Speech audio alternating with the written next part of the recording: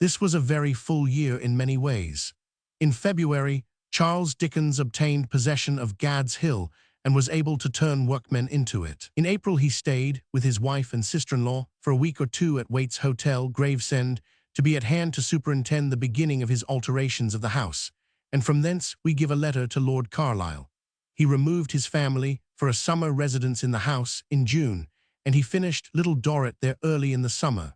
One of his first visitors at Gad's Hill was the famous writer Hans Christian Andersen. In January, The Frozen Deep had been played at the Tavistock House Theatre with such great success that it was necessary to repeat it several times, and the theatre was finally demolished at the end of that month. In June, Charles Dickens heard, with great grief, of the death of his dear friend Douglas Jerrold, and as a testimony of admiration for his genius and affectionate regard for himself, it was decided to organize, under the management of Charles Dickens, a series of entertainments in memory of the late Douglas Jerrold.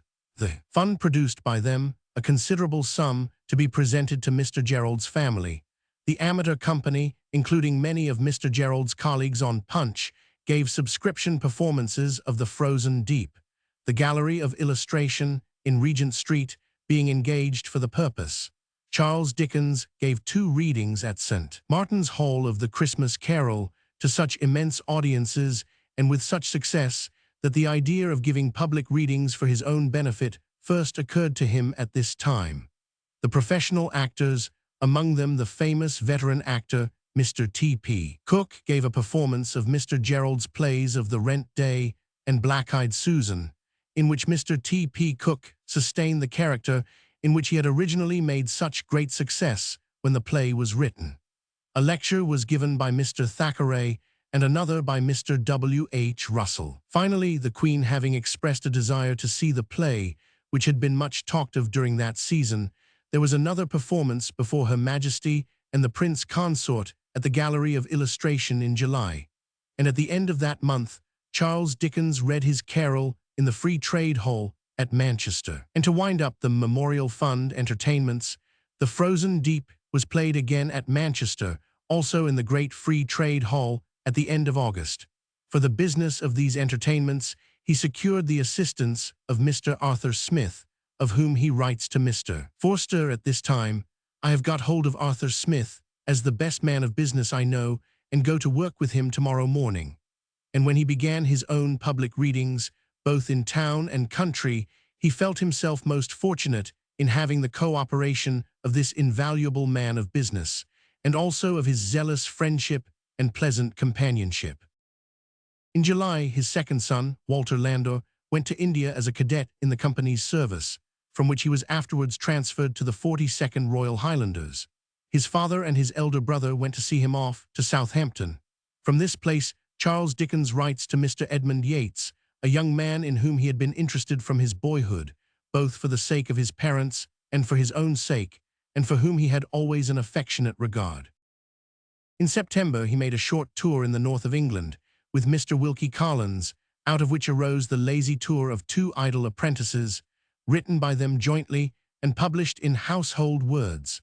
Some letters to his sister-in-law during this expedition are given here, parts of which, as is the case with many letters to his eldest daughter and his sister-in-law, have been published in Mr. Forster's book. The letters which follow are almost all on the various subjects mentioned in our notes, and need little explanation. His letter to Mr. Proctor makes allusion to a legacy lately left to that friend. The letters to Mr. Dilke, the original and much respected editor of the Athenaeum, and to Mr. Forster on the subject of the Literary Fund, refer, as the letters indicate, to a battle which they were carrying on together with that institution.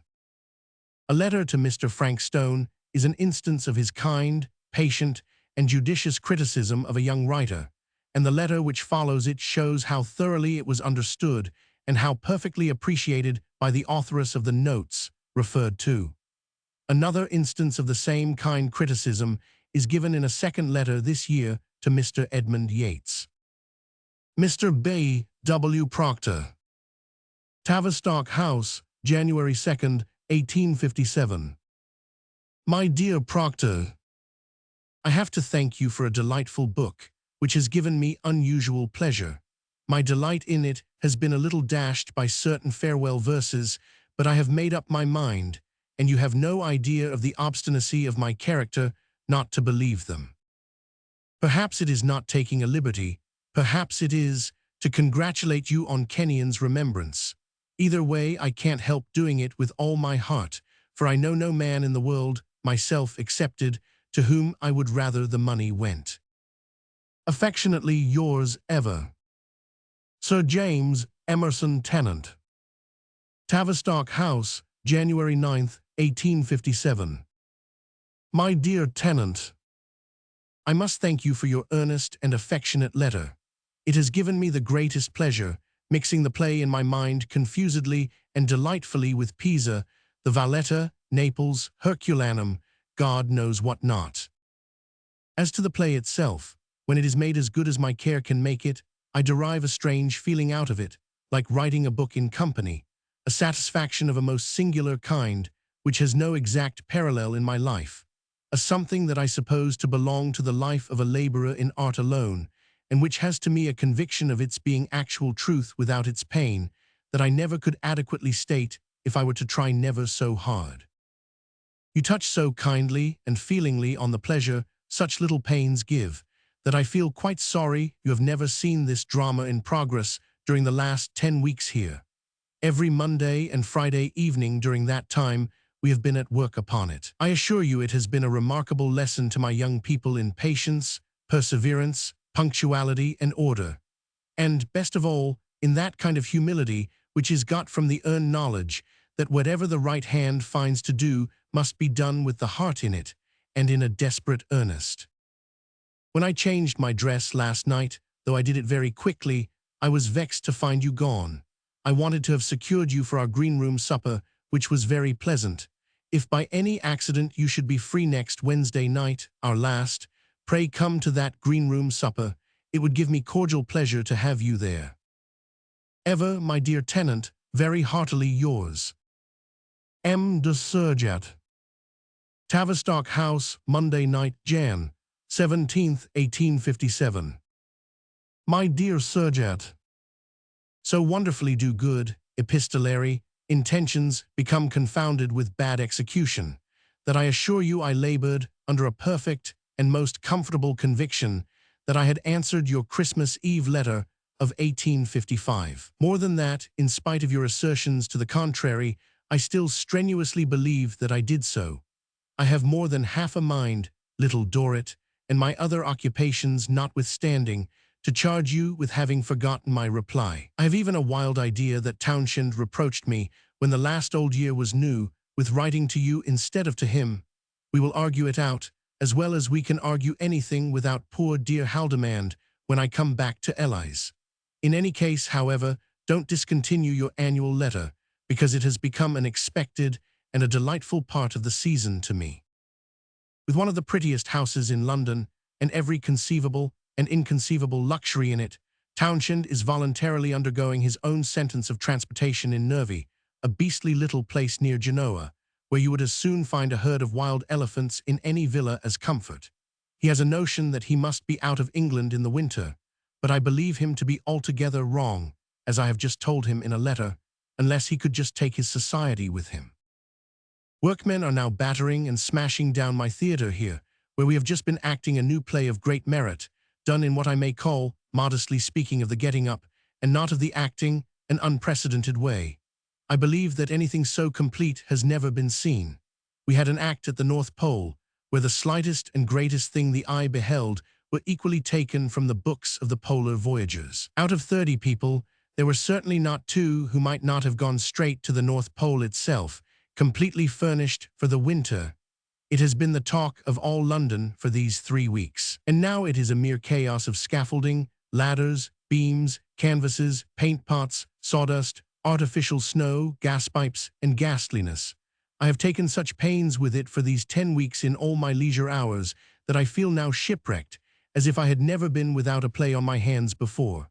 A third topic comes up as this ceases. Down at Gad's Hill, near Rochester, in Kent, Shakespeare's Gad's Hill, where Falstaff engaged in the robbery, is a quaint little country house of Queen Anne's time. I happened to be walking past, a year and a half or so ago, with my sub-editor of Household Words, when I said to him, "You see that house? It has always a curious interest for me, because when I was a small boy down in these parts, I thought it the most beautiful house, I suppose because of its famous old cedar trees ever seen. And my poor father used to bring me to look at it, and used to say that if I ever grew up to be a clever man, perhaps I might own that house, or such another house. In remembrance of which, I have always in passing looked to see if it was to be sold or let, and it has never been to me like any other house, and it has never changed at all." We came back to town, and my friend went out to dinner. Next morning he came to me in great excitement and said, "It is written that you were to have that house at Gad's Hill." The lady I had allotted to me to take down to dinner yesterday began to speak of that neighborhood. "You know it?" I said. "I have been there today." "Oh yes," said she, "I know it very well. I was a child there, in the house they call Gad's Hill Place. My father was the rector and lived there many years. He has just died, has left it to me, and I want to sell it. So, says the sub-editor, you must buy it, now or never. I did, and hope to pass next summer there, though I may perhaps let it afterwards furnished from time to time.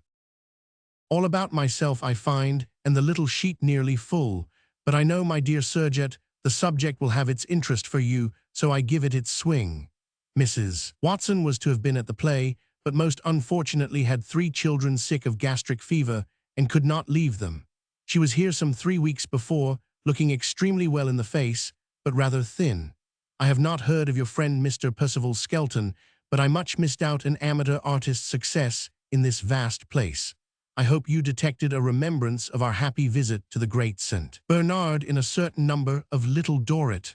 Tell Mrs. Surjet with my love that the opinions I have expressed to her on the subject of cows have become matured in my mind by experience and venerable age, and that I denounce the race as humbugs who have been getting into poetry and all sorts of places without the smallest reason. Haldimand's housekeeper is an awful woman to consider.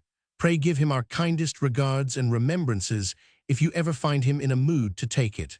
Our means Mrs. Dickens's, Georgie's, and mine. We often talk of our old days at Lausanne, and send loving regard to Mrs. Surjet and all your house.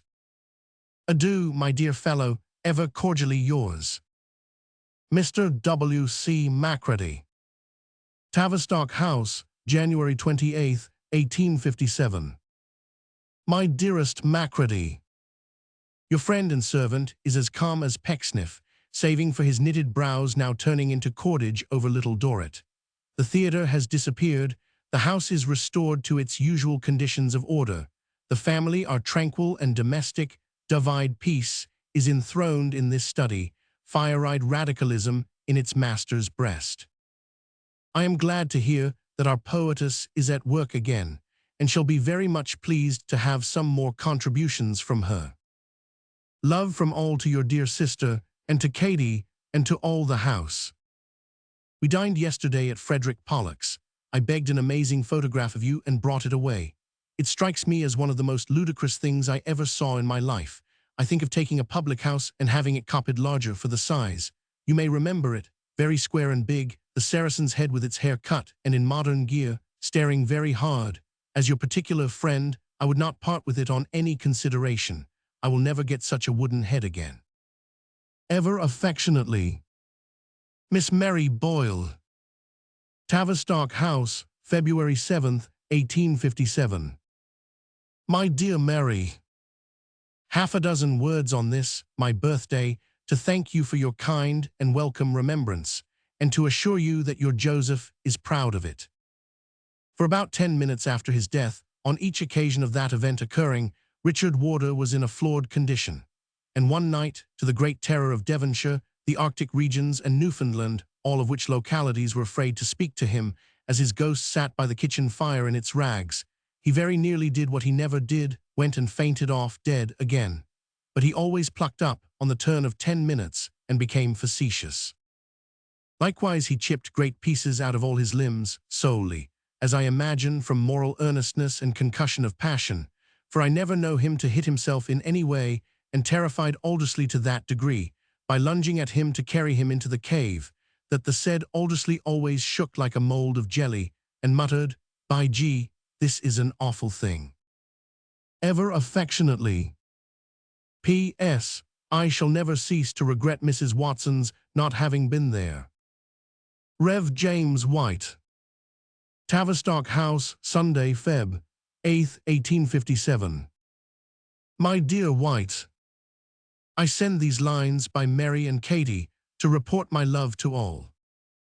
Your note about the Golden Mary gave me great pleasure, though I don't believe in one part of it, for I honestly believe that your story, as really belonging to the rest of the narrative, had been generally separated from the other stories and greatly liked. I had not that particular shipwreck that you mention in my mind, indeed I doubt if I know it, and John Stedman merely came into my head as a staunch sort of name that suited the character. The number has done Household Words great service and has decidedly told upon its circulation. You should have come to the play. I much doubt if anything so complete will ever be seen again. An incredible amount of pains and ingenuity was expended on it, and the result was most remarkable even to me. When are you going to send something more to H.W.? Are you lazy, low-spirited, pining for Paris? Ever affectionately, Mr. C. W. Dilke. Office of Household Words, Thursday, March 19th, 1857. My dear Mr. Dilke, Forster has another notion about the literary fund. Will you name a day next week, that day being neither Thursday nor Saturday, when we shall hold solemn council there at 4:30? For myself, I beg to report that I have my war paint on, that I have buried the pipe of peace, and am whooping for committee scalps.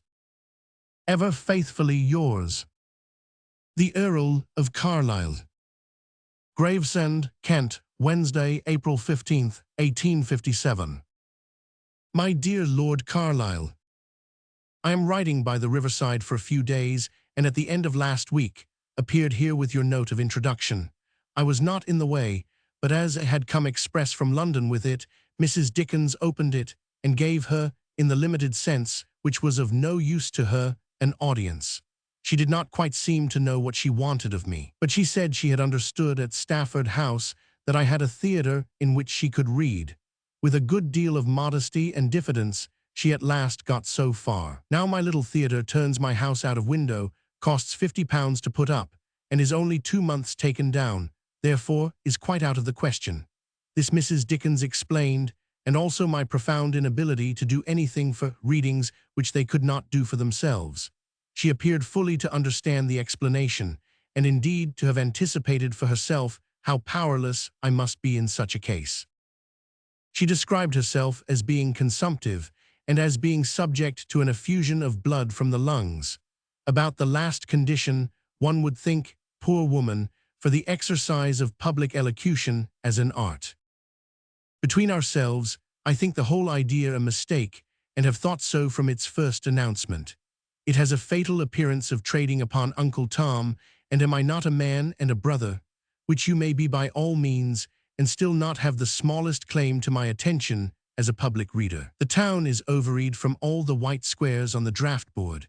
It has been considerably harried from all the black squares, now with the aid of old banjos, and now with the aid of Exeter Hall, and I have a very strong impression that it is by no means to be laid hold of. From this point of address, I myself, for example, am the meekest of men, and in abhorrence of slavery yield to no human creature, and yet I don't admit the sequence that I want Uncle Tom or Aunt Thomasina to expound King Lear to me, and I believe my case to be the case of thousands. I trouble you with this much about it, because I am naturally desirous you should understand that if I could possibly have been of any service, or have suggested anything to this poor lady, I would not have lost the opportunity. But I cannot help her, and I assure you that I cannot honestly encourage her to hope. I fear her enterprise has no hope in it. In your absence, I have always followed you through the papers, and felt a personal interest and pleasure in the public affection in which you are held over there. At the same time, I must confess that I should prefer to have you here, where good public men seem to me to be dismally wanted. I have no sympathy with demagogues, but am a grievous radical, and think the political signs of the times to be just about as bad as the spirit of the people will admit of their being. In all other respects, I am as healthy, sound, and happy as your kindness can wish. So you will set down my political despondency as my only disease. On the tip-top of Gad's Hill, between this and Rochester, on the very spot where Falstaff ran away, I have a pretty little old-fashioned house, which I shall live in the hope of showing to you one day. Also, I have a little story respecting the manner in which it became mine, which I hope, on the same occasion in the clouds, to tell you. Until then and always, I am, dear Lord Carlisle, yours very faithfully and obliged, Mr. John Forster. Tavistock House, May 13th, 1857. My dear Forster, I have gone over Dilke's memoranda, and I think it quite right and necessary that those points should be stated. Nor do I see the least difficulty in the way of their introduction into the pamphlet, but I do not deem it possible to get the pamphlet written and published before the dinner. I have so many matters pressing on my attention that I cannot turn to it immediately on my release from my book just finished. It shall be done and distributed early next month. As to anything being lost by its not being in the hands of the people who dine, as you seem to think, I have not the least misgiving on that score. They would say, if it were issued, just what they will say without it. Lord Granville is committed to taking the chair, and will make the best speech he can in it. The pious will cram him with as many distortions of the truth as his stomach may be strong enough to receive. With Bardolphian eloquence, will cool his nose in the modest merits of the institution, will make a neat and appropriate speech on both sides, round the corner and over the way. And all this would be done exactly to the same purpose, and in just the same strain, if 20,000 copies of the pamphlet had been circulated. Ever affectionately, Rev. James White. Tavistock House, Friday, May 22nd, 1857. My dear White, my emancipation having been effected on Saturday, the 9th of this month, I take some shame to myself for not having sooner answered your note. But the host of things to be done as soon as I was free, and the tremendous number of ingenuities to be wrought out at Gad's Hill, have kept me in a whirl of their own ever since. We purpose going to Gad's Hill for the summer on the 1st of June, as, apart from the master's eye being a necessary ornament to the spot, I clearly see that the workmen yet lingering in the yard must be squeezed out by bodily pressure, or they will never go. How will this suit you and yours? If you will come down, we can take you all in on your way north. That is to say, we shall have that ample verge and room enough until about the 8th, when Hans Christian Andersen, who has been coming for about 3 years, will come for a fortnight's stay in England. I shall like you to see the little old-fashioned place. It strikes me as being comfortable. So let me know your little game, and with love to Mrs. White, Lottie, and Clara. Believe me, ever affectionately yours, Mr. Frank Stone, A.R.A. Office of Household Words, Monday, June 1st, 1857.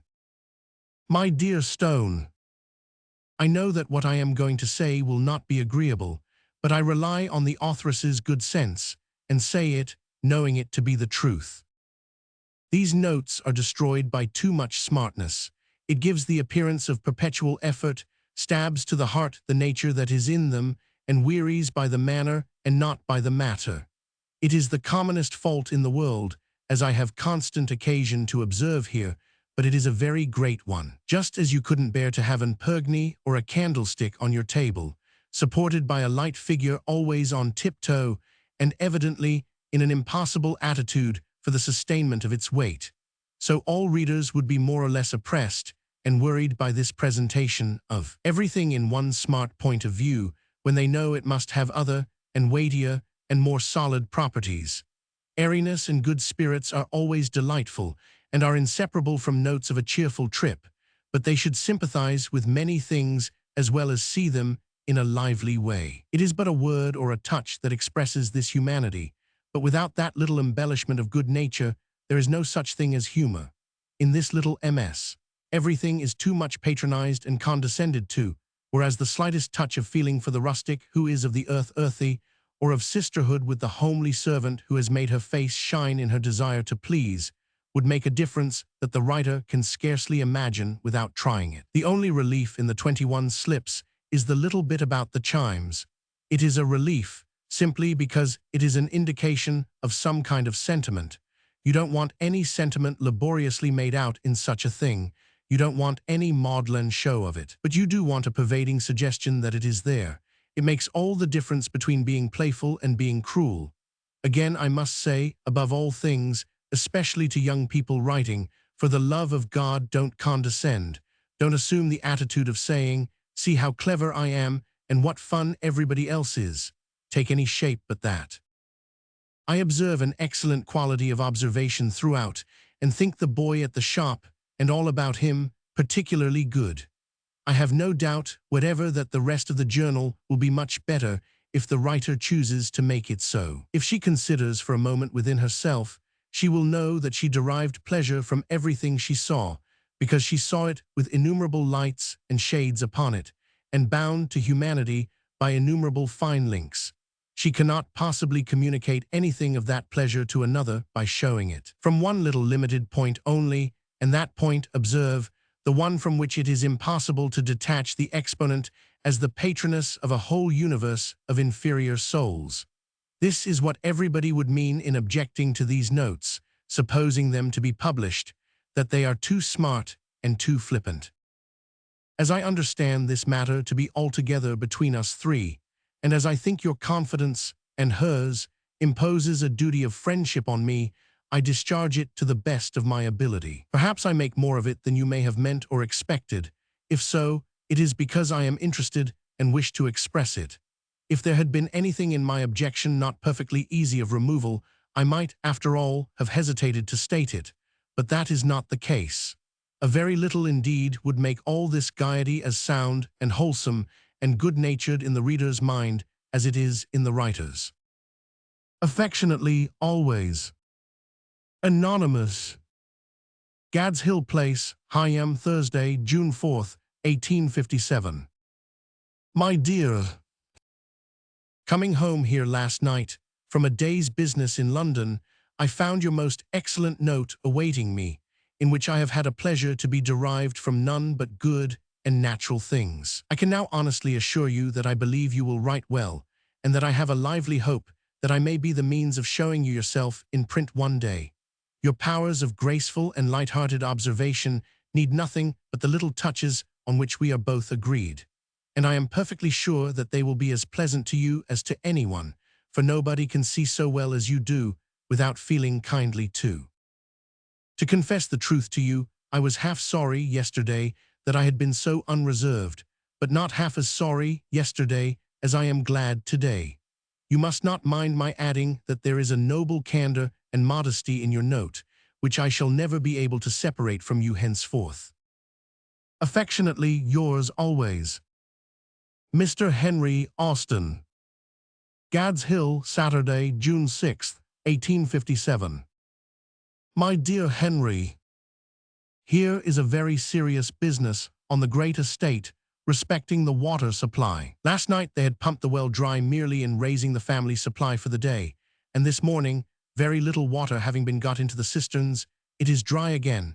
It is pretty clear to me that we must look the thing in the face, and at once bore deeper, dig, or do some beastly thing or other to secure this necessary in abundance. Meanwhile, I am in a most plaintive and forlorn condition without your presence and counsel.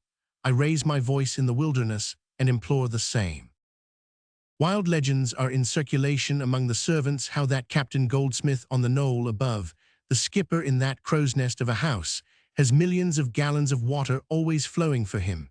Can he have damaged my well? Can we imitate him and have our millions of gallons? Goldsmith or I must fall, so I conceive. If you get this, send me a telegraph message informing me when I may expect comfort. I am held by 4 of the family while I write this, in case I should do myself a mischief. It certainly won't be taking to drinking water. Ever affectionately, most despairingly, Mr. W. C. Macready. Tavistock House, Monday, July 13th, 1857. My dearest Macready, Many thanks for your Indian information. I shall act upon it in the most exact manner. Walter sails next Monday. Charlie and I go down with him to Southampton next Sunday. We are all delighted with the prospect of seeing you at Gad's Hill. These are my Gerald engagements. On Friday, the 24th, I have to repeat my reading at St. Martin's Hall. On Saturday, the 25th, to repeat The Frozen Deep at the Gallery of Illustration for the last time. On Thursday, the 30th, or Friday, the 31st, I shall probably read at Manchester. Dean, the general manager of the exhibition, is going down tonight and will arrange all the preliminaries for me. If you and I went down to Manchester together and were there on a Sunday, he would give us the whole exhibition to ourselves. It is probable, I think, as he estimates the receipts of a night at about £700, that we may, in about a fortnight or so after the reading, play The Frozen Deep at Manchester. But of this contingent engagement, I at present know no more than you do. Now will you, upon this exposition of affairs, choose your own time for coming to us, and when you have made your choice, write to me at Gad's Hill. I am going down this afternoon for rest, which means violent cricket with the boys after last Saturday night, which was a teaser but triumphant. The St. Martin's Hall audience was, I must confess, a very extraordinary thing. The 2,000 and odd people were like one, and their enthusiasm was something awful. Yet I have seen that before, too. Your young remembrance cannot recall the man, but he flourished in my day, a great actor, sir, a noble actor, thorough artist. I have seen him do wonders in that way. He retired from the stage early in life, having a monomaniacal delusion that he was old, and is said to be still living in your county. All join in kindest love to your dear sister, and all the rest. Ever, my dearest Macready. Most affectionately yours, Mr. Edmund Yates. Tavistock House, Sunday, July 19th, 1857. My dear Yates, although I date this ashore, I really write it from Southampton. Don't notice this fact in your reply, for I shall be in town on Wednesday. I have come here on an errand which will grow familiar to you before you know that time has flapped his wings over your head. Like me, you will find those babies grow to be young men before you are quite sure they are born. Like me, you will have great teeth drawn with a wrench, and will only then know that you ever cut them. I am here to send Walter away over what they call, in Green Bush melodramas, the big drink, and I don't at all know this day how he comes to be mine, or I his. I don't write to say this, or to say how seeing Charlie and he going aboard the ship before me just now, I suddenly came into possession of a photograph of my own back at 16 and 20, and also into a suspicion that I had doubled the last age. I merely write to mention that Telbin and his wife are going down to Gad's Hill with us, about midday next Sunday, and that if you and Mrs. Yates will come too, we shall be delighted to have you. We can give you a bed, and you can be in town, if you have such a savage necessity, by 20 minutes before 10 on Monday morning. I was very much pleased, as I had reason to be, with your account of the reading in the Daily News. I thank you heartily. Mr. Tai P. Cook. In remembrance of the late Mr. Douglas Jerrold. Committee's Office, Gallery of Illustration. Regent Street, Thursday, July 30th, 1857. My dear Mr. Cook, I cannot rest satisfied this morning without writing to congratulate you on your admirable performance of last night. It was so fresh and vigorous, so manly and gallant, that I felt as if it splashed against my theatre-heated face along with the spray of the breezy sea. What I felt everybody felt. I should feel it quite an impertinence to take myself out of the crowd, therefore, if I could by any means help doing so. But I can't, so I hope you will feel that you bring me on yourself, and have only yourself to blame. Always faithfully yours, Mrs. Compton. Gad's Hill Place, Hyam by Rochester. Sunday night, August 2nd, 1857.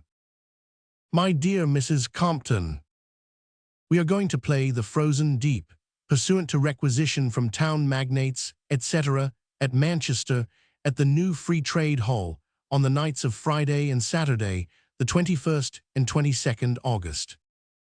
The place is out of the question for my girls. Their action could not be seen, and their voices could not be heard. You and I have played, there and elsewhere, so sociably and happily, that I am emboldened to ask you whether you would play my sister-in-law, Georgina's part, Compton and babies permitting. We shall go down in the old pleasant way, and shall have the art treasures exhibition to ourselves on the Sunday, when even he, as Rogers always called every pretty woman's husband, might come and join us. What do you say? What does he say? And what does baby say? When I use the term baby, I use it in two tenses, present and future. Answer me at this address, like the Juliet I saw at Drury Lane. When was it? Yesterday. And whatever your answer is, if you will say that you and Compton will meet us at the North Kent Station, London Bridge, next Sunday at 1:15, and will come down here for a breath of sweet air and stay all night, you will give your old friends great pleasure, not least among them. Yours faithfully, Mr. W. C. Macready. Gad's Hill Place, Hyam by Rochester. Monday, Aug. 3rd, 1857. My dearest Macready, I write to you in reference to your last note, as soon as I positively know our final movements in the Gerald matter. We are going to wind up by acting at Manchester on solemn requisition on the evenings of Friday and Saturday, the 21st and 22nd, actresses substituted for the girls, of course. We shall have to leave here on the morning of the 20th. You thought of coming on the 16th. Can't you make it a day or two earlier, so as to be with us a whole week? Decide and pronounce. Again, cannot you bring Katie with you? Decide and pronounce thereupon also. I read at Manchester last Friday. As many thousand people were there as you like to name. The collection of pictures in the exhibition is wonderful, and the power with which the modern English school asserts itself is a very gratifying and delightful thing to behold. The care for the common people, in the provision made for their comfort and refreshment, is also admirable and worthy of all commendation. But they want more amusement, and particularly, as it strikes me, something in motion, though it were only a twisting fountain. The thing is too still after their lives of machinery, and art flies over their heads in consequence. I hope you have seen my tussle with the Edinburgh. I saw the chance last Friday week, as I was going down to read the Carol in St. Martin's Hall. Instantly turned to, then and there, and wrote half the article. Flew out of bed early next morning, and finished it by noon. Went down to Gallery of Illustration. We acted that night, did the day's business, corrected the proofs in polar costume in dressing room, broke up 2 numbers of Household Words to get it out directly, played in Frozen Deep and Uncle John, presided at supper of company, made no end of speeches, went home and gave in completely for 4 hours, then got sound asleep, and next day was as fresh as you used to be in the far-off days of your lusty youth. All here send kindest love to your dear good sister and all the house. Ever and ever affectionately, Mr. Frank Stone, A.R.A. Tavistock House, Sunday afternoon, Aug. 9th, 1857. My dear Stone, now here, without any preface, is a good, confounding, stunning question for you. Would you like to play Uncle John on the 2 nights at Manchester? It is not a long part. You could have a full rehearsal on the Friday, and I could sit in the wing at night and pull you through all the business. Perhaps you might not object to being in the thing in your own native place, and the relief to me would be enormous. This is what has come into my head lying in bed today. I have been in bed all day, and this is just my plain reason for writing to you. It's a capital part, and you are a capital old man. You know the play as we play it, and the Manchester people don't. Say the word, and I'll send you my own book by return of post. The agitation and exertion of Richard Warder are so great to me that I cannot rally my spirits in the short space of time I get. The strain is so great to make a show of doing it that I want to be helped out of Uncle John if I can. Think of yourself far more than me, but if you half think you are up to the joke and half doubt your being so, then give me the benefit of the doubt and play the part. Answer me at Gad's Hill. Ever affectionately. P.S. If you play, I shall immediately announce it to all concerned. If you don't, I shall go on as if nothing had happened and shall say nothing to anyone. Mr. Henry Austen. Gad's Hill Place, Saturday, Aug. 15th, 1857. My dear Henry, at last I am happy to inform you we have got at a famous spring. It rushed in this morning, 10 foot deep, and our friends talk of its supplying a ton a minute for yourself and your family, sir, for nevermore. They ask leave to bore 10 feet lower to prevent the possibility of what they call a choking with sullage. Likewise, they are going to insert a rose-headed pipe, at the mention of which implement I am secretly well-nigh distracted, having no idea of what it means. But I have said yes, besides instantly standing a bottle of gin.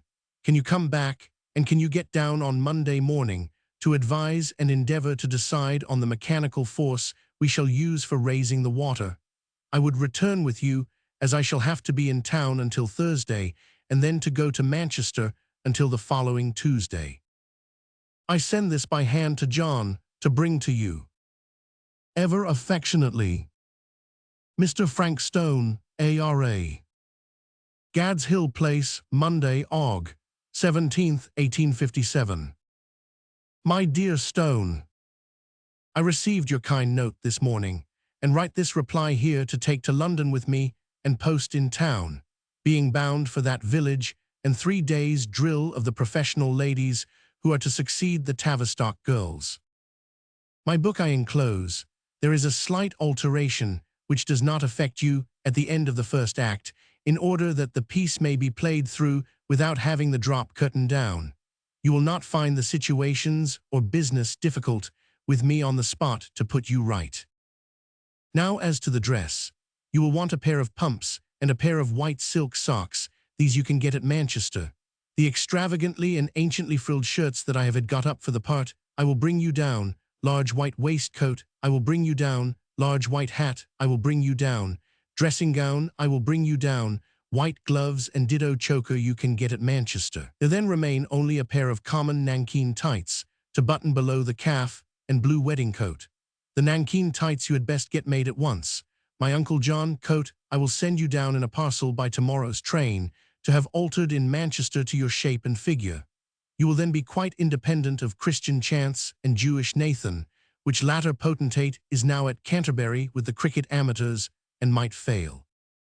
A Thursday's rehearsal is unfortunately now impracticable, the passes for the railway being all made out, and the company's sailing orders issued.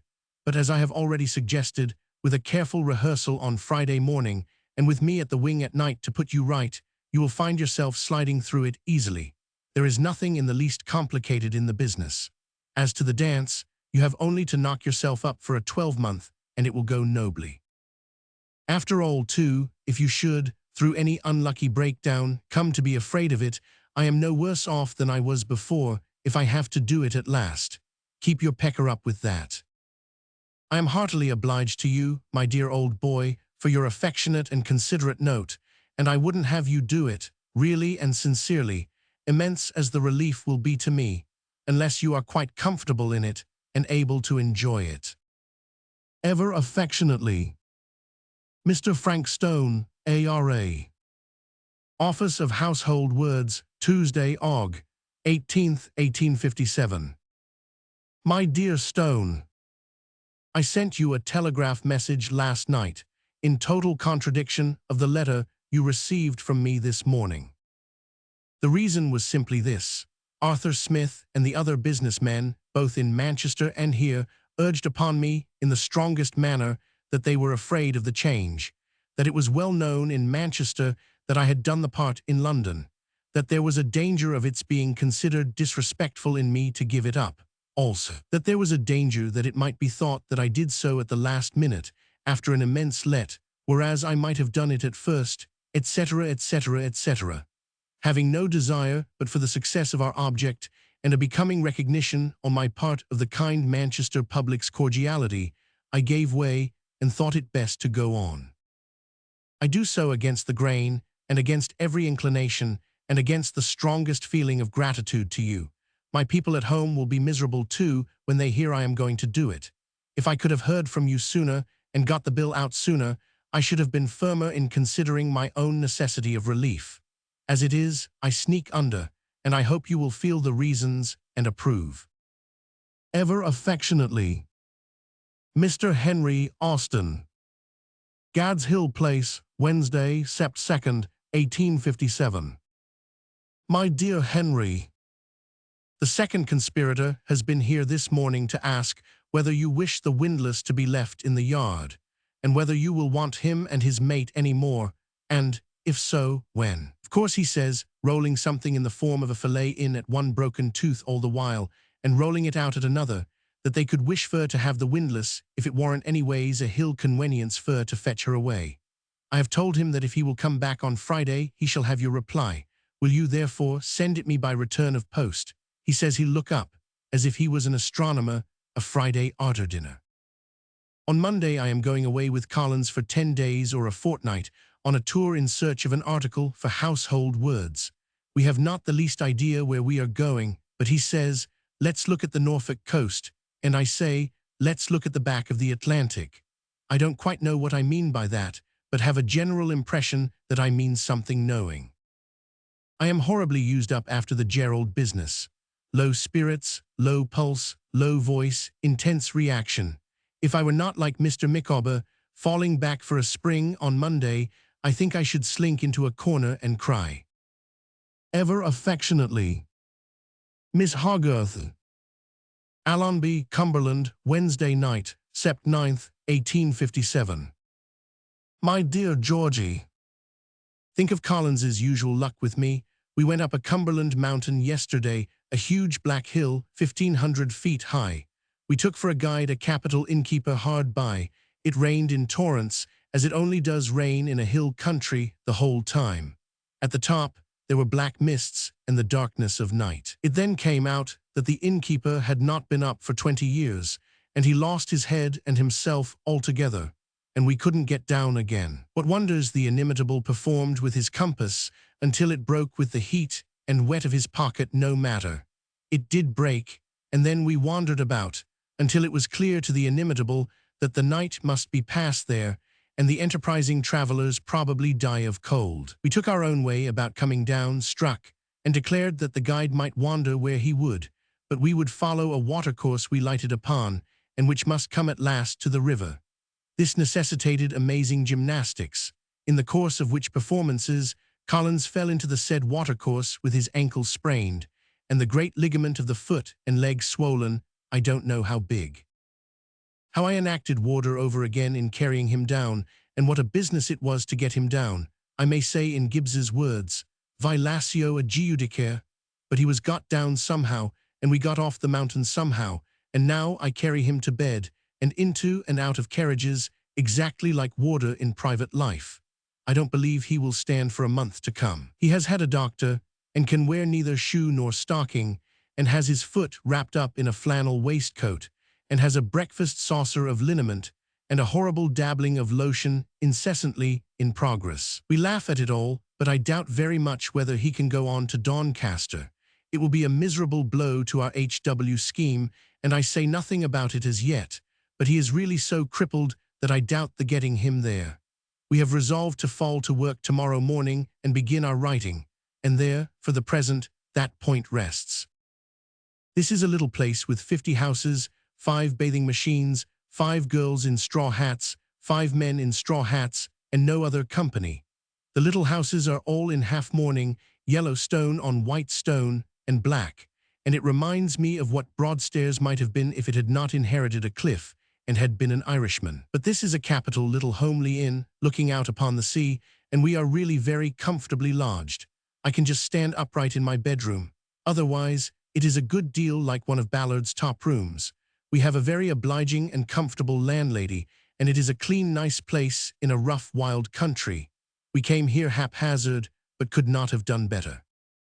We lay last night at a place called Wigton, also in half-mourning, with the wonderful peculiarity that it had no population, no business, no streets to speak of, but 5 linendrapers within range of our small windows, 1 linendraper's next door, and 5 more linendrapers round the corner. I ordered a night-light in my bedroom. A queer little old woman brought me one of the common child's night-lights, and seeming to think that I looked at it with interest, said, "It's just a very curious thing, sir, and juiced nu cum oop. It'll burn aught hurs a end, and no guther, nor no waste, nor any psych a thing, if you can creed it what I say, see in the article. Of course I shall go to Doncaster, whether or no, please God, and my postage directions to you remain unchanged. Love to Mamie, Katie, Charlie, Harry, and the darling Plorn. Ever affectionately, Miss Hogarth. Lancaster, Saturday night, Sept. 12th, 1857. My dear Georgie, I received your letter at Allonby yesterday and was delighted to get it. We came back to Carlisle last night, to Capitol Inn, kept by Breech's brother, and came on here today. We are on our way to Doncaster, but Sabbath observance throws all the trains out, and although it is not 100 miles from here, we shall have, as well as I can make out the complicated lists of trains, to sleep at Leeds, which I particularly detest as an odious place, tomorrow night. Accustomed as you are to the homage which men delight to render to the inimitable, you would be scarcely prepared for the proportions it assumes in this northern country. Station masters assist him to alight from carriages, deputations await him in hotel entries, innkeepers bow down before him and put him into regal rooms. The town goes down to the platform to see him off, and Collins's ankle goes into the newspapers. It is a great deal better than it was, and he can get into new hotels and up the stairs with 2 thick sticks, like an admiral in a farce. His spirits have improved in a corresponding degree, and he contemplates cheerfully the keeping house at Doncaster. I thought, as I told you, he would never have gone there, but he seems quite up to the mark now. Of course he can never walk out or see anything of any place. We have done our first paper for H.W. and sent it up to the printers. The landlady of the little inn at Allonby lived at Greta Bridge in Yorkshire when I went down there before Nickleby, and was smuggled into the room to see me when I was secretly found out. She is an immensely fat woman now. But I could tuck my arm round her waist then, Mr. Dickens, the landlord said when she told me the story as I was going to bed the night before last. And can't you do it now? I said. You insensible dog, look at me, here's a picture. Accordingly, I got round as much of her as I could, and this gallant action was the most successful I have ever performed, on the whole. I think it was the dullest little place I ever entered. And what with the monotony of an idle sea, and what with the monotony of another sea in the room, occasioned by Collins's perpetually holding his ankle over a pail of salt water, and laving it with a milk jug, I struck yesterday and came away. We are in a very remarkable old house here, with genuine old rooms and an uncommonly quaint staircase. I have a state bedroom, with 2 enormous red 4-posters in it, each as big as Charlie's room at Gad's Hill. Bellew is to preach here tomorrow. And we know he is a friend of yours, sir, said the landlord, when he presided over the serving of the dinner, 2 little salmon trout, a sirloin steak, a brace of partridges, 7 dishes of sweets, 5 dishes of dessert, led off by a bowl of peaches, and in the center an enormous bride cake. We always have it here, sir, said the landlord, custom of the house. Collins turned pale and estimated the dinner at half a guinea each. This is the stupidest of letters, but all description is gone, or going, into the lazy tour of 2 idle apprentices. Kiss the darling Plorn, who is often in my thoughts. Best love to Charlie, Mamie, and Katie. I will write to you again from Doncaster, where I shall be rejoiced to find another letter from you. Ever affectionately, my dearest Georgie. Miss Hogarth. Angel Hotel, Doncaster, Tuesday, Sept. 15th, 1857. My dear Georgie, I found your letter here on my arrival yesterday. I had hoped that the wall would have been almost finished by this time, and the additions to the house almost finished too, but patience, patience. We have very good, clean, and quiet apartments here on the 2nd floor, looking down into the main street, which is full of horse jockeys, bettors, drunkards, and other blackguards, from morning to night and all night. The races begin today and last till Friday, which is the Cup Day. I am not going to the course this morning, but have engaged a carriage, open, and pair for tomorrow and Friday. The frozen deeps author gets on as well as could be expected. He can hobble up and down stairs when absolutely necessary and limps to his bedroom on the same floor. He talks of going to the theatre tonight in a cab, which will be the first occasion of his going out, except to travel, since the accident. He sends his kind regards and thanks for inquiries and condolence. I am perpetually tidying the rooms after him and carrying all sorts of untidy things which belong to him into his bedroom, which is a picture of disorder. You will please to imagine mine, airy and clean, little dressing room attached, 8 water jugs. I never saw such a supply, capital sponge bath, perfect arrangement, and exquisite neatness. We breakfast at 8:30 and fall to work for HW afterwards. Then I go out and look for subjects.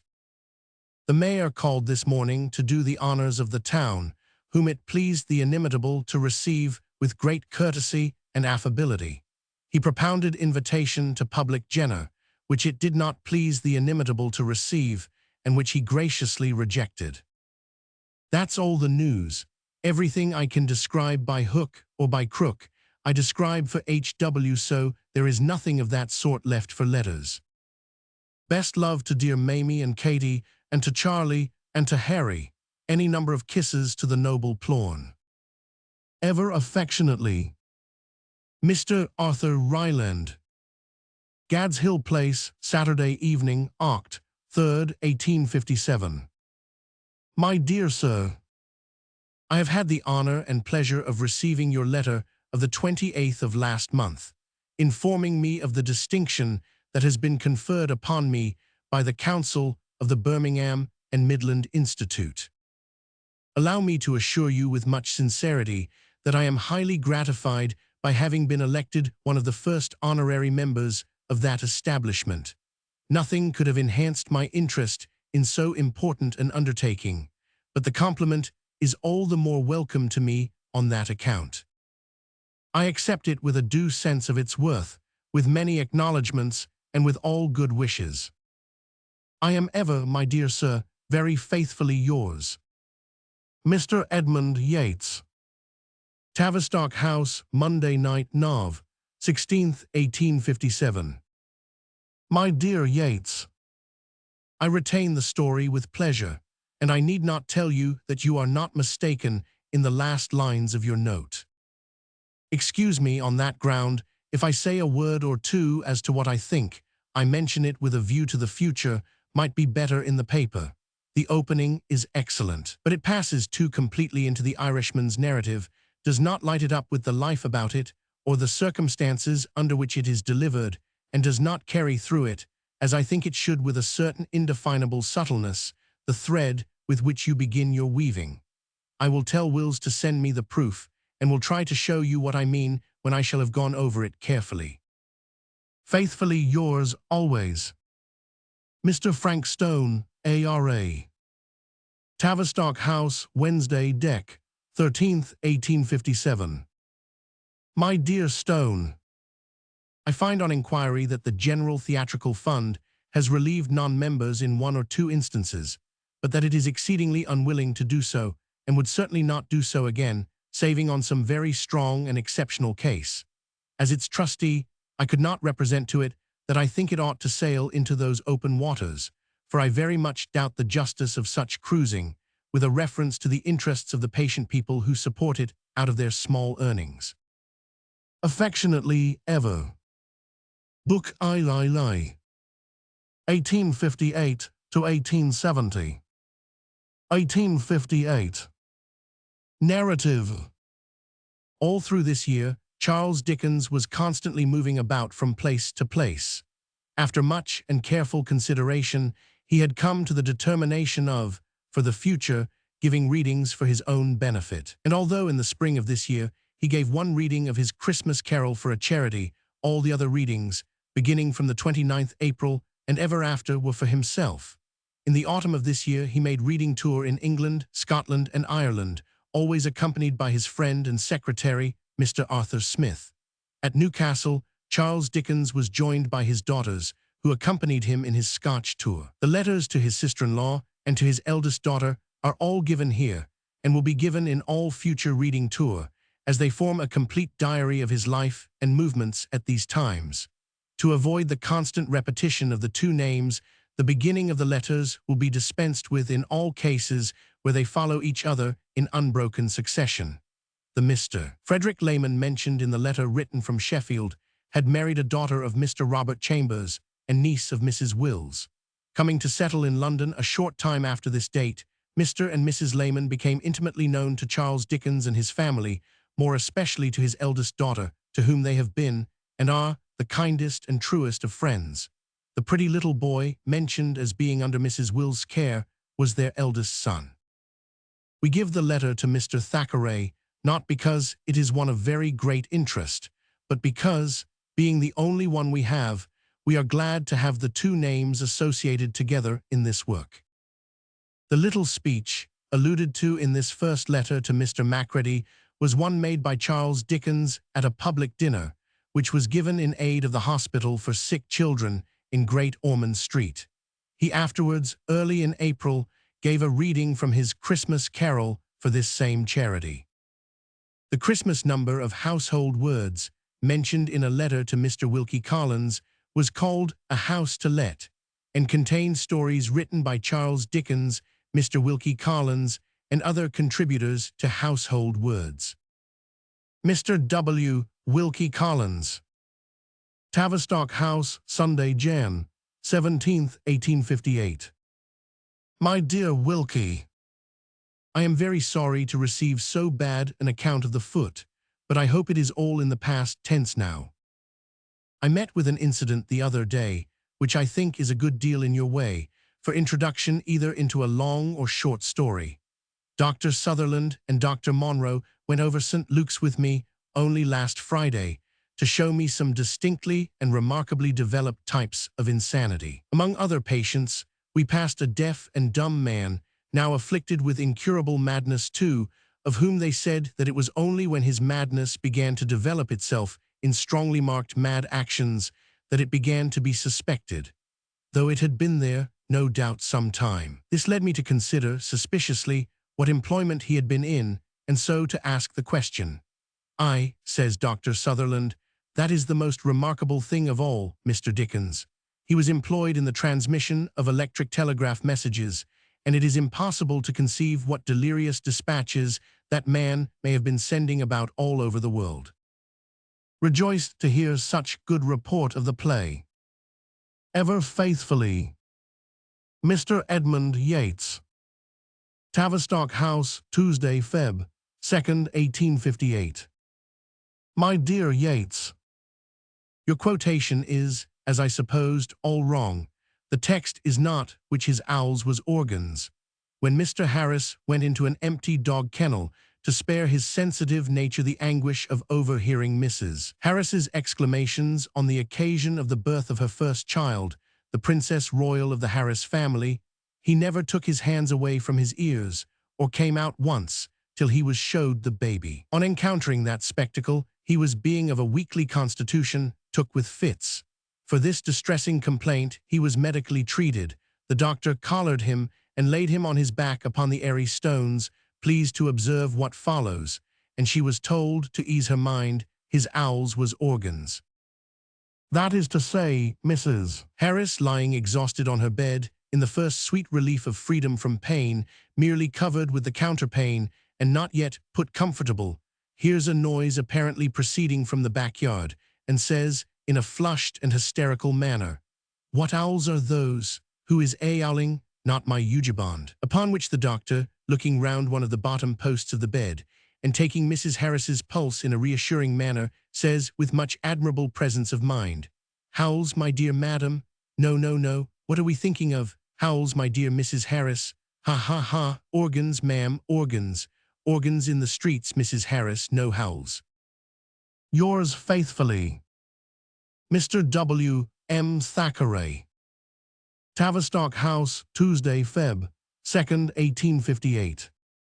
My dear Thackeray, the wisdom of Parliament, in that expensive act of its greatness which constitutes the Guild, prohibits that corporation from doing anything until it shall have existed in a perfectly useless condition for 7 years. This clause, introduced by some private bill magnate of official might, seemed so ridiculous that nobody could believe it to have this meaning. But as I felt clear about it when we were on the very verge of granting an excellent literary annuity, I referred the point to council, and my construction was confirmed without a doubt. It is therefore needless to enquire whether an association in the nature of a provident society could address itself to such a case as you confide to me. The prohibition has still 2 or 3 years of life in it. But assuming the gentleman's title to be considered as an author as established, there is no question that it comes within the scope of the literary fund. They would habitually lend money if they did what I consider to be their duty. As it is, they only give money, but they give it in such instances. I have forwarded the envelope to the Society of Arts, with a request that they will present it to Prince Albert, approaching HRH in the Siamese manner. Ever faithfully, Mr. John Forster. Tavistock House, Wednesday night, Feb. 3rd, 1858. My dear Forster, I beg to report 2 phenomena. 1, an excellent little play in 1 act by Marston at the Lyceum, title A Hard Struggle, as good as La Joie Faite Pour, though not at all like it. 2, capital acting in the same play by Mr. Dillon. Real good acting, in imitation of nobody, and honestly made out by himself. I went, at Marston's request, last night, and cried till I sobbed again. I have not seen a word about it from Oxenford, but it is as wholesome and manly a thing altogether as I have seen for many a day. I would have given £100 to have played Mr. Dillon's part. Love to Mrs. Forster. Ever affectionately, Dr. Westland Marston. Tavistock House, Wednesday, Feb. 3rd, 1858. My dear Marston, I most heartily and honestly congratulate you on your charming little piece.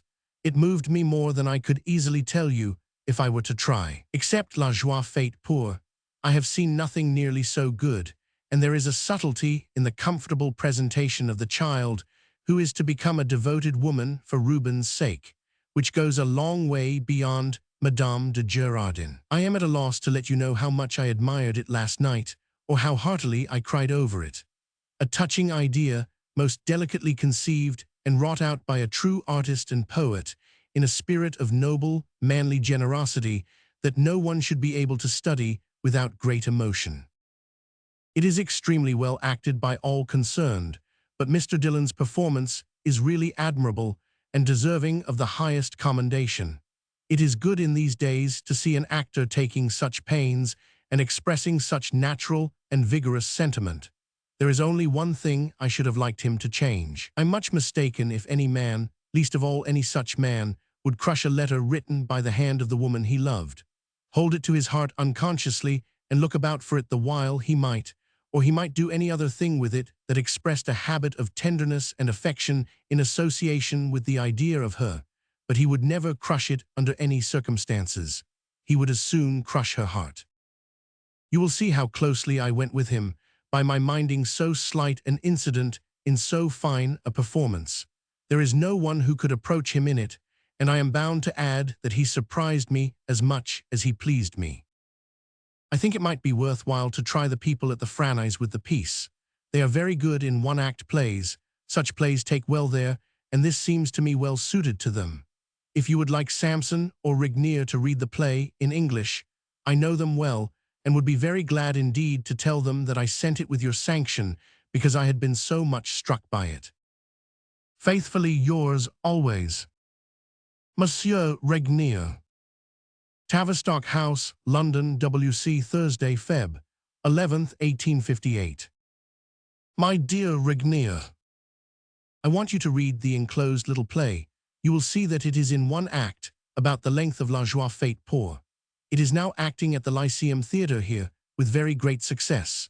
The author is Mr. Westland Marston, a dramatic writer of reputation, who wrote a very well-known tragedy called The Patrician's Daughter, in which Macready and Miss Fawcett acted under Macready's management at Drury Lane some years ago. This little piece is so very powerful on the stage, its interest is so simple and natural, and the part of Reuben is such a very fine one, that I cannot help thinking you might make one grand coup with it, if with your skillful hand you arranged it for the Franchise. I have communicated this idea of mine to the author, et eldessus G vous Chris. I am anxious to know your opinion, and shall expect with much interest to receive a little letter from you at your convenience. Mrs. Dickens, Miss Hogarth, and all the house send 1,000 kind loves and regards to Madame Rignier and the dear little boys. You will bring them to London when you come, with all the force of the franchise, will you not? Ever, my dear Rignier, faithfully your friend. Monsieur Rignier. Tavistock House, Saturday, Feb. 20th, 1858. My dear Rignier, let me thank you with all my heart for your most patient and kind letter. I made its contents known to Mr. Marston, and I enclose you his reply. You will see that he cheerfully leaves the matter in your hands and abides by your opinion and discretion. You need not return his letter, my friend. There is great excitement here this morning, in consequence of the failure of the ministry last night to carry the bill they brought in to please your emperor and his troops. I, for one, am extremely glad of their defeat. Le VIP, I have no doubt, will go staggering down the Rue de la Paix today, with his stick in his hand and his hat on one side, predicting the downfall of everything in consequence of this event. His handwriting shakes more and more every quarter, and I think he mixes a great deal of cognac with his ink. He always gives me some astonishing piece of news, which is never true, or some suspicious public prophecy, which is never verified, and he always tells me he is dying, which he never is. Adieu, my dear Rignier, accept 1,000 thanks from me, and believe me, now and always, your affectionate and faithful friend, Mr. W. C. Macready. Tavistock House, March 15th, 1858. My dearest Macready, I have safely received your check this morning and will hand it over forthwith to the honorary secretary of the hospital. I hope you have read the little speech in the hospital's publication of it.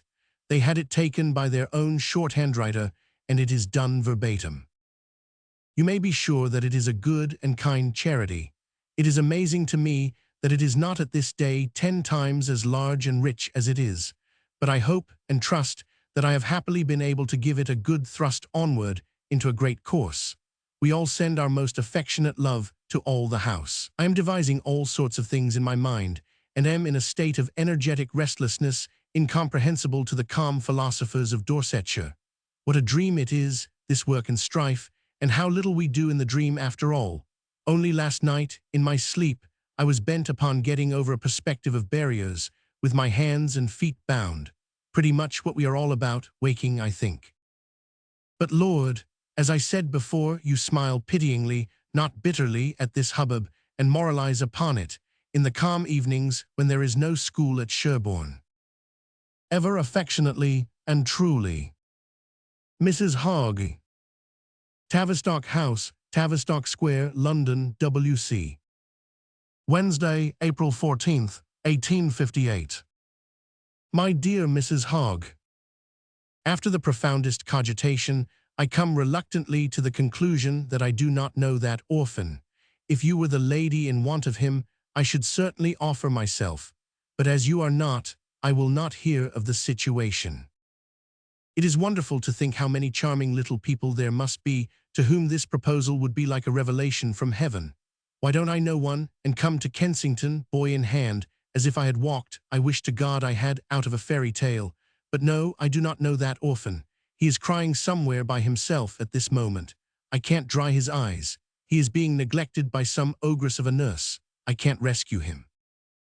I will make a point of going to the Athenaeum on Monday night, and if I had 500 votes to give, Mr. MacDonald should have them all, for your sake.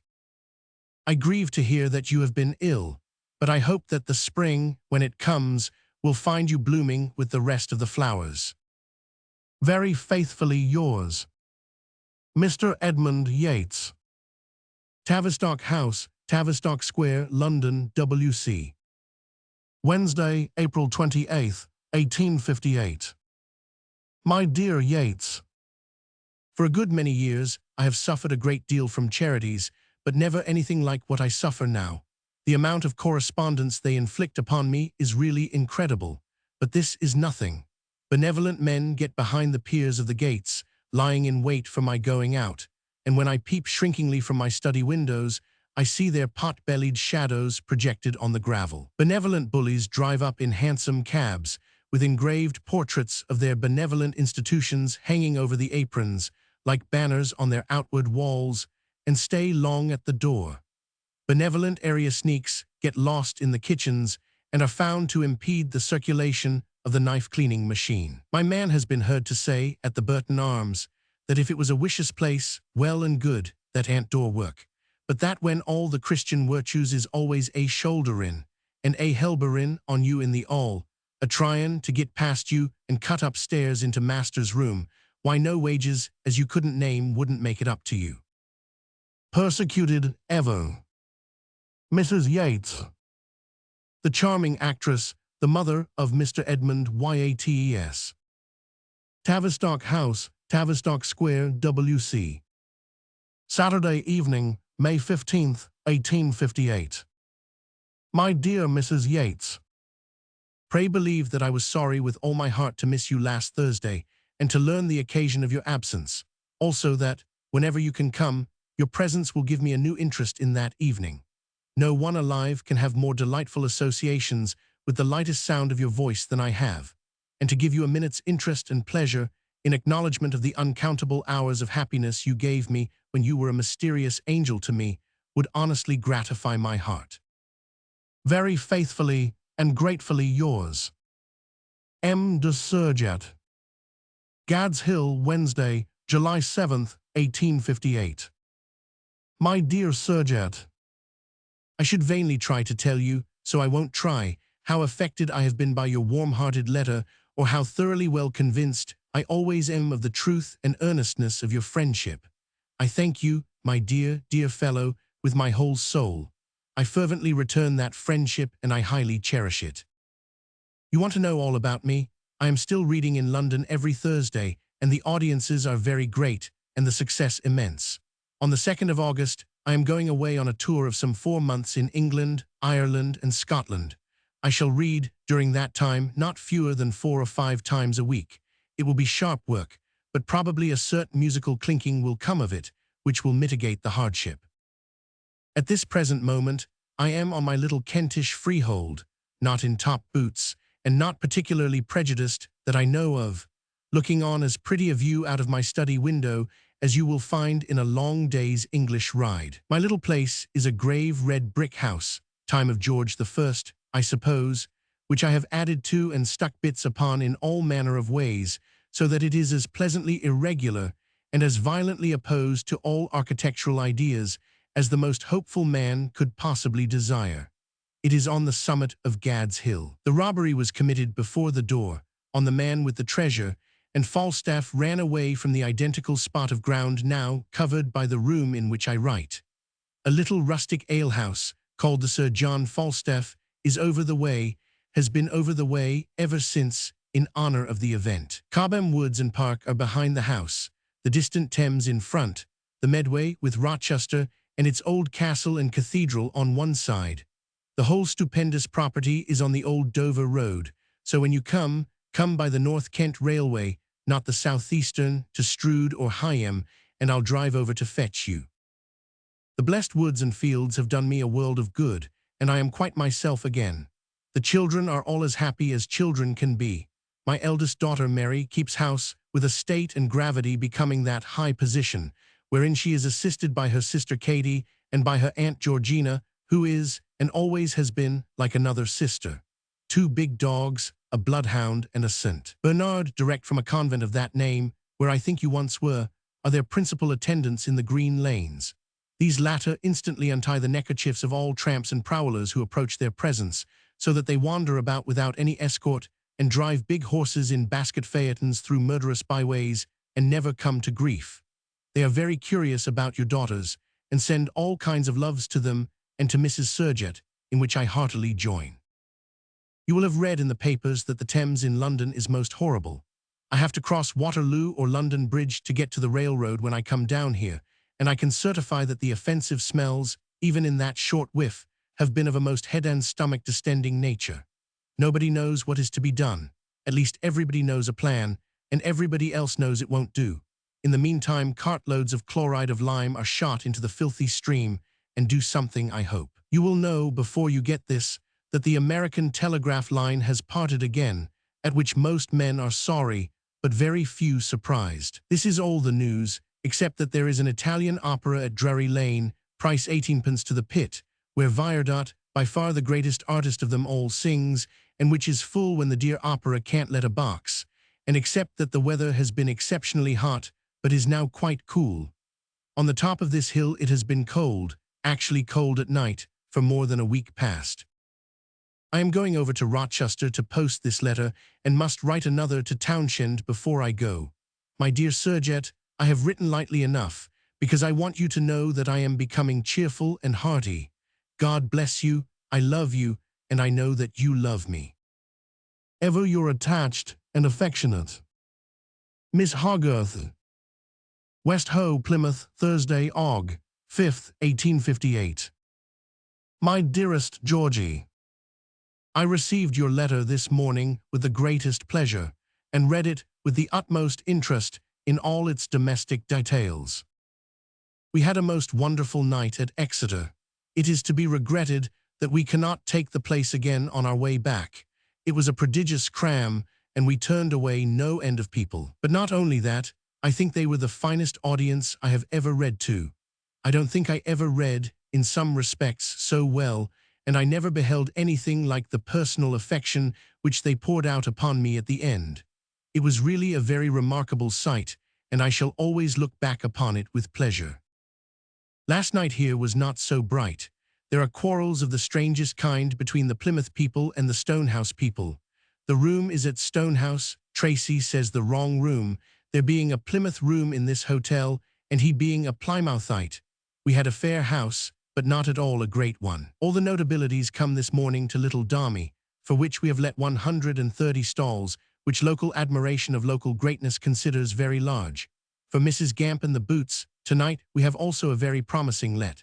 But the races are on, and there are 2 public balls tonight, and the yacht squadron are all at Cherbourg to boot. Arthur is of opinion that 260s will do very well for us. I doubt the 260s myself. Mais nous verrons.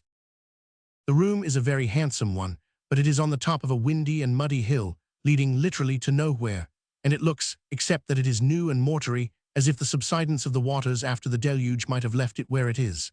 I have to go right through the company to get to the platform. Big doors slam and resound when anybody comes in, and all the company seem afraid of one another. Nevertheless, they were a sensible audience last night, and much impressed and pleased. Tracy is in the room, wandering about, and never finishing a sentence, and sends all manner of sea loves to you and the dear girls. I send all manner of land loves to you from myself, out of my heart of hearts, and also to my dear Plorn and the boys. Arthur sends his kindest love. He knows only 2 characters. He is either always corresponding, like a Secretary of State, or he is transformed into a rout furniture dealer of Rathbone Place, and drags forms about with the greatest violence, without his coat. I have no time to add another word. Ever, dearest Georgie, your most affectionate Miss Dickens. London, Saturday, Aug. 7th, 1858. My dearest Mamie, the closing night at Plymouth was a very great scene, and the morning there was exceedingly good too. You will be glad to hear that at Clifton last night, a torrent of 500 shillings bore Arthur away, pounded him against the wall, flowed on to the seats over his body, scratched him, and damaged his best dress suit, all to his unspeakable joy. This is a very short letter, but I am going to the Burlington Arcade, desperately resolved to have all those wonderful instruments put into operation on my head, with a view to refreshing it. Kindest love to Georgie and to all. Ever your affectionate Miss Dickens. Shrewsbury, Thursday, Aug. 12th, 1858. A wonderful audience last night at Wolverhampton. If such a thing can be, they were even quicker and more intelligent than the audience I had in Edinburgh. They were so wonderfully good, and were so much on the alert this morning by 9 o'clock for another reading, that we are going back there at about our Bradford time. I never saw such people, and the local agent would take no money and charge no expenses of his own. This place looks what Plorn would call ortily dull. Local agent predicts, however, great satisfaction to Mr. Dickens and excellent attendance. I have just been to look at the hall, where everything was wrong, and where I have left Arthur making a platform for me out of dining tables. If he comes back in time, I'm not quite sure, but that he is himself going to write to Gad's Hill. We talk of coming up from Chester in the night tomorrow after the reading, and of showing our precious selves at an apparently impossibly early hour in the Gad's Hill breakfast room on Saturday morning. I have not felt the fatigue to any extent worth mentioning, though I get, every night, into the most violent heats. We are going to dine at 3 o'clock, it wants a quarter now, and have not been here 2 hours, so I have seen nothing of Clement. Tell Georgie with my love that I read in the same room in which we acted, but at the end opposite to that where our stage was. We are not at the inn where the amateur company put up, but at the Lion, where the fair Miss Mitchell was lodged alone. We have the strangest little rooms, sitting room, and 2 bedrooms altogether, the ceilings of which I can touch with my hand. Windows bulge out over the street, as if they were little stern windows in a ship, and a door opens out of the sitting room on to a little open gallery with plants in it, where one leans over a queer old rail and looks all downhill and slantwise at the crookedest black and yellow old houses, all manner of shapes except straight shapes. To get into this room, we come through a china closet, and the man in laying the cloth has actually knocked down, in that repository, 2 geraniums and Napoleon Bonaparte. I think that's all I have to say, except that at the Wolverhampton Theatre they played Oliver Twist last night, Mr. Toole the Artful Dodger, in consequence of the illustrious author honoring the town with his presence. We heard that the device succeeded very well and that they got a good many people. John's spirits have been equable and good since we rejoined him. Barry has always got something the matter with his digestion, seems to me the male gender of Maria Jolly, and ought to take nothing but Rivalenta Arabica. Bottled ale is not to be got in these parts, and Arthur is thrown upon draught. My dearest love to Georgie and to Katie, also to Marguerite, also to all the boys and the noble Plorn. Ever your affectionate father, Miss Hogarth. Tavistock House, Tavistock Square, London, W.C. Wednesday morning, Aug. 18th, 1858. I write this hurried line before starting to report that my cold is decidedly better, thank God, though still bad, and that I hope to be able to stagger through tonight. After dinner yesterday, I began to recover my voice, and I think I sang half the Irish melodies to myself as I walked about to test it. I got home at 10:30 and mustard poulticed and barley-watered myself tremendously. Love to the dear girls and to all. Ever affectionately. The same. Adelphi Hotel, Liverpool, Friday night, Aug. 20th, 1858.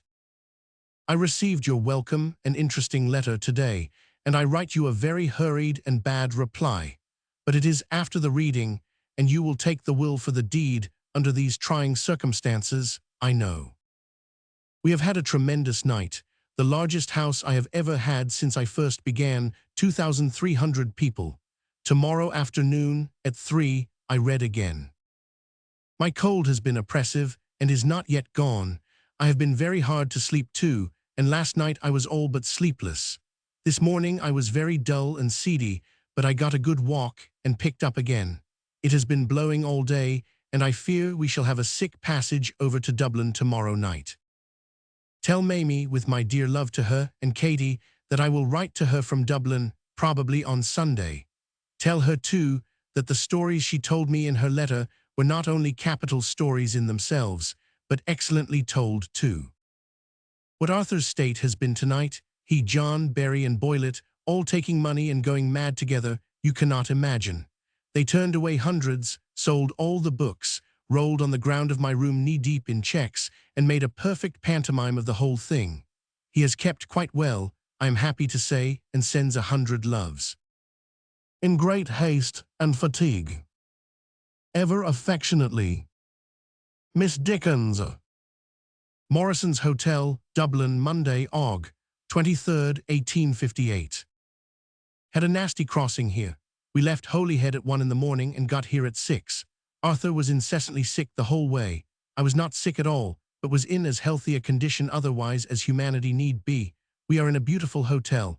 Our sitting room is exactly like the drawing room at the Pesquier in all its dimensions. I never saw two rooms so exactly resembling one another in their proportions. Our bedrooms, too, are excellent, and there are baths and all sorts of comforts. The Lord Lieutenant is away, and the place looks to me as if its professional life were away too. Nevertheless, there are numbers of people in the streets. Somehow I hardly seem to think we are going to do enormously here, but I have scarcely any reason for supposing so, except that a good many houses are shut up, and I know nothing about it, for Arthur is now gone to the agent and to the room. The men came by boat direct from Liverpool.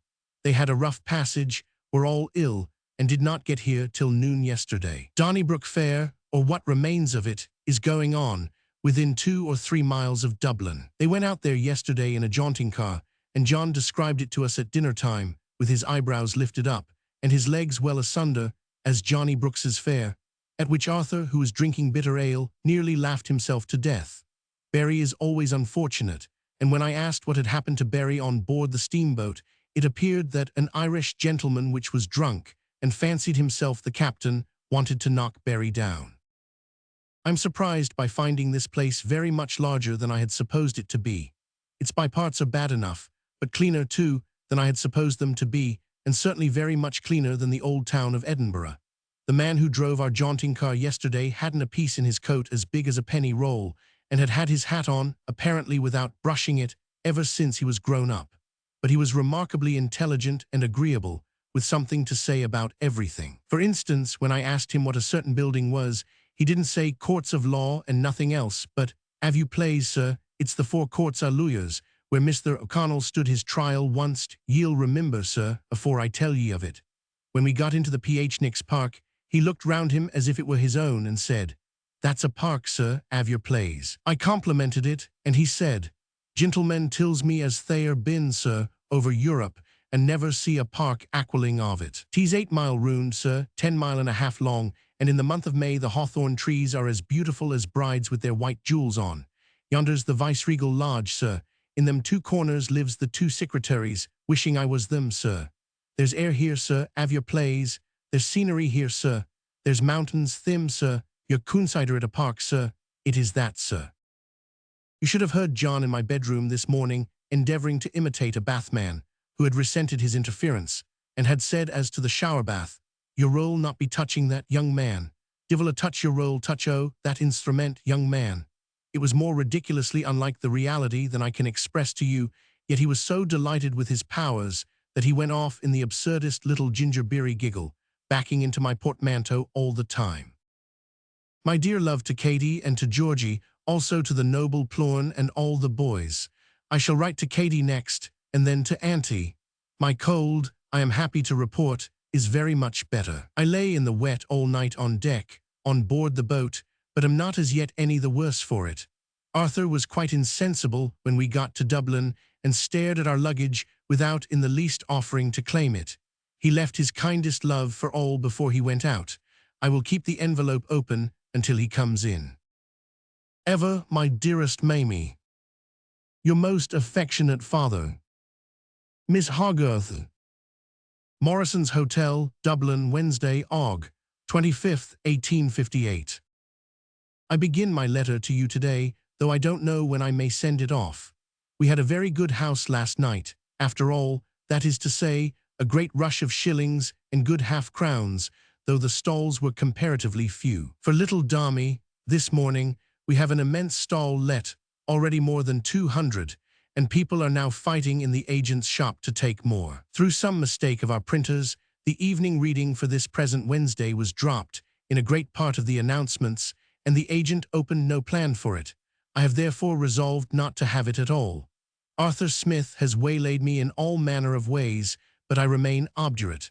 I am frightfully tired, and really relieved by the prospect of an evening, overjoyed. They were a highly excitable audience last night, but they certainly did not comprehend, internally and intellectually comprehend, the chimes, as a London audience do. I am quite sure of it. I very much doubt the Irish capacity of receiving the pathetic, but of their quickness as to the humorous there can be no doubt. I shall see how they go along with little Paul in his death presently.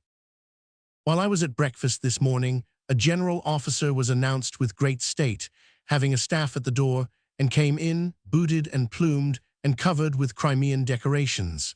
It was Cunningham, whom we knew in Genoa, then a captain. He was very hearty indeed, and came to ask me to dinner.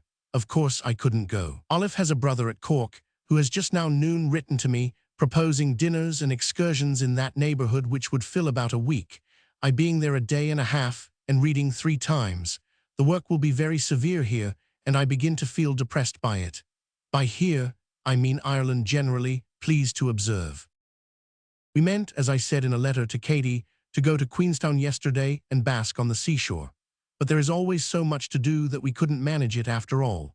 We expect a tremendous house tomorrow night as well as today, and Arthur is at the present instant up to his eyes in business and seats, and between his regret at losing tonight and his desire to make the room hold twice as many as it will hold, is half distracted. I have become a wonderful Irishman, must play an Irish part some day, and his only relaxation is when I enact John and the Boots, which I consequently do enact all day long. The papers are full of remarks upon my white tie, and describe it as being of enormous size, which is a wonderful delusion, because, as you very well know, it is a small tie. Generally, I am happy to report, the Emerald Press is in favor of my appearance, and likes my eyes. But one gentleman comes out with a letter at Cork, wherein he says that although only 46 I look like an old man. He is a rum customer, I think. The Rutherfords are living here, and wanted me to dine with them, which I needn't say could not be done. All manner of people have called, but I have seen only 2. John has given it up altogether as to rivalry with the Boots, and did not come into my room this morning at all. Boots appeared triumphant and alone. He was waiting for me at the hotel door last night. "What sort of a hoose, sir?" he asked me. "Capital, the Lord be praised for the honour o' Dublin. Arthur buys bad apples in the streets and brings them home and doesn't eat them, and then I am obliged to put them in the balcony because they make the rooms smell faint. Also he meets countrymen with honeycomb on their heads and leads them, by the buttonhole when they have won, to this gorgeous establishment and requests the bar to buy honeycomb for his breakfast.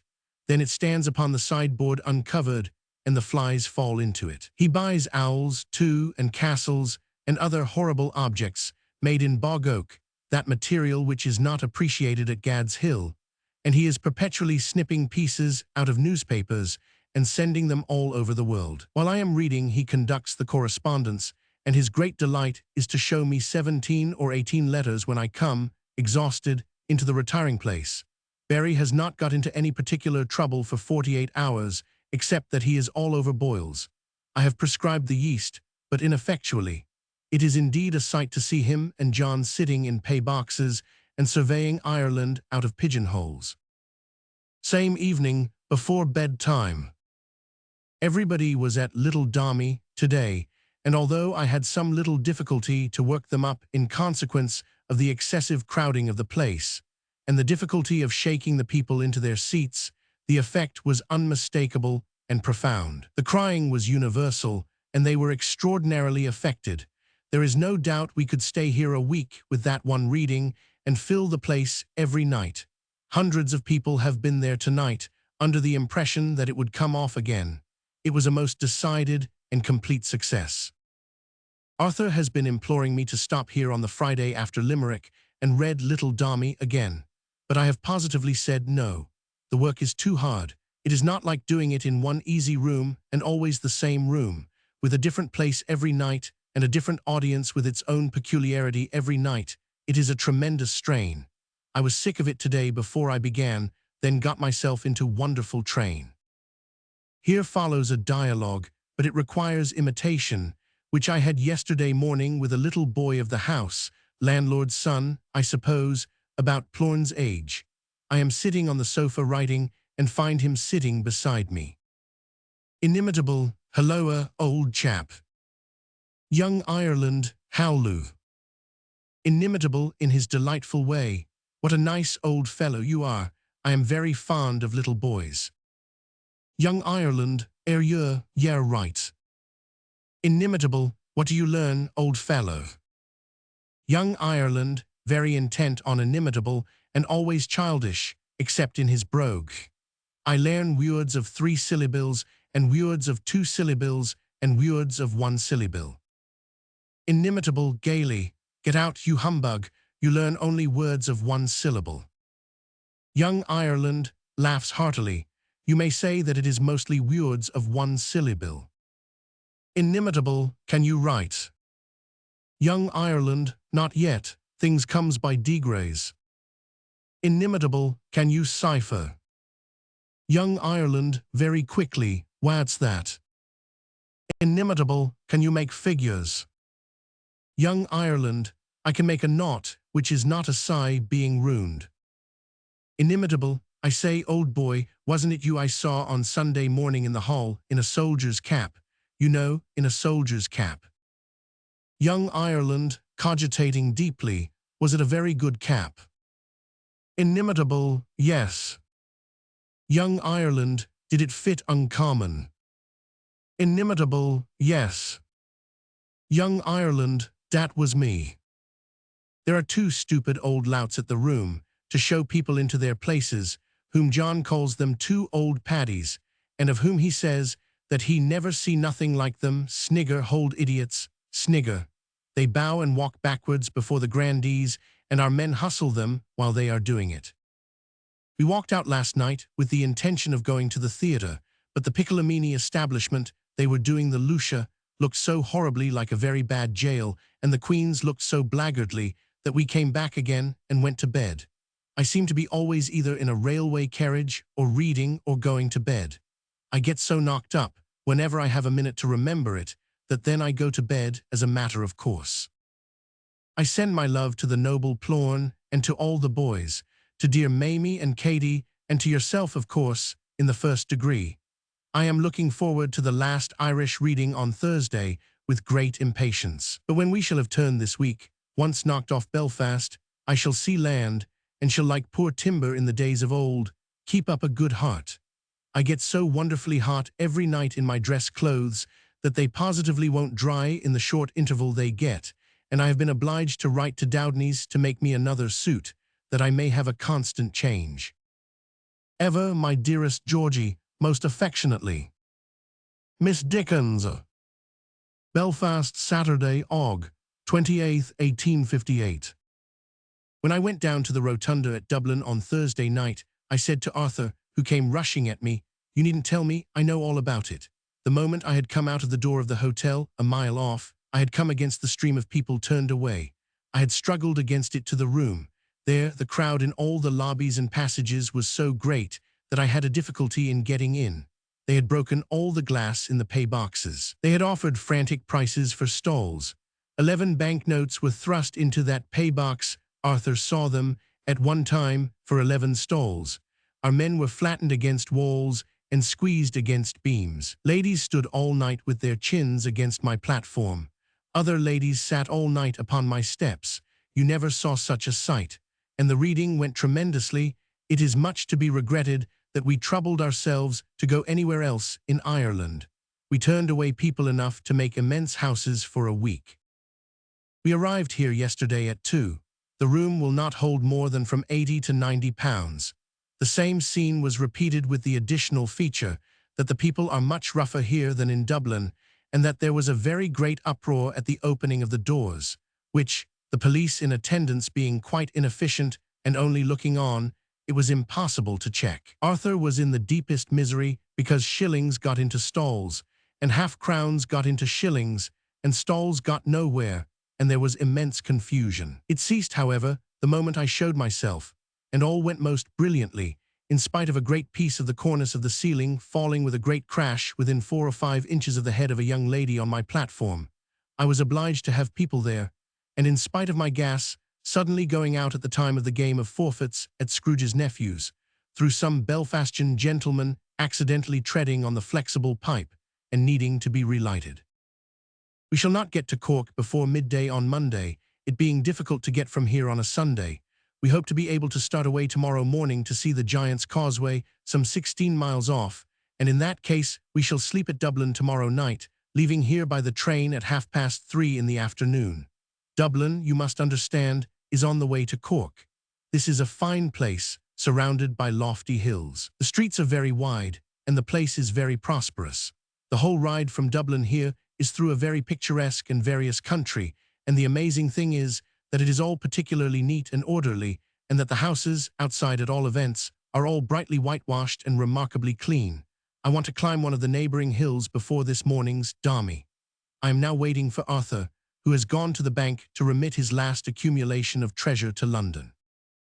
Our men are rather indignant with the Irish crowds because in the struggle they don't sell books, and because, in the pressure, they can't force a way into the room afterwards to sell them.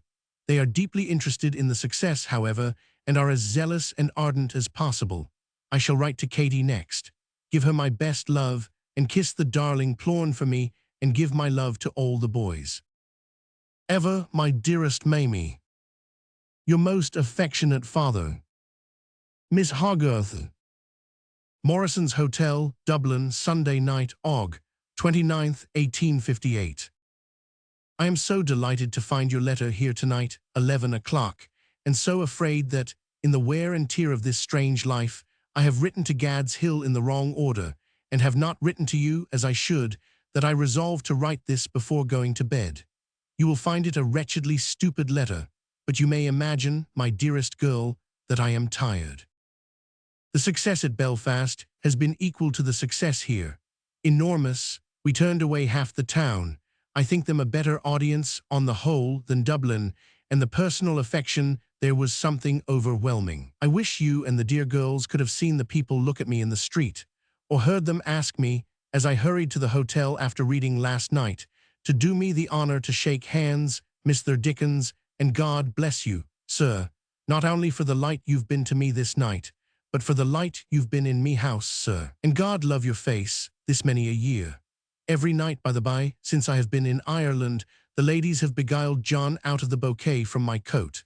And yesterday morning, as I had showered the leaves from my geranium in reading Little Dami, they mounted the platform, after I was gone, and picked them all up as keepsakes. I have never seen men go in to cry so undisguisedly as they did at that reading yesterday afternoon. They made no attempt whatever to hide it, and certainly cried more than the women. As to the boots at night, and Mrs. Gamp too, it was just one roar with me in them, for they made me laugh so that sometimes I could not compose my face to go on. You must not let the new idea of poor dear Landor efface the former image of the fine old man. I wouldn't blot him out, in his tender gallantry, as he sat upon that bed at Forster's that night, for a million of wild mistakes at 80 years of age. I hope to be at Tavistock House before 5 o'clock next Saturday morning, and to lie in bed half the day, and come home by the 10:5 on Sunday. Tell the girls that Arthur and I have each ordered at Belfast a trim, sparkling, slap-up Irish jaunting car. I flatter myself we shall astonish the Kentish people. It is the oddest carriage in the world, and you are always falling off. But it is gay and bright in the highest degree, wonderfully Neapolitan. What with a 16-mile ride before we left Belfast, and a sea-beach walk, and a 2 o'clock dinner, and a 7 hours railway ride since, I am, as we say here, a trifle weary. But I really am in wonderful force, considering the work, for which I am, as I ought to be, very thankful. Arthur was exceedingly unwell last night, could not cheer up at all. He was so very unwell that he left the hall, and became invisible after my 5 minutes' rest. I found him at the hotel in a jacket and slippers, and with a hot bath just ready. He was in the last stage of prostration. The local agent was with me, and proposed that he, the wretched Arthur, should go to his office and balance the accounts then and there. He went, in the jacket and slippers, and came back in 20 minutes, perfectly well, in consequence of the admirable balance. He is now sitting opposite to me on the bag of silver, 40 pounds. It must be dreadfully hard, writing to Boulogne. I suppose it is clear that the next letter I write is Katie's. Either from Cork or from Limerick, it shall report further. At Limerick I read in the theatre, there being no other place. Best love to Mamie and Katie, and dear Plorn, and all the boys left when this comes to Gad's Hill. Also to my dear good Anne, and her little woman. Ever affectionately, Mr. W. Wilkie Collins. Gad's Hill Place, Higham by Rochester, Kent. Monday, Sept. 6th, 1858. My dear Wilkie, first let me report myself here for something less than 8 and 40 hours. I come last, and direct, a pretty hard journey from Limerick. The success in Ireland has been immense. The work is very hard, sometimes overpowering, but I am none the worse for it, and arrived here quite fresh. Secondly, will you let me recommend the enclosed letter from Wigan, as the groundwork of a capital article, in your way, for H.W.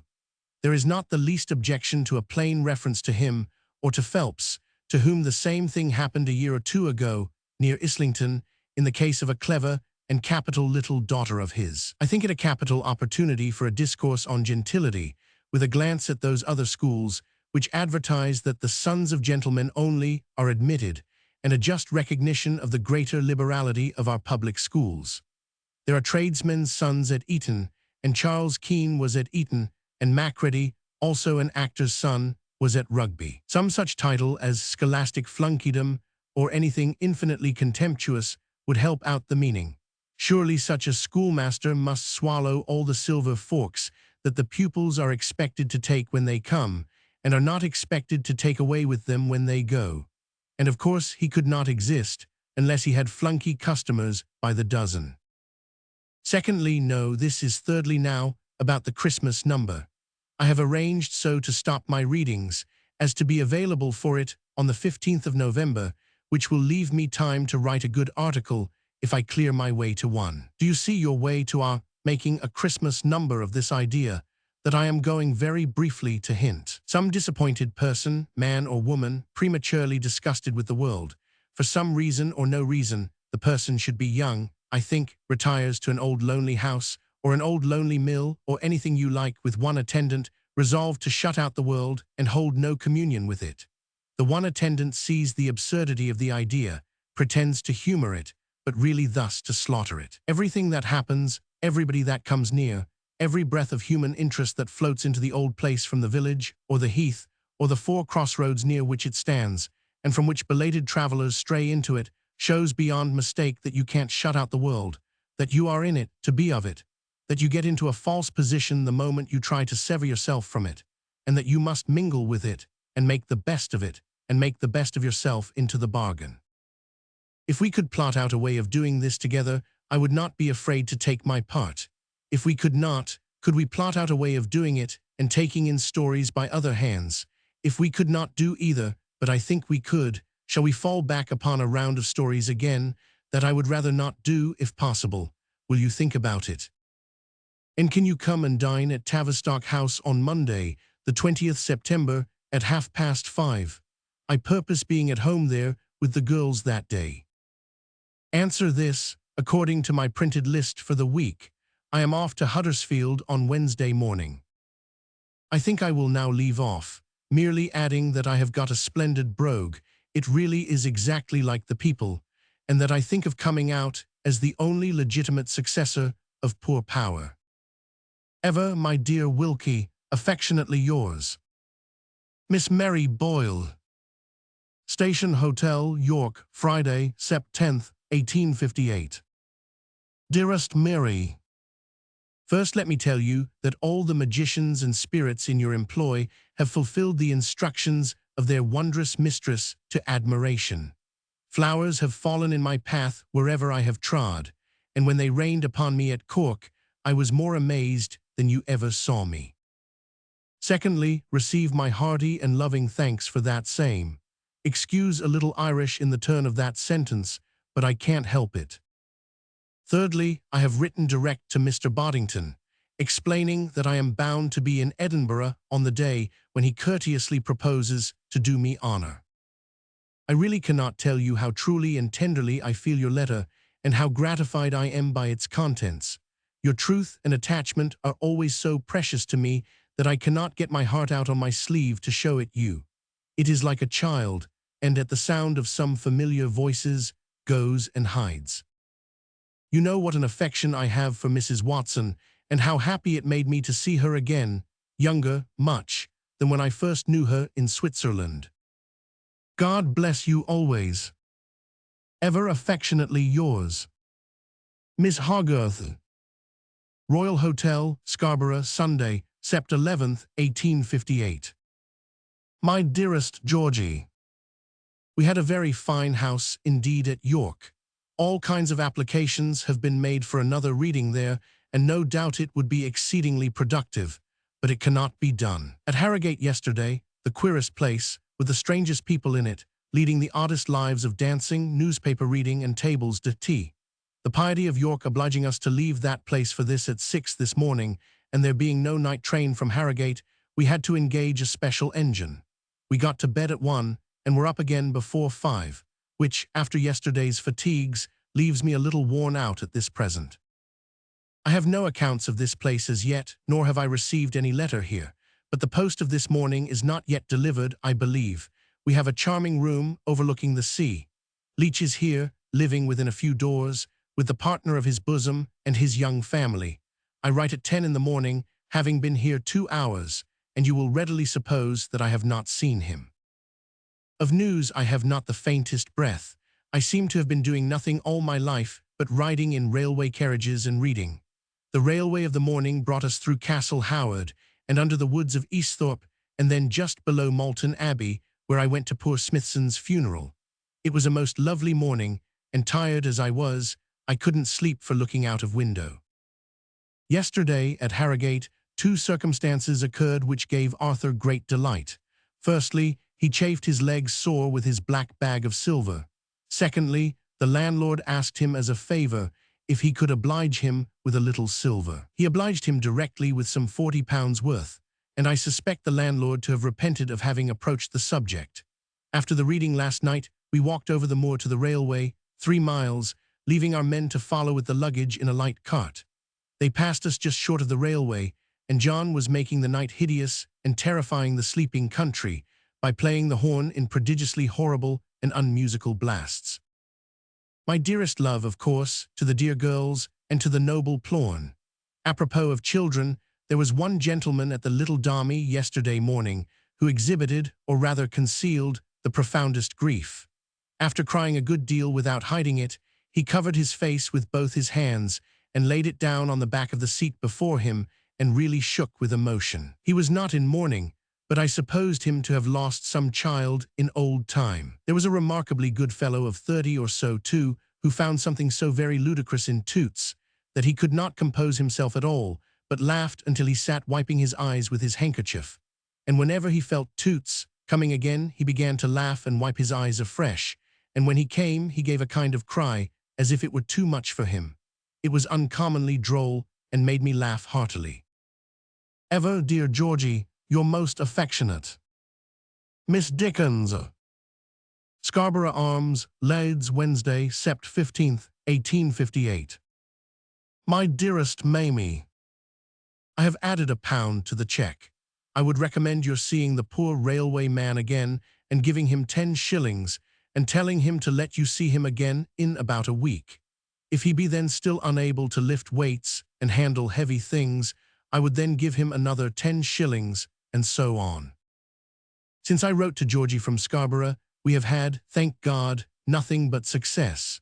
The Hull people, not generally considered excitable, even on their own showing, were so enthusiastic that we were obliged to promise to go back there for 2 readings. I have positively resolved not to lengthen out the time of my tour, so we are now arranging to drop some small places and substitute Hull again and York again. But you will perhaps have heard this in the main from Arthur. I know he wrote to you after the reading last night. This place I have always doubted, knowing that we should come here when it was recovering from the double excitement of the festival and the Queen.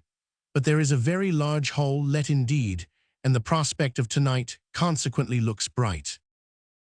Arthur told you, I suppose, that he had his shirt front and waistcoat torn off last night. He was perfectly enraptured in consequence. Our men got so knocked about that he gave them 5 shillings apiece on the spot. John passed several minutes upside down against a wall, with his head amongst the people's boots. He came out of the difficulty in an exceedingly touzled condition, and with his face much flushed. For all this, and they're being packed as you may conceive they would be packed. They settled down the instant I went in, and never wavered in the closest attention for an instant. It was a very high room, and required a great effort. Oddly enough, I slept in this house 3 days last year with Wilkie. Arthur has the bedroom I occupied then, and I have one 2 doors from it, and Gordon has the one between. Not only is he still with us, but he has talked of going on to Manchester, going on to London, and coming back with us to Darlington next Tuesday. These streets look like a great circus, with the season just finished. All sorts of garish triumphal arches were put up for the Queen, and they have got smoky, and have been looked out of countenance by the sun, and are blistered and patchy, and half up and half down, and are hideous to behold. Spiritless men, evidently drunk for some time in the royal honour, are slowly removing them, and on the whole it is more like the clearing away of the frozen deep at Tavistock House than anything within your knowledge, with the exception that we are not in the least sorry as we were then. Vague ideas are in Arthur's head that when we come back to Hull, we are to come here and are to have the town hall, a beautiful building, and read to the million. I can't say yet. That depends. I remember that when I was here before, I came from Rockingham to make a speech. I thought them a dull and slow audience. I hope I may have been mistaken. I never saw better audiences than the Yorkshire audiences generally. I am so perpetually at work or asleep that I have not a scrap of news. I saw the Leach family at Scarborough, both in my own house, that is to say, hotel, and in theirs. They were not at either reading. Scarborough is gay and pretty, and I think Gordon had an idea that we were always at some such place. Kiss the darling Plorn for me, and give him my love. Dear Katie too, giving her the same. I feel sorry that I cannot get down to Gad's Hill this next time, but I shall look forward to our being there with Georgie after Scotland. Tell the servants that I remember them, and hope they will live with us many years. Ever, my dearest Mamie. Your most affectionate father. Miss Hogarth. King's Head, Sheffield, Friday, Sept. 17th, 1858. I write you a few lines to Tavistock House, thinking you may not be sorry to find a note from me there on your arrival from Gad's Hill. Halifax was too small for us. I never saw such an audience, though. They were really worth reading to for nothing, though I didn't do exactly that. It is as horrible a place as I ever saw, I think. The run upon the tickets here is so immense that Arthur is obliged to get great bills out, signifying that no more can be sold. It will be by no means easy to get into the place the numbers who have already paid. It is the hall we acted in, crammed to the roof and the passages. We must come back here towards the end of October, and are again altering the list and striking out small places. The trains are so strange and unintelligible in this part of the country that we were obliged to leave Halifax at 8 this morning, and breakfast on the road, at Huddersfield again, where we had an hour's wait. Wills was in attendance on the platform, and took me, here at Sheffield, out to Frederick Lehman's house to see Mrs. Wills. She looked pretty much the same as ever, I thought, and was taking care of a very pretty little boy. The house and grounds are as nice as anything can be in this smoke.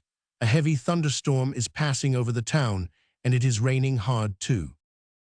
This is a stupid letter, my dearest Georgie, but I write in a hurry, and in the thunder and lightning, and with the crowd of tonight before me.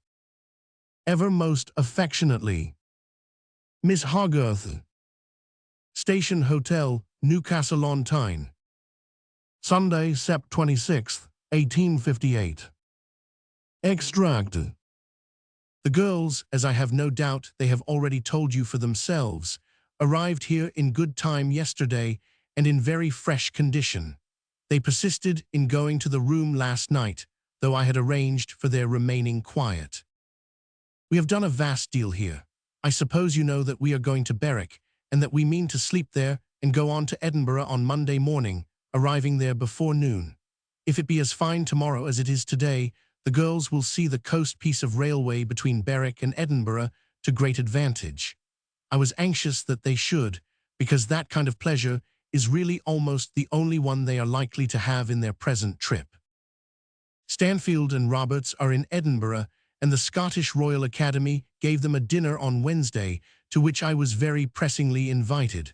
But of course, my going was impossible. I read twice that day. Remembering what you do of Sunderland, you will be surprised that our profit there was very considerable. I read in a beautiful new theatre, and I thought to myself, quite wonderfully, such an audience I never beheld for rapidity and enthusiasm. The room in which we acted, converted into a theatre afterwards, was burnt to the ground a year or two ago. We found the hotel, so bad in our time, really good. I walked from Durham to Sunderland, and from Sunderland to Newcastle. Don't you think, as we shall be at home at 11 in the forenoon this day fortnight, that it will be best for you and Plornish to come to Tavistock House for that Sunday, and for us all to go down to Gad's Hill next day? My best love to the noble Plornish. If he is quite reconciled to the postponement of his trousers, I should like to behold his first appearance in them. But if not, as he is such a good fellow, I think it would be a pity to disappoint and try him. And now, my dearest Georgie, I think I have said all I have to say before I go out for a little air. I had a very hard day yesterday, and am tired. Ever your most affectionate Mr. John Forster. Tavistock House, Tavistock Square, London. Sunday, Oct. 10th, 1858. My dear Forster, as to the truth of the readings, I cannot tell you what the demonstrations of personal regard and respect are, how the densest and most uncomfortably packed crowd will be hushed in an instant when I show my face, how the youth of colleges and the old men of business in the town seem equally unable to get near enough to me when they cheer me away at night, how common people and gentlefolks will stop me in the streets and say, "Mr. Dickens, will you let me touch the hand that has filled my home with so many friends?" And if you saw the mothers and fathers and sisters and brothers in mourning who invariably come to little Darmy, and if you studied the wonderful expression of comfort and reliance with which they hang about me, as if I had been with them, all kindness and delicacy, at their own little deathbed, you would think it one of the strangest things in the world. As to the mere effect, of course I don't go on doing the thing so often without carefully observing myself and the people too in every little thing, and without, in consequence, greatly improving in it. At Aberdeen, we were crammed to the street twice in one day. At Perth, where I thought when I arrived there literally could be nobody to come, the nobility came posting in from 30 miles round, and the whole town came and filled an immense hall. As to the effect, if you had seen them after Lillian died, in the chimes, or when Scrooge woke and talked to the boy outside the window, I doubt if you would ever have forgotten it. And at the end of Darmy, yesterday afternoon, in the cold light of day, they all got up, after a short pause, gentle and simple, and thundered, and waved their hats with that astonishing heartiness and fondness for me, that for the first time in all my public career, they took me completely off my legs, and I saw the whole 1,800 of them reel on one side, as if a shock from without had shaken the whole. The dear girls have enjoyed themselves immensely, and their trip has been a great success. I hope I told you, but I forget whether I did or no, how splendidly Newcastle came out. I am reminded of Newcastle at the moment because they joined me there. I'm anxious to get to the end of my readings and to be at home again and able to sit down and think in my own study. But the fatigue, though sometimes very great indeed, hardly tells upon me at all. And although all our people, from Smith downwards, have given in, more or less, at times, I have never been in the least unequal to the work, though sometimes sufficiently disinclined for it. My kindest and best love to Mrs. Forster. Ever affectionately, Miss Dickens. Royal Hotel, Derby, Friday, Oct. 22nd, 1858. My dearest Mamie, I am writing in a very poor condition. I have a bad cold all over me, pains in my back and limbs, and a very sensitive and uncomfortable throat. There was a great draught up some stone steps near me last night, and I dare say that caused it. The weather on my first 2 nights at Birmingham was so intolerably bad, it blew hard, and never left off raining for one single moment, that the houses were not what they otherwise would have been. On the last night the weather cleared, and we had a grand house. Last night at Nottingham was almost, if not quite, the most amazing we have had. It is not a very large place, and the room is by no means a very large one, but 320 stalls were let, and all the other tickets were sold. Here we have 220 stalls let for tonight, and the other tickets are gone in proportion. It is a pretty room, but not large. I have just been saying to Arthur that if there is not a large let for York, I would rather give it up and get Monday at Gad's Hill. We have telegraphed to know. If the answer comes, as I suppose it will, before post time, I will tell you in a postscript what we decide to do. Coming to London in the night of tomorrow, Saturday, and having to see Mr. Ouvry on Sunday, and having to start for York early on Monday, I fear I should not be able to get to Gad's Hill at all. You won't expect me till you see me. Arthur and I have considered Plornish's joke in all the immense number of aspects in which it presents itself to reflective minds. We have come to the conclusion that it is the best joke ever made. Give the dear boy my love, and the same to Georgie, and the same to Katie, and take the same yourself. Arthur, excessively low and inarticulate, mutters that he unites. Ever, my dearest Mamie. Your most affectionate father. Miss Hogarth. Wolverhampton, Wednesday, Nov. 3rd, 1858. Little Leamington came out in the most amazing manner yesterday, turned away hundreds upon hundreds of people. They are represented as the dullest and worst of audiences. I found them very good indeed, even in the morning. There awaited me at the hotel a letter from the Rev. Mr. Young, Wentworth Watson's tutor, saying that Mrs. Watson wished her boy to shake hands with me, and that he would bring him in the evening. I expected him at the hotel before the readings, but he did not come. He spoke to John about it in the room at night. The crowd and confusion, however, were very great, and I saw nothing of him. In his letter he said that Mrs. Watson was at Paris on her way home and would be at Brighton at the end of this week. I suppose I shall see her there at the end of next week. We find a let of 200 stalls here, which is very large for this place. The evening being fine too, and blue being to be seen in the sky beyond the smoke, we expect to have a very full hall. Tell Mamie and Katie that if they had been with us on the railway today between Leamington and this place, they would have seen, though it is only an hour and 10 minutes by the express, fires and smoke indeed. We came through a part of the black country that you know, and it looked at its blackest. All the furnaces seemed in full blast, and all the coal pits to be working. It is market day here, and the ironmasters are standing out in the street, where they always hold high change, making such an iron hum and buzz that they confuse me horribly. In addition, there is a bellman announcing something, not the readings, I beg to say, and there is an excavation being made in the center of the open place, for a statue or a pump or a lamp-post or something or other, round which all the Wolverhampton boys are yelling and struggling.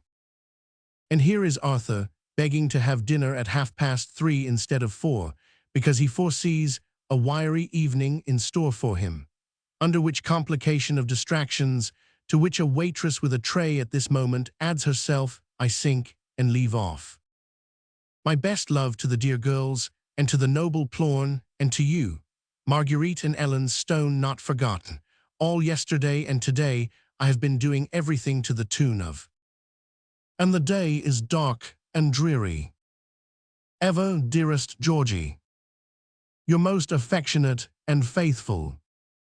P.S. I hope the brazier is intolerably hot and half stifles all the family. Then, and not otherwise, I shall think it in satisfactory work. Rev. James White. Tavistock House, Tavistock Square, London, W.C. Friday, Nov. 5th, 1858. My dear White, may I entreat you to thank Mr. Carter very earnestly and kindly in my name for his proffered hospitality, and further to explain to him that since my readings began, I have known them to be incompatible with all social enjoyments, and have neither set foot in a friend's house nor sat down to a friend's table in any one of all the many places I have been to, but have rigidly kept myself to my hotels. To this resolution I must hold until the last. There is not the least virtue in it. It is a matter of stern necessity, and I submit with the worst grace possible. Will you let me know, either at Southampton or Portsmouth, whether any of you, and how many of you, if any, are coming over, so that Arthur Smith may reserve good seats? Tell Lottie I hope she does not contemplate coming to the morning reading, I always hate it so myself. Mary and Katie are down at Gad's Hill with Georgie and Plornish, and they have Marguerite Power and Ellen Stone staying there. I am sorry to say that even my benevolence descries no prospect of their being able to come to my native place. On Saturday week, the 13th, my tour, please God, ends. My best love to Mrs. White, and to Lottie, and to Clara. Ever, my dear White, affectionately yours. Mr. Frank Stone, A.R.A. Tavistock House, Tavistock Square, London, W.C. Monday, Dec. 13th, 1858. My dear Stone, many thanks for these discourses. They are very good, I think, as expressing what many men have felt and thought, otherwise not specially remarkable. They have one fatal mistake, which is a canker at the foot of their ever being widely useful. Half the misery and hypocrisy of the Christian world arises, as I take it, from a stubborn determination to refuse the New Testament as a sufficient guide in itself, and to force the Old Testament into alliance with it, whereof comes all manner of camel-swallowing and of gnat-straining. But so to resent this miserable error, or to, by any implication, depreciate the divine goodness and beauty of the New Testament, is to commit even a worse error, and to class Jesus Christ with Mahomet is simply audacity and folly. I might as well hoist myself on to a high platform to inform my disciples that the lives of King George IV and of King Alfred the Great belong to one and the same category. Ever affectionately, Mr. B. W. Proctor. Tavistock House, Sunday, Dec. 18th, 1858. My dear Proctor, 1,000 thanks for the little song. I am charmed with it, and shall be delighted to brighten household words with such a wise and genial light. I no more believe that your poetical faculty has gone by than I believe that you have yourself passed to the better land. You and it will travel thither in company, rely upon it. So I still hope to hear more of the trade songs, and to learn that the blacksmith has hammered out no end of iron into good fashion of verse, like a cunning workman, as I know him of old to be. Very faithfully yours, my dear Proctor. 1859. Narrative. During the winter, Charles Dickens was living at Tavistock House, removing to Gad's Hill for the summer early in June, and returning to London in November. At this time, a change was made in his weekly journal. Household Words became absolutely his own, Mr. Wills being his partner and editor, as before, and was incorporated with All the Year Round, under which title it was known thenceforth. The office was still in Wellington Street, but in a different house. The first number with the new name appeared on the 30th April, and it contained the opening of A Tale of Two Cities. The first letter which follows shows that a proposal for a series of readings in America had already been made to him. It was carefully considered and abandoned for the time, but the proposal was constantly renewed, and the idea never wholly relinquished for many years before he actually decided on making so distant a reading tour. Mr. Proctor contributed to the early numbers of All the Year Round some very spirited songs of the trades. We give notes from Charles Dickens to the veteran poet, both in the last year and in this year, expressing his strong approval of them. The letter and two notes to Mr. afterwards Sir Antonio Panizzi, for which we are indebted to Mr. Louis Fagan, one of Sir A. Panizzi's executors, show the warm sympathy and interest which he always felt for the cause of Italian liberty, and for the sufferings of the state prisoners who at this time took refuge in England. We give a little note to the dear friend and companion of Charles Dickens's daughters, Lottie White, because it is a pretty specimen of his writing, and because the young girl, who is playfully commanded to get well and strong, died early in July of this year. She was, at the time this note was written, first attacked with the illness which was fatal to all her sisters. Mamie and Kate Dickens went from Gad's Hill to Bonchurch to pay a last visit to their friend, and he writes to his eldest daughter there. Also, we give notes of loving sympathy and condolence to the bereaved father and mother. In the course of this summer, Charles Dickens was not well, and went for a week to his old favorite, Broadstairs, where Mr. Wilkie Collins and his brother, Mr. Charles Alston Collins, were staying for sea air and change, preparatory to another reading tour in England only.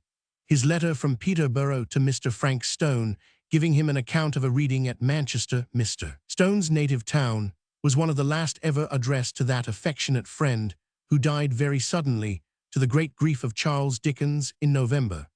The letter to Mr. Thomas Longman, which closes this year, was one of introduction to that gentleman of young Marcus Stone, then just beginning his career as an artist, and to whom the premature death of his father made it doubly desirable that he should have powerful helping hands. Charles Dickens refers, in a letter to Mrs. Watson, to his portrait by Mr. Frith, which was finished at the end of 1858. It was painted for Mr. Forster and is now in the Forster collection at South Kensington Museum. The Christmas number of this year, again written by several hands as well as his own, was The Haunted House. In November, his story of A Tale of Two Cities was finished in All the Year Round, and in December was published, complete, with dedication to Lord John Russell. Mr. Arthur Smith. Tavistock House, Tavistock Square, London, W.C. Wednesday, Jan. 26, 1859. My dear Arthur, will you first read the enclosed letters, having previously welcomed, with all possible cordiality, the bearer, Mr. Thomas C. Evans, from New York. You having read them, let me explain that Mr. Fields is a highly respectable and influential man, one of the heads of the most classical and most respected publishing house in America, that Mr. Richard Grant White is a man of high reputation, and that Felton is the Greek professor in their Cambridge University, perhaps the most distinguished scholar in the States. The address to myself, referred to in one of the letters, being on its way, it is quite clear that I must give some decided and definite answer to the American proposal. Now, will you carefully discuss it with Mr. Evans before I enter on it at all? Then, will you dine here with him on Sunday, which I will propose to him, and arrange to meet at 4:30 for an hour's discussion? The points are these. First, I have a very grave question within myself, whether I could go to America at all. Secondly, if I did go, I could not possibly go before the autumn. Thirdly, if I did go, how long must I stay? Fourthly, if the stay were a short one, could you go? Fifthly, what is his project? What could I make? What occurs to you upon his proposal? I have told him that the business arrangements of the readings have been from the first so entirely in your hands, that I enter upon nothing connected with them without previous reference to you. Ever faithfully, M. de Surjet. Tavistock House, Tuesday, Feb. 1st, 1859. My dear Surjet, I received your always welcome annual with even more interest than usual this year, being, in common with my two girls and their aunt, much excited and pleased by your account of your daughter's engagement. Apart from the high sense I have of the affectionate confidence with which you tell me what lies so tenderly on your own heart, I have followed the little history with a lively sympathy and regard for her. I hope with you that it is full of promise, and that you will all be happy in it. The separation, even in the present condition of travel, and no man can say how much the discovery of a day may advance it, is nothing. And so God bless her and all of you, and may the rosy summer bring her all the fullness of joy that we all wish her.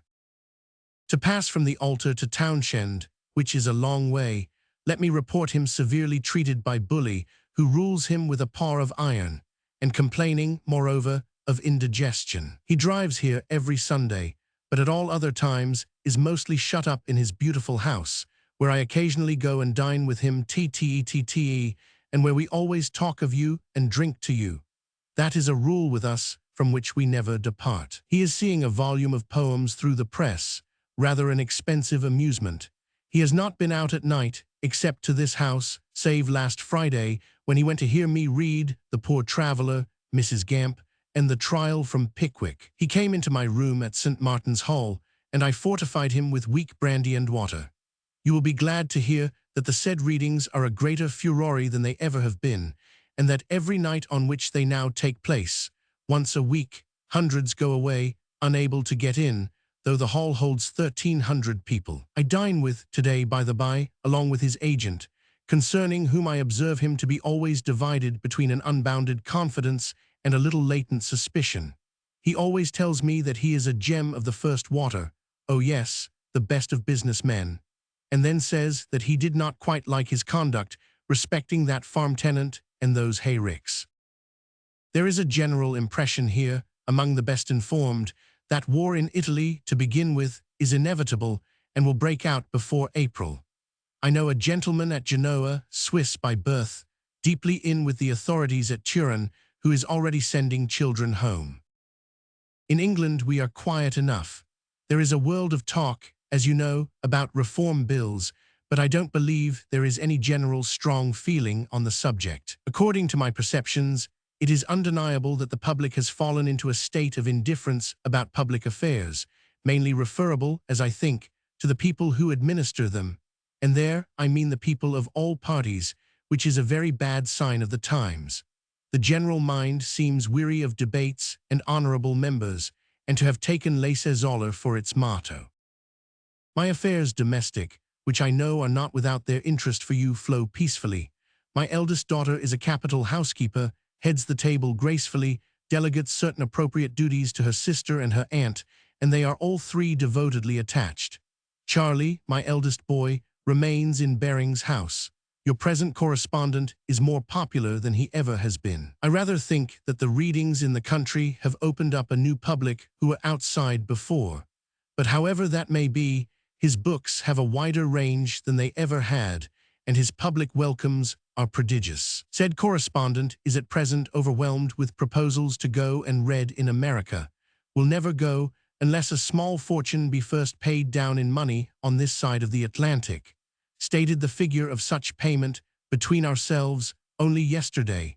Expects to hear no more of it, and assuredly will never go for less. You don't say, my dear Surjet, when you're coming to England. Somehow I feel that this marriage ought to bring you over, though I don't know why. You shall have a bed here and a bed at Gad's Hill, and we will go and see strange sights together.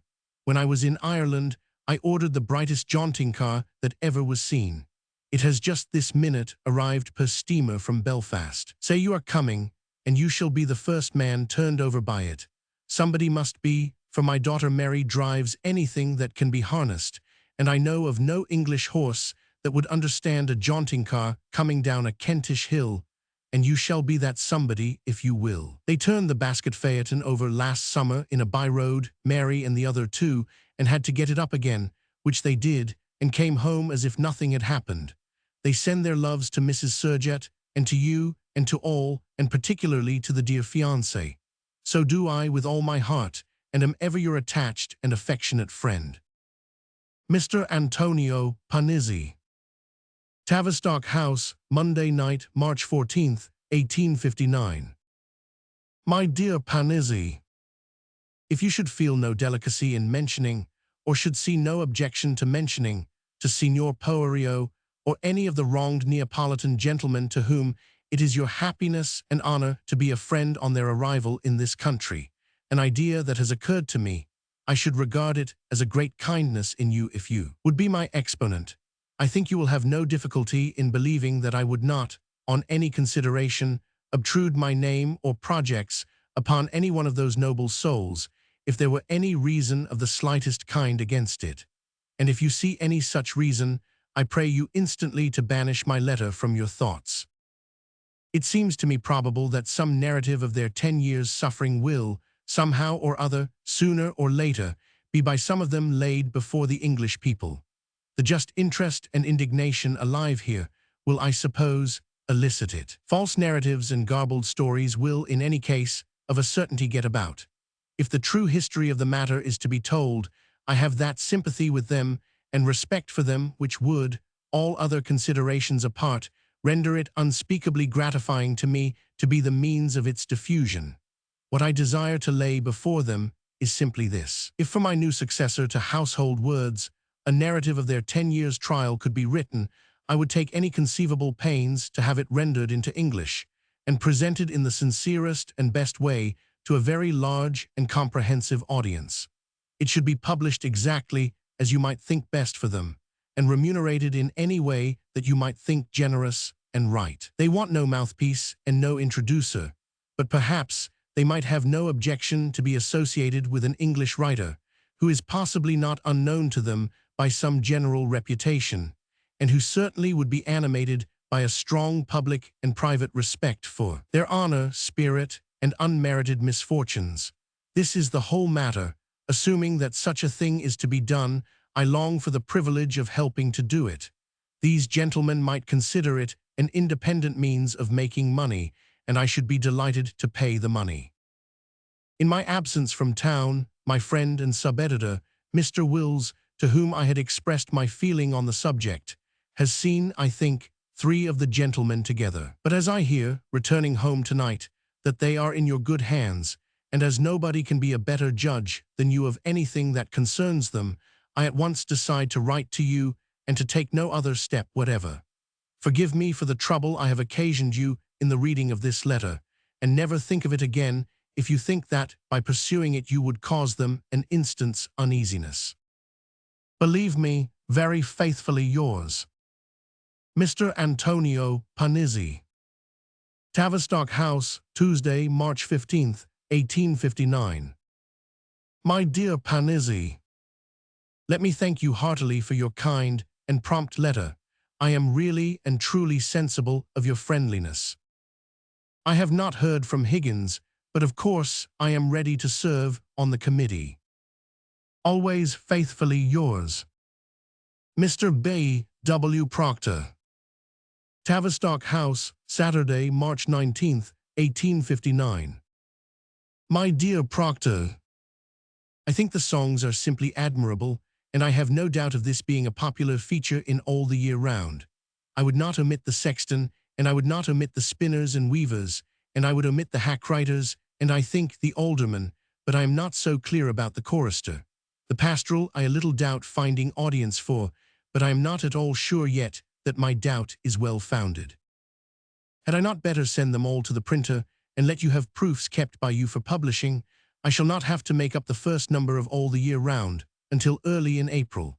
I don't like to send the manuscript back, and I never do like to do so when I get anything that I know to be thoroughly, soundly, and unquestionably good. I am hard at work upon my story, and expect a magnificent start. With hearty thanks. Ever yours affectionately, Mr. Edmund Yates. Tavistock House, Tavistock Square, London, W.C. Tuesday, March 29th, 1859. My dear Edmund, 1. I think that no one seeing the place can well doubt that my house at Gad's Hill is the place for the letterbox. The wall is accessible by all sorts and conditions of men, on the bold high road, and the house altogether is the great landmark of the whole neighborhood. Captain Goldsmith's house is up a lane considerably off the high road, but he has a garden wall abutting on the road itself. 2. The picnic papers were originally sold to Colburn for the benefit of the widow of Mr. Macron of St. James's Square, publisher, deceased. 2 volumes were contributed, of course, gratuitously by writers who had had transactions with Macron. Mr. Colburn, wanting 3 volumes in all for trade purposes, added a 3rd, consisting of an American reprint. Of that volume I didn't know, and don't know, anything. The other 2 I edited, gratuitously as aforesaid, and wrote the Lamplighter's story in. It was all done many years ago. There was a preface originally, delicately setting forth how the book came to be. 3, I suppose to be, as Mr. Samuel Weller expresses it somewhere in Pickwick, raven mad with the consciousness o' villainy. Under their advertisement in the Times today, you will see, without a word of comment, the shorthand writer's verbatim report of the judgment. Ever faithfully, Mr. Antonio Panizzi. All the Year Round, Office, Thursday, April 7th, 1859. My dear Panizzi, if you don't know, I think you should know that a number of letters are passing through the post office, purporting to be addressed to the charitable by Italian exiles in London, asking for aid to raise a fund for tribute to London's Lord Mayor, in grateful recognition of the reception of the Neapolitan exiles. I know this to be the case, and have no doubt in my own mind that the whole thing is an imposture and a do. The letters are signed Gratitudine Italiana. Ever faithfully yours, Miss White. Tavistock House, Tavistock Square, London, W.C. Monday, April 18th, 1859.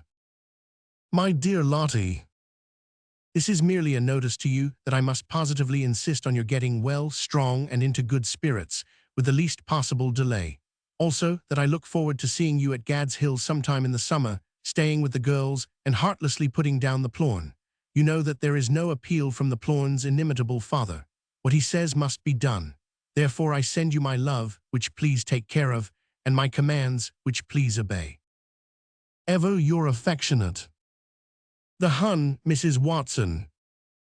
Tavistock House, Tavistock Square, London, W.C. Tuesday, May 31st, 1859. My dear Mrs. Watson, you surprise me by supposing that there is ever latent a defiant and roused expression in the undersigned lamb. Apart from this singular delusion of yours, and wholly unaccountable departure from your usual accuracy in all things, your satisfaction with the portrait is a great pleasure to me. It has received every conceivable pains at Frith's hands, and ought on his account to be good. It is a little too much, to my thinking, as if my next-door neighbor were my deadly foe, uninsured, and I had just received tidings of his house being afire, otherwise very good. I cannot tell you how delighted we shall be if you would come to Gad's Hill. You should see some charming woods and a rare old castle, and you should have such a snug room looking over a Kentish prospect, with every facility in it for pondering on the beauties of its master's beard. Do come, but you positively must not come and go on the same day. We retreat there on Monday, and shall be there all the summer. My small boy is perfectly happy at Southsea, and likes the school very much. I had the finest letter 2 or 3 days ago from another of my boys, Frank Jeffrey, at Hamburg. In this wonderful epistle he says, "Dear Papa, I write to tell you that I have given up all thoughts of being a doctor. My conviction that I shall never get over my stammering is the cause. All professions are barred against me. The only thing I should like to be is a gentleman farmer, either at the Cape, in Canada, or Australia.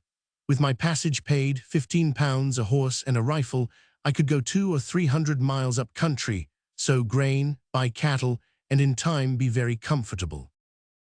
Considering the consequences of executing the little commission by the next steamer, I perceived that the first consequence of the £15 would be that he would be robbed of it, of the horse, that it would throw him, and of the rifle, that it would blow his head off, which probabilities I took the liberty of mentioning as being against the scheme.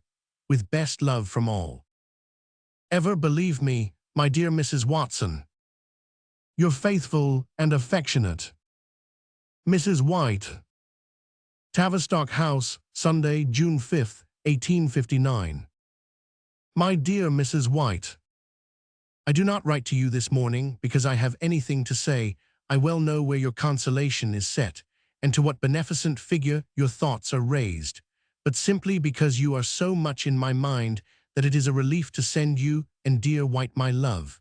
You are always in our hearts and on our lips. May the great God comfort you. You know that Mary and Katie are coming on Thursday. They will bring dear Lottie what she little needs with you by her side, love, and I hope their company will interest and please her. There is nothing that they or any of us would not do for her. She is a part of us all and has belonged to us as well as to you these many years. Ever your affectionate and faithful Miss Dickens. Gad's Hill, Higham by Rochester, Kent. Monday, June 11th, 1859. My dearest Mamie, on Saturday night I found, very much to my surprise and pleasure, the photograph on my table at Tavistock House. It is not a very pleasant or cheerful presentation of my daughters, but it is wonderfully like for all that, and in some details remarkably good. When I came home here yesterday, I tried it in the large Townshend stereoscope, in which it shows to great advantage. It is in the little stereoscope at present on the drawing-room table. One of the balustrades of the destroyed old Rochester Bridge has been very nicely presented to me by the contractor for the works, and has been duly stonemasoned and set up on the lawn behind the house. I have ordered a sundial for the top of it, and it will be a very good object indeed. The Plorn is highly excited today by reason of an institution which he tells me, after questioning George, is called the Cobb or Boterin, holding a festival at the Falstaff. He is possessed of some vague information that they go to Higham Church, in pursuance of some old usage, and attend service there, and afterwards march round the village. It so far looks probable that they certainly started off at 11 very spare in numbers, and came back considerably recruited, which looks to me like the difference between going to church and coming to dinner. They bore no end of bright banners and broad sashes, and had a band with a terrific drum, and are now, at 2:30, dining at the Falstaff, partly in the side room on the ground floor, and partly in a tent improvised this morning.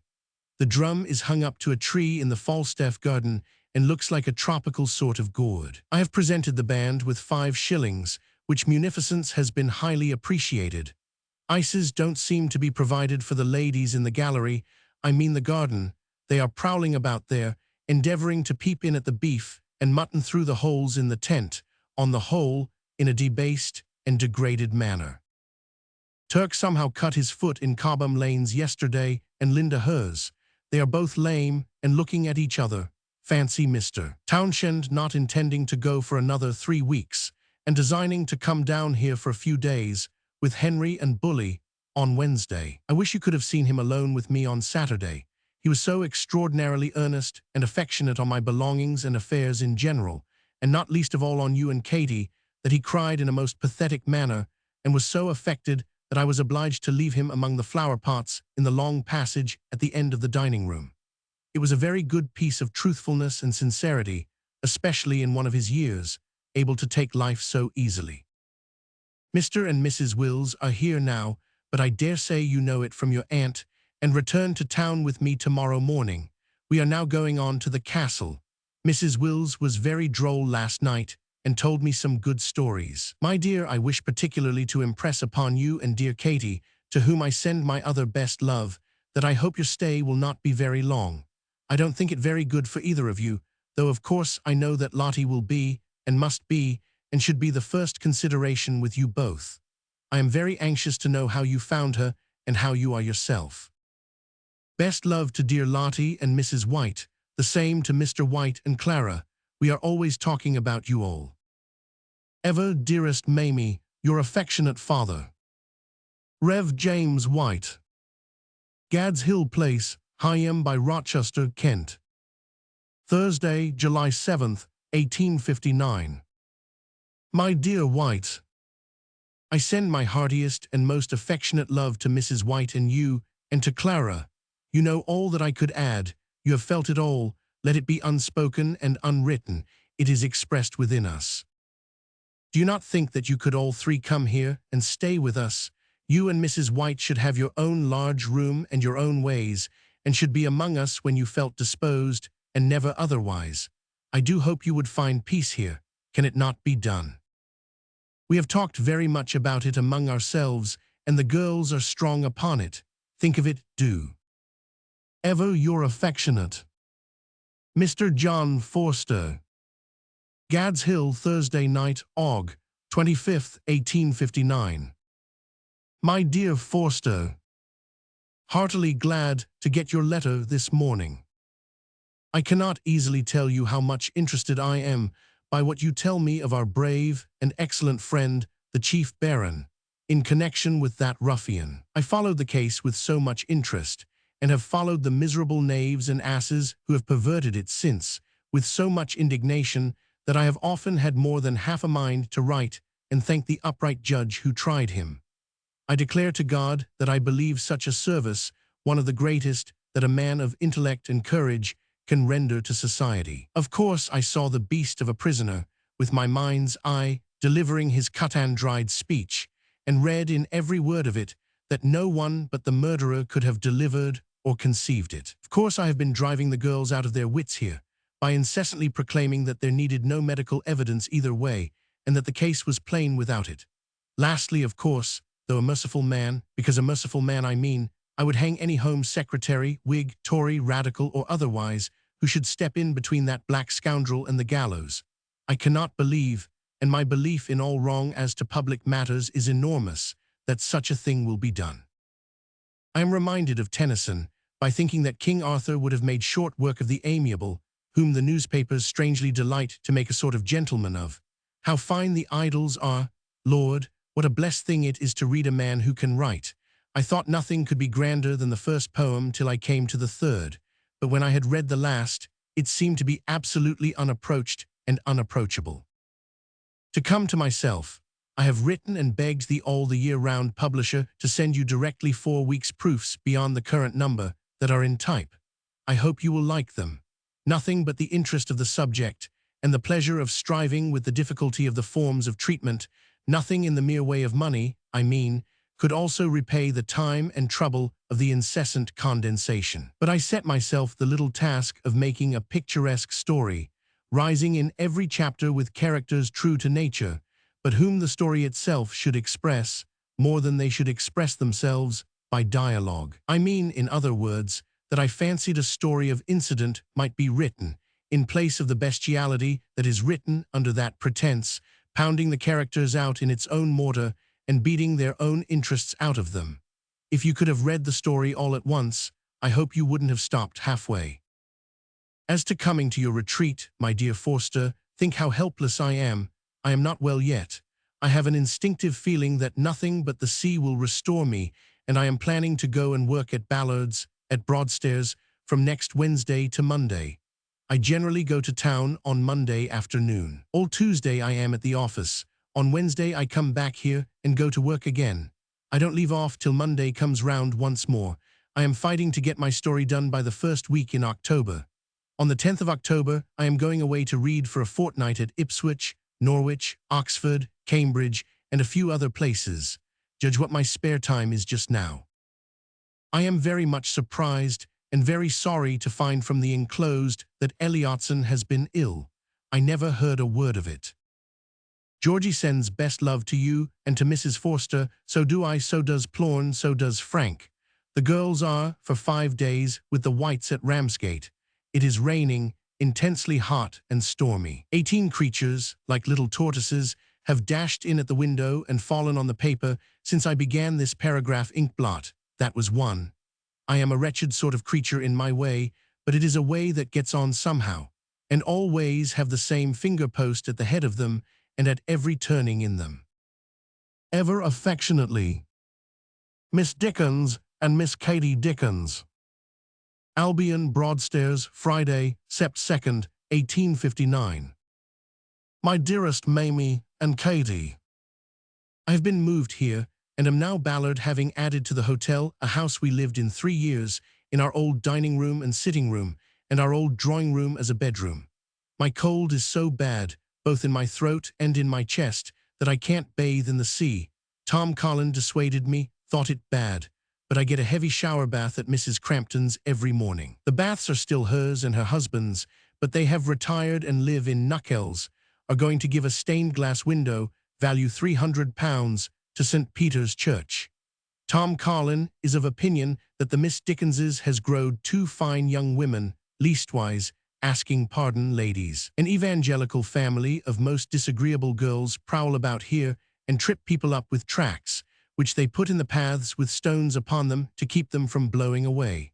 Charles Collins and I having seen a bill yesterday about a mesmeric young lady who did feats, one of which was set forth in the bill, in a line by itself, as "The rigid legs," were overpowered with curiosity and resolved to go. It came off in the assembly room, now more exquisitely desolate than words can describe. 18 shillings was the take. Behind a screen among the company, we heard mysterious gurglings of water before the entertainment began, and then a slippery sound which occasioned me to whisper "C.C." Who laughed in the most ridiculous manner, soap.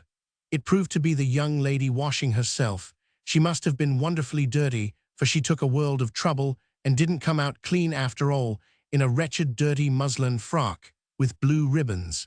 She was the alleged mesmerizer, and a boy who distributed bills the alleged mesmerized. It was a most preposterous imposition, but more ludicrous than any poor sight I ever saw. The boy is clearly out of pantomime, and when he pretended to be in the mesmeric state, made the company back by going in among them head over heels, backwards, half a dozen times, in a most insupportable way. The pianist had struck, and the manner in which the lecturer implored some lady to play a polka, and the manner in which no lady would, and in which the few ladies who were there sat with their hats on and the elastic under their chins, as if it were going to blow, is never to be forgot. I have been writing all the morning, and am going for a walk to Ramsgate. This is a beast of a letter, but I am not well, and have been addling my head. Ever, dear girls, your affectionate father, Mr. W. Wilkie Collins. Gad's Hill Place, Higham by Rochester, Kent. Friday night, Sept. 16th, 1859. My dear Wilkie, just a word to say that I have received yours, and that I look forward to the reunion on Thursday, when I hope to have the satisfaction of recounting to you the plot of a play that has been laid before me for commending advice. Ditto to what you say respecting the Great Eastern. I went right up to London Bridge by the boat that day, on purpose that I might pass her. I thought her the ugliest and most unshiplike thing these eyes ever beheld. I wouldn't go to sea in her, shiver my ood timbers, and rouse me up with a monkey's tail, man-o'-war metaphor, not to chuck a biscuit into Davy Jones's weather eye and see double with my own old toplights. Turk has been so good as to produce from his mouth, for the wholesome consternation of the family, 18 feet of worm. When he had brought it up, he seemed to think it might be turned to account in the housekeeping and was proud. Pony has kicked a shaft off the cart and is to be sold. Why don't you buy her? She'd never kick with you.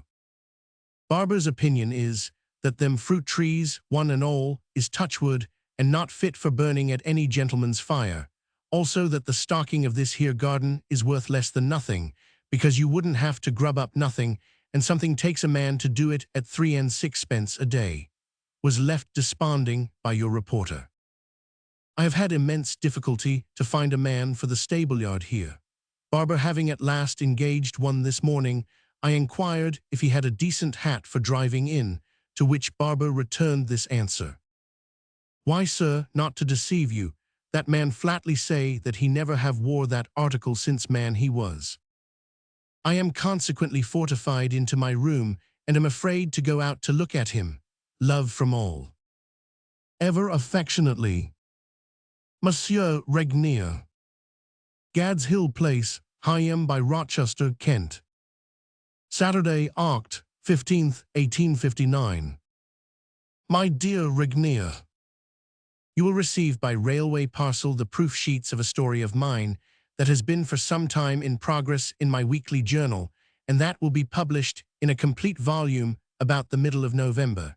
Nobody but Forster has yet seen the latter portions of it, or will see them until they are published.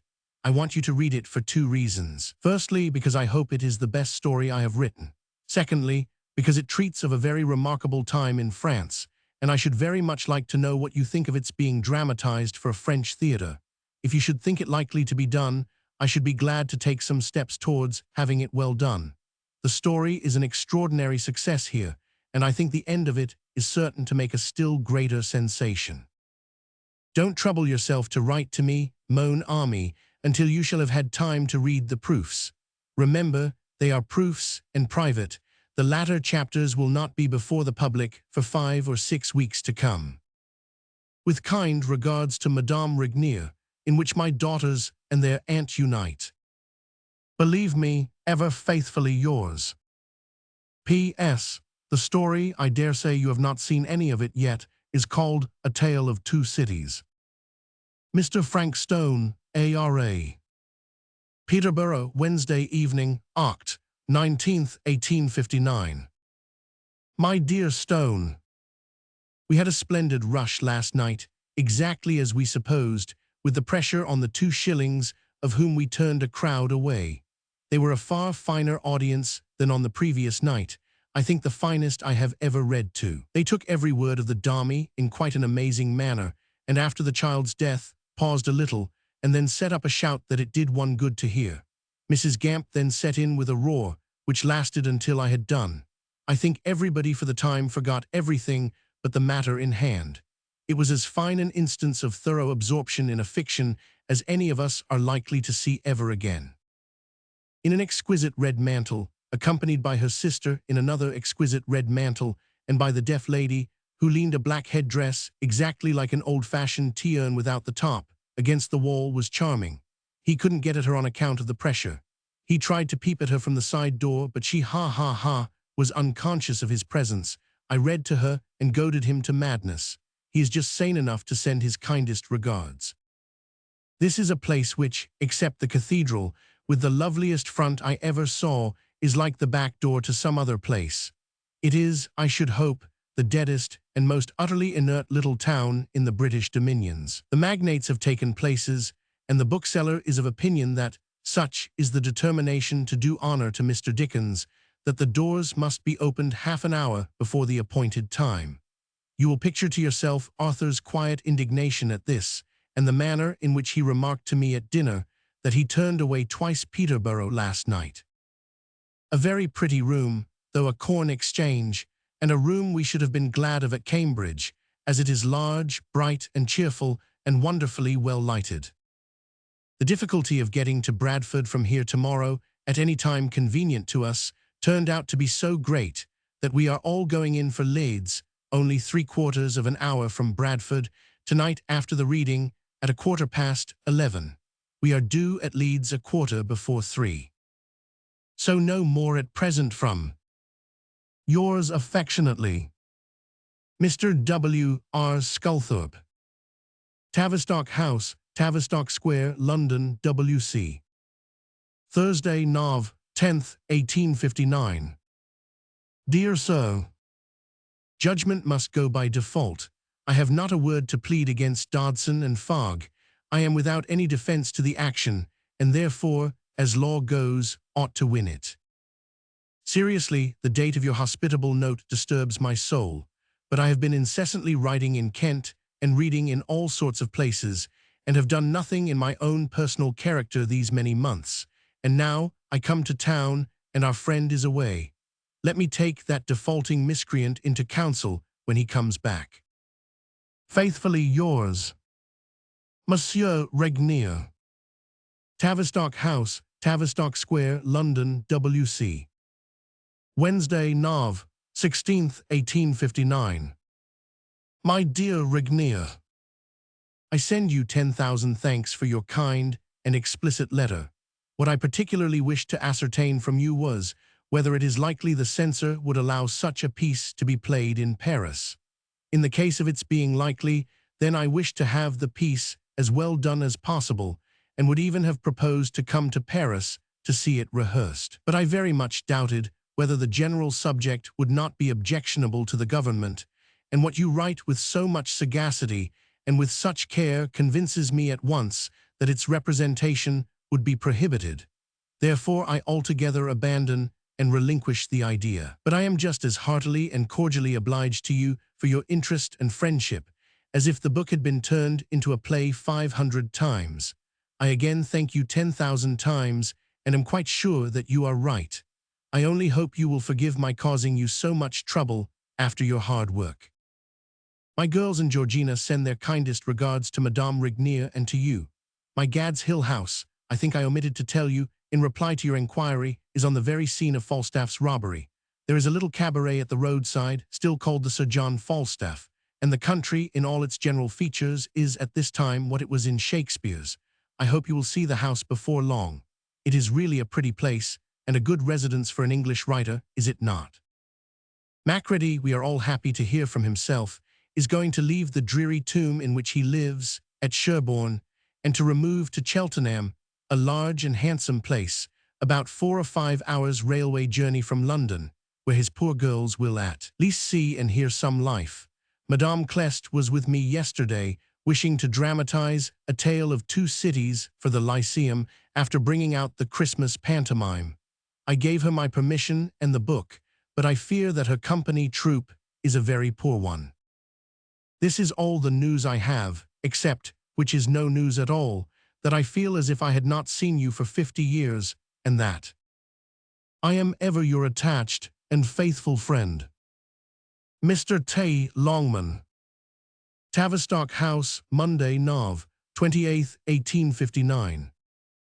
My dear Longman, I am very anxious to present to you, with the earnest hope that you will hold him in your remembrance, young Mr. Marcus Stone, son of poor Frank Stone, who died suddenly but a little week ago. You know, I dare say, what a start this young man made in the last exhibition, and what a favorable notice his picture attracted. He wishes to make an additional opening for himself in the illustration of books. He is an admirable draftsman, has a most dexterous hand, a charming sense of grace and beauty, and a capital power of observation. These qualities in him I know well of my own knowledge. He is in all things modest, punctual, and right, and I would answer for him, if it were needful, with my head. If you will put anything in his way, you will do it a second time, I am certain. Faithfully yours always. 1860. Narrative. This winter was the last spent at Tavistock House. Charles Dickens had for some time been inclining to the idea of making his home altogether at Gad's Hill, giving up his London house, and taking a furnished house for the sake of his daughters for a few months of the London season. And as his daughter Kate was to be married this summer to Mr. Charles Collins, this intention was confirmed and carried out. He made arrangements for the sale of Tavistock House to Mr. Davis, a Jewish gentleman, and he gave up possession of it in September. Up to this time, Gad's Hill had been furnished merely as a temporary summer residence, pictures, library, and all best furniture being left in the London house. He now set about beautifying and making Gad's Hill thoroughly comfortable and homelike. And there was not a year afterwards, up to the year of his death, that he did not make some addition or improvement to it. He also furnished, as a private residence, a sitting room and some bedrooms at his office in Wellington Street, to be used, when there was no house in London, as occasional town quarters by himself, his daughter, and sister-in-law. He began in this summer his occasional papers for all the year round, which he called The Uncommercial Traveller, and which were continued at intervals in his journal until 1869. In the autumn of this year he began another story, to be published weekly in all the year round. The letter to Mr. Forster which we give tells him of this beginning and gives him the name of the book. The first number of Great Expectations appeared on the 1st December. The Christmas number, this time, was written jointly by himself and Mr. Wilkie Collins. The scene was laid at Clovelly, and they made a journey together into Devonshire and Cornwall for the purpose of this story in November. The letter to Sir Edward Bulwer Lytton is, unfortunately, the only one we have as yet been able to procure. The present Lord Lytton, the Viceroy of India, has kindly endeavoured to help us even during his absence from England, but it was found to be impossible, without his own assistance, to make the necessary search among his father's papers. And he has promised us that, on his return, he will find and lend to us many letters from Charles Dickens, which are certainly in existence, to his distinguished fellow-writer and great friend. We hope, therefore, it may be possible for us at some future time to be able to publish these letters, as well as those addressed to the present Lord Lytton, when he was Mr. Robert Lytton, otherwise Owen Meredith, and frequent contributor to Household Words and All the Year Round. We have the same hope with regard to letters addressed to Sir Henry Layard, at present ambassador at Constantinople, which, of course, for the same reason, cannot be lent to us at the present time. We give a letter to Mr. Forster on one of his books on the Commonwealth, The Impeachment of the 5 Members, which, as with other letters which we are glad to publish on the subject of Mr. Forster's own works, was not used by himself for obvious reasons. A letter to his daughter Mamie, who, after her sister's marriage, paid a visit with her dear friends the White family to Scotland, where she had a serious illness, introduces a recent addition to the family, who became an important member of it, and one to whom Charles Dickens was very tenderly attached, her little white Pomeranian dog, Mrs. Bouncer, so called after the celebrated lady of that name in Box and Cox. It is quite necessary to make this formal introduction of the little pet animal, who lived to be a very old dog and died in 1874, because future letters to his daughter contain constant references and messages to Mrs. Bouncer, which would be quite unintelligible without this explanation. Boy, also referred to in this letter, was his daughter's horse. The little dog and the horse were gifts to Mamie Dickens from her friends Mr. and Mrs. Arthur Smith, and the sister of the latter, Miss Crawford. Mr. W. C. Macready. Tavistock House, Monday, Jan. 2nd, 1860. My dearest Macready, a happy new year to you, and many happy years. I cannot tell you how delighted I was to receive your Christmas letter, or with what pleasure I have received Forster's emphatic accounts of your health and spirits. But when was I ever wrong? And when did I not tell you that you were an impostor in pretending to grow older as the rest of us do, and that you had a secret of your own for reversing the usual process? It happened that I read at Cheltenham a couple of months ago, and that I have rarely seen a place that so attracted my fancy. I had never seen it before. Also, I believe the character of its people to have greatly changed for the better.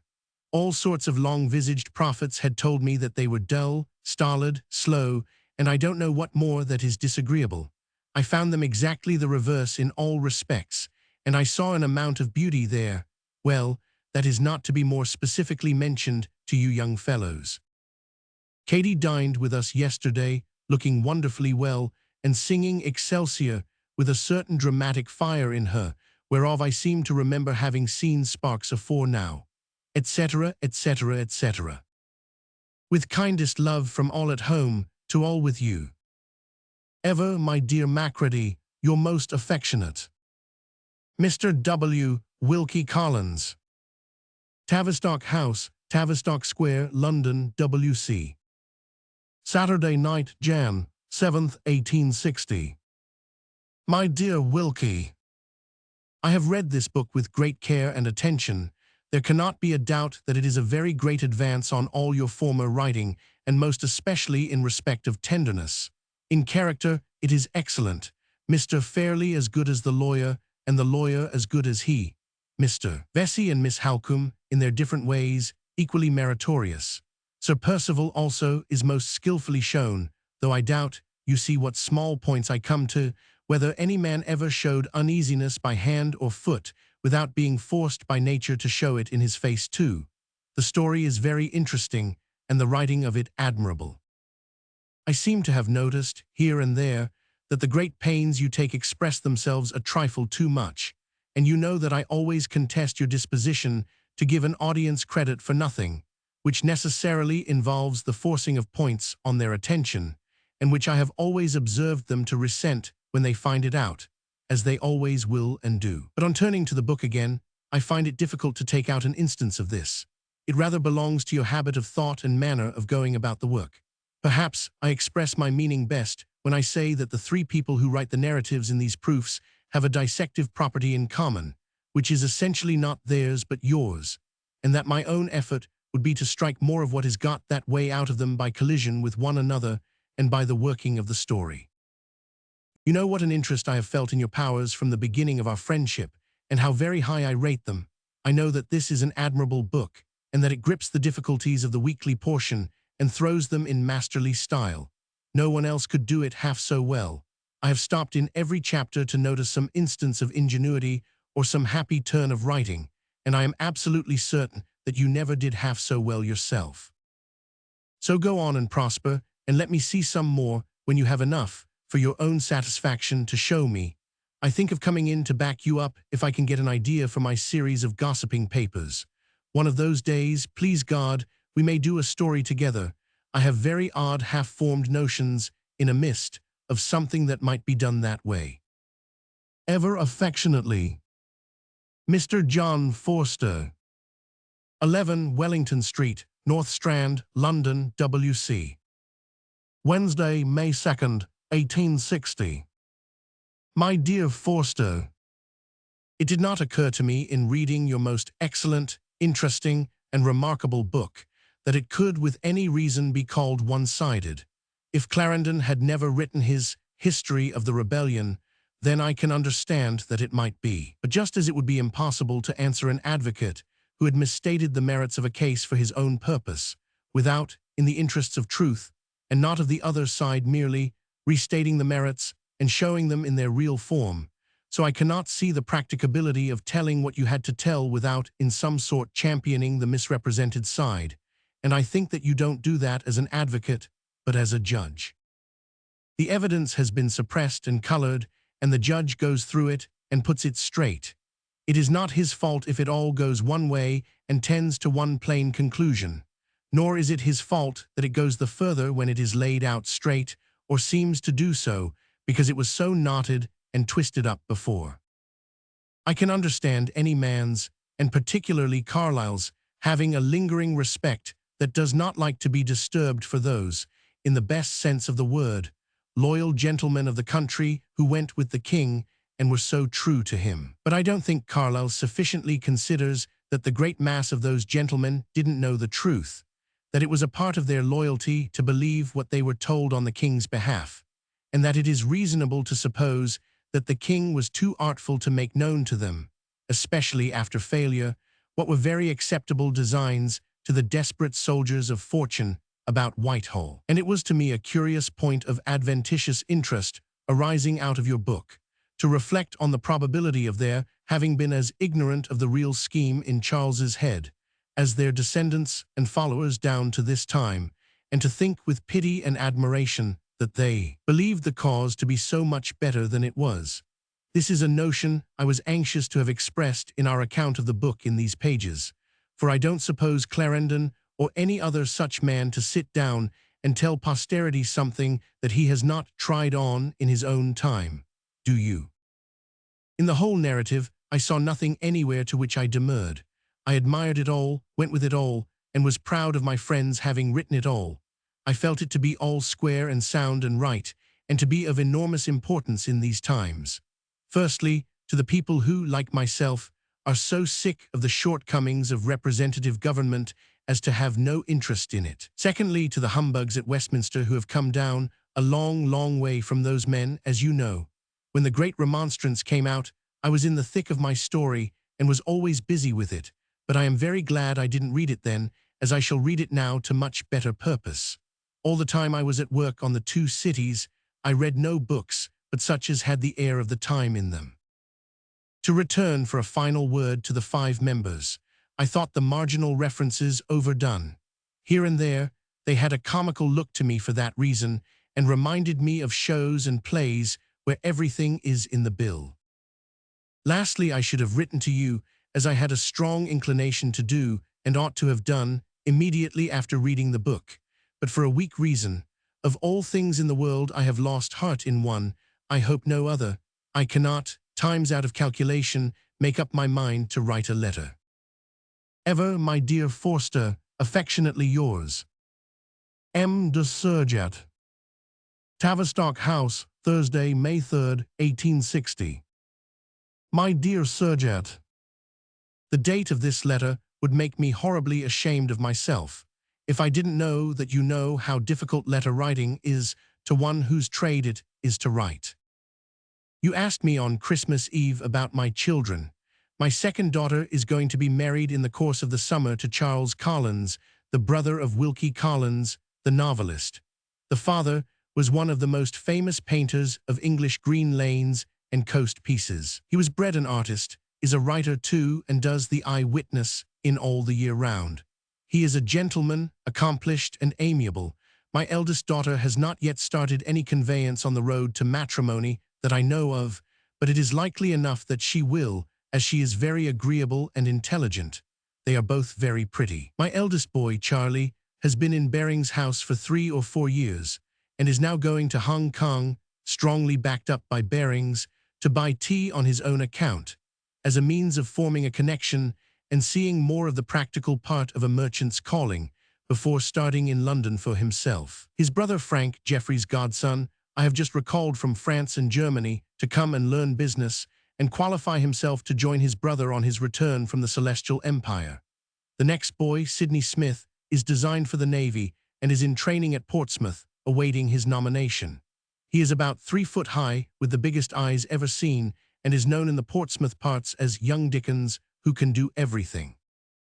Another boy is at school in France. The youngest of all has a private tutor at home. I have forgotten the second in order, who is in India. He went out as ensign of a non-existent native regiment, got attached to the 42nd Highlanders, one of the finest regiments in the Queen's service, has remained with them ever since, and got made a lieutenant by the chances of the rebellious campaign. Before he was 18, Miss Hogarth, always Miss Hogarth, is the guide, philosopher, and friend of all the party, and a very close affection exists between her and the girls.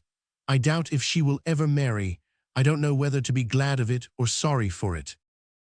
I have laid down my pen and taken a long breath after writing this family history. I have also considered whether there are any more children, and I don't think there are. If I should remember 2 or 3 others presently, I will mention them in a postscript. We think Townshend looking a little the worse for the winter, and we perceive Bully to be decidedly old upon his legs and of a most diabolical turn of mind. When they first arrived, the weather was very dark and cold, and kept them indoors. It has since turned very warm and bright, but with a dusty and sharp east wind. They are still kept indoors by this change, and I begin to wonder what change will let them out. Townshend dines with us every Sunday. You may be sure that we always talk of you and yours, and drink to you heartily. Public matters here are thought to be rather improving, the deep mistrust of the gentleman in Paris being counteracted by the vigorous state of preparation into which the nation is getting. You will have observed, of course, that we establish a new defaulter in respect of some great trust, about once a quarter. The last one, the cashier of a city bank, is considered to have distinguished himself greatly, $250,000 of money being high game. No, my friend, I have not shouldered my rifle yet, but I should do so on more pressing occasion. Every other man in the row of men I know, if they were all put in a row, is a volunteer, though. There is a tendency rather to overdo the wearing of the uniform, but that is natural enough in the case of the youngest men. The turnout is generally very creditable indeed. At the ball they had, in a perfectly unventilated building, their new leather belts and pouches smelt so fearfully that it was, as my eldest daughter said, like shoemaking in a great prison. She consequently distinguished herself by fainting away in the most inaccessible place in the whole structure, and being brought out, horizontally, by a file of volunteers, like some slain daughter of Albion whom they were carrying into the street to rouse the indignant valor of the populace. Lord, my dear Surjet, when I turn to that page of your letter where you write like an ancient sage in whom the fire has paled into a meek-eyed state of coolness and virtue, I half laugh and half cry, you sort of hermit, Beau, get out. With this comes my love and all our loves to you and Mrs. Surjet and your daughter. I add my special and particular to the sweet, singing cousin. When shall you and I meet, and where? Must I come to see Townshend? I begin to think so. Ever, my dear Surjet, your affectionate and faithful Sir Edward Bulwer Lytton. Gad's Hill, Tuesday, June 5th, 1860.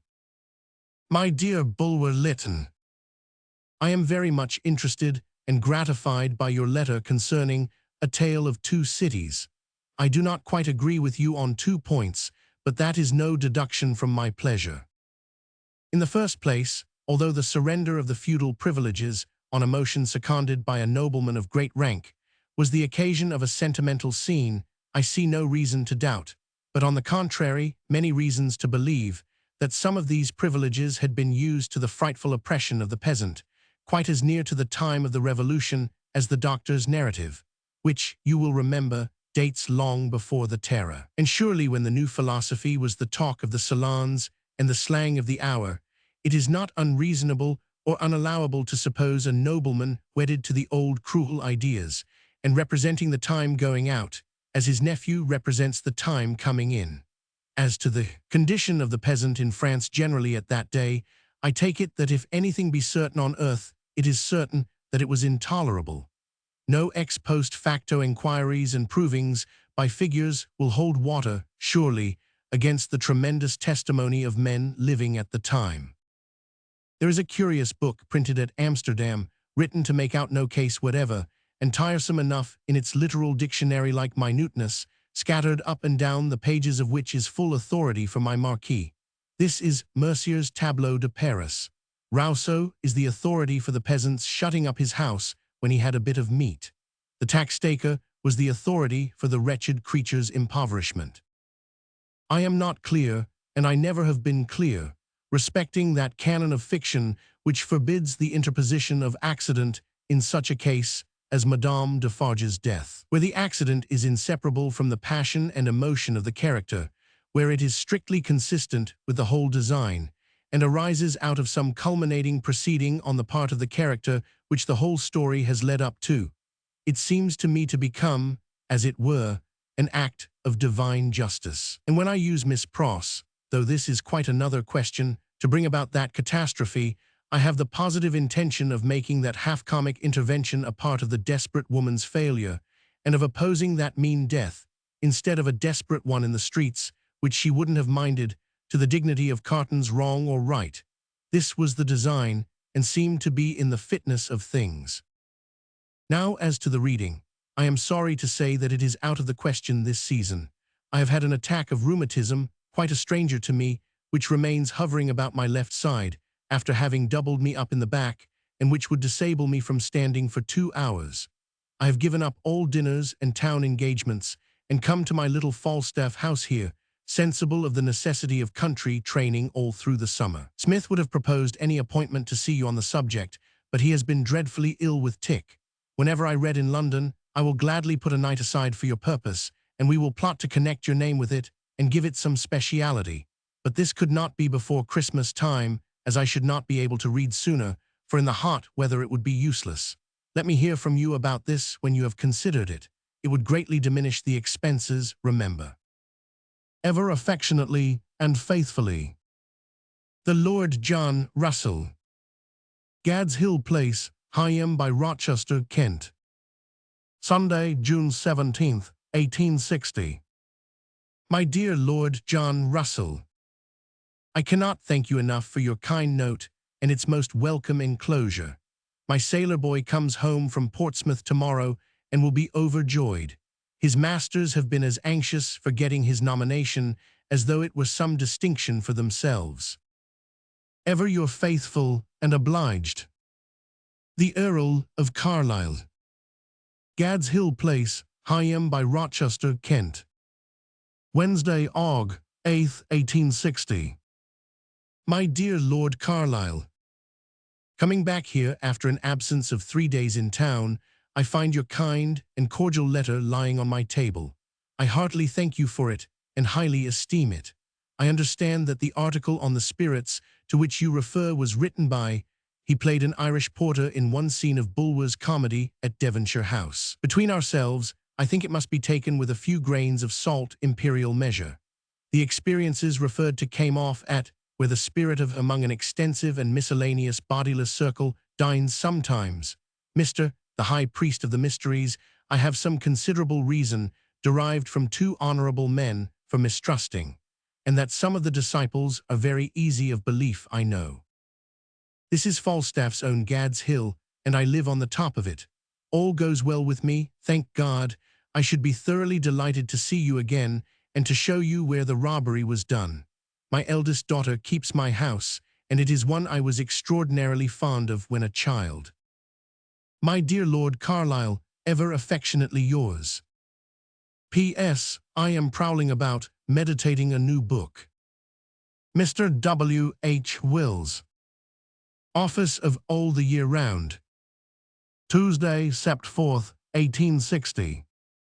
My dear Wills, your description of your sea castle makes your room here look uncommonly dusty. Likewise the costermongers in the street outside, and the one customer, drunk, with his head on the table, in the Crown Coffee House over the way in York Street, have an earthy, and as I may say, a landlubberly aspect.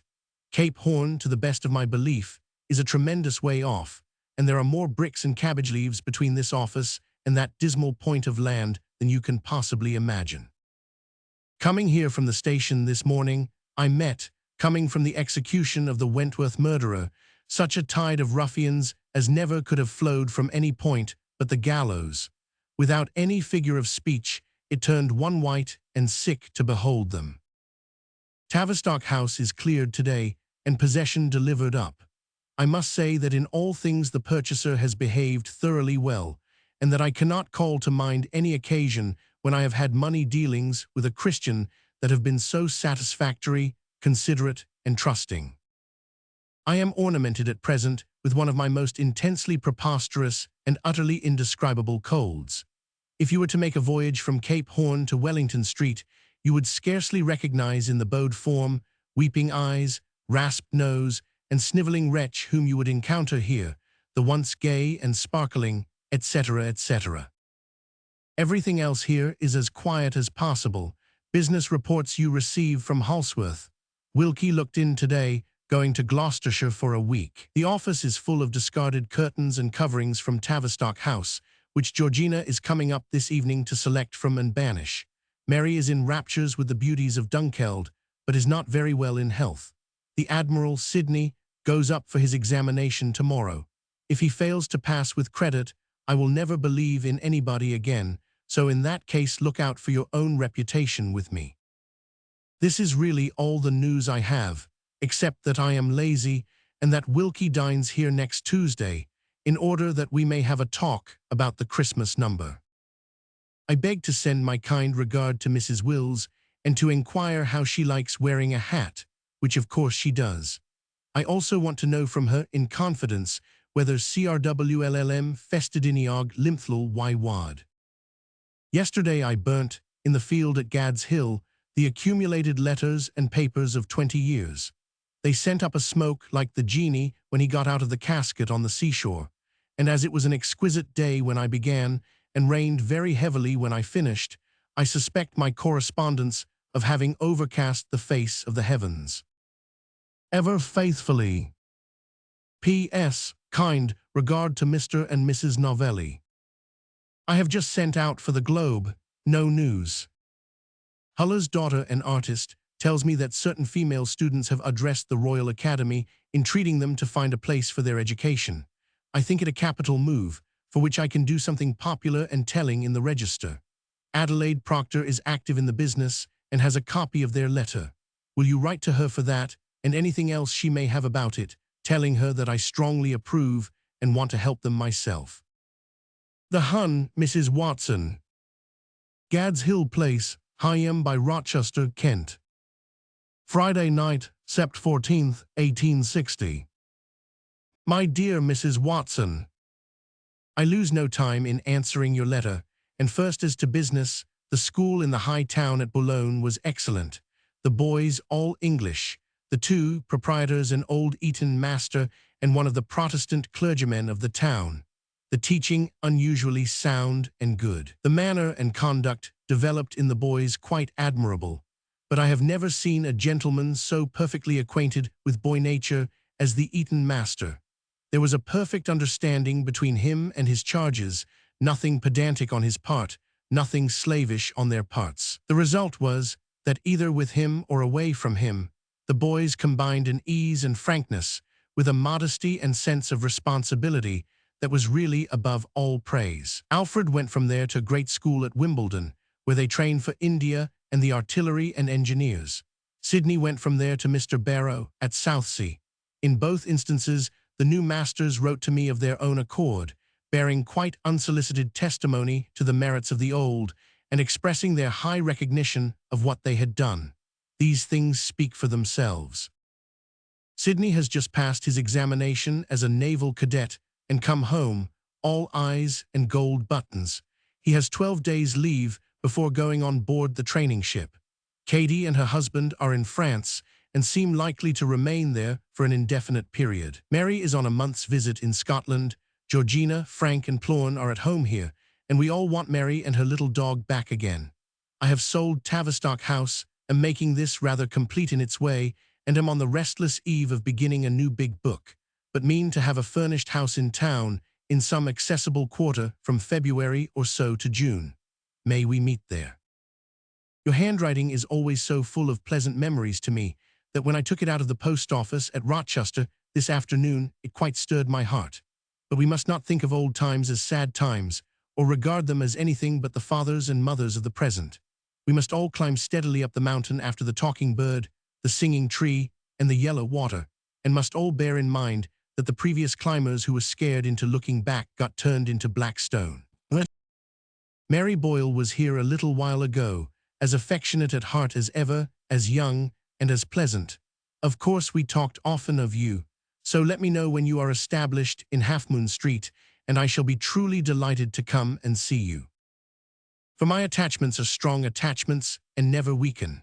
In right of bygones, I feel as if all Northamptonshire belonged to me, as all Northumberland did to Lord Bateman in the ballad. In memory of your warming your feet at the fire in that waste of a waiting room when I read at Brighton, I have ever since taken that watering place to my bosom as I never did before. And you and Switzerland are always one to me and always inseparable. Charlie was heard of yesterday from Shanghai, going to Japan, intending to meet his brother Walter at Calcutta and having an idea of beguiling the time between whiles by asking to be taken as an amateur with the English-Chinese forces. Everybody caressed him and asked him everywhere, and he seemed to go. With kind regards, my dear Mrs. Watson. Ever affectionately yours, Mr. Edmund Yates. Gad's Hill Place, Higham by Rochester, Kent. Sunday, Sept. 23rd, 1860. On the death of his mother. My dear E.Y., I did not write to you in your bereavement, because I knew that the girls had written to you, and because I instinctively shrunk from making a form of what was so real. You knew what a loving and faithful remembrance I always had of your mother as a part of my youth, no more capable of restoration than my youth itself. All the womanly goodness, grace, and beauty of my drama went out with her. To the last, I never could hear her voice without emotion. I think of her as of a beautiful part of my own youth, and this dream that we are all dreaming seems to darken. But it is not to say this that I write now. It comes to the point of my pen in spite of me. Holding up the mirror is in next week's number. I have taken out all this funeral part of it, not because I disliked it, for indeed I thought it the best part of the paper, but because it rather grated on me, going over the proof at that time, as a remembrance that would be better reserved a little while. Also because it made rather a mixture of yourself as an individual, with something that does not belong or attach to you as an individual. You can have the MS, and as a part of a paper describing your own juvenile remembrances of a theatre, there it is, needing no change or adaptation. Ever faithfully, Miss Dickens. Gad's Hill Place, Higham by Rochester, Kent. Sunday, Sept. 23rd, 1860. My dearest Mamie, if you had been away from us and ill with anybody in the world but our dear Mrs. White, I should have been in a state of the greatest anxiety and uneasiness about you. But as I know it to be impossible that you could be in kinder or better hands, I was not in the least restless about you, otherwise than as it grieved me to hear of my poor dear girls suffering such pain. I hope it is over now for many a long day, and that you will come back to us 1,000 times better in health than you left us. Don't come back too soon. Take time and get well restored. There is no hurry, the house is not near to rights yet, and though we all want you, and though Boy wants you, we all, including Boy, deprecate a fatiguing journey being taken too soon. As to the carpenters, they are absolutely maddening. They are always at work, yet never seem to do anything. Lily was down on Friday and said, his eye fixed on Maidstone and rubbing his hand to conciliate his moody employer, that he didn't think there would be very much left to do after Saturday, the 29th. I didn't throw him out of the window. Your aunt tells you all the news and leaves me no chance of distinguishing myself, I know. You have been told all about my brackets in the drawing-room, all about the glass rescued from the famous stage wreck of Tavistock House, all about everything here and at the office. The office is really a success, as comfortable, cheerful, and private as anything of the kind can possibly be. I took the Admiral, but this you know too, no doubt, to Dollond's, the mathematical instrument makers, last Monday, to buy that part of his outfit. His sextant, which is about the size and shape of a cocked hat, on being applied to his eye, entirely concealed him. Not the faintest vestige of the distinguished officer behind it was perceptible to the human vision. All through the city, people turned round and stared at him with the sort of pleasure people take in a little model. We went on to Chatham this day week, in search of some big man-o'-war's man who should be under obligation to salute him, unfortunately found none. But this no doubt you know too, and all my news falls flat. I am driven out of my room by paint, and am writing in the best spare room. The whole prospect is excessively wet. It does not rain now, but yesterday it did tremendously, and it rained very heavily in the night. We are even muddy, and that is saying a great deal in this dry country of chalk and sand. Everywhere the corn is lying out and saturated with wet. The hops, nearly everywhere, look as if they had been burnt. In my mind's eye, I behold Mrs. Bouncer, still with some traces of her late anxiety on her faithful countenance, balancing herself a little unequally on her bow forelegs, pricking up her ears, with her head on one side, and slightly opening her intellectual nostrils. I send my loving and respectful duty to her. To dear Mrs. White, and to Clara, say anything from me that is loving and grateful. My dearest Mamie, ever and ever your most affectionate father. Miss Hogarth. Office of All the Year Round. Monday night, Sept. 24th, 1860. My dearest Georgie. At the Waterloo station we were saluted with "Hallo, here's Dickens," from divers naval cadets, and Sir Richard Bromley introduced himself to me, who had his cadet son with him, a friend of Sidney's.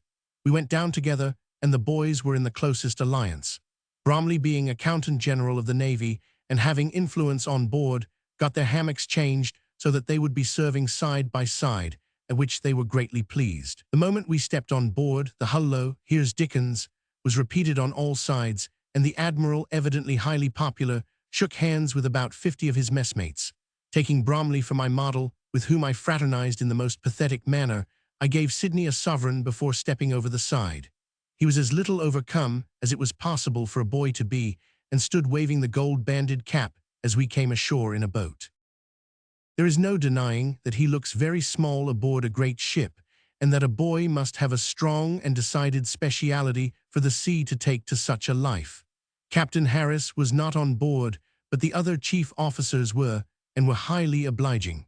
We went over the ship. I should say that there can be little or no individuality of address to any particular boy, but that they all tumble through their education in a crowded way. The Admiral's servant, I mean our Admiral's, had an idiotic appearance, but perhaps it did him injustice, a mahogany-faced marine by station.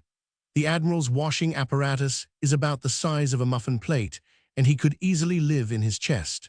The meeting with Bromley was a piece of great good fortune, and the dear old chap could not have been left more happily. Ever, my dearest Georgie, your most affectionate. Miss Power. Office of All the Year Round.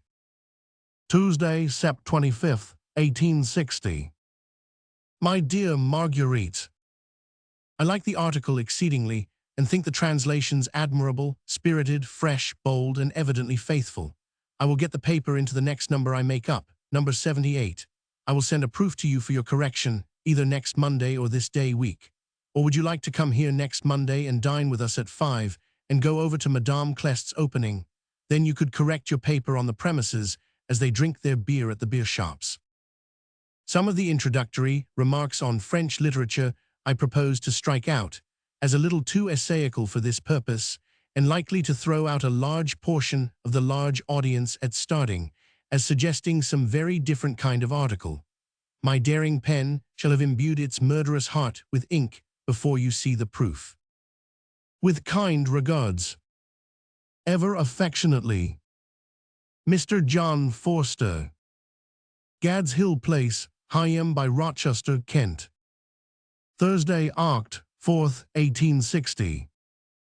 My dear Forster, it would be a great pleasure to me to come to you, an immense pleasure, and to sniff the sea I love from the shore, but I fear I must come down one morning and come back at night.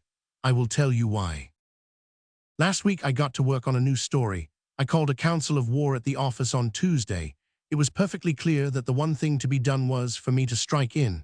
I have therefore decided to begin a story, the length of the tale of two cities, on the 1st of December, begin publishing, that is, I must make the most I can out of the book. When I come down, I will bring you the first 2 or 3 weekly parts.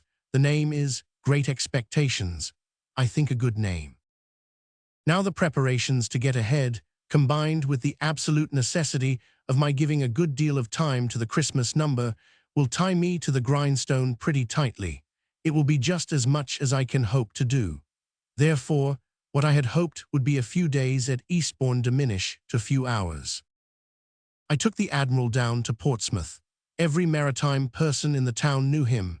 He seemed to know every boy on board the Britannia and was a tremendous favorite evidently. It was very characteristic of him that they good-naturedly helped him, he being so very small, into his hammock at night. But he couldn't rest in it on these terms, and got out again to learn the right way of getting in independently.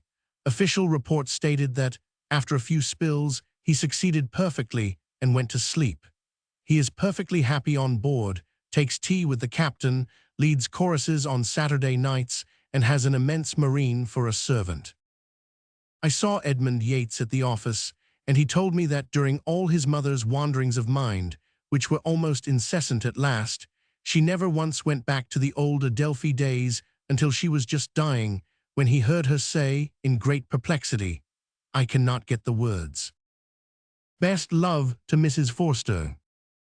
Ever, my dear Forster, affectionately. Mr. W. Wilkie Collins.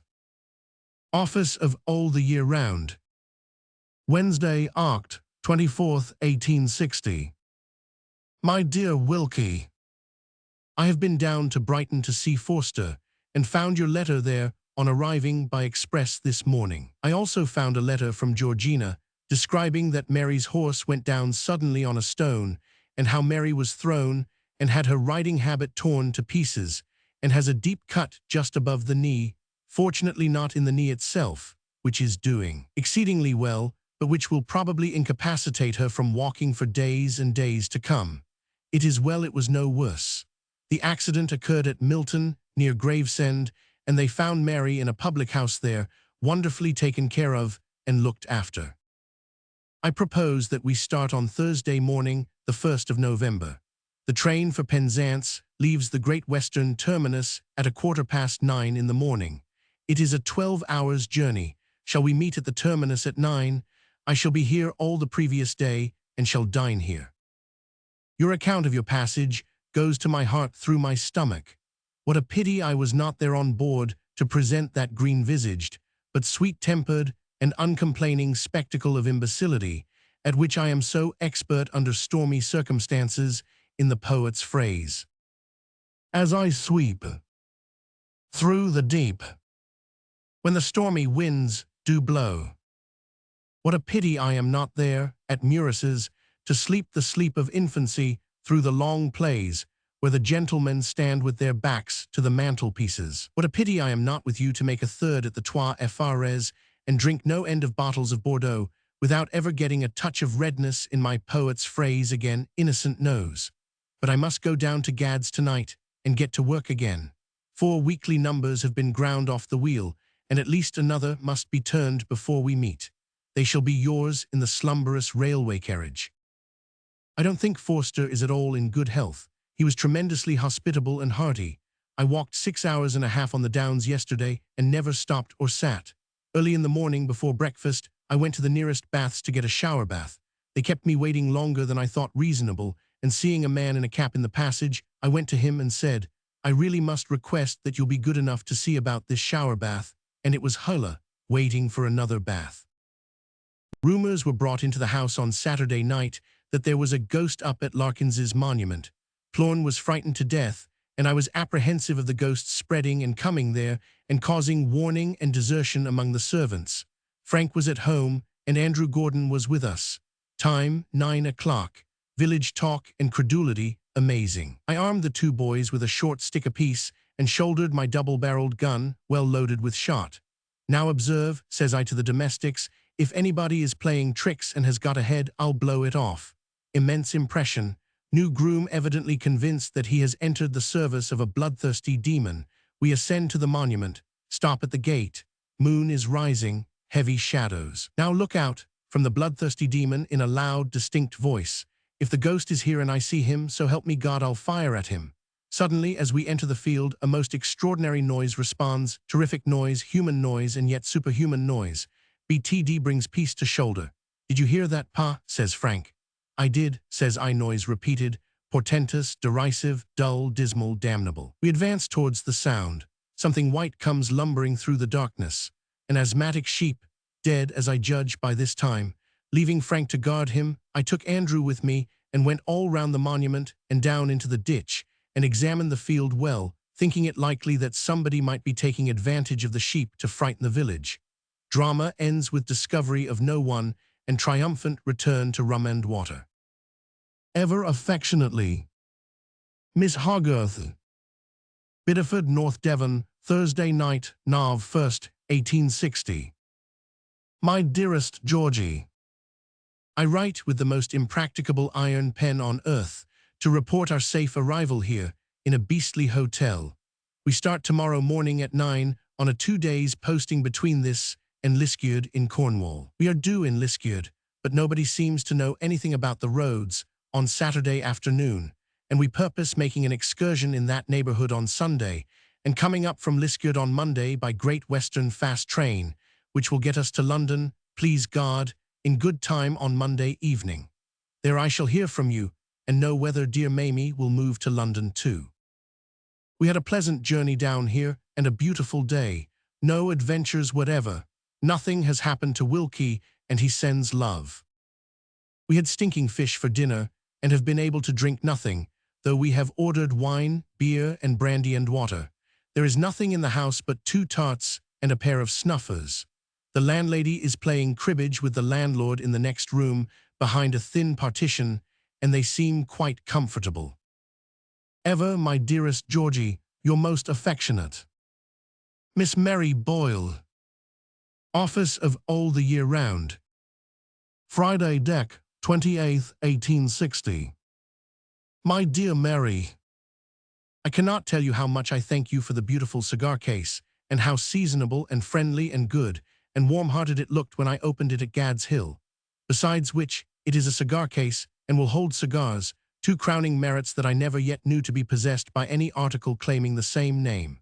For all of these reasons, but more than all because it comes from you, I love it, and send you 1,860 kisses, with 1 in for the new year. Both excellent stories and perfectly new. Your Joe swears that he never heard either, never a word or syllable of either, after he laughed at him this blessed day. I have no news, except that I am not quite well and am being doctored. Pray read Great Expectations. I think it is very droll. It is a very great success and seems universally liked, I suppose because it opens funnily and with an interest too. I pass my time here. I am staying here alone in working, taking physic, and taking a stall at a theatre every night. On Boxing Night, I was at Covent Garden. A dull pantomime was worked, as we say, better than I ever saw a heavy piece worked on a first night, until suddenly, and without a moment's warning, every scene on that immense stage fell over on its face and disclosed chaos by gaslight behind. There never was such a business. About 60 people who were on the stage being extinguished in the most remarkable manner. Not a soul was hurt. In the uproar, some mooncalf rescued a porter pot 6 feet high, out of which the clown had been drinking when the accident happened, and stood it on the cushion of the lowest proscenium box, P.S., beside a lady and gentleman who were dreadfully ashamed of it. The moment the house knew that nobody was injured, they directed their whole attention to this gigantic porter pot in its genteel position, the lady and gentleman trying to hide behind it, and roared with laughter. When a modest footman came from behind the curtain to clear it, and took it up in his arms like a Brobdingnagian baby, we all laughed more than ever we had laughed in our lives. I don't know why. We have had a fire here, but our people put it out before the parish engine arrived, like a drivelling perambulator, with the beadle in it, like an imbecile baby. Popular opinion, disappointed in the fire having been put out, snowballed the beadle. God bless it. Over the way at the Lyceum, there is a very fair Christmas piece, with 1 or 2 uncommonly well-done nigger songs, one remarkably gay and mad, done in the finale to a scene. Also a very nice transformation, though I don't know what it means.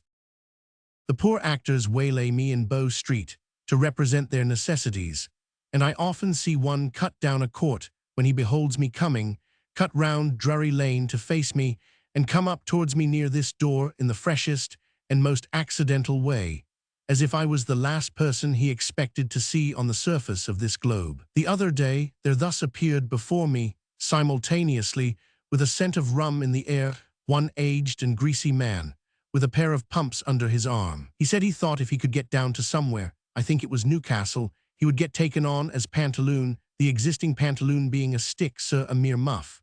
I observed that I was sorry times were so bad with him. Mr. Dickens, you know our profession, sir. No one knows it better, sir. There is no right feeling in it.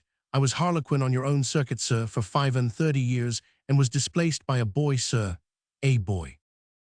So no more at present, except love to Mrs. Watson and Betty Prigg and all, from my dear Mary.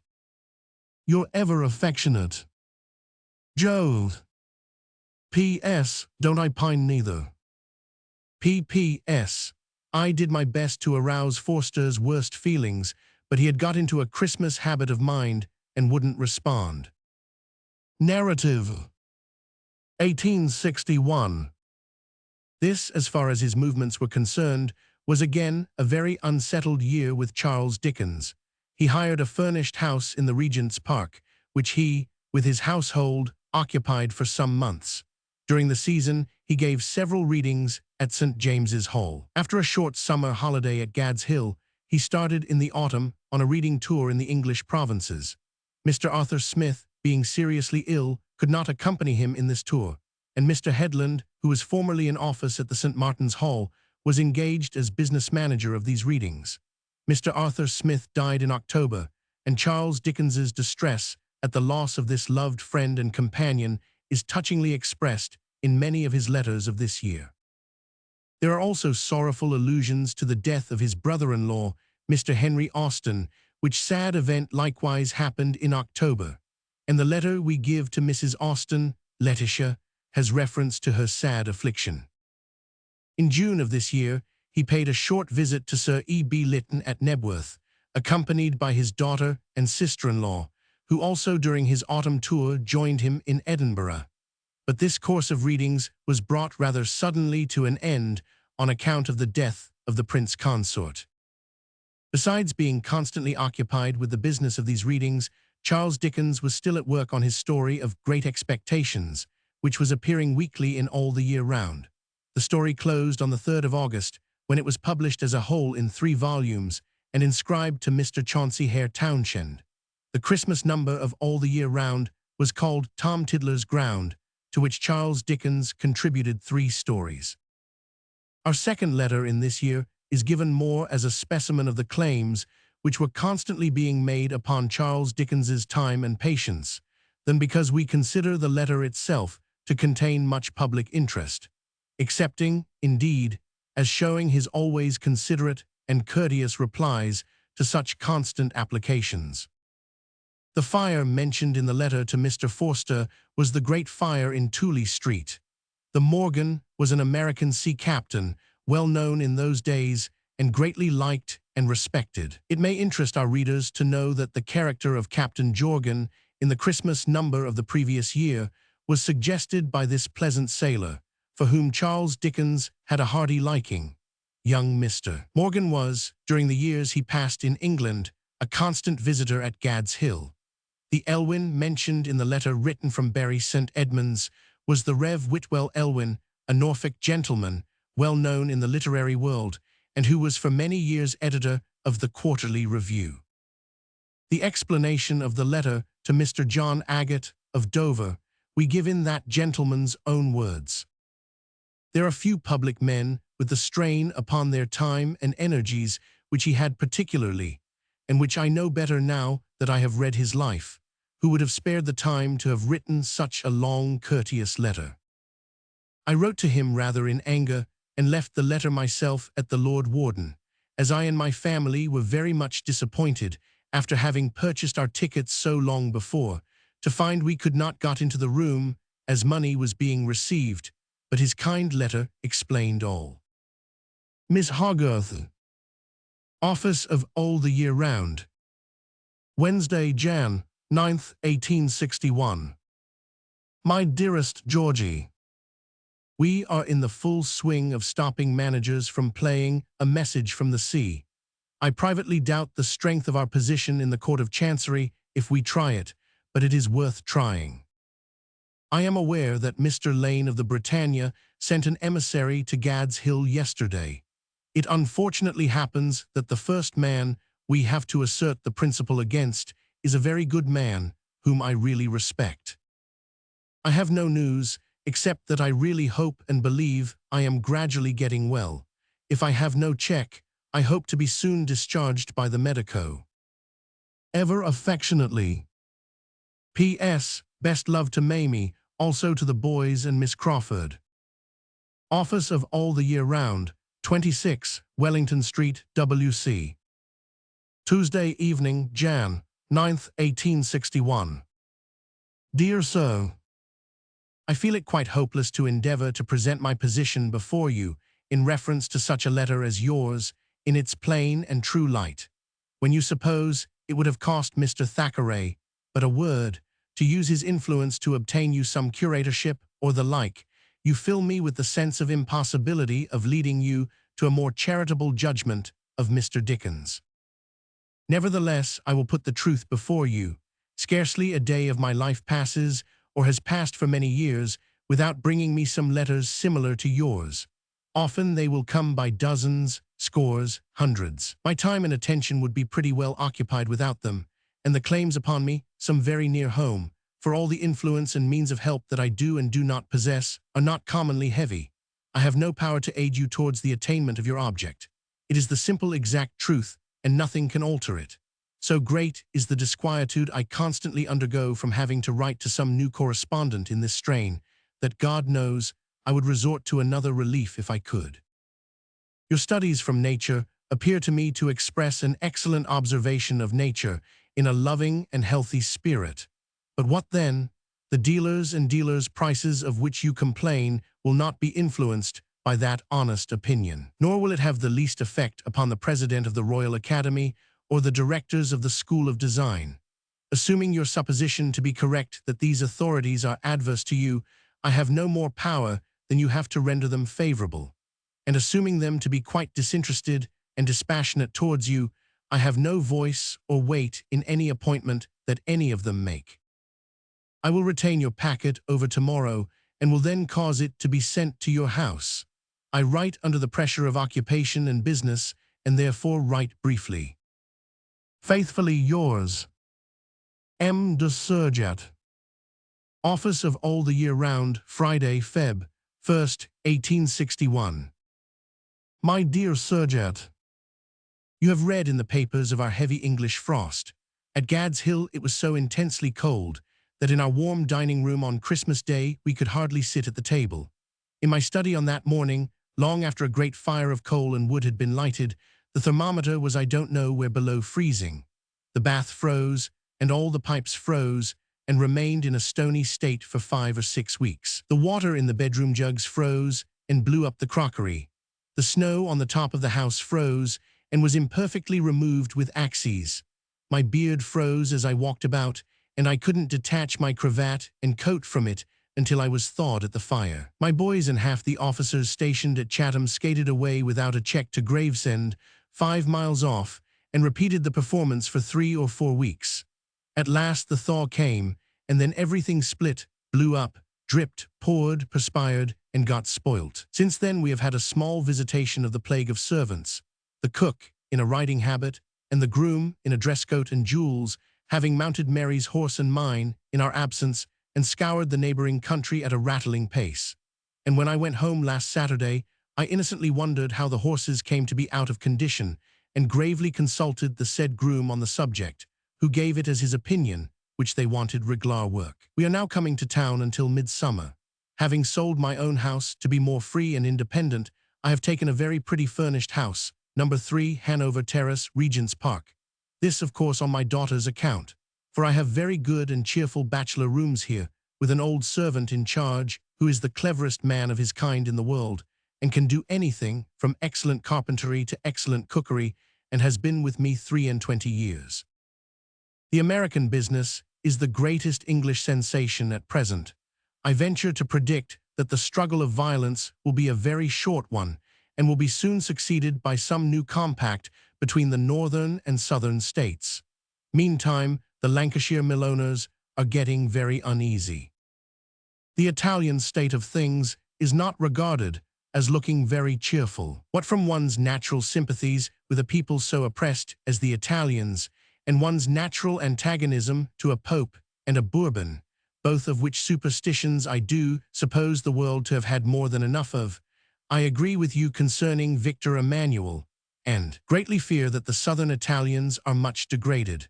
Still, an united Italy would be of vast importance to the peace of the world, and would be a rock in Louis Napoleon's way, as he very well knows. Therefore the idea must be championed, however much against hope. My eldest boy, just home from China, was descried by Townshend's Henry the moment he landed at Marseille, and was by him borne in triumph to Townshend's rooms. The weather was snowy, slushy, beastly, and Marseille was, as it usually is to my thinking, well-nigh intolerable. My boy could not stay with Townshend, as he was coming on by express train, but he says, I sat with him and saw him dine. He had a leg of lamb and a tremendous cold. That is the whole description I have been able to extract from him. This journal is doing gloriously, and Great Expectations is a great success. I have taken my third boy, Frank, Jeffrey's godson, into this office. If I am not mistaken, he has a natural literary taste and capacity, and may do very well with a chance so congenial to his mind, and being also entered at the bar. Dear me, when I have to show you about London, and we dine en garren at odd places, I shall scarcely know where to begin. Only yesterday I walked out from here in the afternoon, and thought I would go down by the Houses of Parliament. When I got there, the day was so beautifully bright and warm that I thought I would walk on by Millbank to see the river. I walked straight on for 3 miles on a splendid broad esplanade overhanging the Thames, with immense factories, railway works, and what not erected on it, and with the strangest beginnings and ends of wealthy streets pushing themselves into the very Thames. When I was a rower on that river, it was all broken ground and ditch, with here and there a public house or two, an old mill, and a tall chimney. I had never seen it in any state of transition, though I suppose myself to know this rather large city as well as anyone in it. Mr. E. M. Ward, R.A. 3 Hanover Terrace, Regent's Park. Saturday night, March 9th, 1861. My dear Ward, I cannot tell you how gratified I have been by your letter, and what a splendid recompense it is for any pleasure I am giving you. Such generous and earnest sympathy from such a brother artist gives me true delight. I am proud of it, believe me, and moved by it to do all the better. Ever faithfully yours, Mr. W. C. Macready. All the Year Round, Office, Tuesday, June 11th, 1861. My dearest Macready, there is little doubt, I think, of my reading at Cheltenham somewhere about November. I submit myself so entirely to Arthur Smith's arrangements for me that I express my sentiments on this head with modesty, but I think there is scarcely a doubt of my seeing you then. I have just finished my book of Great Expectations, and am the worse for wear. Neuralgic pains in the face have troubled me a good deal, and the work has been pretty close. But I hope that the book is a good book, and I have no doubt of very soon throwing off the little damage it has done me. What with Blondin at the Crystal Palace and Lottard at Leicester Square, we seem to be going back to barbaric excitements. I have not seen, and don't intend to see, the hero of Niagara, as the posters call him, but I have been beguiled into seeing Lottard, and it is at once the most fearful and most graceful thing I have ever seen done. Clara White, grown pretty, has been staying with us. I am sore afraid that the Times, by playing fast and loose with the American question, has very seriously compromised this country. The Americans northward are perfectly furious on the subject, and Motley the historian, a very sensible man, strongly English in his sympathies, assured me the other day that he thought the harm done very serious indeed, and the dangerous nature of the daily widening breach scarcely calculable. Kindest and best love to all. Wilkie Collins has just come in and sends best regard. Ever most affectionately, my dearest Macready. Mr. John Forster. Gad's Hill, Monday, July 1st, 1861. My dear Forster, you will be surprised to hear that I have changed the end of Great Expectations from an after Pip's return to Joe's, and finding his little likeness there. Bulwer, who has been, as I think I told you, extraordinarily taken by the book, so strongly urged it upon me after reading the proofs, and supported his views with such good reasons that I resolved to make the change. You shall have it when you come back to town. I have put in a very pretty piece of writing, and I have no doubt the story will be more acceptable through the alteration. I have not seen Bulwer's changed story. I brought back the first month with me, and I know the nature of his changes throughout, but I have not yet had the revised proofs. He was in a better state at Knebworth than I have ever seen him in all these years. A little weird occasionally regarding magic and spirits, but perfectly fair and frank under opposition. He was talkative, anecdotal, and droll, looked young and well, laughed heartily, and enjoyed some games we played with great zest. In his artist character and talk, he was full of interest and matter, but that he always is. Socially, he seemed to me almost a new man. I thoroughly enjoyed myself, and so did Georgina and Mary. The fire I did not see until the Monday morning, but it was blazing fiercely then, and was blazing hardly less furiously when I came down here again last Friday. I was here on the night of its breaking out. If I had been in London, I should have been on the scene, pretty surely. You will be perhaps surprised to hear that it is Morgan's conviction, his son was here yesterday, that the North will put down the South, and that speedily. In his management of his large business, he is proceeding steadily on that conviction. He says that the South has no money and no credit, and that it is impossible for it to make a successful stand. He may be all wrong, but he is certainly a very shrewd man, and he has never been, as to the United States, an enthusiast of any class. Poor Lord Campbell's seems to me as easy and good a death as one could desire. There must be a sweep of these men very soon, and one feels as if it must fall out like the breaking of an arch. One stone goes from a prominent place, and then the rest begin to drop. So one looks towards Brougham and Lyndhurst and Pollock. I will add no more to this, or I know I shall not send it, for I am in the first desperate laziness of having done my book, and think of offering myself to the village school as a live example of that vice for the edification of youth. Ever, my dear Forster, affectionately. The Hun, Mrs. Watson. Gad's Hill Place, Higham by Rochester, Kent. Monday, July 8, 1861.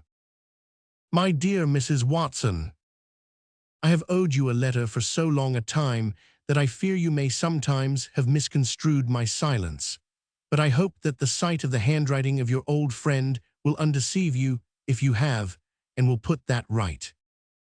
During the progress of my last story, I have been working so hard that very, very little correspondence, except enforced correspondence on business, has passed this pen, and now that I am free again, I devote a few of my first leisure moments to this note.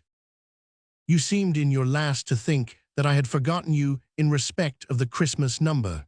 Not so at all. I discussed with them here where you were, how you were to be addressed, and the like, finally left the number in a blank envelope, and did not add the address to it until it would have been absurd to send you such stale bread. This was my fault, but this was all, and I should be so pained at heart if you supposed me capable of failing in my truth and cordiality, or in the warm remembrance of the time we have passed together, that perhaps I make more of it than you meant to do. My sailor boy is at home. I was going to write for the holidays, but I suppose I must substitute on leave. Under the new regulations, he must not pass out of the Britannia before December. The younger boys are all at school and coming home this week for the holidays. Mary keeps house, of course, and Katie and her husband surprised us yesterday and are here now. Charlie is holiday-making at Guernsey and Jersey. He has been for some time seeking a partnership in business and has not yet found one. The matter is in the hands of Mr. Bates, the managing partner in Baring's house, and seems as slow a matter to adjust itself as ever I looked on at. Georgina is, as usual, the general friend and confidant and factotum of the whole party. Your present correspondent read at St. James's Hall in the beginning of the season to perfectly astounding audiences, but finding that fatigue and excitement very difficult to manage in conjunction with a story, deemed it prudent to leave off reading in high tide and mid-career, the rather by reason of something like neuralgia in the face. At the end of October I begin again, and if you are at Brighton in November, I shall try to see you there. I deliver myself up to Mr. Arthur Smith, and I know it is one of the places for which he has put me down. This is all about me and mine, and next I want to know why you never come to Gad's Hill, and whether you are never coming. The stress I lay on these questions you will infer from the size of the following note of interrogation handwritten. I am in the constant receipt of news from Lausanne. Of Mary Boyle, I dare say you have seen and heard more than I have lately. Rumours occasionally reach me of her acting in every English shire incessantly, and getting in a harvest of laurels all the year round. Cavendish I have not seen for a long time, but when I did see him last, it was at Tavistock House, and we dined together jovially. Mention of that locality reminds me that when you do come here, you will see the pictures looking wonderfully better and more precious than they ever did in town. Brought together in country light and air, they really are quite a baby collection and very pretty. I direct this to Rockingham, supposing you to be there in this summer time. If you are as leafy in Northamptonshire as we are in Kent, you are greener than you have been for some years. I hope you may have seen a large-headed photograph with little legs, representing the undersigned, pen in hand, tapping his forehead to knock an idea out. It has just sprung up so abundantly in all the shops that I am ashamed to go about town looking in at the picture windows, which is my delight. It seems to me extraordinarily ludicrous, and much more like than the grave portrait done in earnest. It made me laugh when I first came upon it, until I shook again in open sunlighted Piccadilly. Pray be a good Christian to me, and don't be retributive in measuring out the time that shall pass before you write to me, and believe me ever, your affectionate and faithful Mr. W. Wilkie Collins. Office of All the Year Round. Wednesday, Aug. 28th, 1861. My dear Wilkie, I have been going to write to you ever since I received your letter from Whitby, and now I hear from Charlie that you are coming home, and must be addressed in the Rue Harley. Let me know whether you will dine here this day week at the usual 5. I am at present so addle-headed, having hard Wednesday work in Will's absence, that I can't write much. I have got the Copperfield reading ready for delivery, and am now going to blaze away at Nickleby, which I don't like half as well. Every morning I go in at these marks for 2 or 3 hours, and then collapse and do nothing whatever, counting as nothing much cricket and rounders. In my time that curious railroad by the Whitby Moor was so much the more curious that you were balanced against a counterweight of water, and that you did it like Blondin. But in these remote days, the one in of Whitby was up a backyard, and oyster-shell grottos were the only view from the best private room. Likewise, sir, I have posted to Whitby. Pity the sorrows of a poor old man. The sun is glaring in at these windows with an amount of ferocity insupportable by one of the landed interest, who lies upon his back with an imbecile hold on grass, from lunch to dinner. Feebleness of mind and head are the result. Ever affectionately. P.S. The boys have multiplied themselves by 50 daily, and have seemed to appear in hosts, especially in the hottest days, round all the corners at Gad's Hill. I call them the Prowlers, and each has a distinguishing name attached, derived from his style of prowling. Mr. Arthur Smith. Gad's Hill Place, Higham by Rochester, Kent. Tuesday, Sept. 3rd, 1861. My dear Arthur, I cannot tell you how sorry I am to receive your bad account of your health, or how anxious I shall be to receive a better one as soon as you can possibly give it. If you go away, don't you think in the main you would be better here than anywhere? You know how well you would be nursed, what care we should take of you, and how perfectly quiet and at home you would be until you become strong enough to take to the Medway. Moreover, I think you would be less anxious about the tour here than away from such association. I would come to Worthing to fetch you, I needn't say, and would take the most careful charge of you. I will write no more about this, because I wish to avoid giving you more to read than can be helped, but I do sincerely believe it would be at once your wisest and least anxious course. As to a long journey into Wales, or any long journey, it would never do. Nice is not to be thought of. It's dust, and its sharp winds, I know it well, towards October are very bad indeed. I send you the enclosed letters, firstly, because I have no circular to answer them with, and secondly, because I fear I might confuse your arrangements by interfering with the correspondence. I shall hope to have a word from you very soon. I am at work for the tour every day, except my town Wednesdays. Ever faithfully. P.S. Kindest regards from all. Mr. John Watkins. Gad's Hill Place, Higham by Rochester, Kent. Saturday night, Sept. 28, 1861. Dear Mr. Watkins, in reply to your kind letter, I must explain that I have not yet brought down any of your large photographs of myself, and therefore cannot report upon their effect here. I think the carts are all liked. A general howl of horror greeted the appearance of number 18, and a riotous attempt was made to throw it out of window. I calmed the popular fury by promising that it should never again be beheld within these walls. I think I mentioned to you when you showed it to me that I felt persuaded it would not be liked. It has a grim and wasted aspect, and perhaps might be made useful as a portrait of the ancient mariner. I feel that I owe you an apology for being innocently a difficult subject. When I once excused myself to Ari Scheffer while sitting to him, he received the apology as strictly his due and said with a vexed air, "At this moment, mon cher Dickens, you look more like an energetic Dutch admiral than anything else," for which I apologized again. In the hope that the pains you have bestowed upon me will not be thrown away, but that your success will prove of some use to you, believe me. Faithfully yours, Mr. Edmund Yates. Gad's Hill Place, Higham by Rochester, Kent. Sunday, Oct. 6th, 1861. After the death of Mr. Arthur Smith. My dear Edmund, coming back here today, I find your letter. I was so very much distressed last night in thinking of it all, and I find it so very difficult to preserve my composure when I dwell in my mind on the many times fast approaching when I shall sorely miss the familiar face, that I am hardly steady enough yet to refer to the readings like a man. But your kind reference to them makes me desirous to tell you that I took Headland, formerly of St. Martin's Hall, who has always been with us in London, to conduct the business, when I knew that our poor dear fellow could never do it, even if he had recovered strength to go, and that I consulted with himself about it when I saw him for the last time on earth, and that it seemed to please him, and he said, "We couldn't do better. Write to me before you come, and remember that I go to town Wednesday mornings. Ever faithfully, Miss Dickens. Office of All the Year Round.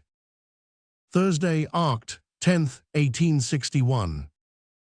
My dearest Mamie, I received your affectionate little letter here this morning and was very glad to get it. Poor dear Arthur is a sad loss to me, and indeed I was very fond of him, but the readings must be fought out, like all the rest of life. Ever your affectionate Mr. W. C. Macready. Gad's Hill Place, Higham by Rochester, Kent. Sunday, Oct. 13th, 1861. My dearest Macready, this is a short note, but the moment I know for certain what is designed for me at Cheltenham, I write to you in order that you may know it from me and not by chance from anyone else. I am to read there on the evening of Friday, the 3rd of January, and on the morning of Saturday, the 4th. As I have nothing to do on Thursday, the 2nd, but come from Leamington, I shall come to you, please God, for a quiet dinner that day. The death of Arthur Smith has caused me great distress and anxiety. I had a great regard for him, and he made the reading part of my life as light and pleasant as it could be made. I had hoped to bring him to see you, and had pictured to myself how amused and interested you would have been with his wonderful tact and consummate mastery of arrangement. But it's all over. I begin at Norwich on the 28th, and am going north in the middle of November. I am going to do Copperfield, and shall be curious to test its effect on the Edinburgh people. It has been quite a job so to piece portions of the long book together as to make something continuous out of it, but I hope I have got something varied and dramatic. I'm also, not to slight your book, going to do Nickleby at Mr. Squeers's. It is clear that both must be trotted out at Cheltenham. With kindest love and regard to all your house. Ever, my dearest Macready, your most affectionate. P.S. 4th edition of Great Expectations, almost gone. Miss Hogarth. Angel Hotel, Bury St. Edmunds. Wednesday, Oct. 13th, 1861. My dearest Georgie, I have just now received your welcome letter, and I hasten to report, having very little time, that we had a splendid haul last night, and that I think Nickleby tops all the readings. Somehow it seems to have got in it, by accident, exactly the qualities best suited to the purpose, and it went last night not only with roars, but with a general hilarity and pleasure that I have never seen surpassed. We are full here for tonight. Fancy this, last night at about 6, who should walk in but Elwyn. He was exactly in his usual state, only more demonstrative than ever, and had been driven in by some neighbors who were coming to the reading. I had tea up for him, and he went down at 7 with me to the dismal den where I dressed, and sat by the fire while I dressed, and was childishly happy in that great privilege. During the reading, he sat on a corner of the platform and roared incessantly. He brought in a lady and gentleman to introduce while I was undressing, and went away in a perfect and absolute rapture. Miss Hogarth. Royal Hotel, Norwich, Tuesday, Oct. 29th, 1861. I cannot say that we began well last night. We had not a good haul, and they were a very lumpish audience indeed. This did not tend to cheer the strangeness I felt in being without Arthur, and I was not at all myself. We have a large let for tonight, I think 250 stalls, which is very large, and I hope that both they and I will go better. I could have done perfectly last night if the audience had been bright, but they were an intent and staring audience. They laughed though very well, and the storm made them shake themselves again. But they were not magnetic, and the great big place was out of sorts somehow. Tomorrow I will write you another short note, however short. It is Nickleby and the trial tonight, Copperfield again tomorrow, a wet day here with glimpses of blue. I shall not forget Katie's health at dinner. A pleasant journey down. Ever, my dearest Georgie, your most affectionate. The same. The Great White Horse, Ipswich, Friday, Nov. 1st, 1861. I cannot quite remember in the whirl of travelling and reading whether or no I wrote you a line from Bury St. Edmunds, but I think and hope I did. We had a fine room there, and Copperfield made a great impression. At midday we go on to Colchester, where I shall expect the young Morgans. I sent a telegram on yesterday, after receiving your note, to secure places for them. The answer returned by telegraph was, no box seats left but on the 4th row. If they prefer to sit on the stage, for I read in the theatre, there being no other large public room, they shall. Meantime I have told John, who went forward this morning with the other men, to let the people at the inn know that if 3 travellers answering that description appear before my dinner time, they are to dine with me. Plorn's admission that he likes the school very much indeed is the great social triumph of modern times. I am looking forward to Sunday's rest at Gad's, and shall be down by the 10 o'clock train from town. I miss poor Arthur dreadfully. It is scarcely possible to imagine how much. It is not only that his loss to me socially is quite irreparable, but that the sense I used to have of compactness and comfort about me while I was reading is quite gone.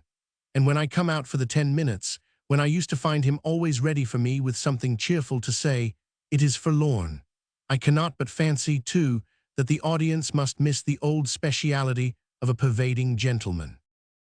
Nobody I know has turned up yet except Elwyn. I have had many invitations to all sorts of houses in all sorts of places, and have of course accepted them every one. Love to Mamie if she has come home, and to Bouncer if she has come, also Marguerite, who I hope is by this time much better. Ever, my dear Georgie, your most affectionate. Mrs. Henry Austen. Gad's Hill, Sunday, Nov. 3rd, 1861. Extract. I am heartily glad to hear that you have been out in the air, and I hope you will go again very soon and make a point of continuing to go. There is a soothing influence in the sight of the earth and sky, which God put into them for our relief when He made the world in which we are all to suffer and strive and die. I will not fail to write to you from many points of my tour, and if you ever want to write to me, you may be sure of a quick response, and may be certain that I am sympathetic and true. Ever affectionately, Miss Dickens. Fountain Hotel, Canterbury, windy night, Nov. 4th, 1861. My dearest Mamie, a word of report before I go to bed. An excellent house tonight, and an audience positively perfect. The greatest part of its stalls, and an intelligent and delightful response in them, like the touch of a beautiful instrument. Copperfield, wound up in a real burst of feeling and delight. Ever affectionately, Mr. John Agate. Lord Warden Hotel, Dover, Wednesday, Nov. 6th, 1861. Sir, I am exceedingly sorry to find, from the letter you have addressed to me, that you had just cause of complaint in being excluded from my reading here last night. It will now and then unfortunately happen when the place of reading is small, as in this case, that some confusion and inconvenience arise from the local agents overestimating, in perfect good faith and sincerity, the capacity of the room. Such a mistake, I am assured, was made last night, and thus all the available space was filled before the people in charge were at all prepared for that circumstance. You may readily suppose that I can have no personal knowledge of the proceedings of the people in my employment at such a time, but I wish to assure you very earnestly that they are all old servants, well acquainted with my principles and wishes, and that they are under the strongest injunction to avoid any approach to mercenary dealing, and to behave to all comers equally with as much consideration and politeness as they know I should myself display. The recent death of a much regretted friend of mine, who managed this business for me, and on whom these men were accustomed to rely in any little difficulty, caused them, I have no doubt, to feel rather at a loss in your case. Do me the favor to understand that under any other circumstances you would, as a matter of course, have been provided with any places whatever that could be found, without the smallest reference to what you had originally paid.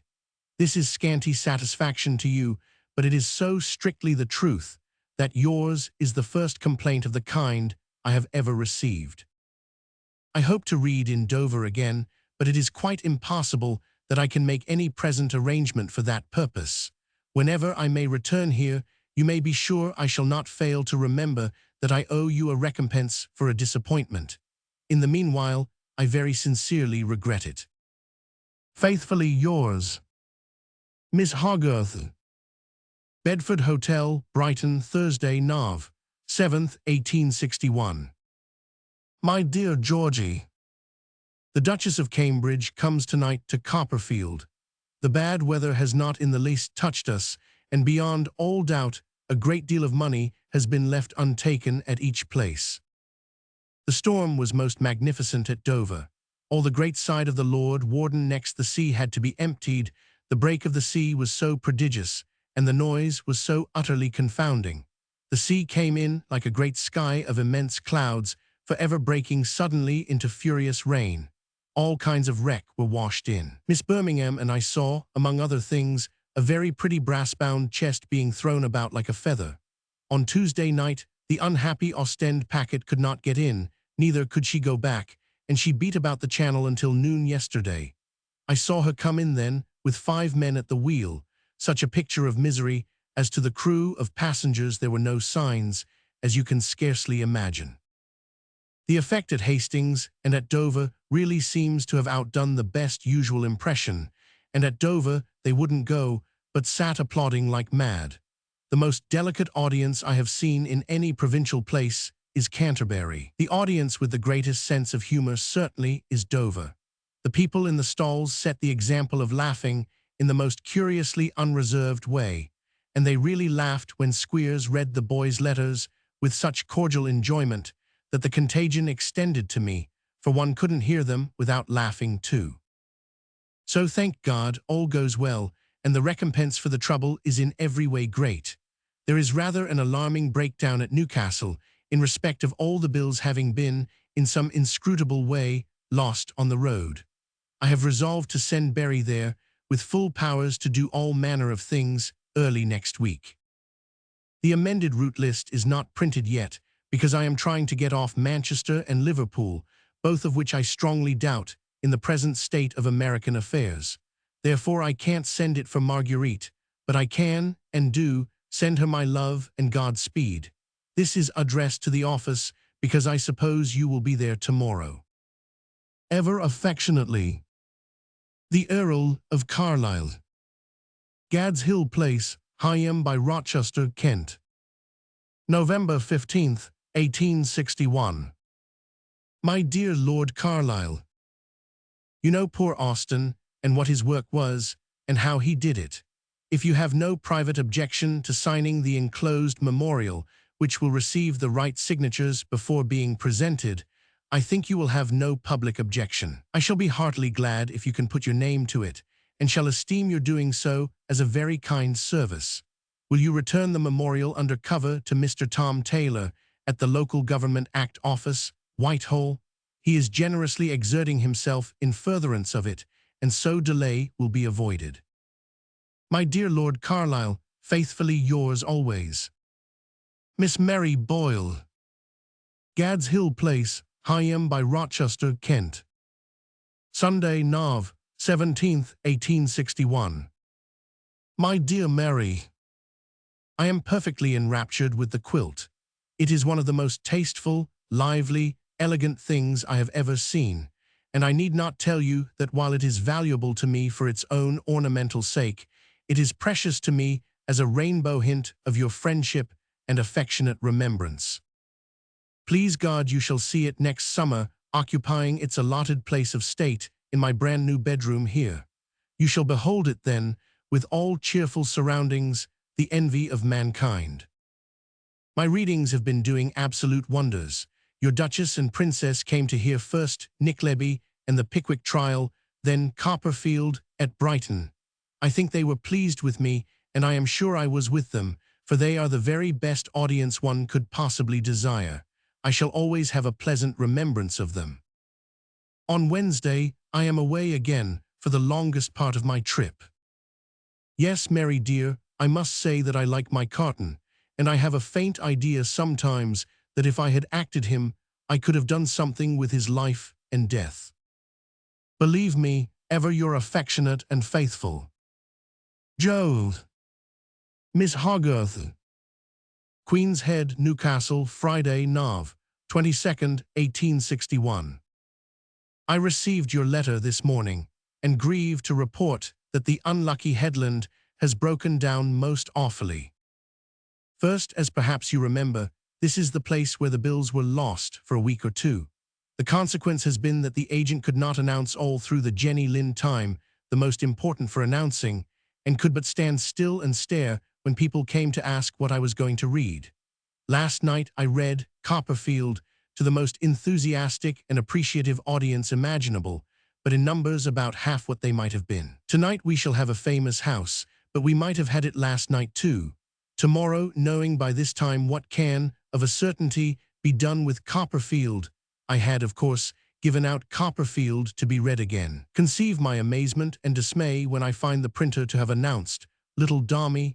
This, I declare, I had no more intention of reading than I had of reading an account of the solar system. And this, after a sensation last night, of a really extraordinary nature in its intensity and delight. Says the unlucky headland to this first head of misery, Johnson's mistake, Johnson being the printer. Second, I read at Edinburgh for the first time, observe the day, next Wednesday. Jenny Lind's concert at Edinburgh is tonight. This morning comes a frantic letter from the Edinburgh agent. I have no bills, no tickets. I lose all the announcement I would have made to hundreds upon hundreds of people tonight, all of the most desirable class, to be well informed beforehand. I can't announce what Mr. Dickens is going to read. I can answer no question. I have, upon my responsibility, put a dreary advertisement into the papers announcing that he is going to read so many times, and that particulars will shortly be ready, and I stand bound hand and foot. Johnson's mistake, says the unlucky Headland. Of course, I know that the man who never made a mistake in poor Arthur's time is not likely to be always making mistakes now, but I have written by this post to Wills to go to him and investigate. I have also detached Berry from here and have sent him on by train at a few minutes' notice to Edinburgh and then to Glasgow, where I have no doubt everything is wrong too. Glasgow we may save. Edinburgh I hold to be irretrievably damaged. If it can be picked up at all, it can only be at the loss of the 2 first nights, and by the expenditure of no end of spirits and force.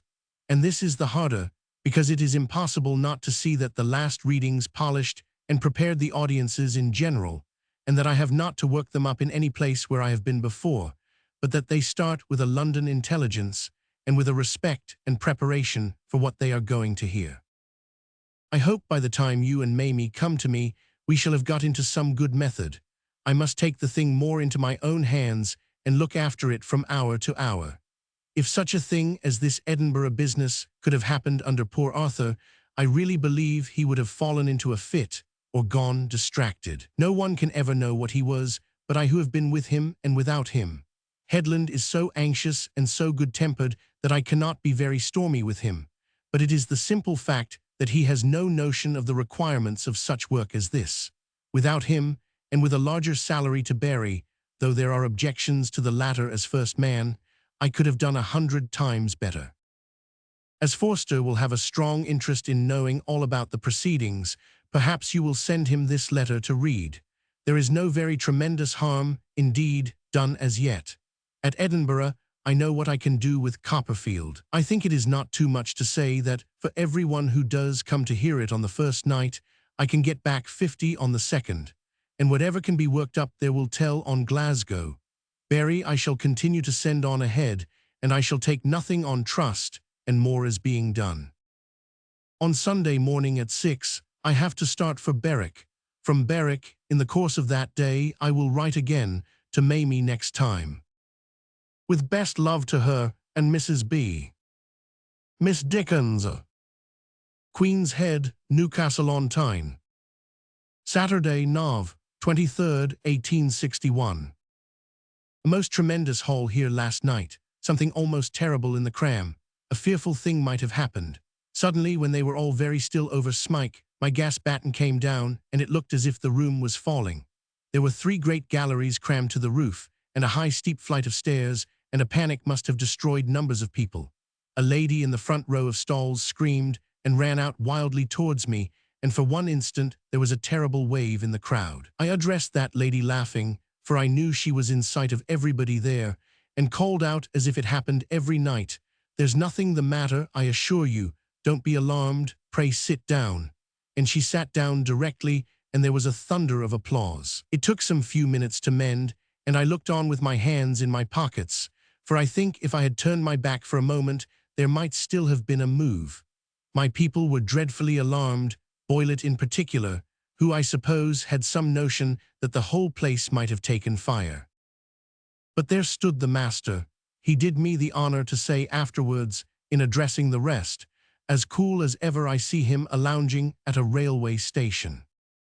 A telegram from Berry at Edinburgh yesterday evening to say that he had got the bills, and that they would all be up and dispersed yesterday evening under his own eyes.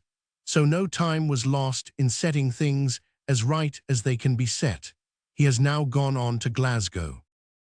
P.S. Duty to Mrs. Bouncer. Miss Hogarth. Berwick-on-Tweed, Monday, Nov. 25th, 1861. I write in a gale of wind, with a high sea running, to let you know that we go on to Edinburgh at 8:30 tomorrow morning.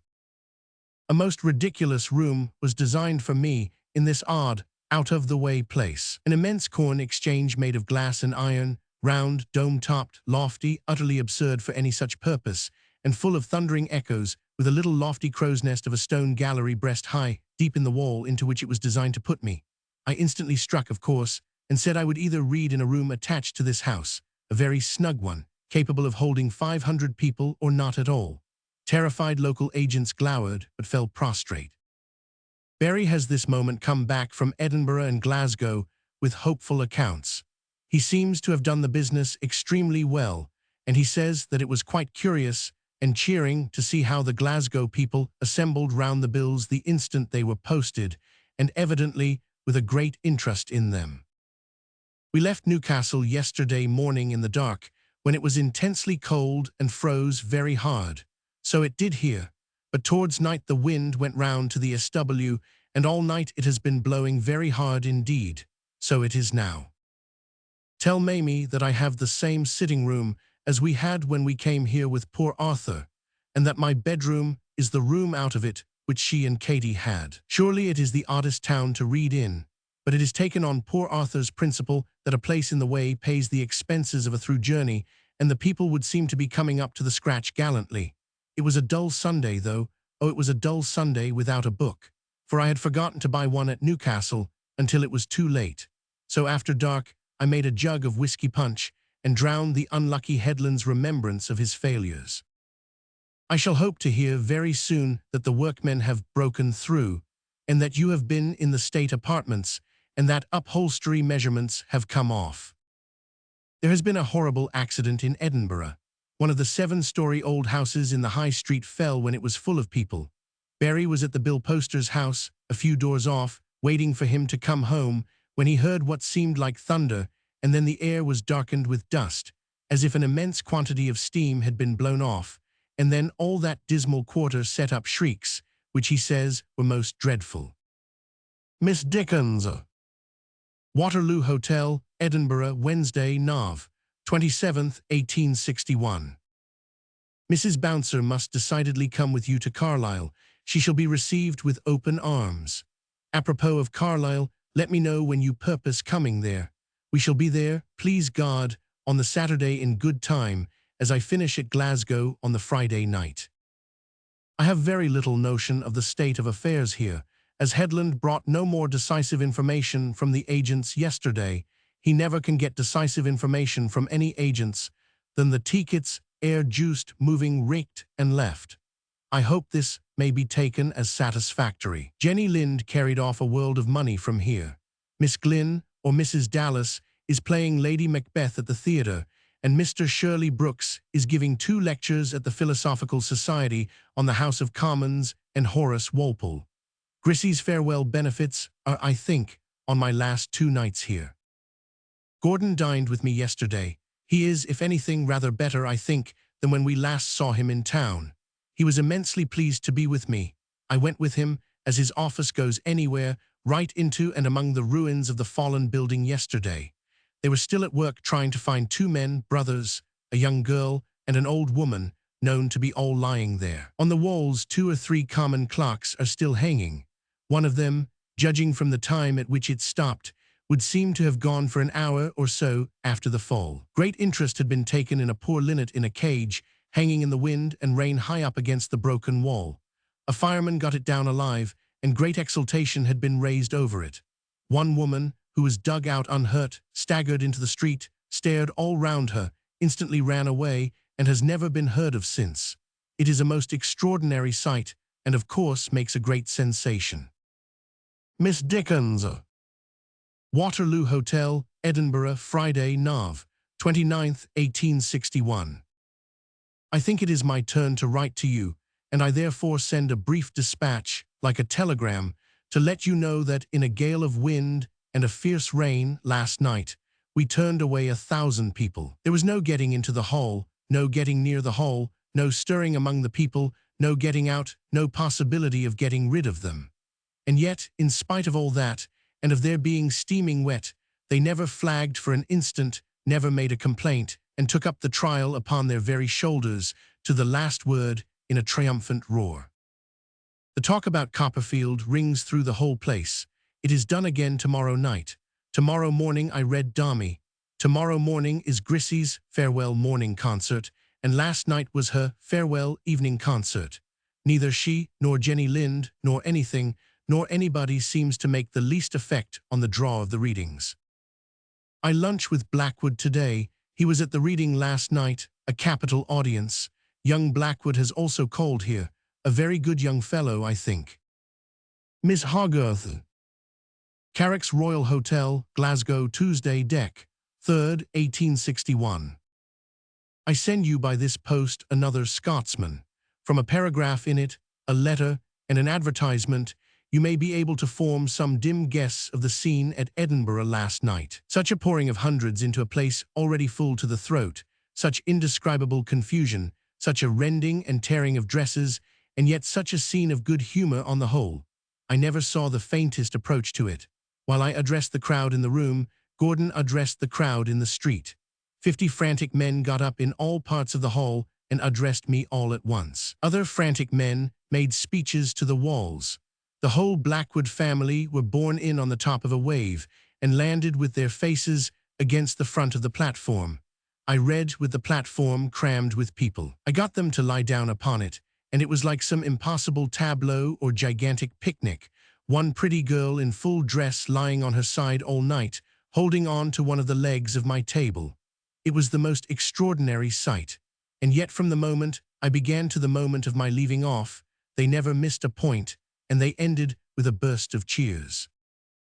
The confusion was decidedly owing to the local agents, but I think it may have been a little heightened by Headland's way of sending them the tickets to sell in the first instance. Now, as I must read again in Edinburgh on Saturday night, your travelling arrangements are affected.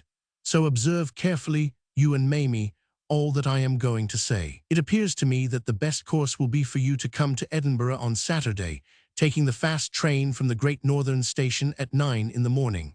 This would bring you to the Waterloo at Edinburgh at about 9 or so at night, and I should be home at 10. We could then have a quiet Sunday in Edinburgh and go over to Carlisle on the Monday morning. The expenditure of lungs and spirits was, as you may suppose, rather great last night, and to sleep well was out of the question. I am therefore rather fagged today, and as the hall in which I read tonight is a large one, I must make my letter a short one. My people were torn to ribbons last night. They have not a hat among them, and scarcely a coat. Give my love to Mamie. To her question, will there be war with America? I answer, yes. I fear the North to be utterly mad and war to be unavoidable. Mr. W. H. Wills. Victoria Hotel, Preston, Friday Deck, 13th, 1861. My dear Wills, the news of the Christmas number is indeed glorious, and nothing can look brighter or better than the prospects of the illustrious publication. Both Carlisle and Lancaster have come out admirably, though I doubted both as you did. But unlike you, I always doubted this place. I do so still. It is a poor place at the best, you remember, and the mills are working half-time, and trade is very bad. The expenses, however, will be a mere nothing. The accounts from Manchester for tomorrow and from Liverpool for the readings generally are very cheering indeed. The young lady who sells the papers at the station is just the same as ever, has orders for tonight, and is coming with a person. The person, said I. Never you mind, said she.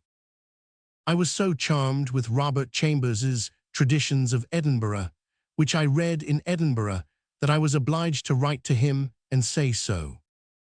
Glasgow finished nobly, and the last night in Edinburgh was signally successful and positively splendid. Will you give my small admiral, on his personal application, 1 sovereign? I have told him to come to you for that recognition of his meritorious services. Ever faithfully, Mr. W. H. Wills. Adelphi Hotel, Liverpool, Sunday Deck, 15th, 1861.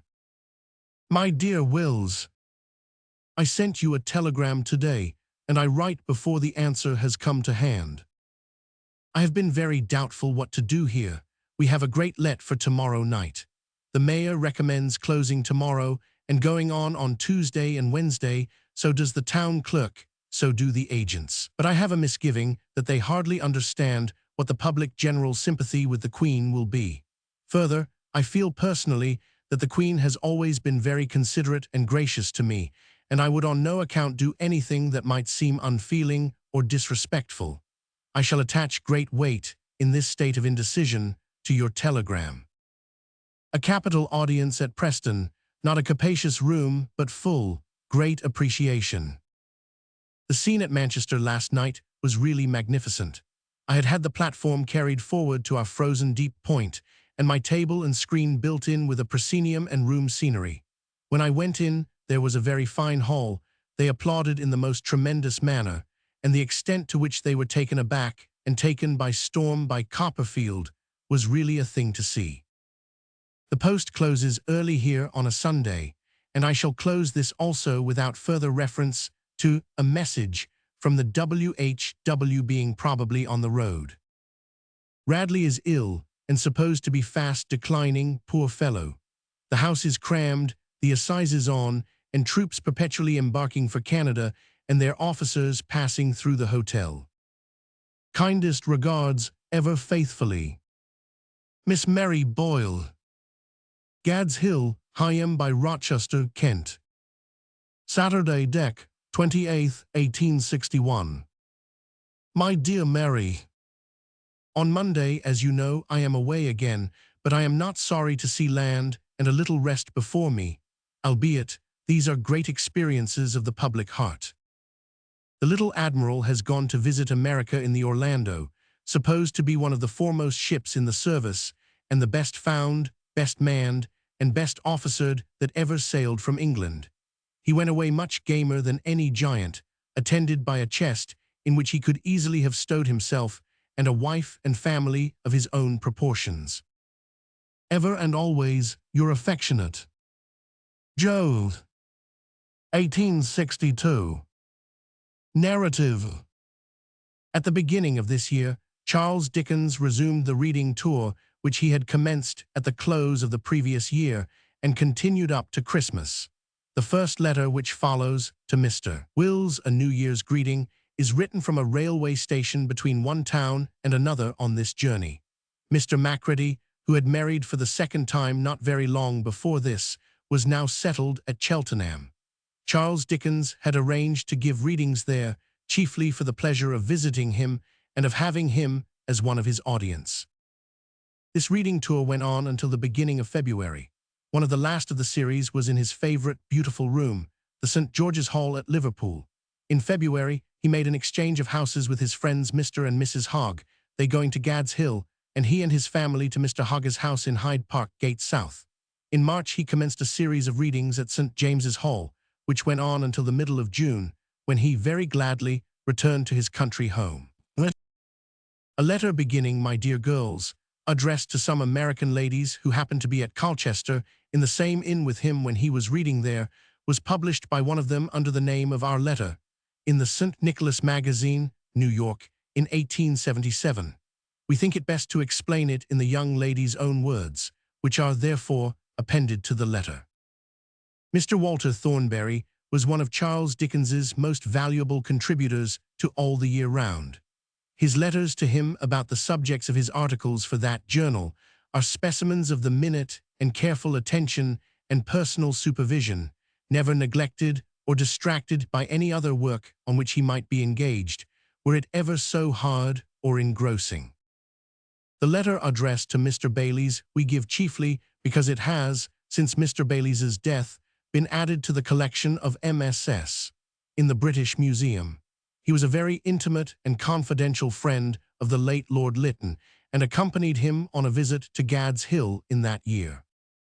We give an extract from another letter from Charles Dickens to his sister, as a beautiful specimen of a letter of condolence and encouragement to one who was striving very bravely, but by very slow degrees, to recover from the overwhelming grief of her bereavement. Mr. Wilkie Collins was at this time engaged on his novel of no name, which appeared in All the Year Round, and was threatened with a very serious breakdown in health.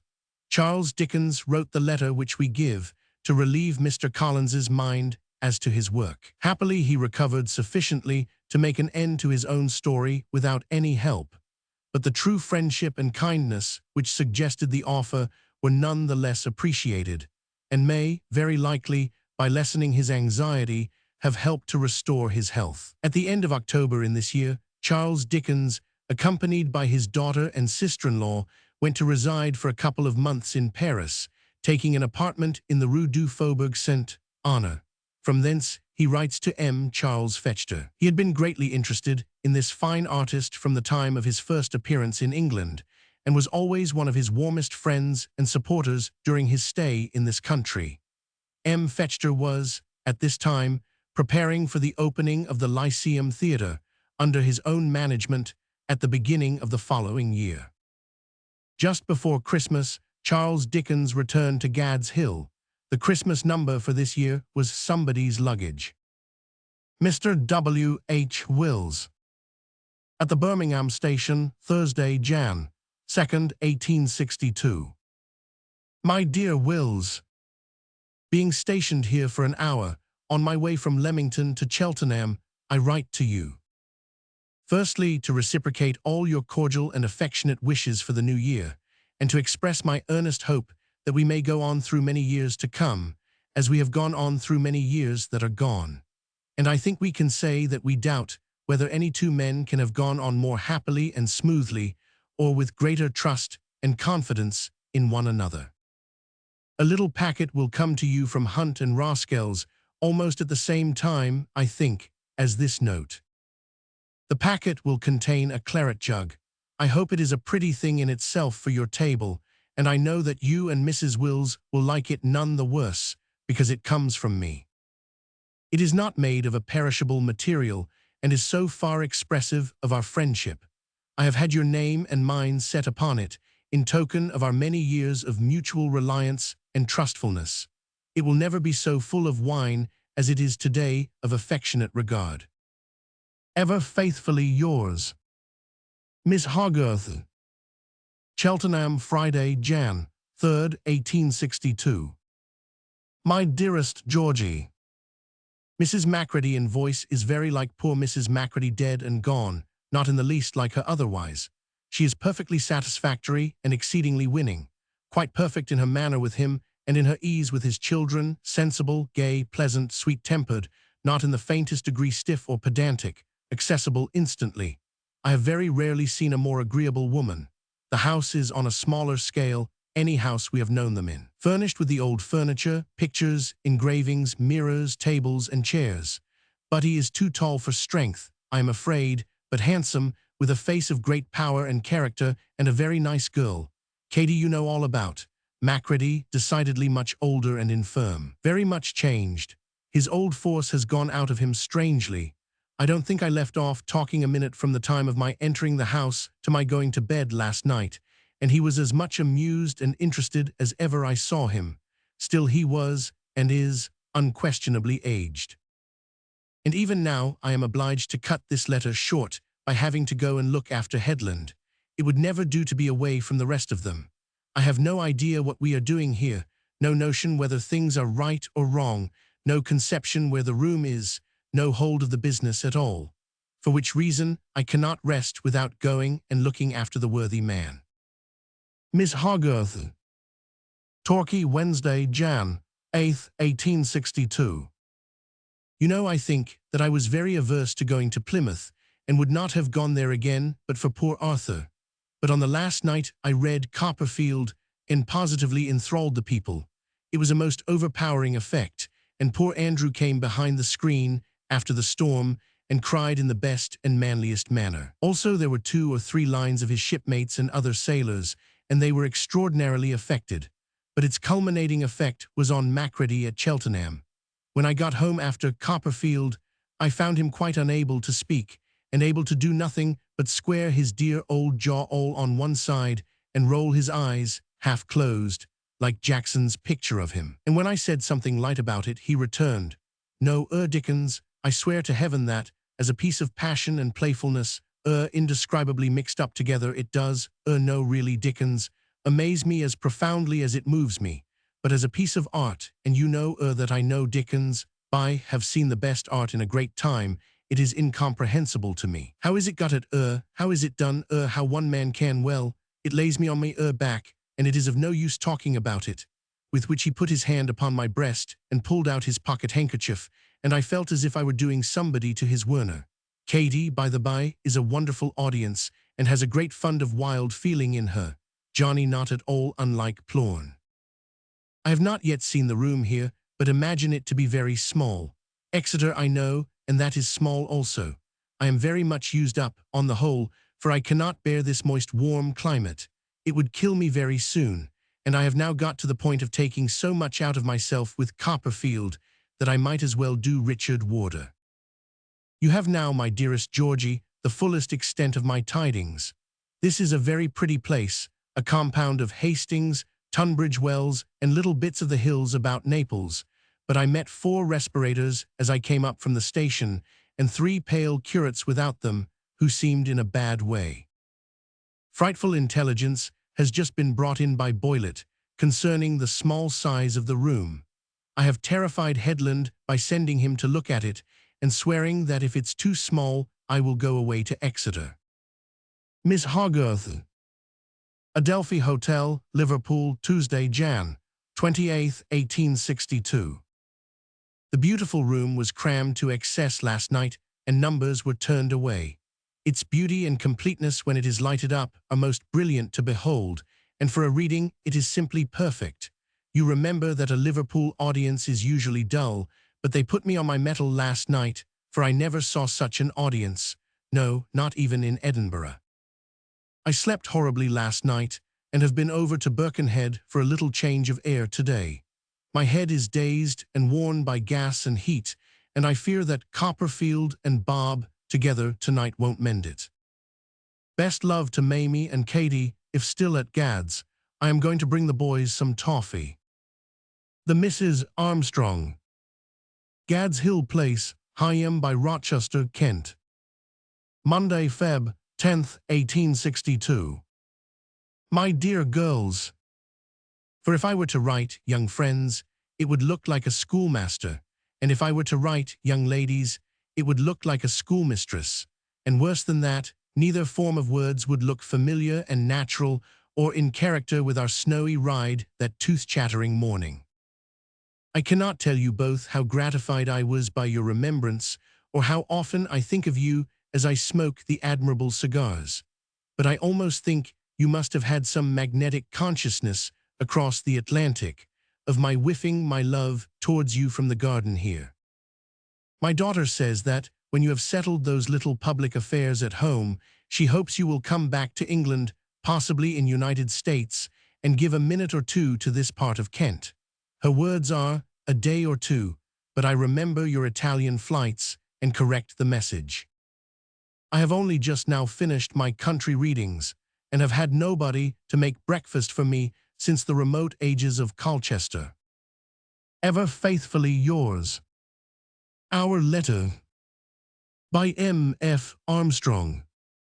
From among all my treasures, to each one of which some pleasant history is bound, I choose this letter, written on coarse blue paper. The letter was received in answer to cigars sent from America to Mr. Dickens. The little public affairs at home refers to the War of the Rebellion. At Colchester, he read The Trial from Pickwick and selections from Nicholas Nickleby. The lady, her 2 sisters, and her brother were Mr. Dickens's guests at the queer old English inn at Colchester. Through the softly falling snow we came back together to London, and on the railway platform parted with a hearty handshaking from the man who will forever be enshrined in our hearts as the kindest and most generous, not to say most brilliant of hosts. M. de Surjat. 16 Hyde Park Gate, South Kensington Gore. Sunday, March 16th, 1862. My dear Surjat, my daughter naturally liking to be in town at this time of year, I have changed houses with a friend for 3 months. My eldest boy is in business as an Eastern merchant in the city, and will do well if he can find continuous energy, otherwise not. My second boy is with the 42nd Highlanders in India. My third boy, a good steady fellow, is educating expressly for engineers or artillery. My fourth, this sounds like a charade, a born little sailor, is a midshipman in HMS Orlando, now at Bermuda, and will make his way anywhere. Remaining 2 at school, elder of said remaining 2 very bright and clever. Georgina and Mary keeping house for me, and Francis Jeffrey, I ought to have counted him as the third boy, so we'll take him in here as number 2.5, in my office at present. Now you have the family bill of fare. You ask me about Fechter and his Hamlet. It was a performance of extraordinary merit, by far the most coherent, consistent, and intelligible Hamlet I ever saw. Some of the delicacies with which he rendered his conception clear were extremely subtle, and in particular he avoided that brutality towards Ophelia which, with a greater or less amount of coarseness, I have seen in all other Hamlets. As a mere tour de force, it would have been very remarkable in its disclosure of a perfectly wonderful knowledge of the force of the English language, but its merit was far beyond and above this. Foreign accent, of course, but not at all a disagreeable one. And he was so obviously safe and at ease that you were never in pain for him as a foreigner.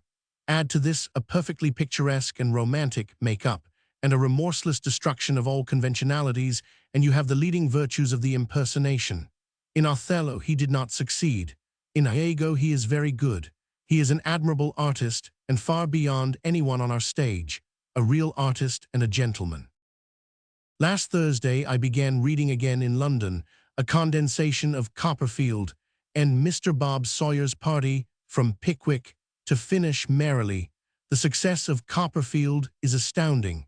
It made an impression that I must not describe. I may only remark that I was half dead when I had done, and that although I had looked forward all through the summer, when I was carefully getting it up, to its being a London sensation, and that although Macready, hearing it at Cheltenham, told me to be prepared for a great effect, it even went beyond my hopes. I read again next Thursday, and the rush for places is quite furious. Tell Townshend this with my love, if you see him before I have time to write to him, and tell him that I thought the people would never let me go away. They became so excited and showed it so very warmly. I am trying to plan out a new book, but have not got beyond trying. Yours affectionately, Mr. Walter Thornbury. Office of All the Year Round. Friday, April 18th, 1862. My dear Thornbury, the Bow Street runners ceased out of the land soon after the introduction of the new police. I remember them very well as standing about the door of the office in Bow Street. They had no other uniform than a blue dress coat, brass buttons, I am not even now sure that that was necessary, and a bright red cloth waistcoat. The waistcoat was indispensable, and the slang name for them was redbreasts, in consequence. They kept company with thieves and the like, much more than the detective police do. I don't know what their pay was, but I have no doubt their principal compliments were got under the rose. It was a very slack institution, and its headquarters were the Brown Bear in Bow Street, a public house of more than doubtful reputation, opposite the police office, and either the house which is now the theatrical costume makers or the next door to it. Field, who advertises the Secret Inquiry Office, was a Bow Street runner, and can tell you all about it. Goddard, who also advertises an inquiry office, was another of the fraternity. They are the only two I know of as yet existing in a questionable shape. Faithfully yours always, Mr. Bayliss. Gad's Hill, etc., Wednesday, July 2nd, 1862. My dear Mr. Bayliss, I have been in France, and in London, and in other parts of Kent than this, and everywhere but here, for weeks and weeks. Pray excuse my not having, for this reason specially, answered your kind note sooner. After carefully cross-examining my daughter, I do not believe her to be worthy of the fernery. Last autumn we transplanted into the shrubbery a quantity of evergreens previously clustered close to the front of the house, and trained more ivy about the wall and the like. When I ask her where she would have the fernery and what she would do with it, the witness falters, turns pale, becomes confused, and says, perhaps it would be better not to have it at all. I am quite confident that the constancy of the young person is not to be trusted, and that she had better attach her fernery to one of her châteaux in Spain, or one of her English castles in the air. None the less do I thank you for your more than kind proposal. We have been in great anxiety respecting Miss Hogarth, the sudden decline of whose health and spirits has greatly distressed us. Although she is better than she was, and the doctors are, on the whole, cheerful, she requires great care and fills us with apprehension. The necessity of providing change for her will probably take us across the water very early in the autumn, and this again unsettles home schemes here, and withers many kinds of fern. If they knew, by they I mean my daughter and Miss Hogarth, that I was writing to you, they would charge me with many messages of regard. But as I am shut up in my room in a ferocious and unapproachable condition, owing to the great accumulation of letters I have to answer, I will tell them at lunch that I have anticipated their wish. As I know they have bills for me to pay, and are at present shy of producing them, I wish to preserve a gloomy and repellent reputation.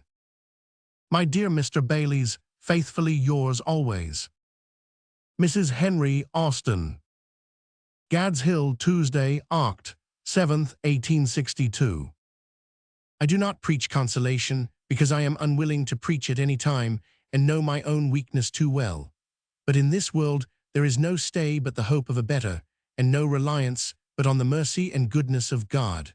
Through those two harbors of a shipwrecked heart, I fully believe that you will, in time, find a peaceful resting place even on this careworn earth. Heaven speed the time, and do you try hard to help it on. It is impossible to say but that our prolonged grief for the beloved dead may grieve them in their unknown abiding place and give them trouble. The one influencing consideration in all you do as to your disposition of yourself, coupled, of course, with a real earnest strenuous endeavor to recover the lost tone of spirit, is that you think and feel you can do. I do not in the least regard your change of course in going to Havre as any evidence of instability, but I rather hope it is likely that through such restlessness you will come to a far quieter frame of mind. The disturbed mind and affections, like the tossed sea, seldom calm without an intervening time of confusion and trouble. But nothing is to be attained without striving. In a determined effort to settle the thoughts, to parcel out the day, to find occupation regularly or to make it, to be up and doing something, are chiefly to be found the mere mechanical means which must come to the aid of the best mental efforts. It is a wilderness of a day here in the way of blowing and raining, and as darkly dismal at 4 o'clock as need be. My head is but just now raised from a day's writing, but I will not lose the post without sending you a word. Katie was here yesterday, just come back from Clara White's, that was, in Scotland. In the midst of her brilliant fortune, it is too clear to me that she is already beckoned away to follow her dead sisters. Macready was here from Saturday evening to yesterday morning, older but looking wonderfully well, and what is very rare in these times, with the old thick sweep of hair upon his head. Georgina being left alone here the other day, was done no good to by a great consternation among the servants. On going downstairs, she found Marsh, the stableman, seated with great dignity and anguish in an armchair, and incessantly crying out, "I am dead." To which the women servants said with great pathos, and with some appearance of reason, "No, you ain't Marsh," and to which he persisted in replying, "Yes, I am dead." Some neighboring vagabond was impressed to drive a cart over to Rochester and fetch the doctor, who said, the patient and his consolers being all very anxious that the heart should be the scene of affliction, stomach. Mr. W. Wilkie Collins. Gad's Hill Place, Hyam by Rochester, Kent. Tuesday night, Oct. 14th, 1862. My dear Wilkie, Frank Beard has been here this evening, of course since I posted my this day's letter to you, and has told me that you are not at all well, and how he has given you something which he hopes and believes will bring you round. It is not to convey this insignificant piece of intelligence, or to tell you how anxious I am that you should come up with a wet sheet and a flowing sail, as we say at sea when we are not sick, that I write. It is simply to say what follows, which I hope may save you some mental uneasiness. For I was stricken ill when I was doing Bleak House, and I shall not easily forget what I suffered under the fear of not being able to come up to time. Dismiss that fear, if you have it, altogether from your mind. Write to me at Paris at any moment, and say you are unequal to your work, and want me, and I will come to London straight and do your work. I am quite confident that, with your notes and a few words of explanation, I could take it up at any time and do it. Absurdly unnecessary to say that it would be a makeshift, but I could do it at a pinch, so like you as that no one should find out the difference. Don't make much of this offer in your mind. It is nothing except to ease it. If you should want help, I am as safe as the bank. The trouble would be nothing to me, and the triumph of overcoming a difficulty great. Think it a Christmas number, an idle apprentice, a lighthouse, a frozen deep. I am as ready as in any of these cases to strike in and hammer the hot iron out. You won't want me, you will be well and thankless in no time, but there I am, and I hope that the knowledge may be a comfort to you. Call me and I come. As Beard always has a sense of medical responsibility and says anything important about a patient in confidence, I have merely remarked here that Wilkie is out of sorts. Charlie, who is here with Katie, has no other cue from me. Ever affectionately, M. Charles Fechter. Paris, Rue du Faubourg Saint-Honore, 27. Tuesday, Nov. 4th, 1862. My dear Fechter, you know I believe how our letters crossed, and that I am here until Christmas. Also, you know with what pleasure and readiness I should have responded to your invitation if I had been in London. Pray tell Paul F. Val that I shall be charmed to know him, and that I shall feel the strongest interest in making his acquaintance. It almost puts me out of humor with Paris, and it takes a great deal to do that.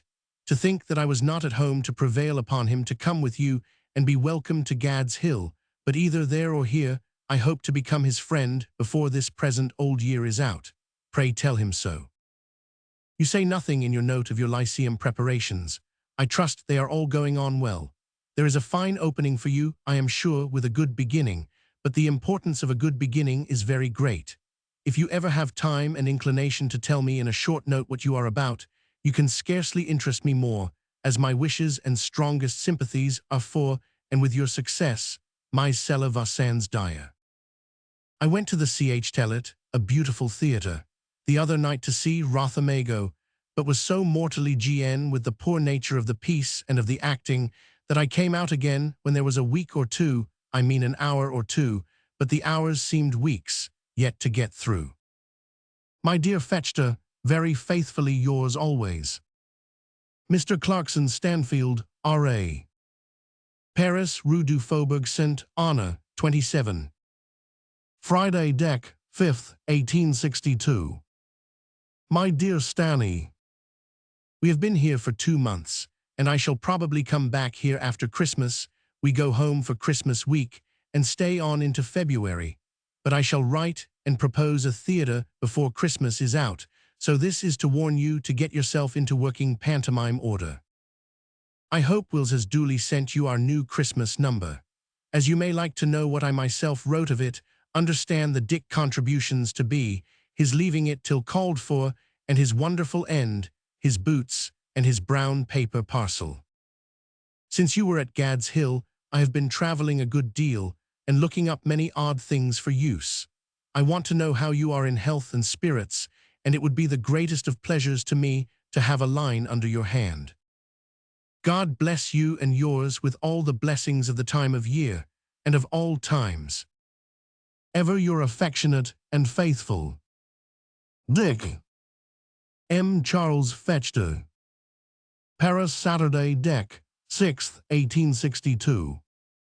My dear Fechter, I have read The White Rose attentively and think it an extremely good play.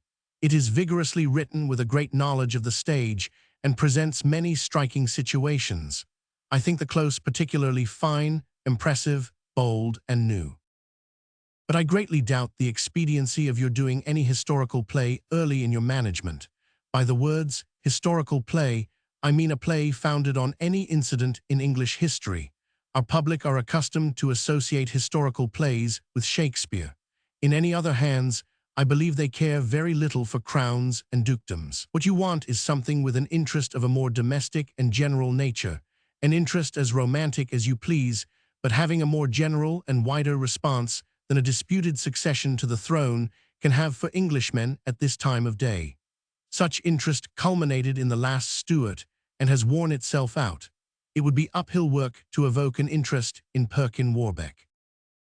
I do not doubt the plays being well received, but my fear is that these people would be looked upon as mere abstractions, and would have but a cold welcome in consequence, and would not lay hold of your audience. Now, when you have laid hold of your audience and have accustomed them to your theatre, you may produce The White Rose with far greater justice to the author and to the manager also. Wait, feel your way. Perkin Warbeck is too far removed from analogy with the sympathies and lives of the people for a beginning. My dear Fetchter, ever faithfully yours. Miss Mary Boyle. Gad's Hill Place, Higham by Rochester, Kent. Saturday, Dec. 27th, 1862. My dear Mary, I must send you my Christmas greeting and Happy New Year wishes in return for yours, most heartily and fervently reciprocating your interest and affection. You are among the few whom I most care for and best love. Being in London 2 evenings in the opening week, I tried to persuade my legs, for whose judgment I have the highest respect, to go to an evening party, but I could not induce them to pass Leicester Square. The faltering presentiment under which they labored so impressed me that at that point I yielded to their terrors. They immediately ran away to the east, and I accompanied them to the Olympic, where I saw a very good play, Camilla's Husband, very well played, real merit in Mr. Neville and Miss Saville.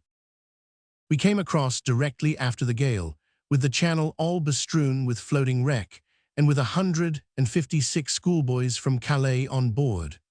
I am going back on the morning after Fetchter's opening night, and have promised to read Copperfield at the Embassy for a British charity.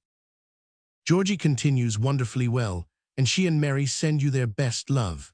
The house is pervaded by boys, and every boy has, as usual, an unaccountable and awful power of producing himself in every part of the house at every moment, apparently in 14 pairs of creaking boots. My dear Mary, ever affectionately your Joe. 1863. Narrative. At the beginning of this year, Charles Dickens was in Paris for the purpose of giving a reading at the English Embassy. He remained in Paris until the beginning of February, staying with his servant John at the Hôtel du Helder. There was a series of readings in London this season at the Hanover Square Rooms. The Christmas number of All the Year Round was entitled Mrs. Lirriper's Lodgings, to which Charles Dickens contributed the first and last chapter. The Lyceum Theatre, under the management of M. Fetchter, was opened in January with the Duke's motto, and the letter given here has reference to this first night. We regret very much having no letters to Lady Molesworth, who was an old and dear friend of Charles Dickens, but this lady explains to us that she has long ceased to preserve any letters addressed to her. The Mr. and Mrs. Humphrey, now Sir William and Lady Humphrey, mentioned in the first letter for this year, were dear and intimate friends of his eldest daughter, and were frequent guests in her father's house. Mrs. Humphrey and her sister Lady Olive were daughters of the late Mr. William Cubitt, MP. We have in this year the first letter of Charles Dickens to Mr. Percy Fitzgerald. This gentleman had been a valuable contributor to his journal before he became personally known to Charles Dickens. The acquaintance once made soon ripened into friendship, and for the future Mr. Fitzgerald was a constant and always a welcome visitor to Gad's Hill. The letter to Mr. Charles Reade alludes to his story, Hard Cash, which was then appearing in All the Year Round. As a writer and as a friend, he was held by Charles Dickens in the highest estimation. Charles Dickens's correspondence with his solicitor and excellent friend, Mr. Frederick Ouvry, now a vice-president of the Society of Antiquaries, was almost entirely of a business character, but we are glad to give 1 or 2 notes to that gentleman, although of little public interest, in order to have the name in our book of one of the kindest of our own friends. Miss Dickens. Paris, Hôtel du Helder, Rue du Helder. Friday, Jan. 16th, 1863. My dearest Mamie, as I send a line to your aunt today and know that you will not see it, I send another to you to report my safe and neuralgic arrival here. My little rooms are perfectly comfortable, and I like the hotel better than any I have ever put up at in Paris. John's amazement at and appreciation of Paris are indescribable. He goes about with his mouth open, staring at everything and being tumbled over by everybody. The state dinner at the Embassy, yesterday, coming off in the room where I am to read, the carpenters did not get in until this morning, but their platforms were ready, or supposed to be, and the preparations are in brisk progress. I think it will be a handsome affair to look at, a very handsome one. There seems to be great artistic curiosity in Paris to know what kind of thing the reading is. I know a relation with one weak eye who is in the gun-making line very near here. There is a strong family resemblance, but no muzzle. Lady Molesworth and I have not begun to toddle yet, but have exchanged affectionate greetings. I am going round to see her presently, and I dine with her on Sunday. The only remaining news is that I am beset by mysterious adorers and smuggle myself in and out of the house in the meanest and basest manner. With kind regard to Mr. and Mrs. Humphrey. Ever, my dearest Mamie, your affectionate father. P.S. Homage, Madam B. Monsieur Regnier. Paris, Sunday, Feb. 1st, 1863. My dear Regnier, I was charmed by the receipt of your cordial and sympathetic letter, and I shall always preserve it carefully as a most noble tribute from a great and real artist. I wished you had been at the embassy on Friday evening. The audience was a fine one, and the carol is particularly well adapted to the purpose. It is an uncommon pleasure to me to learn that I am to meet you on Tuesday, for there are not many men whom I meet with greater pleasure than you. Heaven, how the years roll by! We are quite old friends now, in counting by years. If we add sympathies, we have been friends at least 1,000 years. Affectionately yours ever, Miss Dickens. H. du Helder, Paris, Sunday, Feb. 1st, 1863. My dearest Mamie, I cannot give you any idea of the success of the readings here, because no one can imagine the scene of last Friday night at the embassy. Such audiences and such enthusiasm I have never seen, but the thing culminated on Friday night in a 2 hours storm of excitement and pleasure. They actually recommenced and applauded right away into their carriages and down the street. You know your parents' horror of being lionized, and will not be surprised to hear that I am half dead of it. I cannot leave here until Thursday, though I am every hour in danger of running away, because I have to dine out, to say nothing of breakfasting, think of me breakfasting, every intervening day. But my project is to send John home on Thursday, and then to go on a little perfectly quiet tour for about 10 days, touching the sea at Boulogne. When I get there, I will write to your aunt, in case you should not be at home, saying when I shall arrive at the office.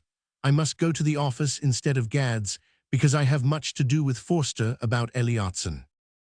I enclose a short note for each of the little boys. Give Harry 10 shillings pocket money and Plorn 6. The Olive girls, very nice. Florence at the readings, prodigiously excited.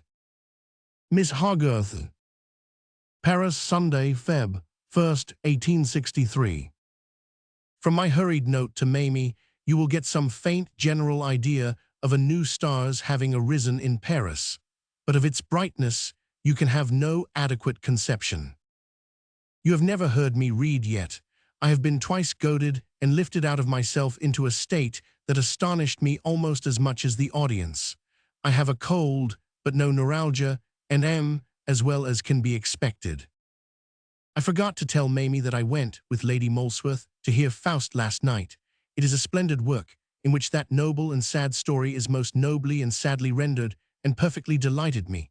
But I think it requires too much of the audience to do for a London opera house. The composer must be a very remarkable man indeed. Some management of light throughout the story is also very poetical and fine. We had Carvalho's box. I could hardly bear the thing, it affected me so. But as a certain Frenchman said, no weakness, Danton, so I leave off. M. Charles Fetchter. Paris, Wednesday, Feb. 4th, 1863. My dear Fetchter, 1,000 congratulations on your great success. Never mind what they say or do, pour vous cracer, you have the game in your hands. The romantic drama, thoroughly well done, with a touch of Shakespeare now and then, is the speciality of your theatre. Give the public the picturesque romantic drama with yourself in it, and as I told you in the beginning, you may throw down your gauntlet in defiance of all comers. It is a most brilliant success indeed, and it thoroughly rejoices my heart.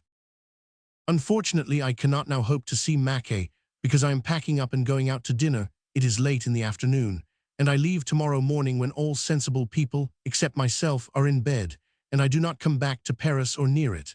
I had hoped to see him at breakfast last Monday, but he was not there. Paul F. Val was there, and I found him a capital fellow. If I can do anything to help you on with Mackay, when I come back, I will most gladly do it. My readings here have had the finest possible reception and have achieved a most noble success. I never before read to such fine audiences, so very quick of perception, and so enthusiastically responsive. I shall be heartily pleased to see you again, my dear Fetchter, and to share your triumphs with the real earnestness of a real friend. And so go on and prosper, and believe me, as I truly am. Most cordially yours, Mr. W. C. Macready. Office of All the Year Round. Thursday, Feb. 19th, 1863.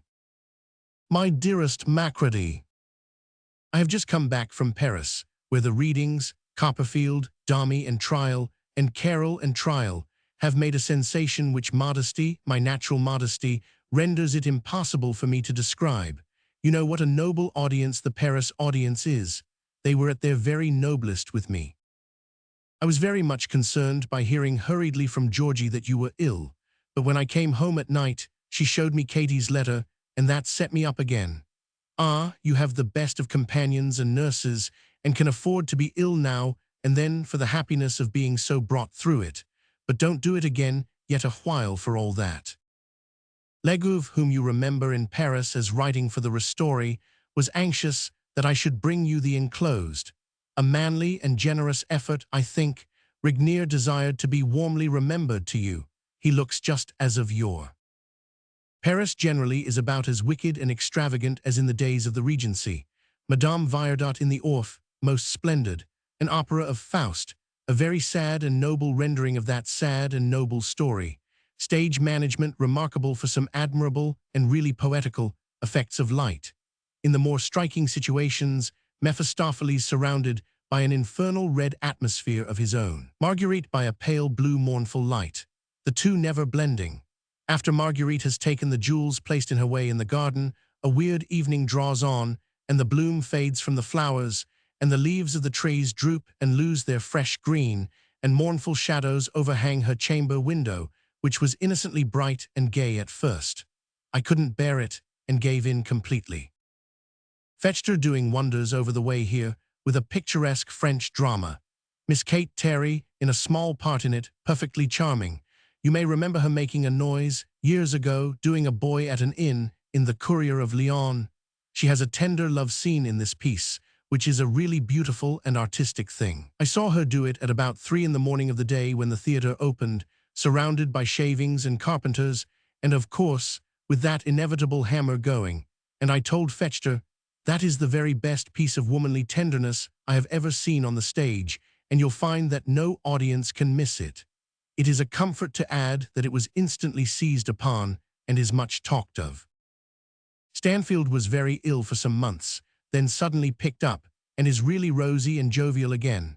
Going to see him when he was very despondent, I told him the story of Fetchter's piece, then in rehearsal, with appropriate action, fighting a duel with the washing stand, defying the bedstead, and saving the life of the sofa cushion. This so kindled his old theatrical ardor that I think he turned the corner on the spot. With love to Mrs. Macready and Katie, and be still my heart, Benvenuta and the exiled Johnny, not too attentive at school, I hope, and the personally unknown young par. Ever, my dearest Macready, your most affectionate. Miss Power. Office of All the Year Round. Thursday, Feb. 26th, 1863. My dear Marguerite, I think I have found a first-rate title for your book, with an early and a delightful association in most people's minds, and a strong suggestion of Oriental pictures. Arabian Days and Nights. I have sent it to Lowe's. If they have the wit to see it, do you in your first chapter touch that string, so as to bring a fanciful explanation in aid of the title, and sound it afterwards, now and again, when you come to anything where Harun al-Rashid and the Grand Vizier and Mesra, the Chief of the Guard, and any of that wonderful dramatis person are vividly brought to mind. Ever affectionately, Mr. Charles Knight. Office of All the Year Round. Wednesday, March 4th, 1863.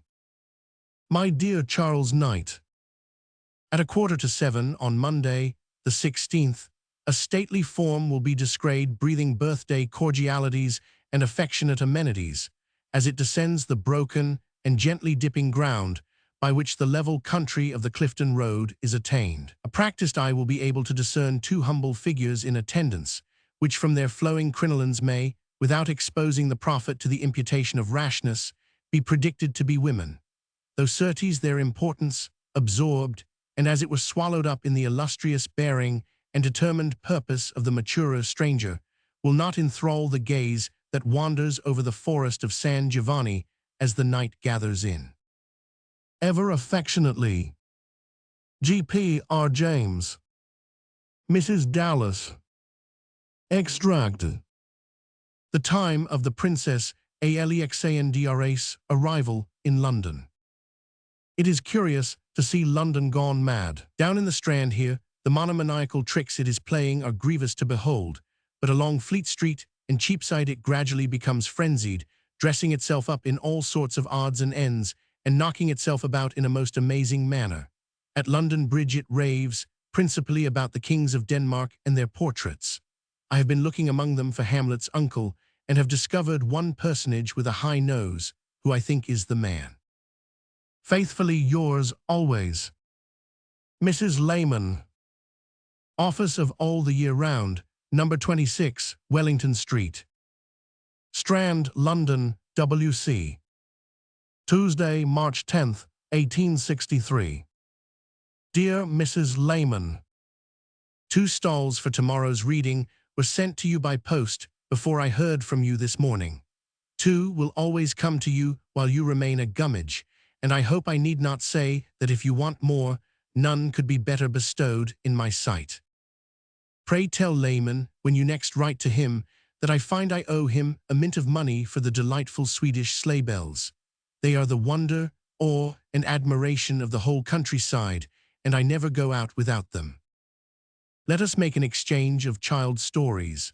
I heard of a little fellow the other day whose mamma had been telling him that a French governess was coming over to him from Paris, and had been expatiating on the blessings and advantages of having foreign tongues. After leaning his plump little cheek against the window glass in a dreary little way for some minutes, he looked round and inquired in a general way, and not as if it had any special application, whether she didn't think that the Tower of Babel was a great mistake altogether.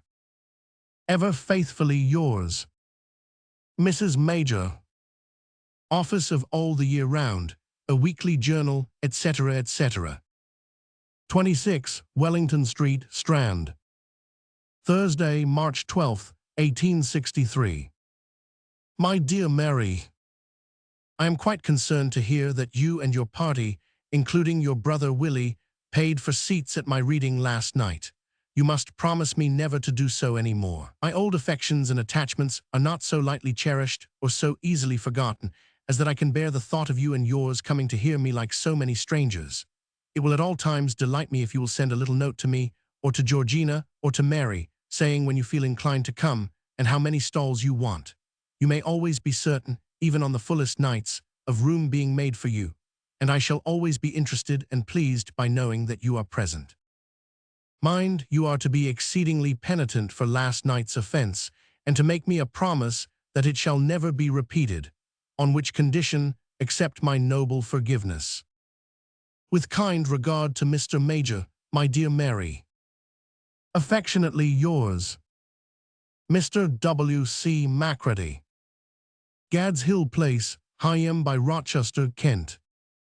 Thursday, March 31st, 1863. My dearest Macready, I mean to go on reading into June.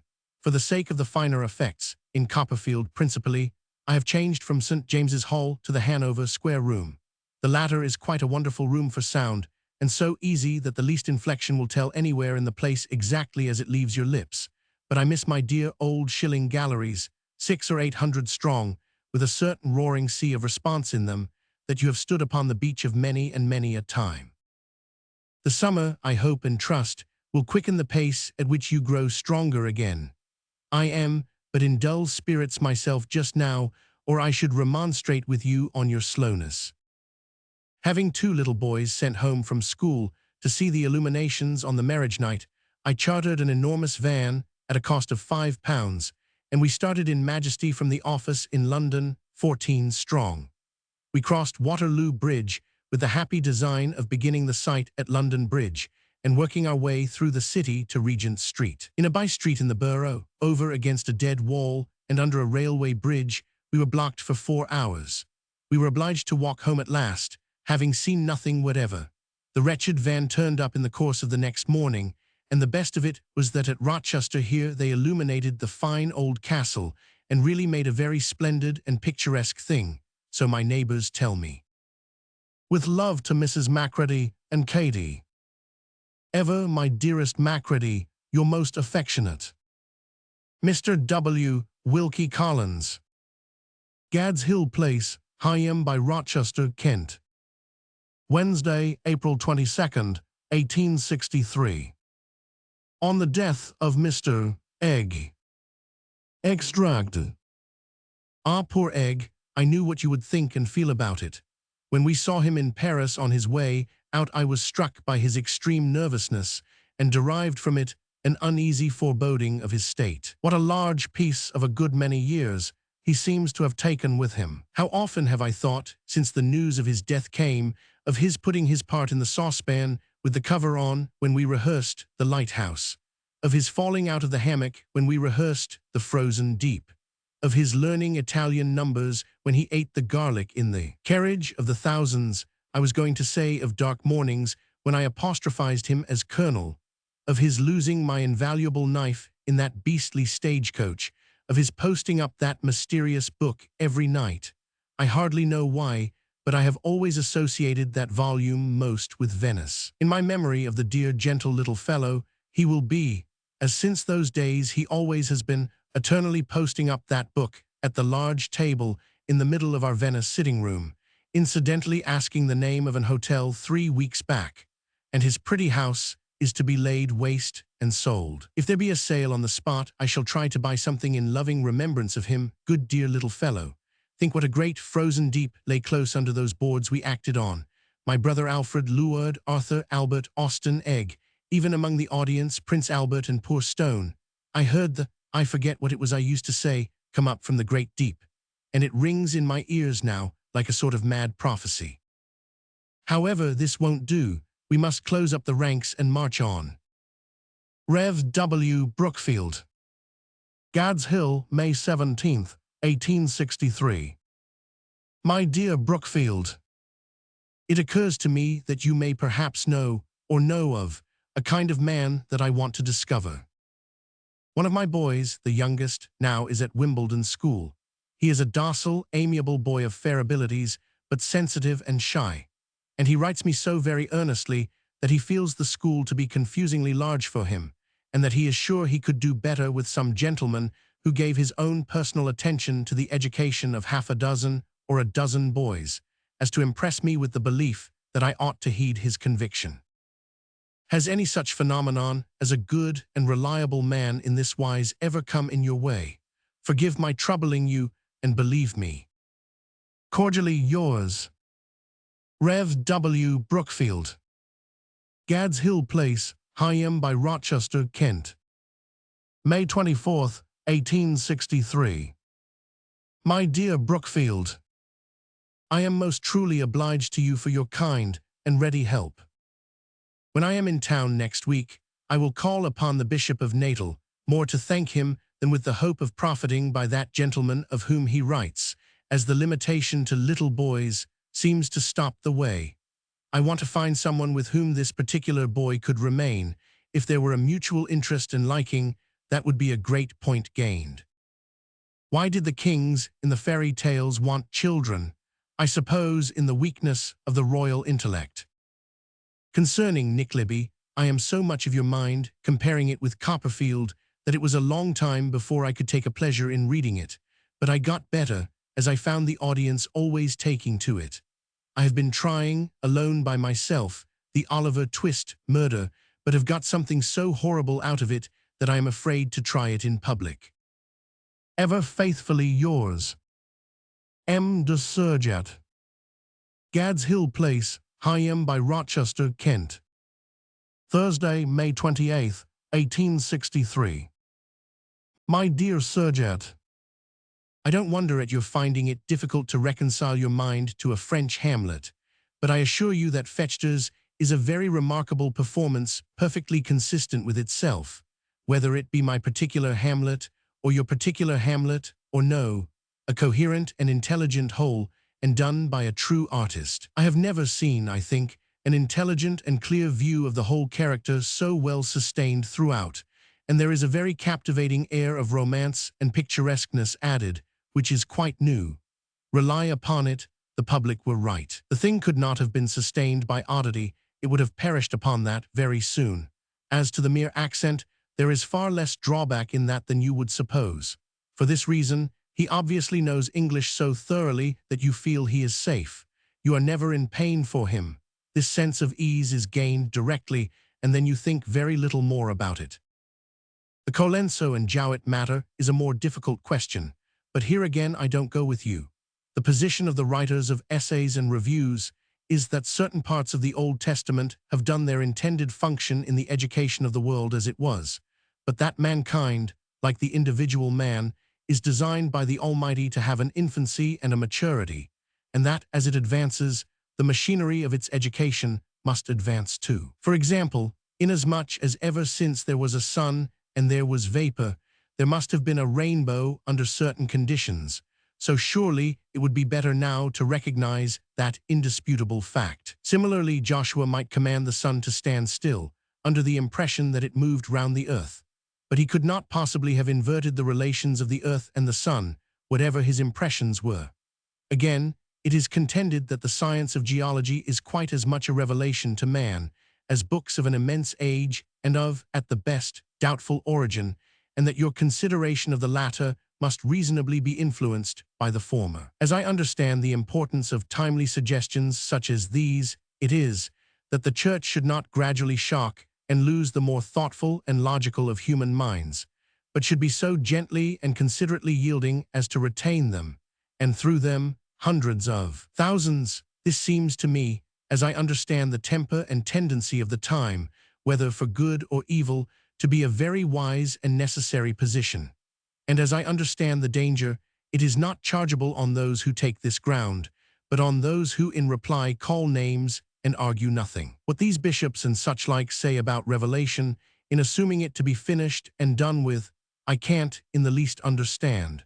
Nothing is discovered without God's intention and assistance, and I suppose every new knowledge of his works that is conceded to man to be distinctly a revelation by which men are to guide themselves. Lastly, in the mere matter of religious doctrine and dogmas, these men, Protestants, protesters, successors of the men who protested against human judgment being set aside, talk and write as if they were all settled by the direct act of heaven, not as if they had been, as we know they were, a matter of temporary accommodation and adjustment among disputing mortals as fallible as you or I.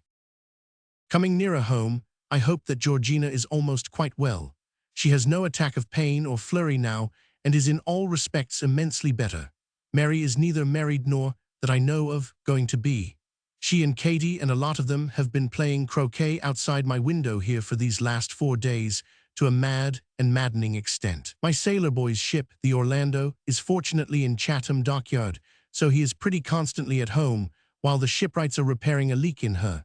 I am reading in London every Friday just now, great crams and great enthusiasm. Townshend, I suppose to have left Lausanne somewhere about this day. His house in the park is hermetically sealed, ready for him. The Prince and Princess of Wales go about, wisely, very much, and have as fair a chance of popularity as ever Prince and Princess had. The city ball in their honor is to be a tremendously gorgeous business, and Mary is highly excited by her father's being invited, and she with him. Meantime, the unworthy parent is devising all kinds of subterfuges for sending her and getting out of it himself.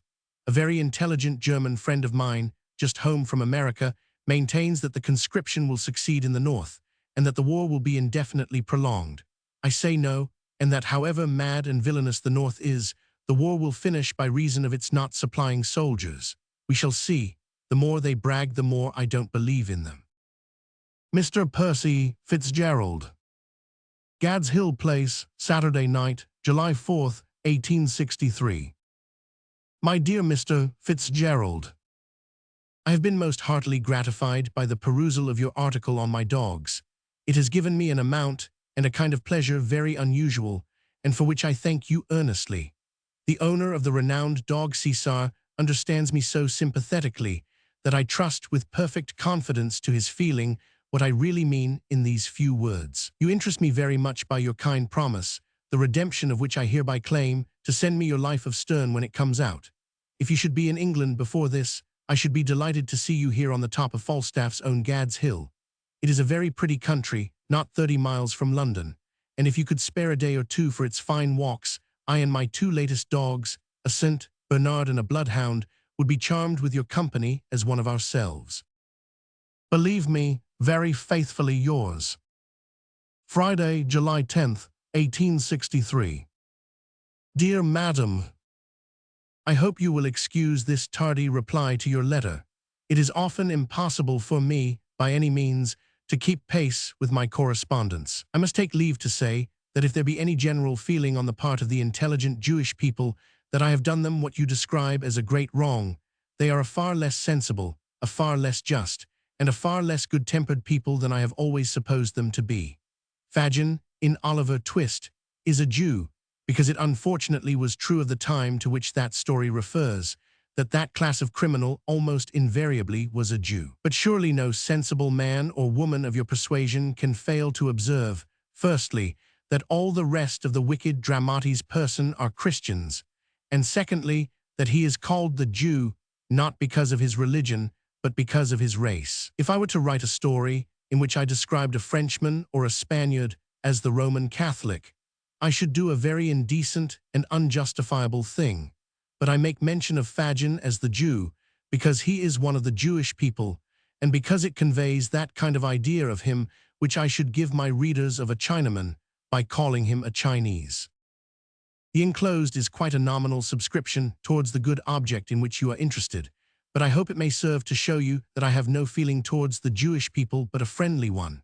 I always speak well of them, whether in public or in private, and bear my testimony, as I ought to do, to their perfect good faith in such transactions as I have ever had with them.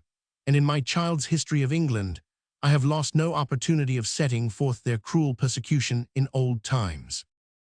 Dear Madam, faithfully yours. In reply to this, the Jewish lady thanks him for his kind letter and its enclosure, still remonstrating and pointing out that though, as he observes, all the other criminal characters were Christians, they are, at least, contrasted with characters of good Christians. This wretched Fagin stands alone as the Jew. The reply to this letter afterwards was the character of Raya in Our Mutual Friend, and some favorable sketches of Jewish character in the lower class, in some articles in All the Year Round. Mr. Ouvry. Gad's Hill Place, Hyam by Rochester, Kent. Wednesday night, July 29th, 1863.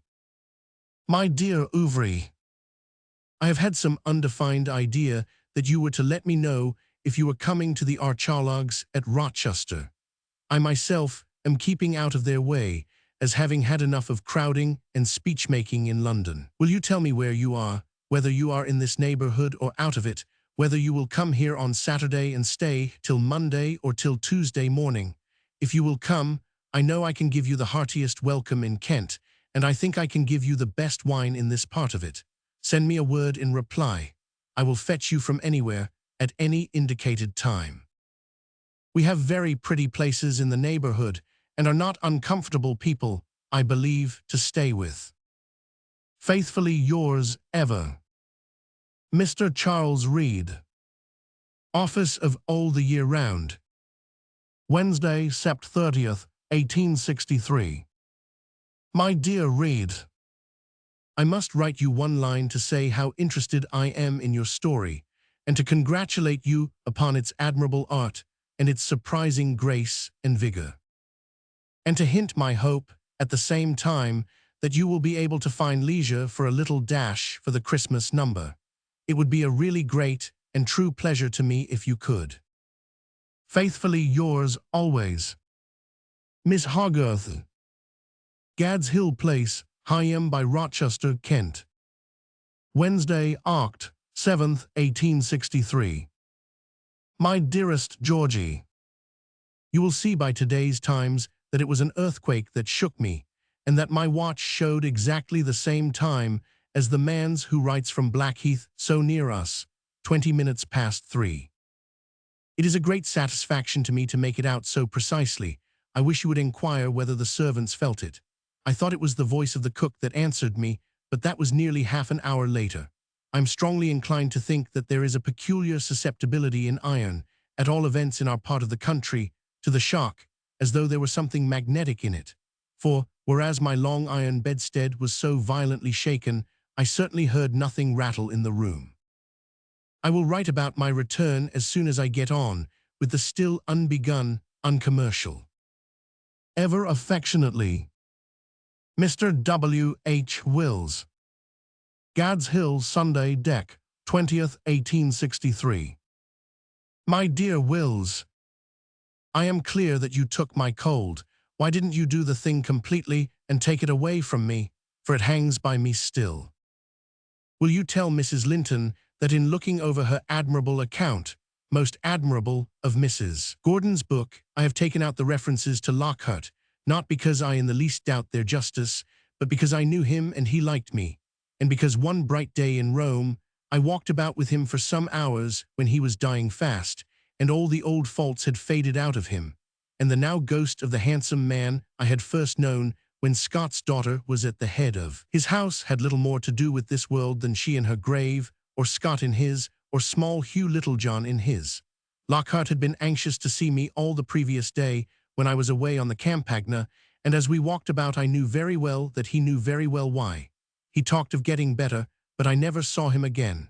This makes me stay Mrs. Linton's hand, gentle as it is. Mrs. Lirriper is indeed a most brilliant old lady. God bless her. I am glad to hear of your being haunted, and hope to increase your stock of such ghosts pretty liberally. Ever faithfully, 1864. Narrative. Charles Dickens was, as usual, at Gad's Hill with a family and friendly party at the opening of this year, and had been much shocked and distressed by the news of the sudden death of Mr. Thackeray, brought to him by friends arriving from London on the Christmas Eve of 1863, the day on which the sad event happened. He writes of it, in the first letter of the year, to Mr. Wilkie Collins, who is passing the winter in Italy. He tells him, also, of his having got well to work upon a new serial story, the first number of which, Our Mutual Friend, was published on the 1st of May. The year began very sadly for Charles Dickens. On the 7th of February, his own birthday, he received the mournful announcement of the death of his second son, Walter Landor, a lieutenant in the 42nd Royal Highlanders, who had died quite suddenly at Calcutta on the last night of the year of 1863 at the age of 23. His third son, Francis Jeffrey, had started for India at the end of January. His annual letter to M. de Surjat contains an allusion to another generation beginning to peep above the table, the children of his son Charles, who had been married 3 years before to Miss Bessie Evans. In the middle of February, he removed to a house in London, 57 Gloucester Place, Hyde Park, where he made a stay of the usual duration, up to the middle of June, all the time being hard at work upon Our Mutual Friend, and all the year round. Mr. Marcus Stone was the illustrator of the new monthly work, and we give a specimen of one of many letters which he wrote to him about his subjects. His old friend, Mr. Charles Knight, with whom for many years Charles Dickens had dined on his birthday, was staying this spring in the Isle of Wight. To him he writes of the death of Walter and of another sad death which happened at this time, and which affected him almost as much. Clara, the last surviving daughter of Mr. and Mrs. White, who had been happily married to Mr. Gordon of Cluny not more than 2 years, had just died at Bonchurch. Her father, as will be seen by the touching allusion to him in this letter, had died a short time after this daughter's marriage. A letter to Mr. Edmund Ollier has reference to certain additions which Charles Dickens wished him to make to an article by Mr. Ollier on working men's clubs, published in All the Year Round.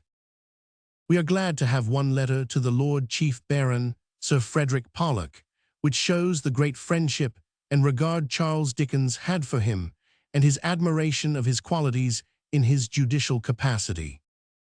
We give a pleasant letter to Mrs. Storer, for whom, and for her husband, Dr. Storer, Charles Dickens had affectionate regard, because we are glad to have their names in our book.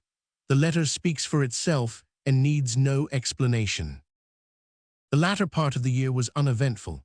Hard at work, he passed the summer and autumn at Gad's Hill, taking holidays by receiving visitors at home, among them, this year, Sir J. Emerson Tennant, his wife and daughter, who were kindly urgent for his paying them a return visit in Ireland and occasional runs into France. The last letters we give are his annual one to M. de Surjet, and a graceful little New Year's note to his dear old friend, Barry Cornwall. The Christmas number was Mrs. Lirriper's Legacy, the first and last part written by himself, as in the case of the previous years, Mrs. Lirriper. Mr. W. Wilkie Collins. Gad's Hill, Monday, Jan. 24th, 1864. Extract. My dear Wilkie, I am horribly behindhand in answering your welcome letter, but I have been so busy and have had the house so full for Christmas and the New Year, and have had so much to see to in getting Frank out to India, that I have not been able to settle down to a regular long letter, which I mean this to be, but which it may not turn out to be, after all. First, I will answer your inquiries about the Christmas number and the new book.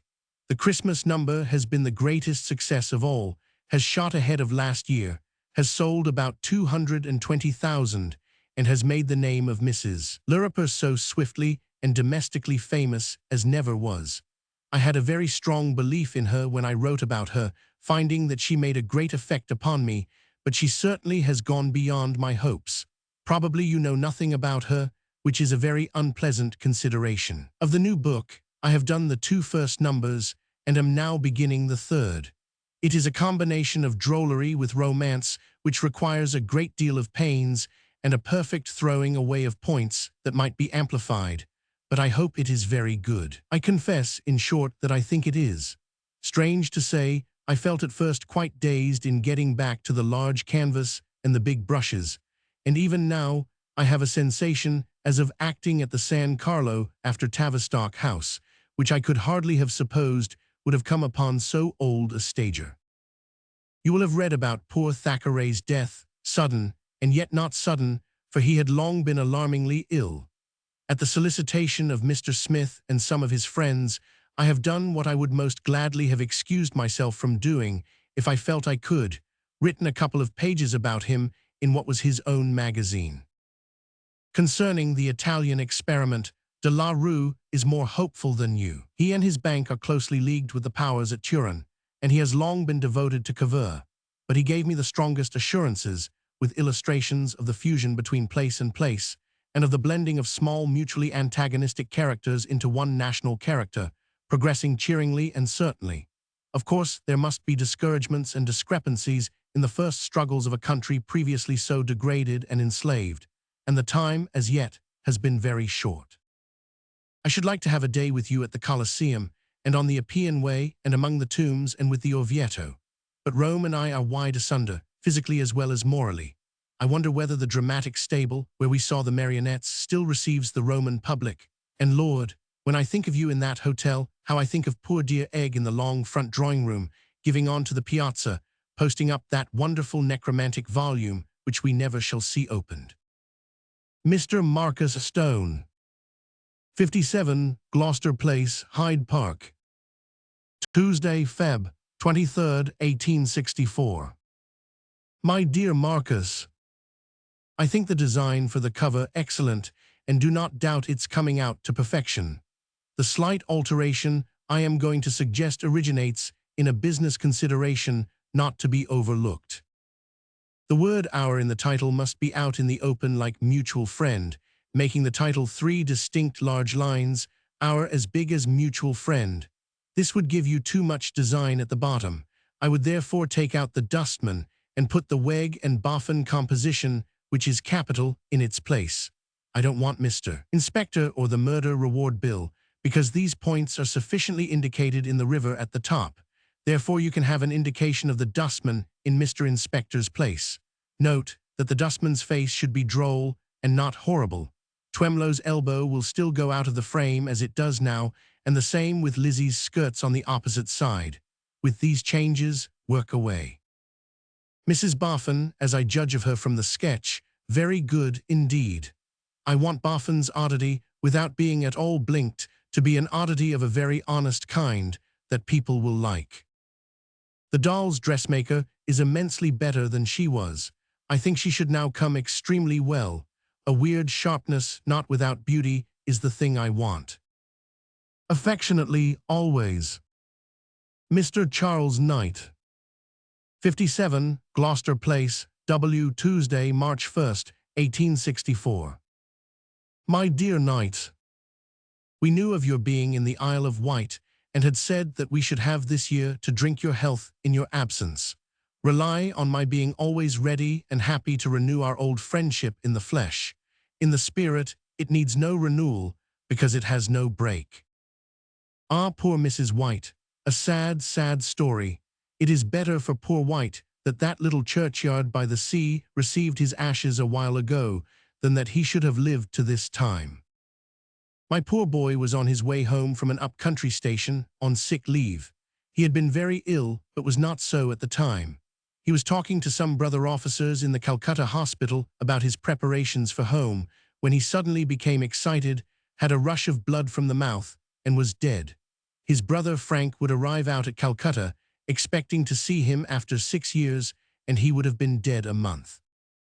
My working life is resolving itself at the present into another book, in 20 green leaves.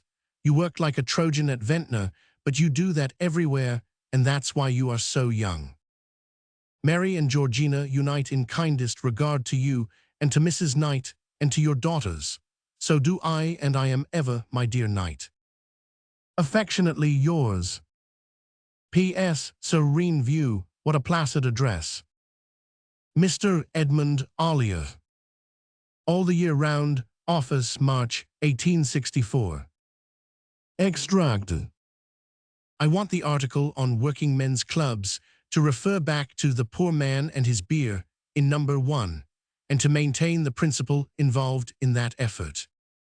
Also, emphatically, to show that trustfulness is at the bottom of all social institutions, and that to trust a man as one of a body of men is to place him under a wholesome restraint of social opinion, and is a very much better thing than to make a baby of him.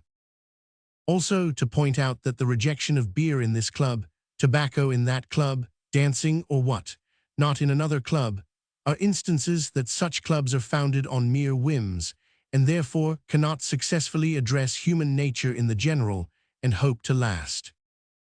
Also, again, to urge that patronage is the curse and blight of all such endeavors, and to impress upon the working men that they must originate and manage for themselves, and to ask them the question, can they possibly show their detestation of drunkenness better, or better strive to get rid of it from among them, than to make it a hopeless disqualification in all their clubs, and a reason for expulsion. Also to encourage them to declare to themselves and their fellow working men that they want social rest and social recreation for themselves and their families, and that these clubs are intended for that laudable and necessary purpose, and do not need educational pretenses or flourishes. Do not let them be afraid or ashamed of wanting to be amused and pleased. The Lord Chief Baron. 57, Gloucester Place, Tuesday, March 15th, 1864. My dear Chief Baron, many thanks for your kind letter, which I find on my return from a week's holiday. Your answer concerning poor Thackeray I will duly make known to the active spirit in that matter, Mr. Shirley Brooks. Your kind invitation to me to come and see you and yours, and hear the nightingales, I shall not fail to discuss with Forster and with an eye to spring. I expect to see him presently, the rather as I found a note from him when I came back yesterday, describing himself somewhat gloomily as not having been well, and as feeling a little out of heart. It is not out of order, I hope, to remark that you have been much in my thoughts and on my lips lately, for I really have not been able to repress my admiration of the vigorous dignity and sense and spirit with which one of the best of judges set right one of the dullest of juries in a recent case. Believe me ever, very faithfully yours, Mr. John Forster. 57, Gloucester Place, Tuesday, March 29th, 1864. My dear Forster, I meant to write to you last night, but to enable Wills to get away, I had to read a book of Fitzgerald's through before I went to bed. Concerning Eliot, I sat down, as I told you, and read the book through with the strangest interest and the highest admiration. I believe it to be as honest, spirited, patient, reliable, and gallant a piece of biography as ever was written, the care and pains of it astonishing, the completeness of it masterly, and what I particularly feel about it is that the dignity of the man and the dignity of the book that tells about the man always go together and fit each other. This same quality has always impressed me as the great leading speciality of the goldsmith, and enjoins sympathy with the subject, knowledge of it, and pursuit of it in its own spirit. But I think it even more remarkable here. I declare that apart from the interest of having been so put into the time and enabled to understand it, I personally feel quite as much the credit and honor done to literature by such a book. It quite clears out of the remembrance a thousand pitiful things and sets one up in heart again. I am not surprised in the least by Bulwer's enthusiasm. I was as confident about the effect of the book when I closed the first volume as I was when I closed the second with a full heart. No man less in earnest than Eliot himself could have done it, and I make bold to add that it never could have been done by a man who was so distinctly born to do the work as Eliot was to do his. Saturday at Hastings I must give up. I have wavered and considered and wavered, but if I take that sort of holiday, I must have a day to spare after it, and at this critical time I have not. If I were to lose a page of the 5 numbers I have purposed to myself to be ready by the publication day, I should feel that I had fallen short. I have grown hard to satisfy and write very slowly, and I have so much bad fiction that will be thought of when I don't want to think of it, that I am forced to take more care than I ever took. Ever affectionately, Mrs. Storer. Gad's Hill Place, Higham by Rochester, Kent. Sunday morning, May 15th, 1864. My dear Mrs. Storer, our family dinner must come off at Gad's Hill, where I have improvements to exhibit, and where I shall be truly pleased to see you and the doctor again.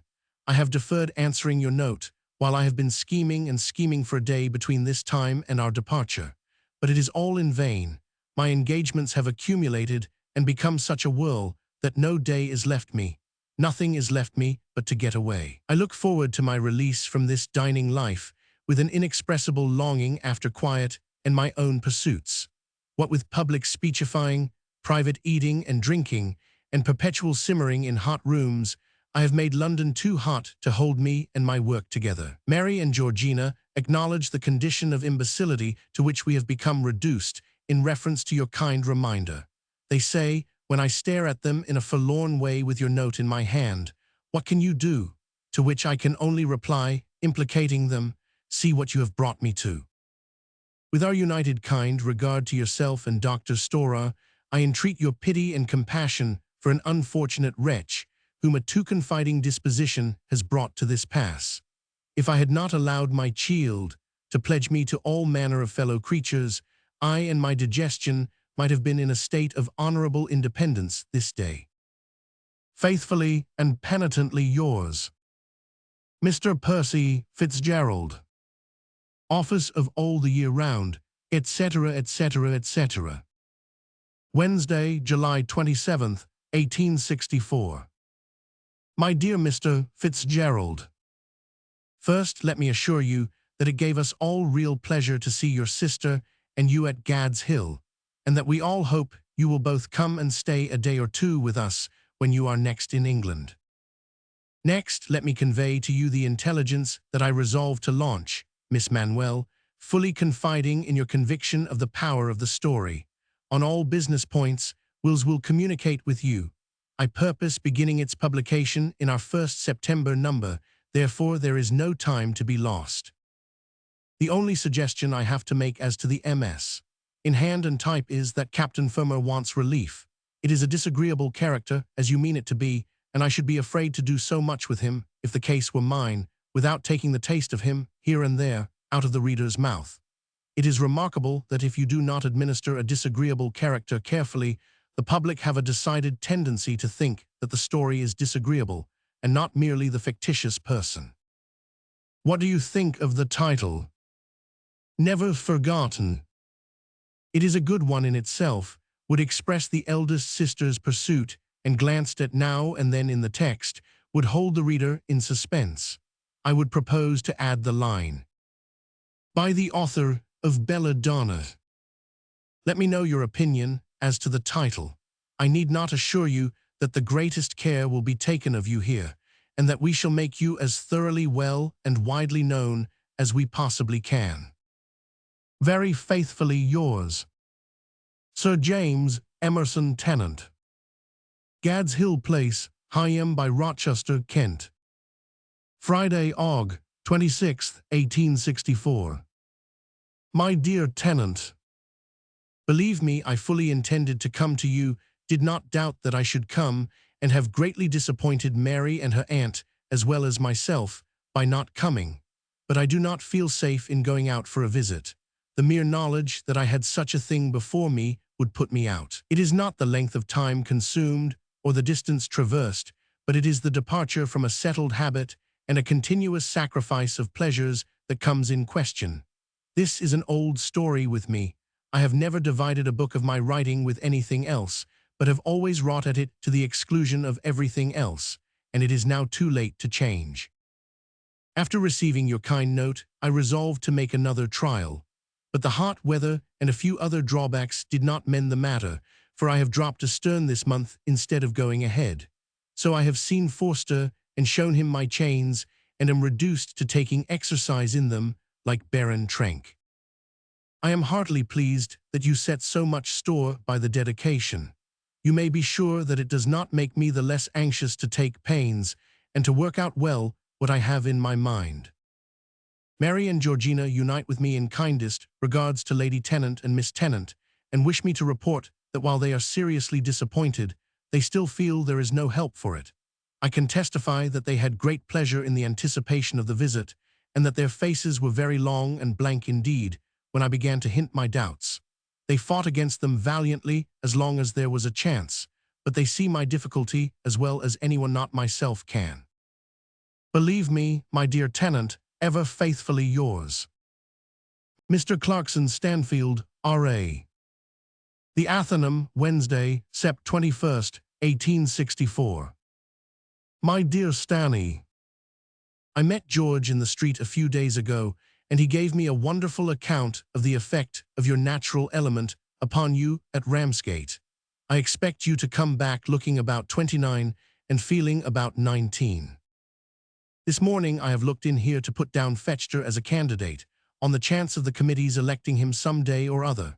He is a most devoted worshipper of yours, and would take it as a great honor if you would second him. Supposing you to have not the least objection, of course, if you should have any, I can in a moment provide a substitute. Will you write your name in the candidate's book as his seconder when you are next in town and passing this way? Lastly, if you should be in town on his opening night, a Saturday, and in all probability the 22nd of October, will you come and dine at the office and see his new piece? You have not yet pronounced, in the matter of that new French stage of his, on which Calcott for the said new piece has built up all manner of villages, camps, Versailles gardens, etc., etc., etc., etc., with no wings, no flies, no looking off in any direction. If you tell me that you are to be in town by that time, I will not fail to refresh your memory as to the precise day. With kind regard to Mrs. Stanfield. Believe me, my dear old boy, ever your affectionate Dick. M. de Surjet. Gad's Hill Place, Hyam by Rochester. Tuesday, Oct. 25th, 1864. My dear Surjet, here is a limping brute of a reply to your always welcome Christmas letter. But, as usual, when I have done my day's work, I jump up from my desk and rush into air and exercise and find letter writing the most difficult thing in my daily life. I hope that your asthmatic tendencies may not be strong just now, but Townshend's account of the premature winter at Lausanne is not encouraging, and with us here in England, all such disorders have been aggravated this autumn. However, a man of your dignity must have either asthma or gout, and I hope you have got the better of the two. In London there is, as you see by the papers, extraordinarily little news. At present the apprehension, rather less than it was thought, of a commercial crisis, and the trial of Emler next Thursday are the two chief sensations. I hope that gentleman will be hanged, and have hardly a doubt of it, though croakers contrariwise are not wanting. It is difficult to conceive any other line of defense than that the circumstances proved, taken separately, are slight. But a sound judge will immediately charge the jury that the strength of the circumstances lies in their being put together, and will thread them together on a fatal rope. As to the church, my friend, I am sick of it. The spectacle presented by the indecent squabbles of priests of most denominations, and the exemplary unfairness and rancor with which they conduct their differences, utterly repel me. And the idea of the Protestant establishment, in the face of its own history, seeking to trample out discussion and private judgment, is an enormity so cool that I wonder the right reverends, very reverends, and all other reverends who commit it can look in one another's faces without laughing, as the old soothsayers did. Perhaps they can't and don't. How our sublime and so different Christian religion is to be administered in the future, I cannot pretend to say, but that the Church's hand is at its own throat, I am fully convinced. Here more popery, there more Methodism, as many forms of consignment to eternal damnation as there are articles, and all in one forever quarreling body, the master of the New Testament put out of sight, and the rage and fury almost always turning on the letter of obscure parts of the Old Testament, which itself has been the subject of accommodation, adaptation, varying interpretation without end. These things cannot last. The Church that is to have its part in the coming time must be a more Christian one, with less arbitrary pretensions and a stronger hold upon the mantle of our Savior, as he walked and talked upon this earth. Of family intelligence I have very little, Charles Collins continuing in a very poor way and showing no signs of amendment. He and my daughter Katie went to Wiesbaden and thence to Nice, where they are now. I have strong apprehensions that he will never recover and that she will be left a young widow. All the rest are as they were. Mary neither married nor going to be, Georgina holding them all together and perpetually corresponding with the distant ones, occasional rallyings coming off here, in which another generation begins to peep above the table. I once used to think what a horrible thing it was to be a grandfather. Finding that the calamity falls upon me without my perceiving any other change in myself, I bear it like a man. Mrs. Watson has bought a house in town, to which she repairs in the season for the bringing out of her daughter. She is now at Rockingham. Her eldest son is said to be as good an eldest son as ever was, and to make her position there a perfectly independent and happy one. I have not seen him for some years, her I often see, but he ought to be a good fellow and is very popular in his neighborhood. I have altered this place very much since you were here, and have made a pretty, I think an unusually pretty, drawing-room. I wish you would come back and see it. My being on the Dover line, and my being very fond of France, occasion me to cross the Channel perpetually. Whenever I feel that I have worked too much, or am on the eve of overdoing it, and want a change, away I go by the mail train, and turn up in Paris or anywhere else that suits my humor next morning. So I come back as fresh as a daisy, and preserve as ruddy a face as though I never leant over a sheet of paper.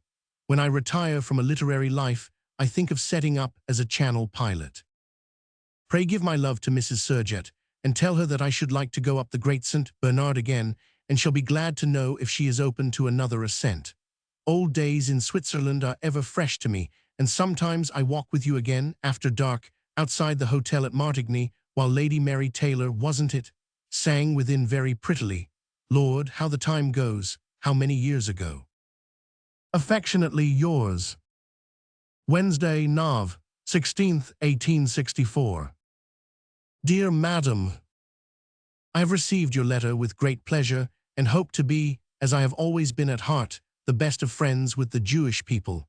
The error you point out to me had occurred to me, as most errors do to most people, when it was too late to correct it.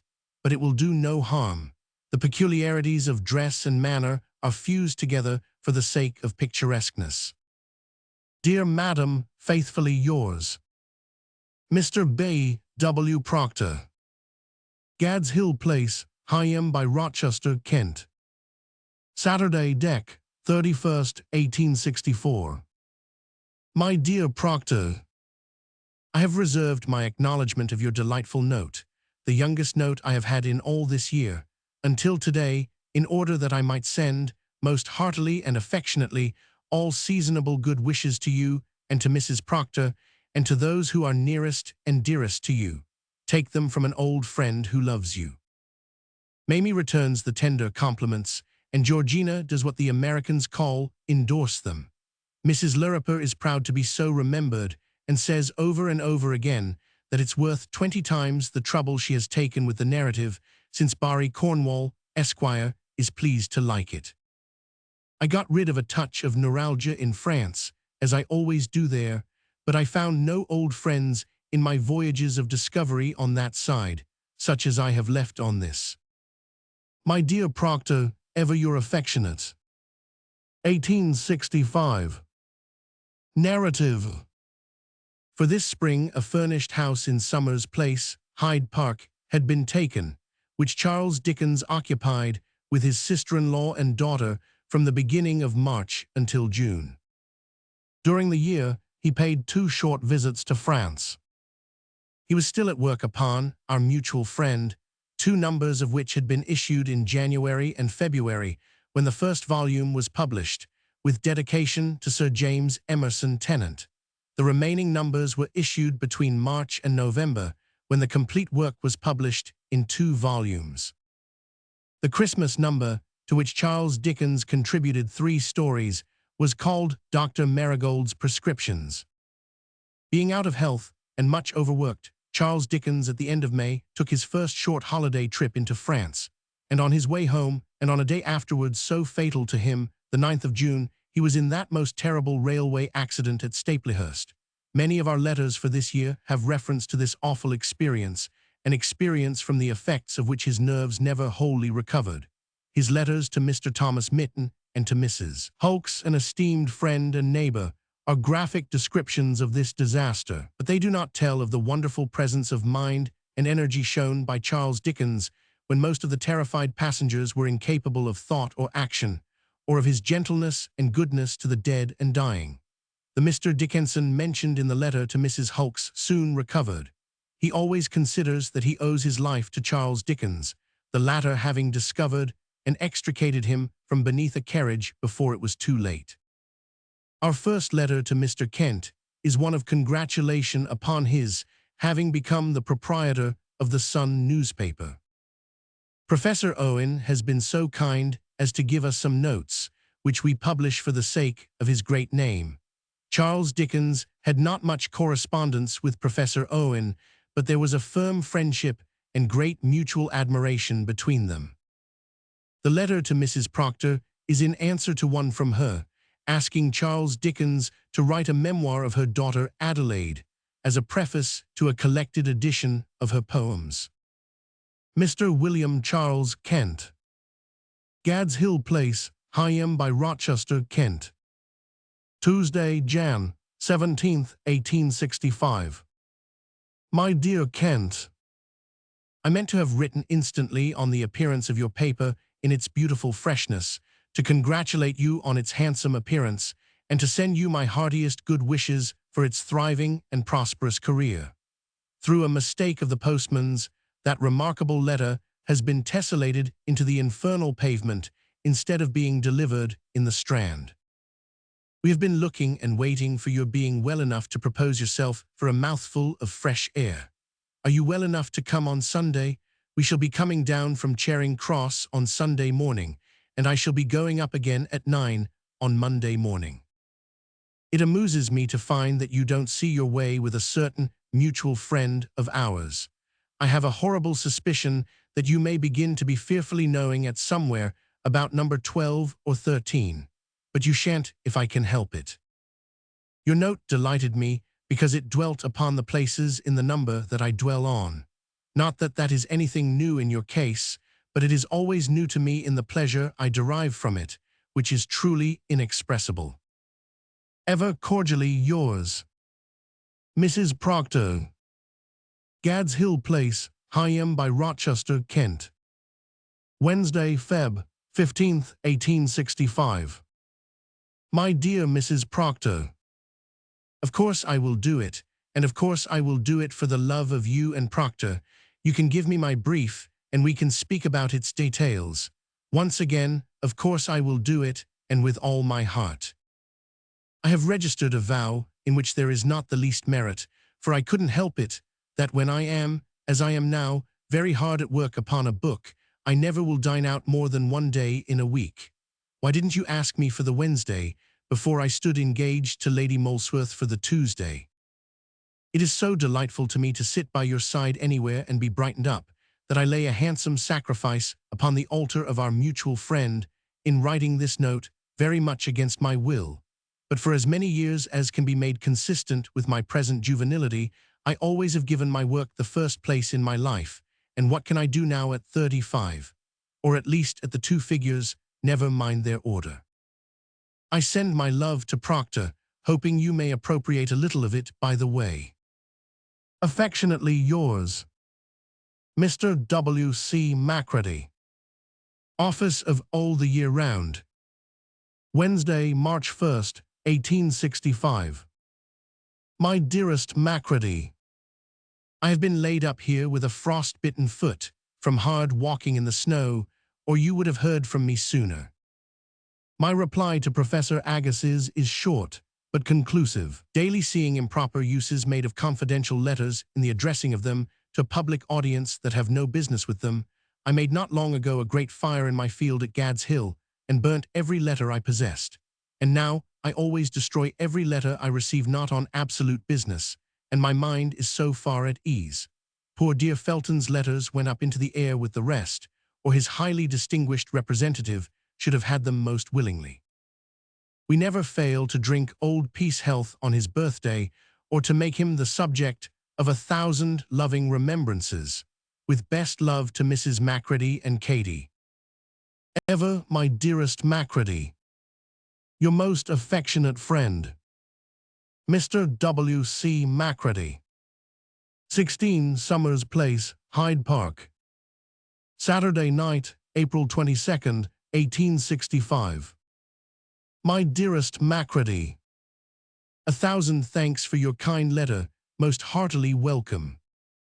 My frostbitten foot, after causing me great inconvenience and much pain, has begun to conduct itself amiably.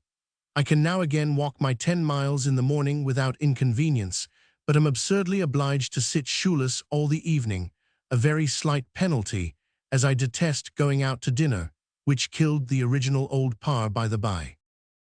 I am working like a dragon at my book, and am a terror to the household, likewise to all the organs and brass bands in this quarter. Gad's Hill is being gorgeously painted, and we are here until the 1st of June. I wish I might hope you would be there any time this summer. I really have made the place comfortable and pretty by this time. It is delightful to us to hear such good news of Buddy.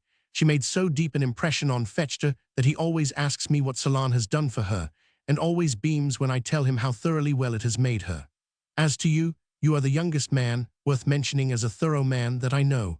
Oh, let me be as young when I am as. Did you think I was going to write old? No, sir. Withdrawn from the wear and tear of busy life is my expression. Poole still holds out at Kentish Town and says he is dying of solitude. His memory is astoundingly good. I see him about once in 2 or 3 months, and in the meantime he makes notes of questions to ask me when I come. Having fallen in arrear of the time, these generally refer to unknown words he has encountered in the newspapers. His 3 last, he always reads them with tremendous difficulty through an enormous magnifying glass, were as follows. 1. What's croquet? 2. What's an Albert chain? 3. Let me know the state of mind of the Queen. When I had delivered a neat exposition on these heads, he turned back to his memoranda and came to something that the utmost power of the enormous magnifying glass couldn't render legible. After a quarter of an hour or so, he said, "Oh yes, I know," and then rose and clasped his hands above his head and said, "Thank God, I am not a dram drinker. Do think of coming to Gad's in the summer, and do give my love to Mrs. Macready, and tell her I know she can make you come if she will. Mary and Georgie send best and dearest loves to her, to you, and to Katie, and to baby.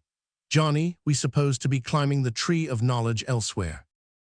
My dearest Macready, ever yours most affectionately. Mr. W. C. Macready. Gad's Hill, Monday, June 12, 1865. My dearest Macready, many thanks for your kind words of remembrance. This is not all in my own hand, because I am too much shaken to write many notes. Not by the beating and dragging of the carriage in which I was, it did not go over, but was caught on the turn, among the ruins of the bridge, but by the work afterwards to get out the dying and dead, which was terrible. Ever your affectionate friend. P.S. My love to Mrs. Macready. Mr. Thomas Mitten. Gad's Hill Place, Higham by Rochester, Kent. Tuesday, June 13th, 1865. My dear Mitten, I should have written to you yesterday or the day before if I had been quite up to writing. I was in the only carriage that did not go over into the stream. It was caught upon the turn by some of the ruin of the bridge and hung suspended and balanced in an apparently impossible manner. 2 ladies were my fellow passengers, an old one and a young one. This is exactly what passed. You may judge from it the precise length of the suspense. Suddenly we were off the rail and beating the ground as the car of a half-emptied balloon might. The old lady cried out, "My God," and the young one screamed. I caught hold of them both. The old lady sat opposite and the young one on my left and said, "We can't help ourselves, but we can be quiet and composed. Pray don't cry out." The old lady immediately answered, "Thank you, rely upon me, upon my soul I will be quiet." We were then all tilted down together in a corner of the carriage and stopped. I said to them thereupon, "You may be sure nothing worse can happen. Our danger must be over. Will you remain here without stirring while I get out of the window?" They both answered quite collectedly, "Yes," and I got out without the least notion what had happened. Fortunately, I got out with great caution and stood upon the step. Looking down, I saw the bridge gone and nothing below me but the line of rail. Some people in the 2 other compartments were madly trying to plunge out at window and had no idea that there was an open swampy field 15 feet down below them and nothing else. The 2 guards, one with his face cut, were running up and down on the downside of the bridge, which was not torn up quite wildly. I called out to them, "Look at me. Do stop an instant and look at me and tell me whether you don't know me." One of them answered, "We know you very well, Mr. Dickens." Then I said, "My good fellow, for God's sake give me your key and send one of those laborers here and I'll empty this carriage." We did it quite safely by means of a plank or 2, and when it was done I saw all the rest of the train, except the 2 baggage vans, down in the stream. I got into the carriage again for my brandy flask, took off my traveling hat for a basin, climbed down the brickwork, and filled my hat with water. Suddenly I came upon a staggering man covered with blood. I think he must have been flung clean out of his carriage, with such a frightful cut across the skull that I couldn't bear to look at him. I poured some water over his face and gave him some to drink, then gave him some brandy and laid him down on the grass, and he said, "I am gone," and died afterwards. Then I stumbled over a lady lying on her back against a little pollard tree with the blood streaming over her face, which was lead color, in a number of distinct little streams from the head. I asked her if she could swallow a little brandy, and she just nodded, and I gave her some and left her for somebody else. The next time I passed her she was dead. Then a man, examined at the inquest yesterday, who evidently had not the least remembrance of what really passed, came running up to me and implored me to help him find his wife, who was afterwards found dead. No imagination can conceive the ruin of the carriages or the extraordinary weights under which the people were lying, or the complications into which they were twisted up among iron and wood, and mud and water. I don't want to be examined at the inquest, and I don't want to write about it. I could do no good either way, and I could only seem to speak about myself, which, of course, I would rather not do. I am keeping very quiet here. I have I don't know what to call it, constitutional, I suppose, presence of mind, and was not in the least fluttered at the time. I instantly remembered that I had the MS of a number with me and clambered back into the carriage for it. But in writing these scanty words of recollection, I feel the shake and am obliged to stop. Ever faithfully, Mr. Walter Jones. Gad's Hill Place, Higham by Rochester, Kent. Saturday, June 17th, 1865. Sir, I beg you to assure the Committee of the Newsvendors' benevolent and provident institution that I have been deeply affected by their special remembrance of me in my late escape from death or mutilation, and that I thank them with my whole heart. Faithfully yours and theirs, Mrs. Hulks. Gad's Hill, Sunday, June 18th, 1865. My dear Mrs. Hulks, I return the Examiner with many thanks. The account is true, except that I had brandy. By an extraordinary chance, I had a bottle and a half with me.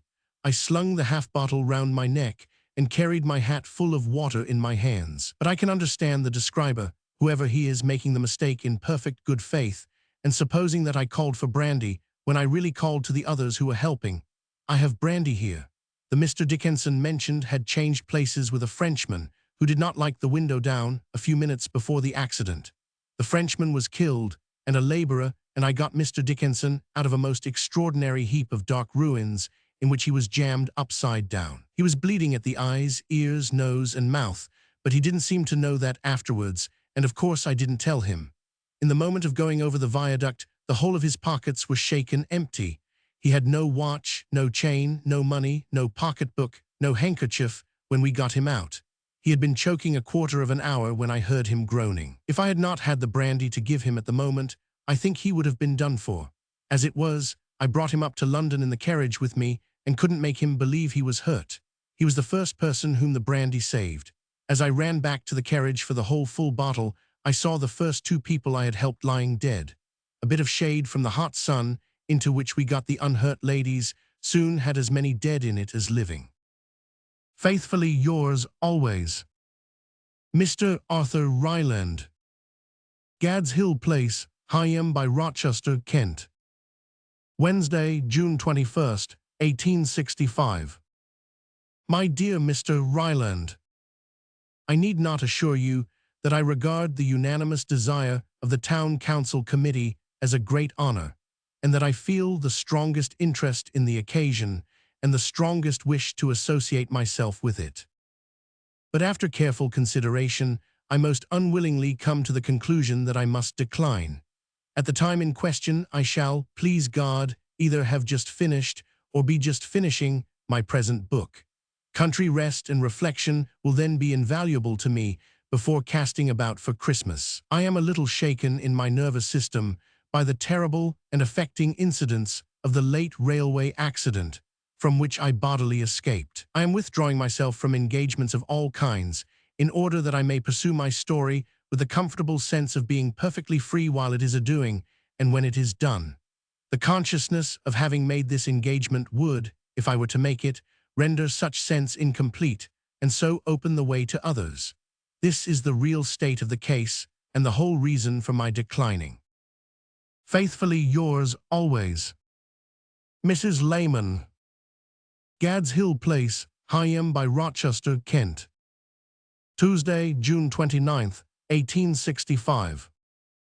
Dear Mrs. Layman, come with self and partner on either of the days you name, and you will be heartily welcomed by the humble youth who now addresses you, and will then cast himself at your feet.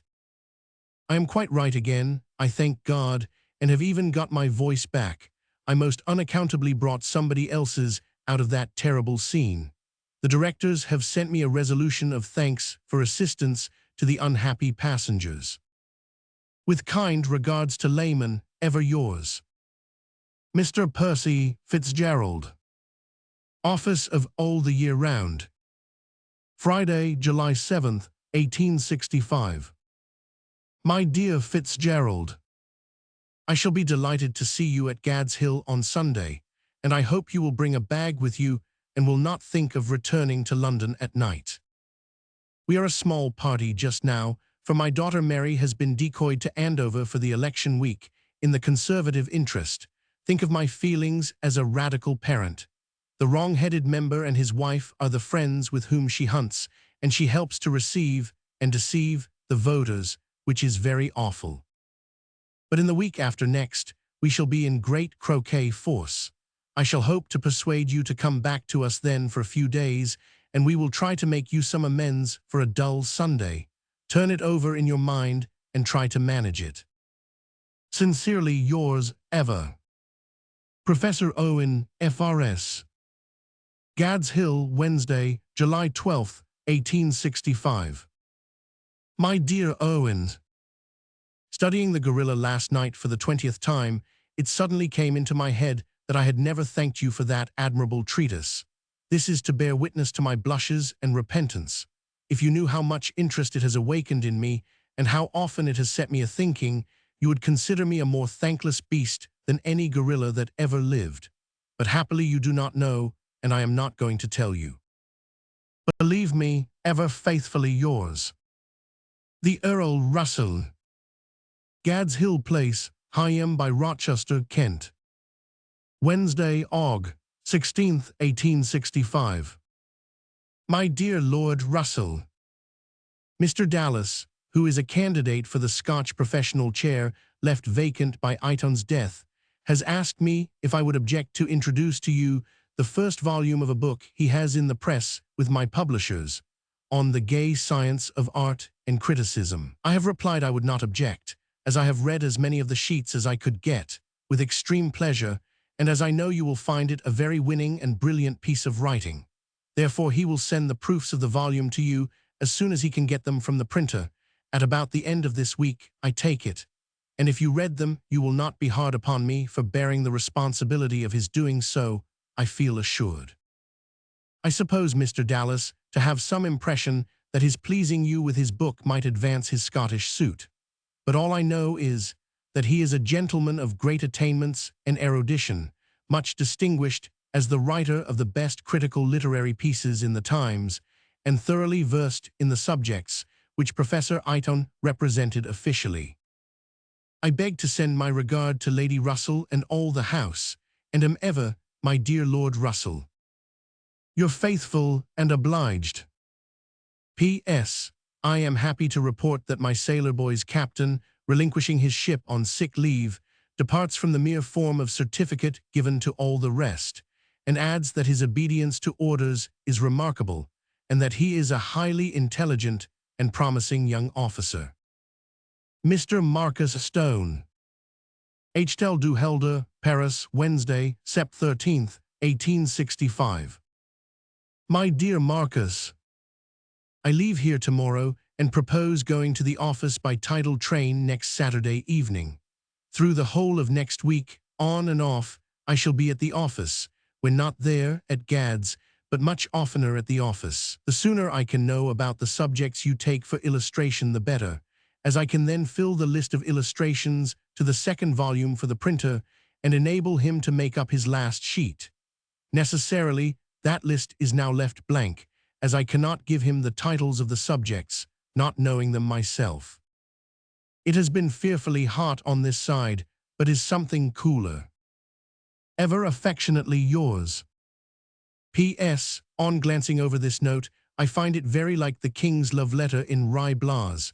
Madam, there is a high wind, I have shot 6 wolves. I think the frontispiece to the second volume should be the dustyard with the 3 mounds, and Mr. Boffin digging up the Dutch bottle, and Venus restraining Weg's ardor to get at him. Or Mr. Boffin might be coming down with the bottle, and Venus might be dragging Weg out of the way as described. Mr. Percy Fitzgerald. Office of All the Year Round. Saturday, Sept. 23rd, 1865.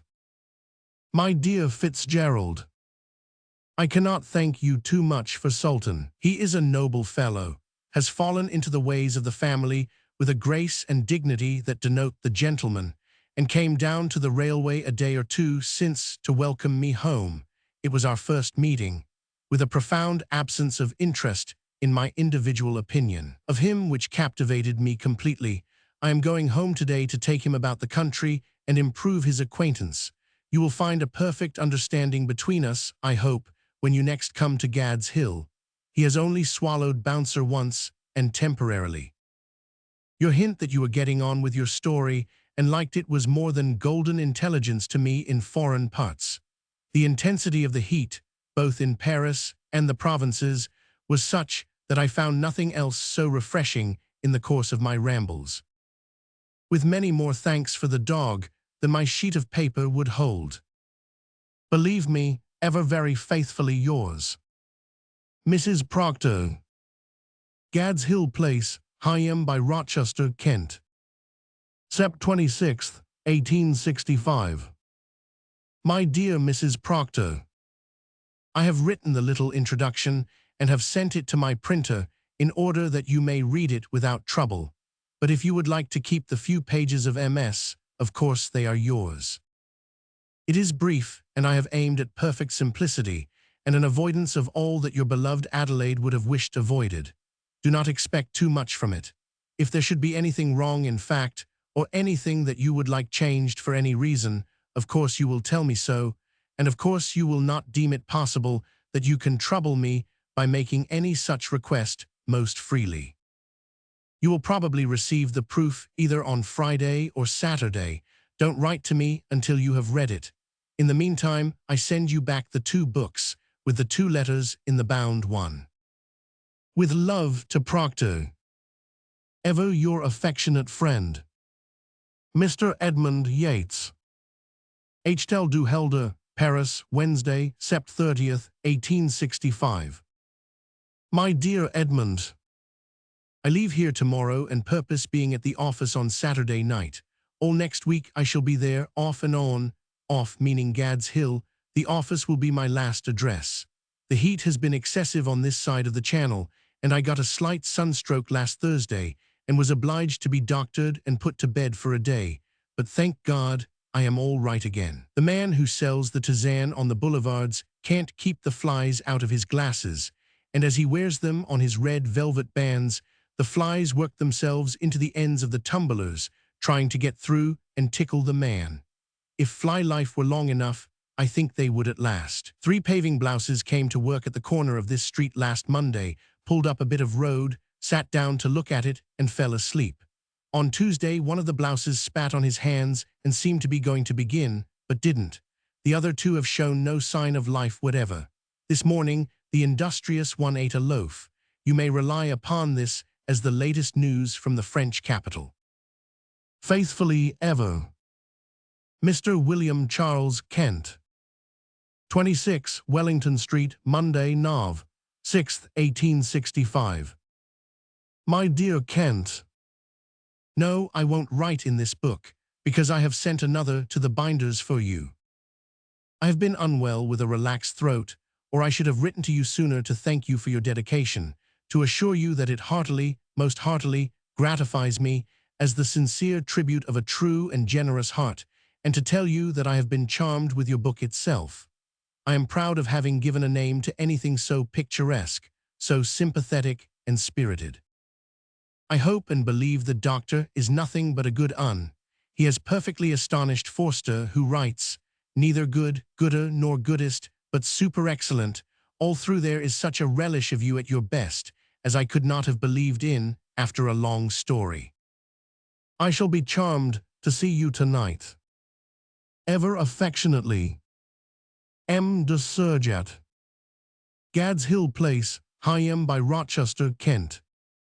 November 13th, 1865. Extract. My dear Surjat, having achieved my book and my Christmas number, and having shaken myself after 2 years' work, I send you my annual greeting. How are you? Asthmatic, I know you will reply, but as my poor father, who was asthmatic too and the jolliest of men, used philosophically to say, one must have something wrong, I suppose, and I like to know what it is. In England we are groaning under the brigandage of the butcher, which is being carried to that height that I think I foresee resistance on the part of the middle class, and some combination in perspective for abolishing the middleman, whensoever he turns up, which is everywhere, between producer and consumer. The cattle plague is the butcher's stalking horse, and it is unquestionably worse than it was, but seeing that the great majority of creatures lost or destroyed have been cows, and likewise that the rise in butcher's meat bears no reasonable proportion to the market prices of the beasts, one comes to the conclusion that the public is done. The Commission has ended very weakly and ineffectually, as such things in England rather frequently do, and everybody writes to the Times, and nobody does anything else. If the Americans don't embroil us in a war before long, it will not be their fault. What with their swagger and bombast, what with their claims for indemnification, what with Ireland and Fenianism, and what with Canada, I have strong apprehensions. With a settled animosity towards the French usurper, I believe him to have always been sound in his desire to divide the states against themselves, and that we were unsound and wrong in letting I dare not wait upon I would. The Jamaica insurrection is another hopeful piece of business. That platform sympathy with the black, or the native, or the devil, afar off, and that platform indifference to our own countrymen at enormous odds in the midst of bloodshed and savagery, makes me stark wild. Only the other day, here was a meeting of jawbones of asses at Manchester, to censure the Jamaica governor for his manner of putting down the insurrection. So we are badgered about New Zealanders and Hottentots, as if they were identical with men in clean shirts at Camberwell, and were to be bound by pen and ink accordingly. So Exeter Hall holds us in mortal submission to missionaries, who Livingstone always accepted, are perfect nuisances, and leave every place worse than they found it.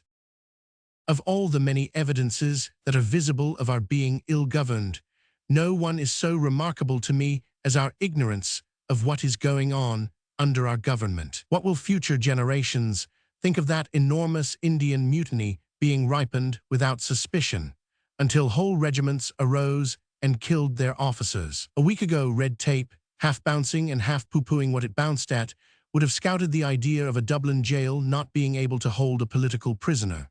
But for the blacks in Jamaica being over-impatient, and before their time, the whites might have been exterminated without a previous hint or suspicion that there was anything amiss. Laissez aller, and Britons never, never, never. Meantime, if your honour were in London, you would see a great embankment rising high and dry out of the Thames on the Middlesex shore, from Westminster Bridge to Blackfriars. A really fine work, and really getting on. Moreover, a great system of drainage. Another really fine work, and likewise really getting on. Lastly, a muddle of railways in all directions possible and impossible, with no general public scheme, no general public supervision, enormous waste of money, no fixable responsibility, no accountability, but under Lord Campbell's Act. I think of that accident in which I was preserved. Before the most furious and notable train in the 4 and 20 hours, the head of a gang of workmen takes up the rails. That train changes its time every day as the tide changes, and that head workman is not provided by the railway company with any clock or watch. Lord Shaftesbury wrote to me to ask me what I thought of an obligation on railway companies to put strong walls to all bridges and viaducts. I told him, of course, that the force of such a shock would carry away anything that any company could set up, and I added, ask the Minister what he thinks about the votes of the railway interest in the House of Commons, and about his being afraid to lay a finger on it with an eye to his majority. I seem to be grumbling, but I am in the best of humours. All goes well with me and mine, thank God. Last night my gardener came upon a man in the garden and fired. The man returned the compliment by kicking him in the groin and causing him great pain. I set off, with a great mastiff bloodhound I have, in pursuit. Couldn't find the evildoer, but had the greatest difficulty in preventing the dog from tearing 2 policemen down. They were coming towards us with professional mystery, and he was in the air on his way to the throat of an eminently respectable constable when I caught him. My daughter Mary and her Aunt Georgina send kindest regard and remembrance. Katie and her husband are going to try London this winter, but I rather doubt, for they are both delicate, their being able to weather it out. It has been blowing here tremendously for a fortnight, but today is like a spring day, and plenty of roses are growing over the labourers' cottages. The Great Eastern lies at her moorings beyond the window where I write these words, looks very dull and unpromising. A dark column of smoke from Chatham Dockyard, where the iron shipbuilding is in progress, has a greater significance in it, I fancy. Miss Dickens. Gad's Hill Place, Higham by Rochester, Kent. Tuesday, Nov. 14th, 1865. My dearest Mamie, as you want to know my views of the Sphinx, here they are, but I have only seen it once, and it is so extraordinarily well done that it ought to be observed closely several times. Anyone who attentively notices the flower trick will see that the two little high tables hung with drapery cover each a trap. Each of those tables, during that trick, hides a confederate who changes the paper cone twice. When the cone has been changed as often as is required, the trap is closed and the table can be moved.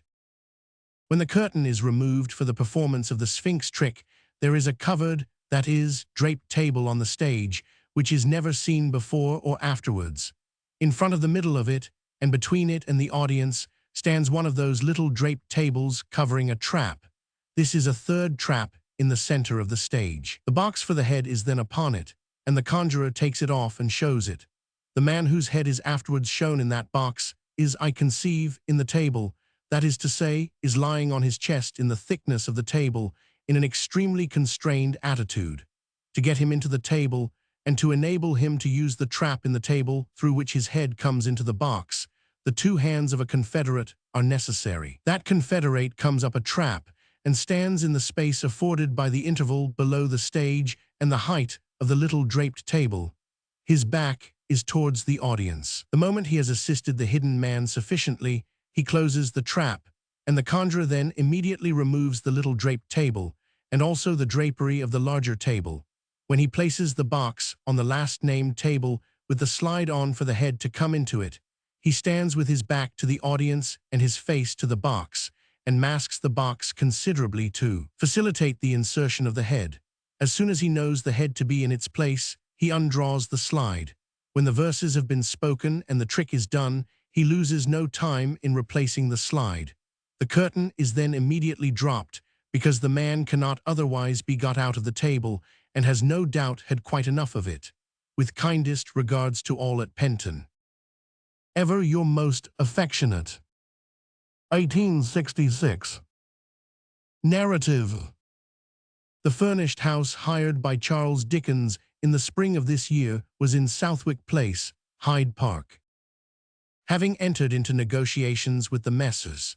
Chappell for a series of readings to be given in London, in the English provinces, in Scotland and Ireland, Charles Dickens had no leisure for more than his usual editorial work for all the year round. He contributed 4 parts to the Christmas number, which was entitled Mugby Junction. For the future, all his English readings were given in connection with the Messrs. Chappell, and never in all his career had he more satisfactory or more pleasant business relations than those connected with these gentlemen. Moreover, out of this connection sprang a sincere friendship on both sides. Mr. Dolby is so constantly mentioned in future letters that they themselves will tell of the cordial companionship which existed between Charles Dickens and this able and most obliging manager. The letter to Lily was in answer to a child's letter from Miss Lily Benzon, inviting him to a birthday party. The play alluded to in the letter to M. Fetchter was called A Long Strike, and was performed at the Lyceum Theatre. The Sultan, mentioned in the letter to Mr. Fitzgerald, was a noble Irish bloodhound, presented by this gentleman to Charles Dickens. The story of the dog's death is told in a letter to M. de Surjet, which we give in the following year. Miss Mary Boyle. Office of All the Year Round. Saturday, Jan. 6th, 1866. My dear Mary, feeling pretty certain that I shall never answer your letter unless I answer it at once, I got it this morning, here goes. I did not dramatize The Master of Ravenswood, though I did a good deal towards and about the piece, having an earnest desire to put Scott, for once, upon the stage in his own gallant manner. It is an enormous success, and increases in attraction nightly. I have never seen the people in all parts of the house so leaning forward, in lines sloping towards the stage, earnestly and intently attractive, as while the story gradually unfolds itself. But the astonishing circumstance of all is, that Miss Leclerc, never thought of for Lucy till all other Lucys had failed, is marvelously good, highly pathetic, and almost unrecognizable in person. What note it touches in her, always dumb until now, I do not pretend to say, but there is no one on the stage who could play the contract scene better or more simply and naturally, and I find it impossible to see it without crying. Almost everyone plays well, the whole is exceedingly picturesque, and there is scarcely a movement throughout, or a look, that is not indicated by Scott. So you get a life romance with beautiful illustrations, and I do not expect ever again to see a book take up its bed and walk in like manner. I am charmed to learn that you have had a freeze out of my ghost story. It rather did give me a shiver up the back in the writing. Dr. Marigold has just now accomplished his 200,000. My only other news about myself is that I am doubtful whether to read or not in London this season. If I decide to do it at all, I shall probably do it on a large scale. Many happy years to you, my dear Mary, so praise. Your ever affectionate Joe. Mr. William Charles Kent. Gad's Hill, Thursday, Jan. 18th, 1866. My dear Kent, I cannot tell you how grieved we all are here to know that you are suffering again. Your patient tone, however, and the hopefulness and forbearance of Ferguson's course gives us some reassurance. Apropos of which latter reference, I dined with Ferguson at the Lord Mayor's last Tuesday, and had a grimly distracted impulse upon me to defy the toastmaster and rush into a speech about him and his noble art, when I sat pining under the imbecility of constitutional and corporational idiots. I did seize him for a moment by the hair of his head in proposing the Lady Mayoress, and derived some faint consolation from the company's response to the reference. Oh, no man will ever know under what provocation to contradiction and a savage yell of repudiation I suffered at the hands of feebly complacent in the uniform of Madame Tussaud's own military waxers, and almost the worst speaker I ever heard in my life. Mary and Georgina, sitting on either side of me, urged me to look pleasant. I replied in expressions not to be repeated. She, the judge, was just as good and graceful as he, the member, was bad and gawky. Bulwer's Lost Tales of Miletus is a most noble book. He is an extraordinary fellow and fills me with admiration and wonder. It is of no use writing to you about yourself, my dear Kent, because you are likely to be tired of that constant companion, and so I have gone scratching, with an exceedingly bad pen, about and about you. But I come back to you to let you know that the reputation of this house as a convalescent hospital stands, like the house itself, very high, and that testimonials can be produced from credible persons who have recovered health and spirits here swiftly. Try us, only try us, and we are content to stake the reputation of the establishment on the result. Ever affectionately yours, Mr. Percy Fitzgerald. Gad's Hill, Friday, Feb. 2nd, 1866. My dear Fitzgerald, I ought to have written to you days and days ago to thank you for your charming book on Charles Lamb, to tell you with what interest and pleasure I read it as soon as it came here, and to add that I was honestly affected, far more so than your modesty will readily believe, by your intimate knowledge of those touches of mine concerning childhood. Let me tell you now that I have not in the least cooled, after all, either as to the graceful sympathetic book, or as to the part in it with which I am honored. It has become a matter of real feeling with me, and I postponed its expression because I couldn't satisfactorily get it out of myself, and at last I came to the conclusion that it must be left in. My dear Fitzgerald, faithfully yours always. Miss Hogarth. Office of All the Year Round, Friday, Feb. 9th, 1866. My dearest Georgie, I found your letter here when I came back on Wednesday evening. and was extremely glad to get it. Frank Beard wrote me word that with such a pulse as I described, an examination of the heart was absolutely necessary, and that I had better make an appointment with him alone for the purpose. This I did. I was not at all disconcerted, for I knew well beforehand that the effect could not possibly be without that one cause at the bottom of it. There seems to be degeneration of some functions of the heart. It does not contract as it should. So I have got a prescription of iron, quinine, and digitalis to set it a-going and send the blood more quickly through the system.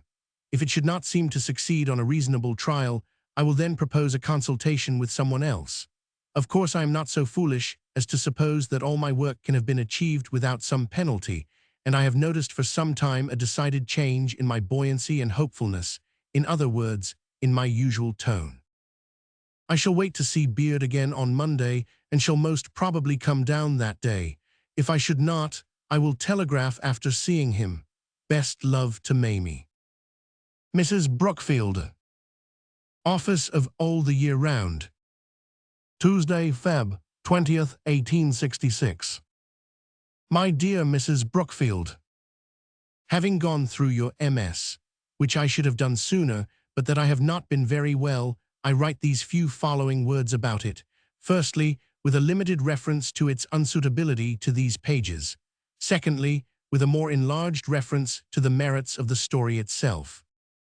If you will take any part of it and cut it up in fancy into the small portions into which it would have to be divided here for only a month's supply, you will, I think, at once discover the impossibility of publishing it in weekly parts. The scheme of the chapters, the manner of introducing the people, the progress of the interest, the places in which the principal places fall, are all hopelessly against it.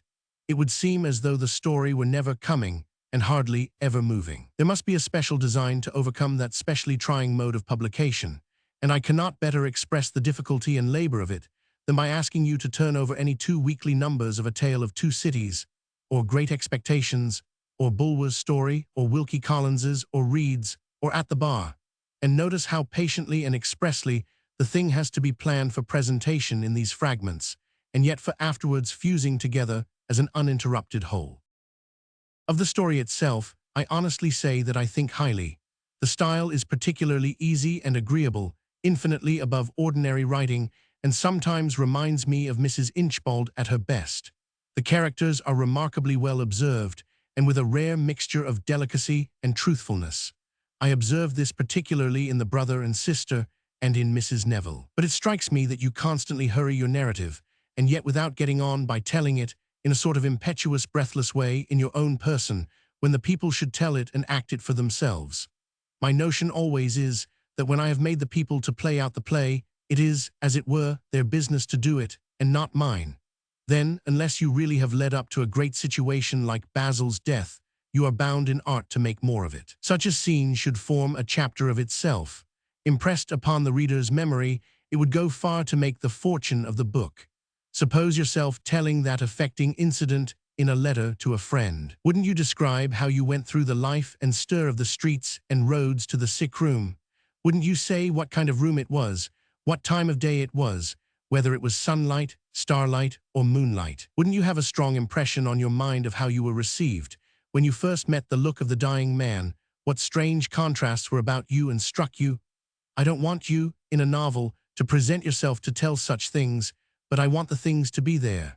You make no more of the situation than the index might, or a descriptive playbill might in giving a summary of the tragedy under representation. As a mere piece of mechanical workmanship, I think all your chapters should be shorter, that is to say, that they should be subdivided. Also, when you change from narrative to dialogue, or vice versa, you should make the transition more carefully. Also, taking the pains to sit down and recall the principal landmarks in your story, you should then make them far more elaborate and conspicuous than the rest. Even with these changes, I do not believe that the story would attract the attention due to it, if it were published even in such monthly portions as the space of Fraser would admit of. Even so brightened, it would not, to the best of my judgment, express itself piecemeal. It seems to me to be so constituted as to require to be read off the reel. As a book in 2 volumes, I think it would have good claims to success and good chances of obtaining success. but I suppose the polishing I have hinted at not a meretricious adornment, but positively necessary to good work and good art, to have been first thoroughly administered. Now don't hate me if you can help it. I can afford to be hated by some people, but I am not rich enough to put you in possession of that luxury. Ever faithfully yours. P.S. The MS shall be delivered at your house tomorrow, and your petitioner again prays not to be, etc. Miss Hogarth. Adelphi, Liverpool, Friday, April 13th, 1866. My dearest Georgie, the reception at Manchester last night was quite a magnificent sight, the whole of the immense audience standing up and cheering. I thought them a little slow with Marigold, but believe it was only the attention necessary in so vast a place. They gave a splendid burst at the end, and after Nickleby, which went to perfection, they set up such a call that I was obliged to go in again. The unfortunate gasman, a very steady fellow, got a fall off a ladder and sprained his leg. He was put to bed in a public opposite and was left there, poor man. This is the first very fine day we have had. I have taken advantage of it by crossing to Birkenhead and getting some air upon the water. It was fresh and beautiful. I send my best love to Mamie and hope she is better. I am of course tired. The pull of Marigold upon one's energy in the Free Trade Hall was great, but I stick to my tonic and feel, all things considered, in very good tone. The room here, I mean the hall, being my special favorite and extraordinarily easy, is almost a rest. Miss Dickens. Adelphi, Liverpool, Saturday, April 14th, 1866. My dearest Mamie, the police reported officially that 3,000 people were turned away from the hall last night. I doubt if they were so numerous as that, but they carried in the outer doors and pitched into Dolby with great vigor. I need not add that every corner of the place was crammed. They were a very fine audience, and took enthusiastically every point in Copperfield and the trial. They made the reading a quarter of an hour longer than usual. One man advertised in the morning paper that he would give 30 shillings double for 3 stalls, but nobody would sell, and he didn't get in. Except that I cannot sleep, I really think myself in much better training than I had anticipated. A dozen oysters and a little champagne between the parts every night constitute the best restorative I have ever yet tried. John appears low, but I don't know why. A letter comes for him daily. The hand is female, whether Smudger's or a nearer one still, and a dearer one, I don't know, so it may or may not be the cause of his gloom. Miss Emily of Preston is married to a rich cotton lord, rides in open carriages in gorgeous array, and is altogether splendid. With this effective piece of news I close. Miss Hogarth. Glasgow, April 17th, 1866. We arrived here at 10 yesterday evening.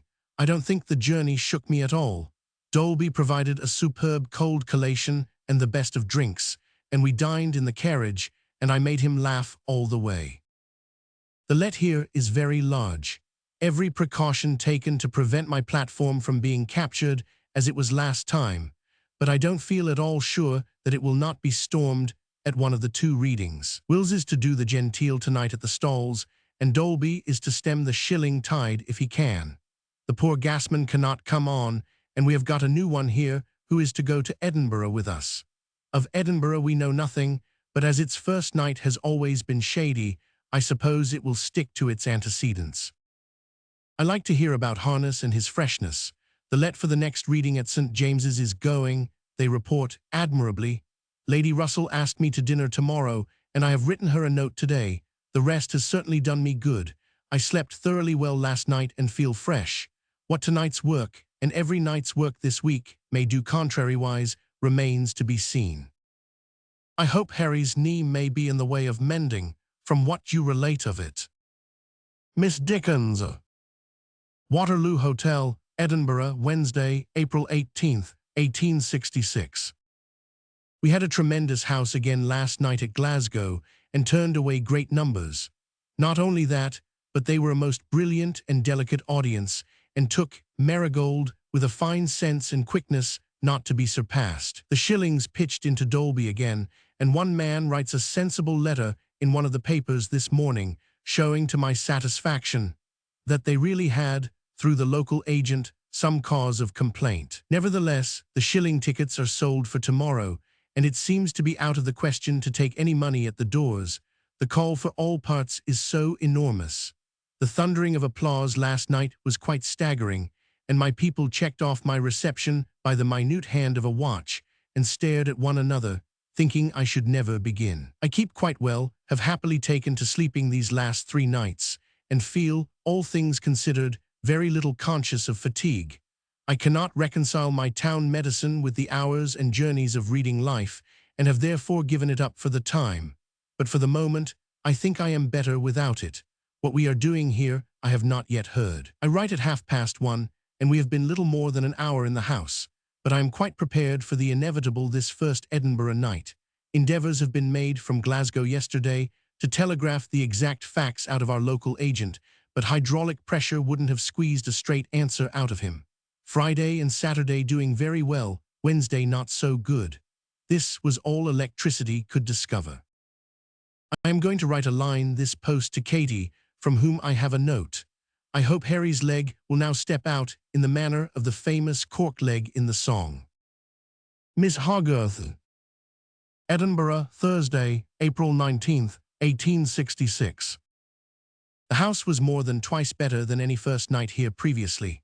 They were, as usual here, remarkably intelligent, and the reading went brilliantly. I have not sent up any newspapers, as they are generally so poorly written that you may know beforehand all the commonplaces that they will write.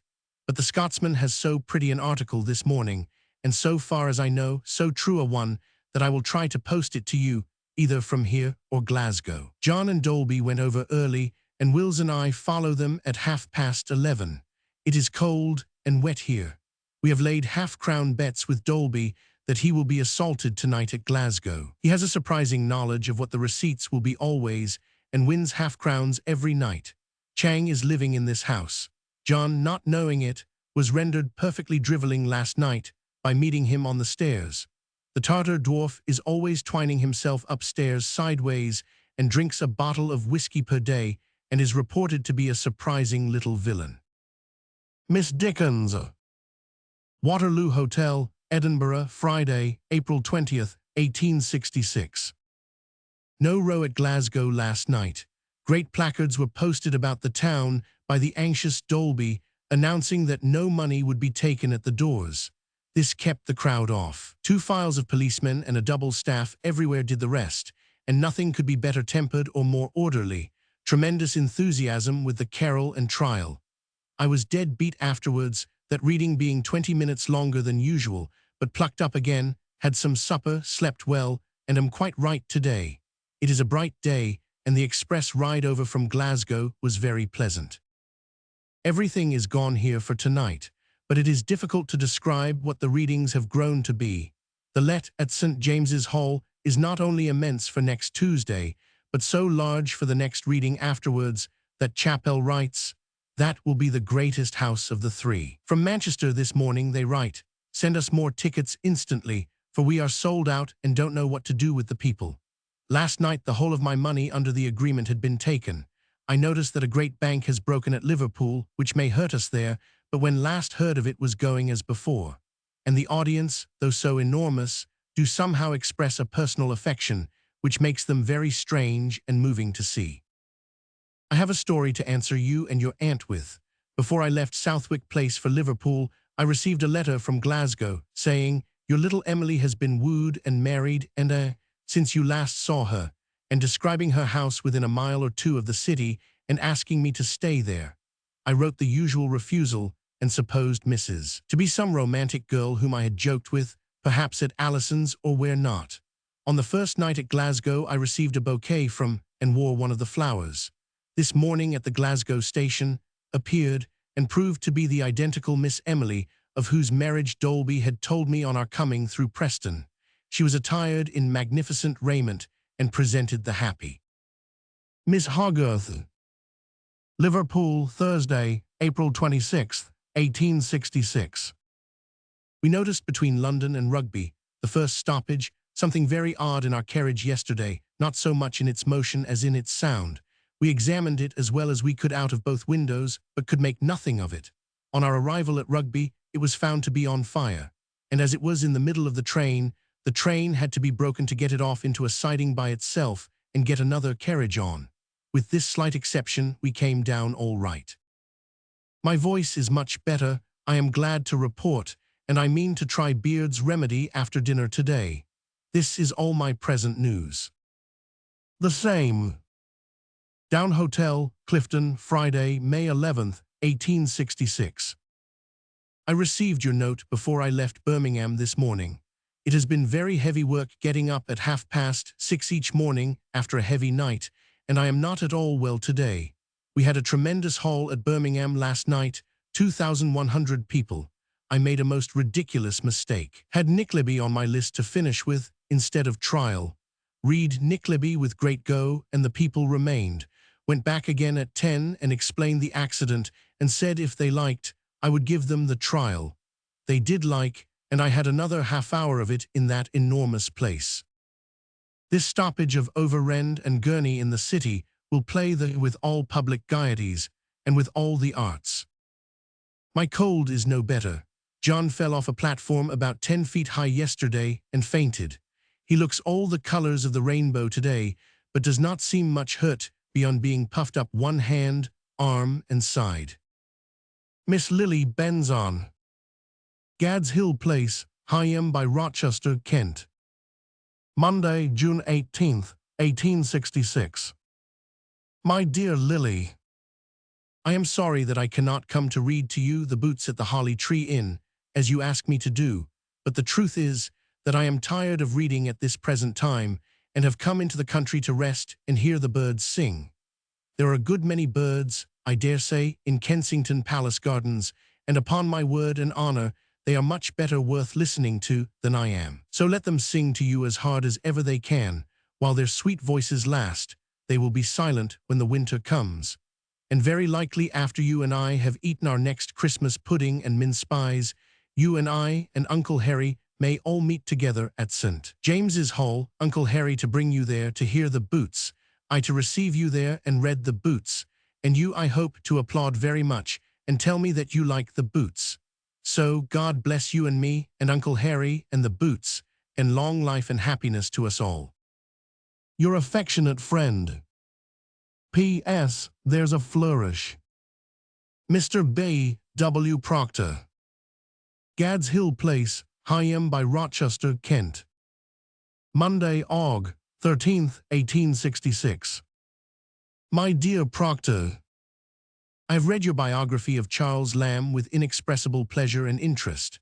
I do not think it possible to tell a pathetic story with a more unaffected and manly tenderness. And as to the force and vigor of the style, if I did not know you, I should have made sure that there was a printer's error in the opening of your introduction, and that the word 70 occupied the place of 40. Let me, my dear friend, most heartily congratulate you on your achievement. It is not an ordinary triumph to do such justice to the memory of such a man, and I venture to add that the fresh spirit with which you have done it impresses me as being perfectly wonderful. Ever affectionately yours, Sir James Emerson Tennant. Gad's Hill, Monday, Aug. 20th, 1866.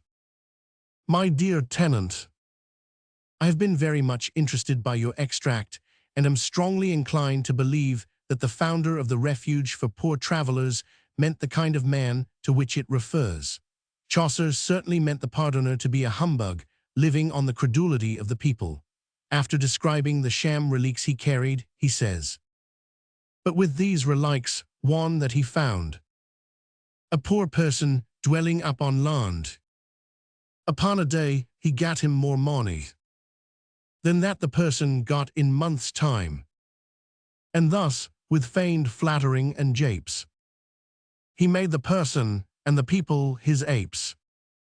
And the worthy Watts, founder of the charity, may have had these very lines in his mind when he excluded such a man. When I last heard from my boy, he was coming to you and was full of delight and dignity. My midshipman has just been appointed to the Bristol on the west coast of Africa, and is on his voyage out to join her. I wish it was another ship and another station. She has been unlucky in losing men. Kindest regard from all my house to yours. Faithfully yours ever. M. Charles Fetchter. Gad's Hill, Tuesday, Sept. 4th, 1866. My dear Fetchter, this morning I received the play to the end of the telegraph scene, and I have since read it twice. I clearly see the ground of Mr. Boucicault's two objections, but I do not see their force. First, as to the writing. If the characters did not speak in a terse and homely way, their idea and language would be inconsistent with their dress and station, and they would lose as characters before the audience. The dialogue seems to be exactly what is wanted. Its simplicity, particularly in Mr. Boucicault's part, is often very effective, and throughout there is an honest, straight-to-the-purpose ruggedness in it, like the real life and the real people. Secondly, as to the absence of the comic element, I really do not see how more of it could be got into the story, and I think Mr. Boucicault underrates the pleasant effect of his own part. The very notion of a sailor, whose life is not among those little courts and streets, and whose business does not lie with the monotonous machinery, but with the four wild winds, is a relief to me in reading the play. I am quite confident of its being an immense relief to the audience when they see the sailor before them, with an entirely different bearing, action, dress, complexion even, from the rest of the men. I would make him the freshest and airiest sailor that ever was seen, and through him I can distinctly see my way out of the black country into clearer air. I speak as one of the audience mind. I should like something of this contrast to be expressed in the dialogue between the sailor and Jew in the second scene of the second act. Again, I feel Widdicombe's part, which is charming, and ought to make the whole house cry, most agreeable and welcome, much better than any amount in such a story of mere comicality. It is unnecessary to say that the play is done with a master's hand. Its closeness and movement are quite surprising. Its construction is admirable. I have the strongest belief in its making a great success. But I must add this proviso. I never saw a play so dangerously depending in critical places on strict natural propriety in the manner and perfection in the shaping of the small parts. Those small parts cannot take the play up, but they can let it down. I would not leave a hair on the head of one of them to the chance of the first night, but I would see, to the minutest particular, the make-up of every one of them at a night rehearsal. Of course you are free to show this note to Mr. Boucicault, and I suppose you will do so. Let me throw out this suggestion to him and you.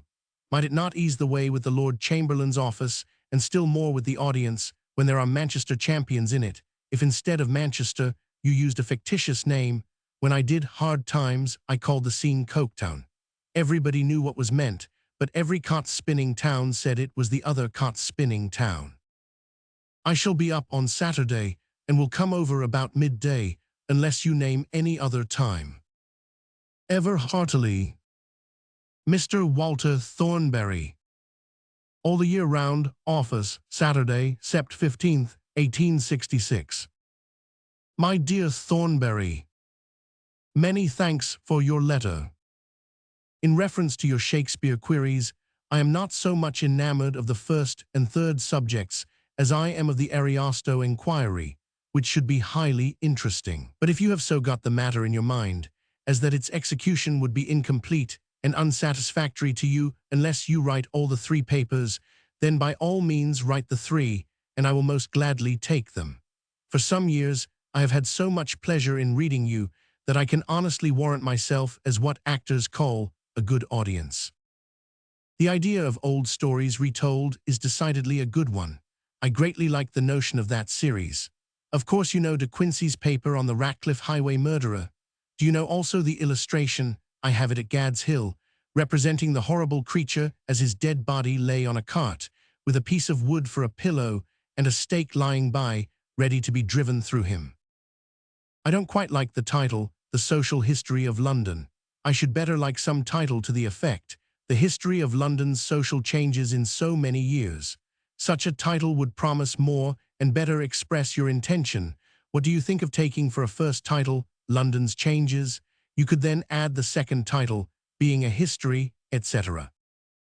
I don't at all desire to fix a limit to the series of old stories retold. I would state the general intention at the beginning of the first paper and go on like Banquo's line. Don't let your London title remind people, by so much as the place of the word civilization, of buckle. It seems a ridiculous caution, but the indolent part of the public, a large part, on such points tumble into extraordinary mistakes. Faithfully yours always, Mr. Percy Fitzgerald. Gad's Hill, Tuesday, Nov. 6th, 1866. My dear Fitzgerald, it is always pleasant to me to hear from you, and I hope you will believe that this is not a mere fashion of speech. Concerning the green covers, I find the leaves to be budding, on unquestionable newspaper authority, but upon my soul, I have no other knowledge of their being in embryo. Really, I do not see a chance of my settling myself to such work until after I have accomplished 42 readings, to which I stand pledged. I hope to begin this series somewhere about the middle of January in Dublin. Touching the details of the realization of this hope, will you tell me in a line as soon as you can, is the exhibition room a good room for speaking in? Your mention of the late Sultan touches me nearly. He was the finest dog I ever saw, and between him and me there was a perfect understanding. But to adopt the popular phrase, it was so very confidential that it went no further. He would fly at anybody else with the greatest enthusiasm for destruction. I saw him, muzzled, pound into the heart of a regiment of the line, and I have frequently seen him, muzzled, hold a great dog down with his chest and feet. He has broken loose, muzzled, and come home covered with blood again and again, and yet he never disobeyed me unless he had first laid hold of a dog. You heard of his going to execution, evidently supposing the procession to be a party detached in pursuit of something to kill or eat. It was very affecting. And also of his bolting a blue-eyed kitten and making me acquainted with the circumstance by his agonies of remorse or indigestion. I cannot find out that there is anyone in Rochester, a sleepy old city, who has anything to tell about Garrick, except what is not true. His brother, the wine merchant, would be more in Rochester way, I think. How on earth do you find time to do all these books?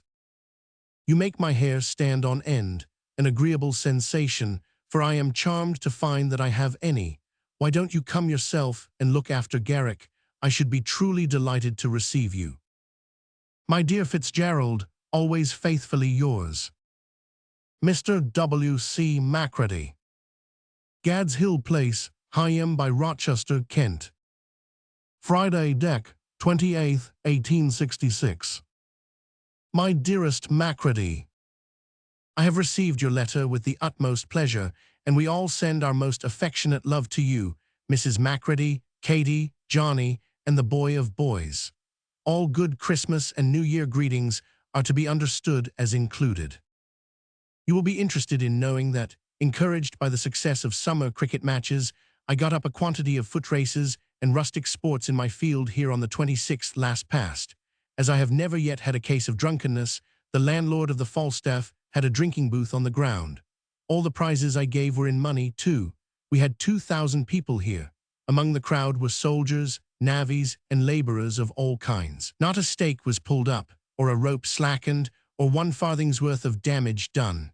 To every competitor, only, a printed bill of general rules was given, with the concluding words, Mr. Dickens puts every man upon his honor to assist in preserving order. There was not a dispute all day, and they went away at sunset rending the air with cheers, and leaving every flag on a 600 yards course as neat as they found it when the gates were opened at 10 in the morning. Surely this is a bright sign in the neighborhood of such a place as Chatham. Mugby Junction turned, yesterday afternoon, the extraordinary number of 250,000. In the middle of next month, I begin a new course of 42 readings.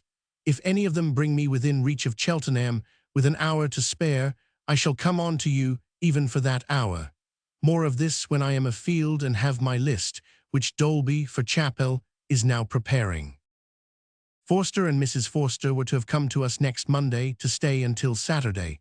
I write were, because I hear that Forster, who had a touch of bronchitis when he wrote to me on Christmas Eve, is in bed. Katie, who has been ill of low nervous fever, was brought here yesterday from London.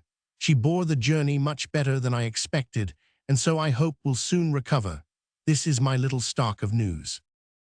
I begin to discover in your riper years that you have been secretly vain of your handwriting all your life, for I swear I see no change in it, what it always was since I first knew it, a year or two. It is, this I will maintain against all comers. Ever affectionately, my dearest Macready. 1867. Narrative. As the London and provincial readings were to be resumed early in the year and continued until the end of March, Charles Dickens took no house in London this spring.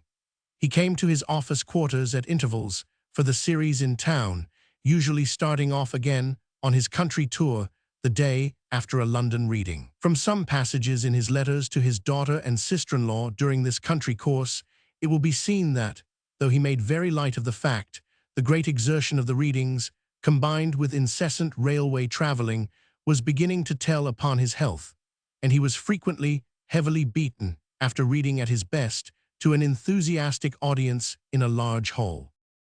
During the short intervals between his journeys, he was as constantly and carefully at work upon the business of all the year round as if he had no other work on hand. A proof of this is given in a letter dated 5th February. It is written to a young man, the son of a friend, who wrote a long novel when far too juvenile for such a task, and had submitted it to Charles Dickens for his opinion, with a view to publication. In the midst of his own hard and engrossing occupation, he read the book, and the letter which he wrote on the subject needs no remark beyond this, that the young writer received the adverse criticism with the best possible sense, and has since, in his literary profession, profited by the advice so kindly given. At this time, the proposals to Charles Dickens for reading in America, which had been perpetually renewed from the time of his first abandoning the idea, became so urgent and so tempting that he found at last he must, at all events, give the subject his most serious consideration. He took counsel with his two most confidential friends and advisers, Mr. John Forster and Mr. W. H. Wills. They were both, at first, strongly opposed to the undertaking, chiefly on the ground of the trial to his health and strength which it would involve. But they could not deny the counterbalancing advantages, and after much deliberation, it was resolved that Mr. George Dolby should be sent out by the Messrs.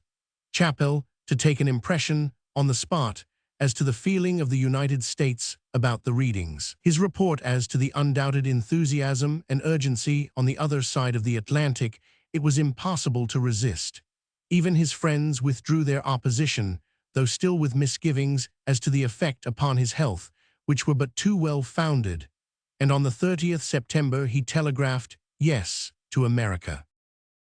The Alfred, alluded to in a letter from Glasgow, was Charles Dickens's fourth son, Alfred Tennyson, who had gone to Australia 2 years previously. We give in April the last letter to one of the friends for whom Charles Dickens had always a most tender love, Mr. Stanfield. He was then in failing health, and in May he died. Another death which affected him very deeply happened this summer. Miss Marguerite Power died in July. She had long been very ill, but until it became impossible for her to travel, she was a frequent and beloved guest at Gad's Hill. The Mrs. Henderson to whom he writes was Miss Power's youngest sister. Before he started for America, it was proposed to wish him Godspeed by giving him a public dinner at the Freemasons' Hall. The proposal was most warmly and fully responded to. His zealous friend, Mr. Charles Kent, willingly undertook the whole work of arrangement of this banquet. It took place on the 2nd November, and Lord Lytton presided. On the 8th he left London for Liverpool, accompanied by his daughters, his sister-in-law, his eldest son, Mr. Arthur Chappell, Mr. Charles Collins, Mr. Wilkie Collins, Mr. Kent, and Mr. Wills. The next morning the whole party took a final leave of Charles Dickens on board the Cuba, which sailed that day. We give a letter which he wrote to Mr. J. L. Toole on the morning of the dinner, thanking him for a parting gift and an earnest letter. That excellent comedian was one of his most appreciative admirers, and in return, he had for Mr. Toole the greatest admiration and respect. The Christmas number for this year, No Thoroughfare, was written by Charles Dickens and Mr. Wilkie Collins. It was dramatized by Mr. Collins chiefly, but in the midst of all the work of preparation for departure, Charles Dickens gave minute attention to as much of the play as could be completed before he left England. It was produced, after Christmas, at the Adelphi Theatre, where M. Fetchter was then acting, under the management of Mr. Benjamin Webster. M. de Surjat. Gad's Hill Place, Higham by Rochester, Kent. New Year's Day, 1867. My dear Surjat, thoroughly determined to be beforehand with the middle of next summer, your penitent friend and remorseful correspondent thus addresses you. The big dog, on a day last autumn, having seized a little girl, sister to one of the servants, whom he knew and was bound to respect, was flogged by his master, and then sentenced to be shot at 7 next morning. He went out very cheerfully, with the half-dozen men told off for the purpose, evidently thinking that they were going to be the death of somebody unknown. But observing in the procession an empty wheelbarrow and a double-barreled gun, he became meditative and fixed the bearer of the gun with his eyes. A stone deftly thrown across him by the village blackguard, chief mourner, caused him to look round for an instant, and he then fell dead, shot through the heart. 2 posthumous children are at this moment rolling on the lawn. One will evidently inherit his ferocity and will probably inherit the gun. The pheasant was a little ailing towards Christmas Day and was found dead under some ivy in his cage, with his head under his wing, on the morning of the 27th of December, 1866. I, proprietor of the remains of the 2 deceased, am working hard, getting up Barbox and the Boy at Mugby, with which I begin a new series of readings in London on the 15th. Next morning I believe I start into the country. When I read, I don't write, I only edit, and have the proof sheets sent me for the purpose. Here are your questions answered. As to the reform question, it should have been, and could have been, perfectly known to any honest man in England that the more intelligent part of the great masses were deeply dissatisfied with the state of representation, but were in a very moderate and patient condition, awaiting the better intellectual cultivation of numbers of their fellows. The old insolent resource of assailing them and making the most audaciously wicked statements that they are politically indifferent has borne the inevitable fruit. The perpetual taunt, "Where are they?" has called them out with the answer, "Well then, if you must know, here we are." The intolerable injustice of vituperating the bribed to an assembly of bribers has goaded their sense of justice beyond endurance. And now what they would have taken they won't take, and whatever they are steadily bent upon having they will get. Rely upon it, this is the real state of the case. As to your friend, Punch, you will find him begin to turn at the very self-same instant when the new game shall manifestly become the losing one. You may notice his shoes pinching him a little already. My dear fellow, I have no more power to stop that mutilation of my books than you have. It is as certain as that every inventor of anything designed for the public good and offered to the English government becomes ipso facto a criminal to have his heart broken on the circumlocutional wheel. It is as certain as that the whole Crimean story will be retold whenever this country again goes to war. And to tell the truth, I have such a very small opinion of what the great genteel have done for us, that I am very philosophical indeed concerning what the great vulgar may do, having a decided opinion that they can't do worse. This is the time of year when the theatres do best, there being still numbers of people who make it a sort of religion to see Christmas pantomimes. Having my annual house full, I have, as yet, seen nothing. Fetchter has neither pantomime nor burlesque, but is doing a new version of the old Trent Ans de la Vie d'un Jour. I am afraid he will not find his account in it. On the whole, the theatres, except in the articles of scenery and pictorial effect, are poor enough. But in some of the smaller houses there are actors who, if there were any dramatic headquarters as a school, might become very good. The most hopeless feature is that they have the smallest possible idea of an effective and harmonious whole, each going in for himself or herself. The music halls attract an immense public and don't refine the general taste. But such things as they do are well done of their kind, and always briskly and punctually. The American yacht race is the last sensation. I hope the general interest felt in it on this side will have a wholesome interest on that. It will be a woeful day when John and Jonathan throw their caps into the ring. The French emperor is indubitably in a dangerous state. His Parisian popularity wanes, and his army are discontented with him. I hear on high authority that his secret police are always making discoveries that render him desperately uneasy. You know how we have been swindling in these parts, but perhaps you don't know that Mr. the eminent contractor, before he fell into difficulties, settled 1 million of money on his wife. Such a good and devoted husband. My daughter Katie has been very ill of nervous fever. On the 27th of December, she was in a condition to be brought down here, old high road and post horses, and has been steadily getting better ever since.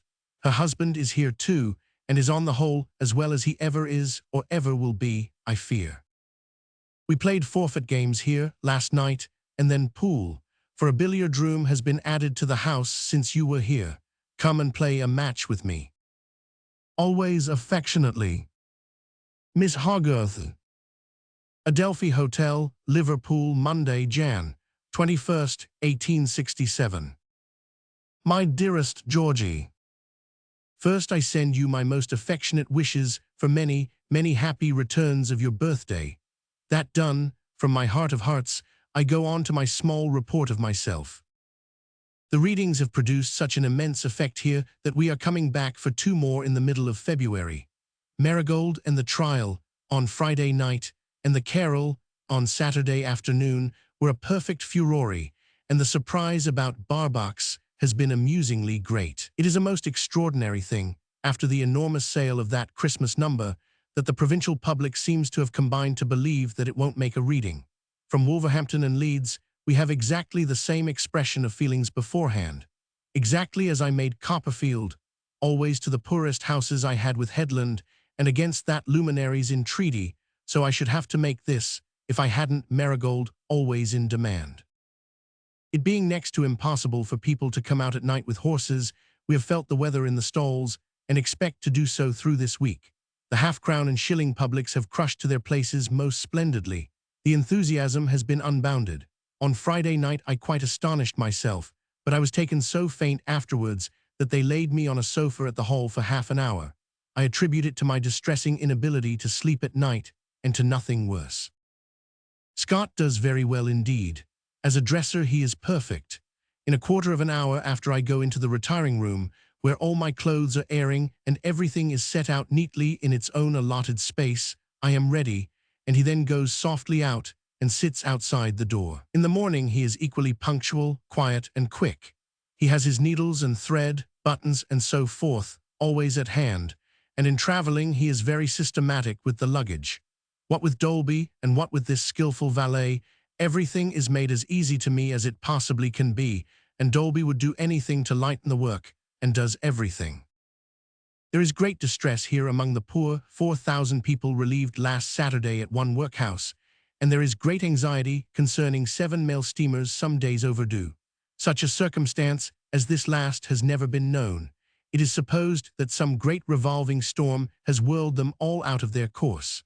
One of these missing ships is an American mail, another an Australian mail. Same afternoon.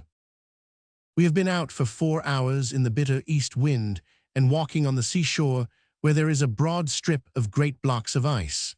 My hands are so rigid that I write with great difficulty. We have been constantly talking of the terrible Regent's Park accident. I hope and believe that nearly the worst of it is now known. Miss Dickens. Chester, Tuesday, Jan.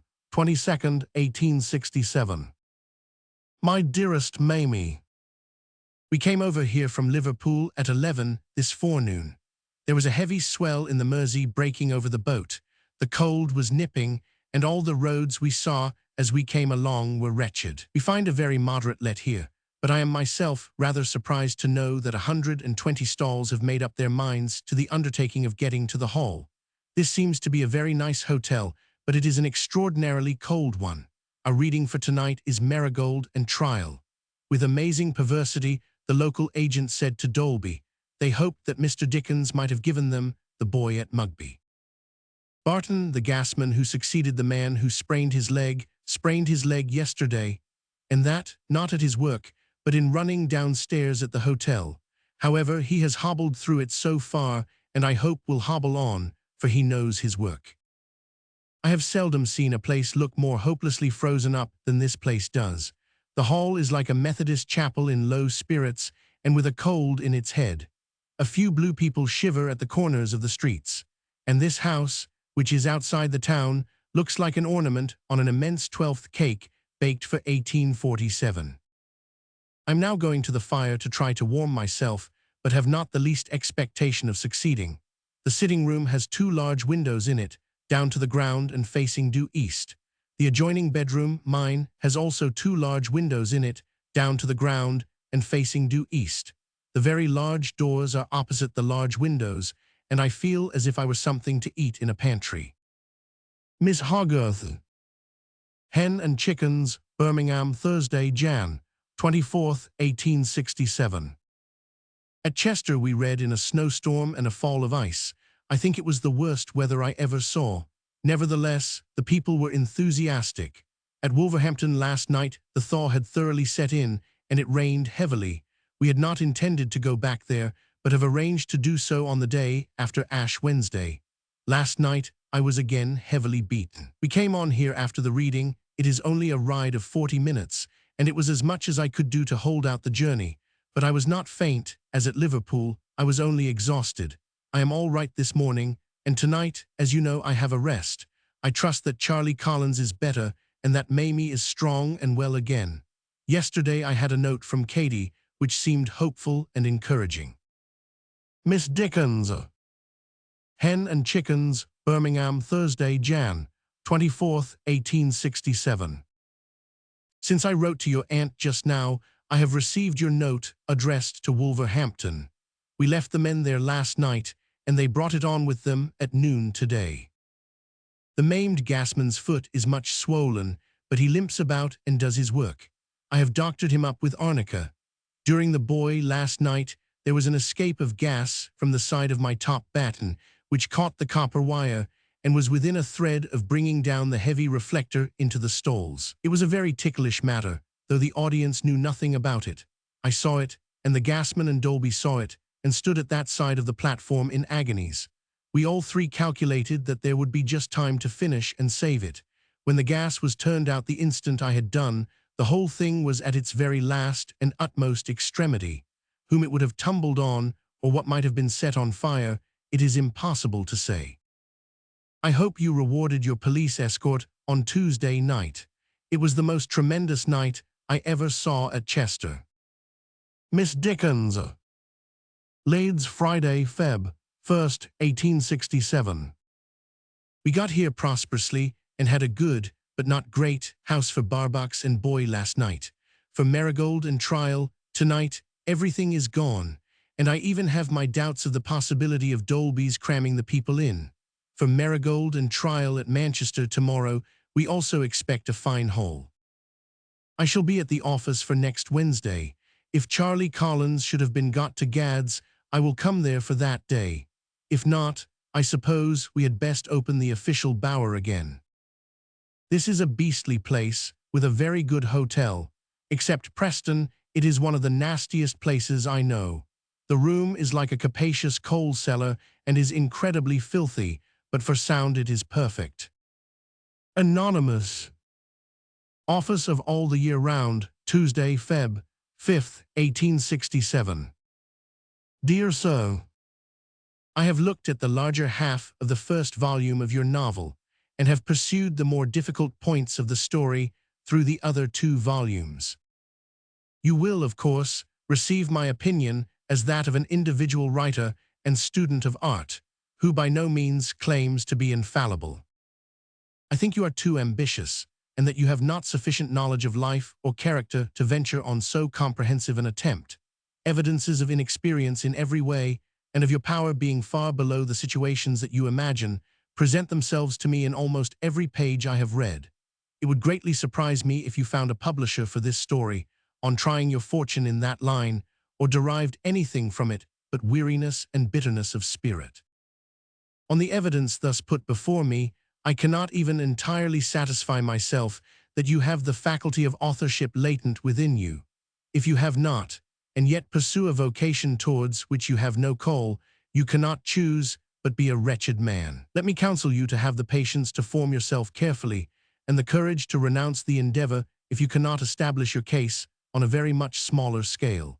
You see around you every day how many outlets there are for short pieces of fiction in all kinds.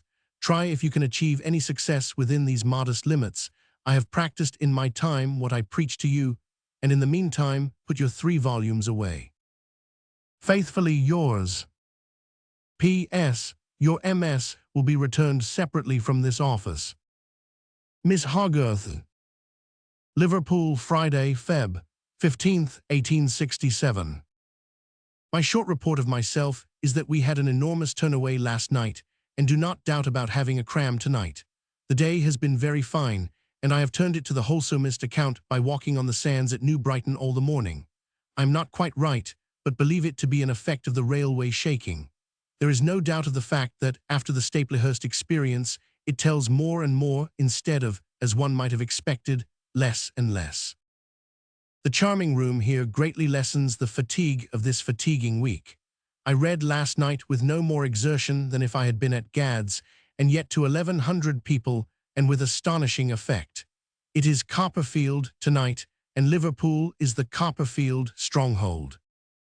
Miss Dickens. Glasgow, Sunday, Feb. 17th, 1867. We arrived here this morning at our time to the moment, 5 minutes past 10. We turned away great numbers on both nights at Liverpool, and Manchester last night was a splendid spectacle. They cheered to that extent after it was over that I was obliged to huddle on my clothes, for I was undressing to prepare for the journey and go back again. After so heavy a week, it was rather stiff to start on this long journey at 1:45 in the morning, but I got more sleep than I ever got in a railway carriage before, and it really was not tedious. The travelling was admirable and a wonderful contrast to my friend the Midland. I'm not by any means knocked up, though I have, as I had in the last series of readings, a curious feeling of soreness all round the body, which I suppose to arise from the great exertion of voice. It is a mercy that we were not both made really ill at Liverpool. On Friday morning I was taken so faint and sick that I was obliged to leave the table. On the same afternoon, the same thing happened to Dolby. We then found that a part of the hotel close to us was dismantled for painting, and that they were at that moment painting a green passage leading to our rooms, with a most horrible mixture of white lead and arsenic. On pursuing the inquiry, I found that the 4 lady bookkeepers in the bar were all suffering from the poison. Miss Hogarth. Bridge of Allen, Tuesday, Feb. 19th, 1867. I was very glad to get your letter before leaving Glasgow this morning. This is a poor return for it, but the post goes out early and we come in late. Yesterday morning I was so unwell that I wrote to Frank Beard, from whom I shall doubtless hear tomorrow. I mention it only in case you should come in his way, for I know how perversely such things fall out. I felt it a little more exertion to read afterwards, and I passed a sleepless night after that again, but otherwise I am in good force and spirits today. I may say, in the best force. The quiet of this little place is sure to do me good. The little inn in which we are established seems a capital house of the best country sort. Miss Dickens. Glasgow, Thursday, Feb. 21st, 1867. After 2 days' rest at the Bridge of Allen, I am in renewed force, and have nothing to complain of but inability to sleep. I have been in excellent air all day since Tuesday at noon, and made an interesting walk to Stirling yesterday, and saw its lions, and strange to relate, was not bored by them. Indeed, they left me so fresh that I knocked at the gate of the prison, presented myself to the governor, and took Dolby over the jail, to his unspeakable interest. We then walked back again to our excellent country inn.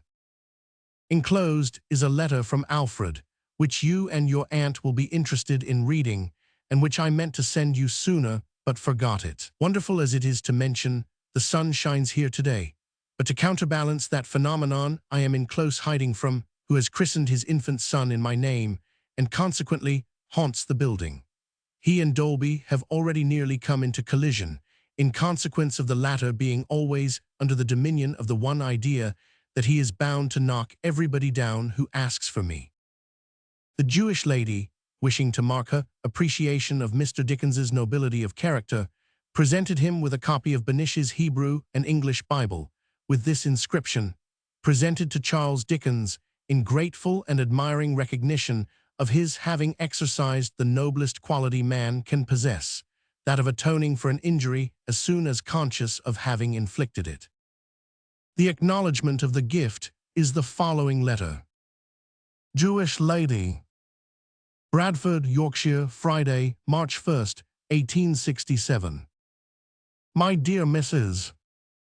I am working through a series of readings, widely dispersed through England, Scotland, and Ireland, and am so constantly occupied that it is very difficult for me to write letters. I have received your highly esteemed note, forwarded from my home in Kent, and should have replied to it sooner, but that I had a hope of being able to get home and see your present first. As I have not been able to do so, however, and am hardly likely to do so for 2 months to come, I delay no longer. It is safely awaiting me on my own desk, in my own quiet room. I cannot thank you for it too cordially, and cannot too earnestly assure you that I shall always prize it highly. The terms in which you send me that mark of your remembrance are more gratifying to me than I can possibly express to you, for they assure me that there is nothing but goodwill left between you and me and a people for whom I have a real regard, and to whom I would not willfully have given an offense or done an injustice for any worldly consideration. Believe me, very faithfully yours, Miss Hogarth. Newcastle-on-Tyne, Wednesday, March 6th, 1867. The readings have made an immense effect in this place, and it is remarkable that although the people are individually rough, collectively they are an unusually tender and sympathetic audience, while their comic perception is quite up to the high London standard. The atmosphere is so very heavy that yesterday we escaped to Tynemouth for a 2 hours sea walk. There was a high north wind blowing and a magnificent sea running. Large vessels were being towed in and out over the stormy bar, with prodigious waves breaking on it, and spanning the restless uproar of the waters was a quiet rainbow of transcendent beauty. The scene was quite wonderful. We were in the full enjoyment of it when a heavy sea caught us, knocked us over, and in a moment drenched us and filled even our pockets. We had nothing for it but to shake ourselves together, like Dr. Marigold, and dry ourselves as well as we could by hard walking in the wind and sunshine. But we were wet through for all that when we came back here to dinner after half an hour's railway ride. I am wonderfully well and quite fresh and strong, have had to Dr. Dolby for a bad cold, have not caught it yet, and have set him on his legs again. Scott is striking the tents and loading the baggages, so I must deliver up my writing desk. We meet, please God, on Tuesday. Miss Hogarth. Shelbourne Hotel, Dublin, Friday, March 15th, 1867. We made our journey through an incessant snowstorm on Wednesday night. At last got snowed up among the Welsh mountains in a tremendous storm of wind, came to a stop, and had to dig the engine out. We went to bed at Holyhead at 6 in the morning of Thursday, and got aboard the packet at 2 yesterday afternoon. It blew hard, but as the wind was right astern, we only rolled and did not pitch much. As I walked about on the bridge all the 4 hours, and had cold salt beef and biscuit there and brandy and water, you will infer that my Channel training has not worn out. Our business here is very bad, though at Belfast it is enormous. There is no doubt that great alarm prevails here. This hotel is constantly filling and emptying as families leave the country and set in a current to the steamers.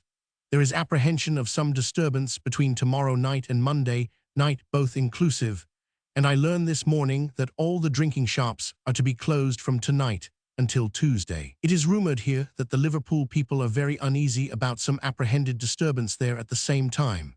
Very likely you will know more about this than I do, and very likely it may be nothing. There is no doubt whatever that alarm prevails, and the manager of this hotel, an intelligent German, is very gloomy on the subject. On the other hand, there is feasting going on, and I have been asked to dinner parties by divers civil and military authorities. Don't you be uneasy, I say once again.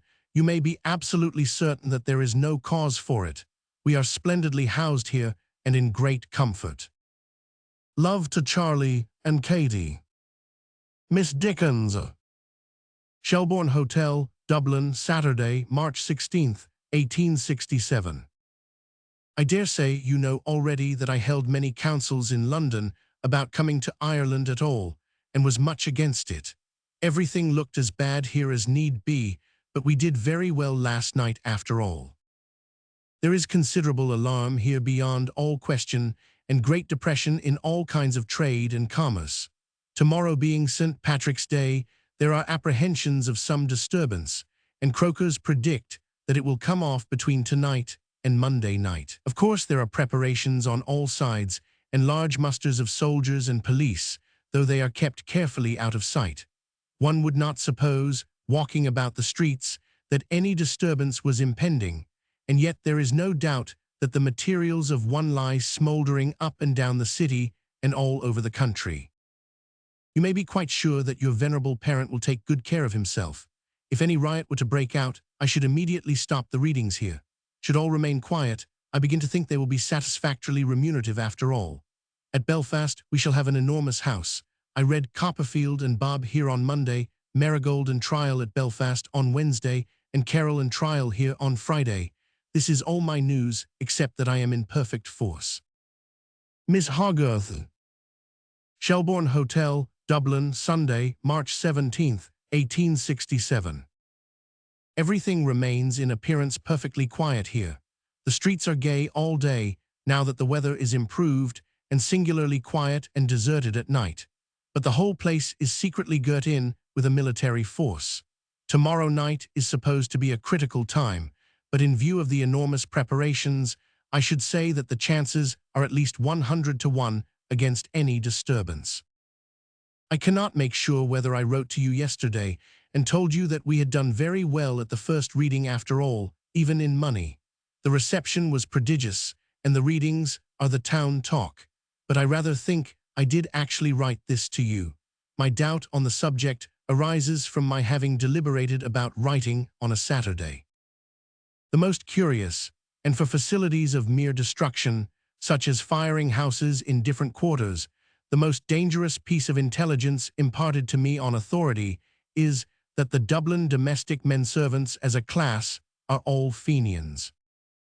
Miss Hogarth. Belfast, Wednesday, March 20th, 1867. The post goes out at 12, and I have only time to report myself. The snow not lying between this and Dublin, we got here yesterday to our time, after a cold but pleasant journey. Fitzgerald came on with us. I had a really charming letter from Mrs. Fitzgerald asking me to stay there.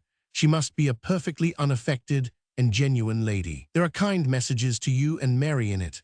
I have sent it on to Mary, who will probably in her turn show it to you. We had a wonderful crowd at Dublin on Monday and the greatest appreciation possible. We have a good let in a large hall here tonight, but I am perfectly convinced that the worst part of the Fenian business is to come yet. All about the Fitzgeralds and everything else when we meet. Miss Dickens. Belfast, Thursday, March 21st, 1867. In spite of public affairs and dismal weather, we are doing wonders in Ireland. That the conspiracy is a far larger and more important one than would seem from what it has done yet, there is no doubt. I have had a good deal of talk with a certain colonel, whose duty it has been to investigate it day and night since last September. That it will give a world of trouble and cost a world of money, I take to be, after what I have thus learned, beyond all question. One regiment has been found to contain 500 Fenian soldiers, every man of whom was sworn in the barrack-yard. How information is swiftly and secretly conveyed all over the country, the government with all its means and money cannot discover. But every hour it is found that instructions, warnings, and other messages are circulated from end to end of Ireland. It is a very serious business indeed. I have just time to send this off, and to report myself quite well, except for a slight cold. Miss Hogarth. Norwich, Friday, March 29th, 1867. The reception at Cambridge last night was something to be proud of in such a place. The colleges mustered in full force from the biggest guns to the smallest, and went far beyond even Manchester in the roars of welcome and the rounds of cheers. All through the readings, the whole of the assembly, old men as well as young, and women as well as men, took everything with a heartiness of enjoyment not to be described. The place was crammed, and the success the most brilliant I have ever seen. What we are doing in this sleepy old place I don't know, but I have no doubt it is mild enough. Mr. Walter Thornbury. Office of All the Year Round. Monday, April 1st, 1867. My dear Thornbury, I am very doubtful indeed about Vaux, and have kept it out of the number in consequence. The mere details of such a rascal's proceedings, whether recorded by himself or set down by the Reverend Ordinary, are not wholesome for a large audience, and are scarcely justifiable, I think, as claiming to be a piece of literature. I can understand Barrington to be a good subject, as involving the representation of a period, a style of manners, an order of dress, certain habits of street life, assembly-room life, and coffee-room life, etc. But there is a very broad distinction between this and mere Newgate calendar. The latter would assuredly damage your book, and be protested against to me. I have a conviction of it, founded on constant observation and experience here. Your kind invitation is extremely welcome and acceptable to me, but I am sorry to add that I must not go a-visiting. For this reason, so incessantly have I been reading, that I have not once been at home at Gad's Hill since last January, and am little likely to get there before the middle of May. Judge how the master's eye must be kept on the place when it does at length get a look at it after so long an absence. I hope you will descry in this a reason for coming to me again, instead of my coming to you. The extinct prize-fighters, as a body, I take to be a good subject, for much the same reason as George Barrington.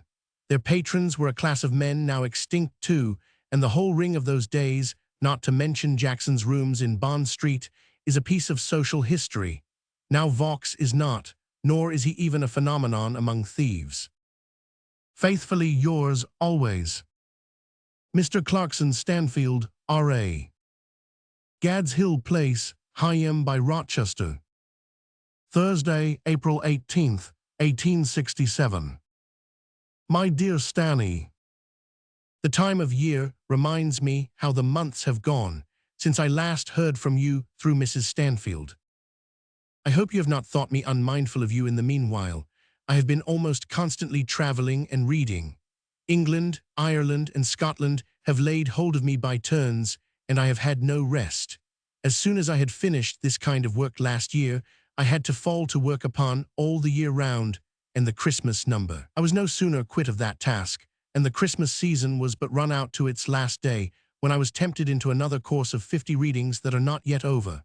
I am here now for 2 days, and have not seen the place since 12th night. When a reading in London has been done, I have been brought up for it from some great distance, and have next morning been carried back again. But the 50 will be paid out, as we say at sea, by the middle of May, and then I hope to see you. Reading at Cheltenham the other day, I saw Macready, who sent his love to you. His face was much more massive, and as it used to be, than when I saw him previous to his illness.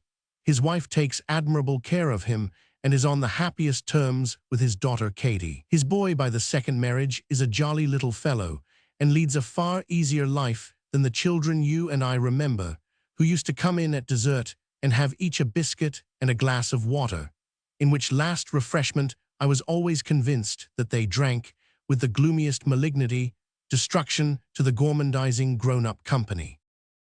I hope to look up your latest triumphs on the day of the Academy dinner.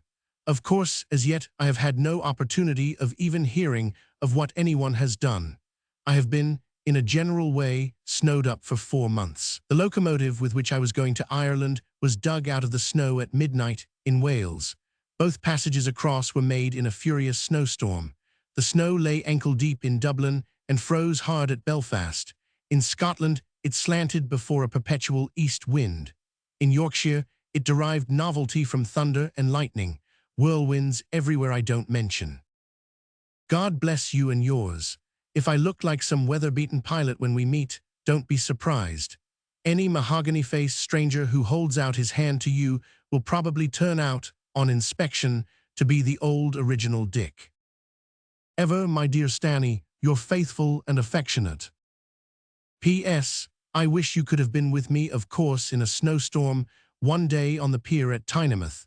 There was a very heavy sea running, and a perfect fleet of screw merchantmen were plunging in and out on the turn of the tide at high water. Suddenly there came a golden horizon, and a most glorious rainbow burst out, arching one large ship, as if she were sailing direct for heaven. I was so enchanted by the scene that I became oblivious of a few thousand tons of water coming on in an enormous roller, and was knocked down and beaten by its spray when it broke, and so completely wetted through and through that the very pockets in my pocketbook were full of sea. Mr. George Stanfield. Office of All the Year Round. Sunday, May 19th, 1867. On the death of his father. My dear George, when I came up to the house this afternoon and saw what had happened, I had not the courage to ring, though I had thought I was fully prepared by what I heard when I called yesterday. No one of your father's friends can ever have loved him more dearly than I always did, or can have better known the worth of his noble character.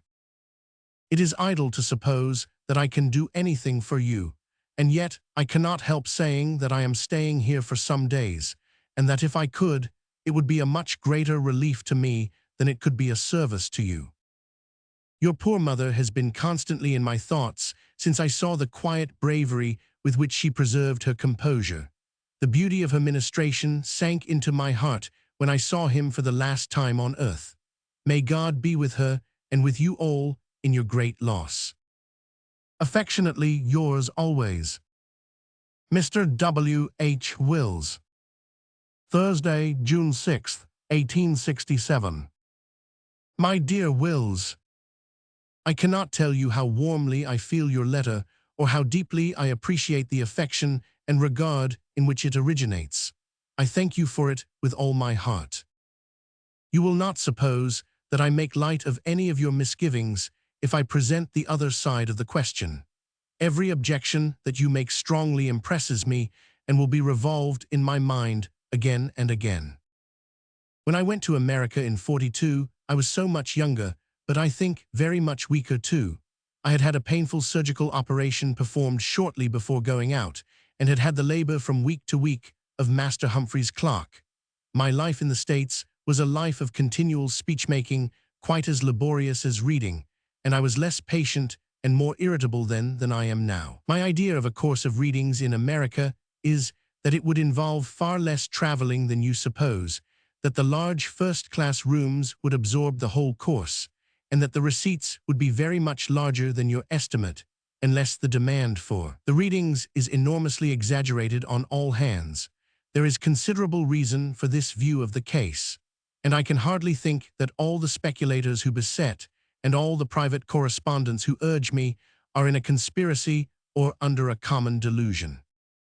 I shall never rest much while my faculties last, and if I know myself, have a certain something in me that would still be active in rusting and corroding me if I flattered myself that I was in repose. On the other hand, I think that my habit of easy self-abstraction and withdrawal into fancies has always refreshed and strengthened me in short intervals wonderfully.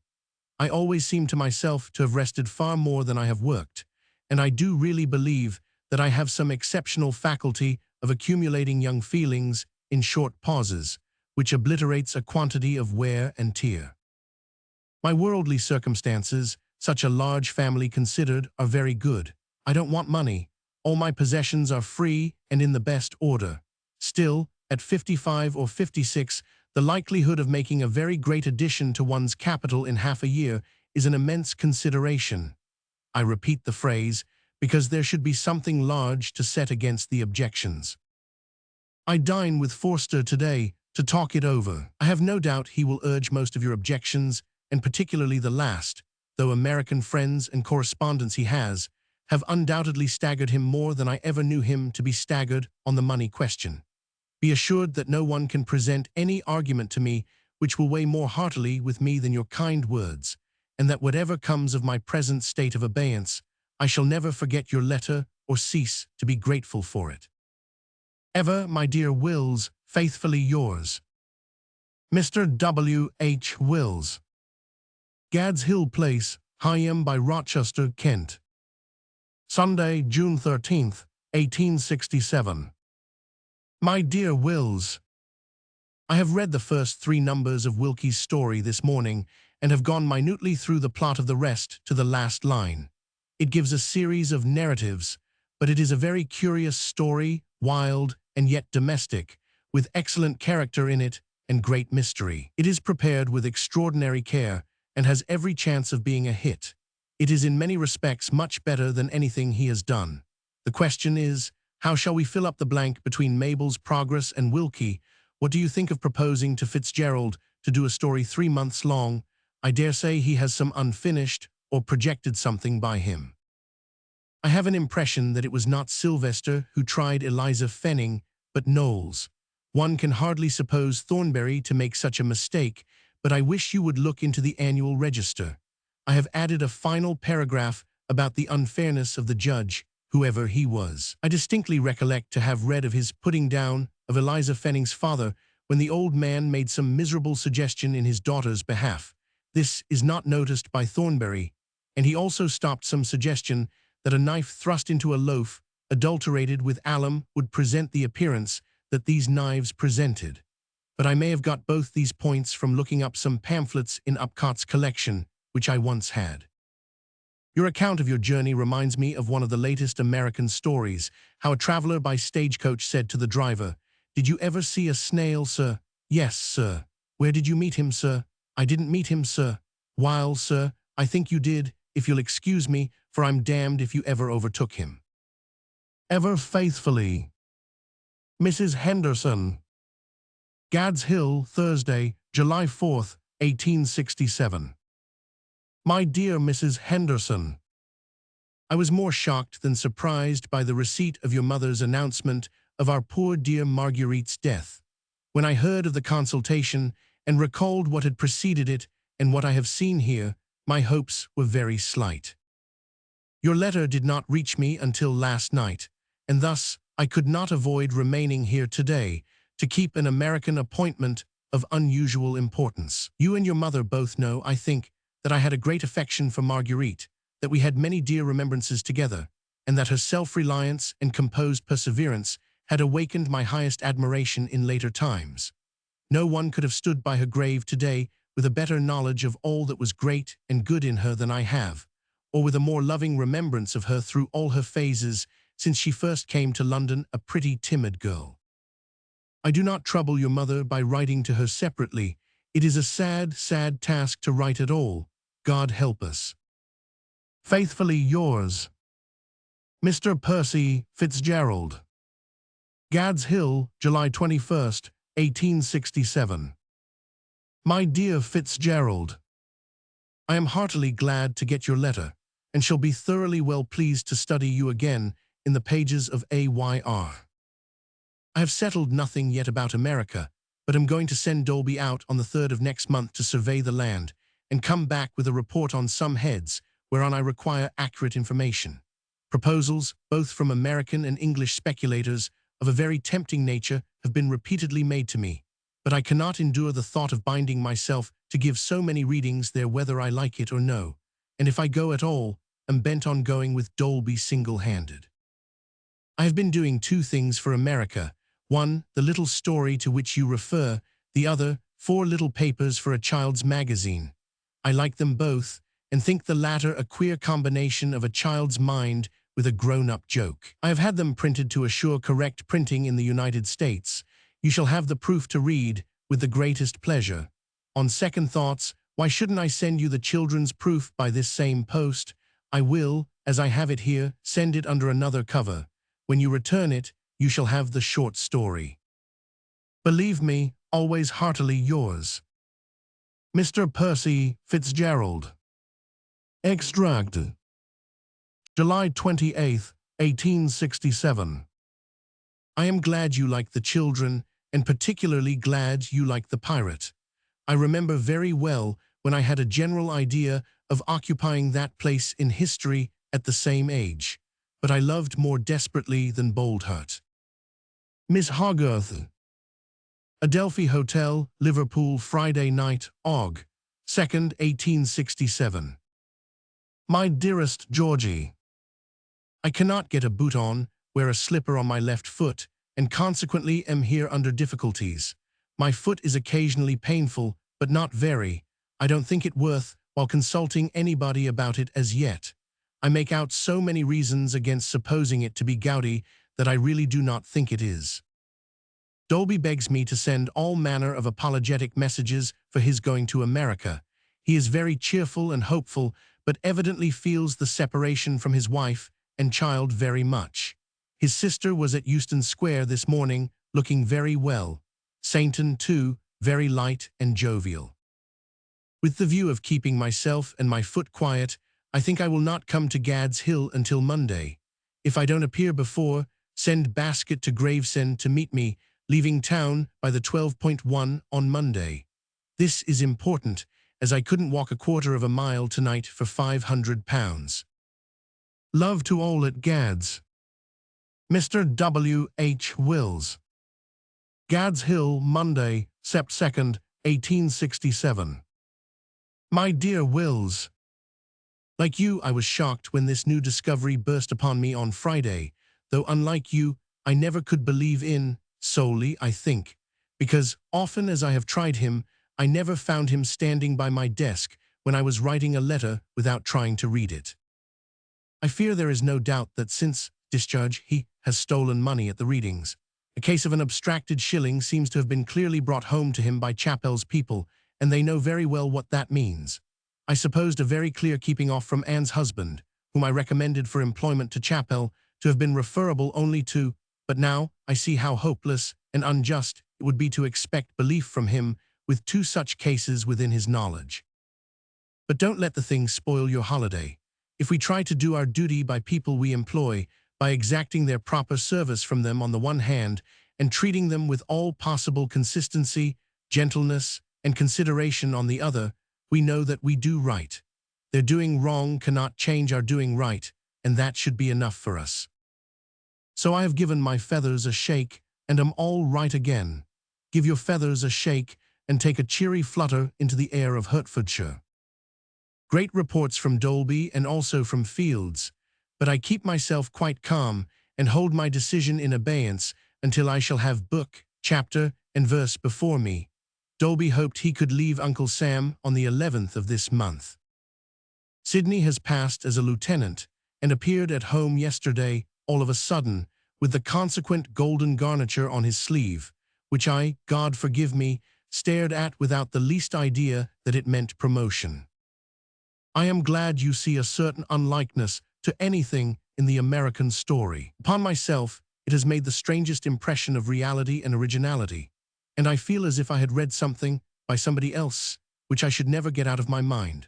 The main idea of the narrator's position towards the other people was the idea that I had for my next novel in AYR, but it is very curious that I did not in the least see how to begin his state of mind, until I walked into Hoghton Towers one bright April day with Dolby.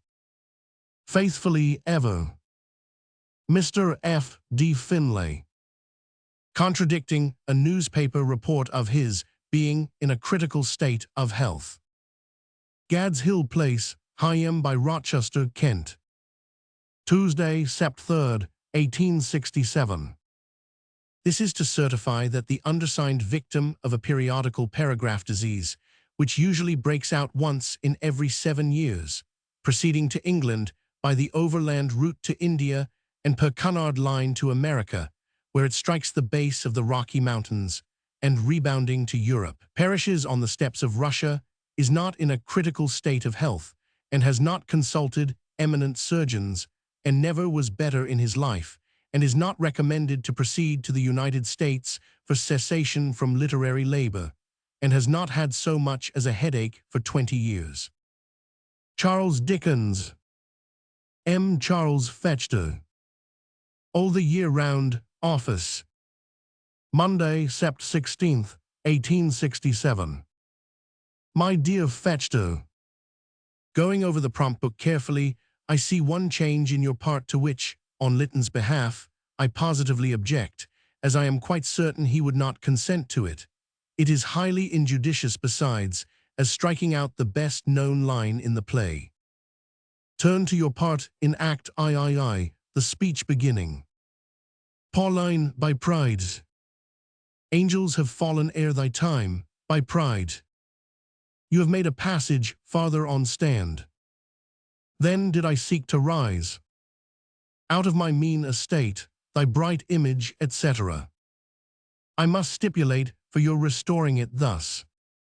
Then did I seek to rise out of the prison of my mean estate, and with such jewels as the exploring mind brings from the caves of knowledge by my ransom, from those twin jailers of the daring heart, low birth and iron fortune, thy bright image, etc., etc. The last figure has been again and again quoted, is identified with the play, is fine in itself, and above all, I know that Lytton would not let it go. In writing to him today, fully explaining the changes in detail, and saying that I disapprove of nothing else, I have told him that I notice this change, and that I immediately let you know that it must not be made. There will not be a man in the house, from any newspaper, who would not detect mutilations in that speech, moreover. Ever, Miss Hogarth. Monday, Sept. 30th, 1867. My dearest Georgie, the telegram is dispatched to Boston. Yes, go ahead. After a very anxious consultation with Forster and careful heed of what is to be said for and against, I have made up my mind to see it out. I do not expect as much money as the calculators estimate, but I cannot set the hope of a large sum of money aside. I am so nervous with traveling and anxiety to decide something that I can hardly write, but I send you these few words as my dearest and best friend. Miss Dickens. Office of All the Year Round, number 26, Wellington Street, Strand. London, W.C. Monday, Sept. 30th, 1867. My dearest Mamie, you will have had my telegram that I go to America. After a long discussion with Forster and consideration of what is to be said on both sides, I have decided to go through with it. I doubt the profit being as great as the calculation makes it, but the prospect is sufficiently alluring to turn the scale on the American side. Unless I telegraph to the contrary, I will come to Gravesend, send basket there by 12 train on Wednesday. Love to all. We have telegraphed, yes, to Boston. I begin to feel myself drawn towards America, as Darnay, in The Tale of Two Cities, was attracted to the Lodestone Rock, Paris. Mr. William Charles Kent. 26 Wellington Street, Saturday, Oct. 19th, 1867. My dear Kent, in the midst of the great trouble you are taking in the cause of your undersigned affectionate friend, I hope the reading of the enclosed may be a sort of small godsend. Of course, it is very strictly private. The printers are not yet trusted with the name, but the name will be No Thoroughfare. I have done the greater part of it. May you find it interesting. My solicitor, a man of some mark and well known, is anxious to be on the committee. Frederick Ouvry, Esquire. 66, Lincoln's Inn Fields. Ever affectionately yours. P.S. My sailor son. I forgot him. Coming up from Portsmouth for the dinner. Dare not curse me, I implore. Penitently. Mrs. Power. Gad's Hill, Wednesday, Oct. 23rd, 1867. My dear Mrs. Power, I have a sad pleasure in the knowledge that our dear Marguerite so remembered her old friend, and I shall preserve the token of her remembrance with loving care. The sight of it has brought back many old days. With kind remembrance to Mrs. Henderson. Believe me always, very faithfully yours, Mr. J. L. Toole. Gad's Hill Place, Higham by Rochester, Kent. Saturday, Nov. 2nd, 1867. My dear Mr. Toole, I heartily thank you for your elegant token of remembrance and for your earnest letter. Both have afforded me real pleasure, and the first named shall go with me on my journey.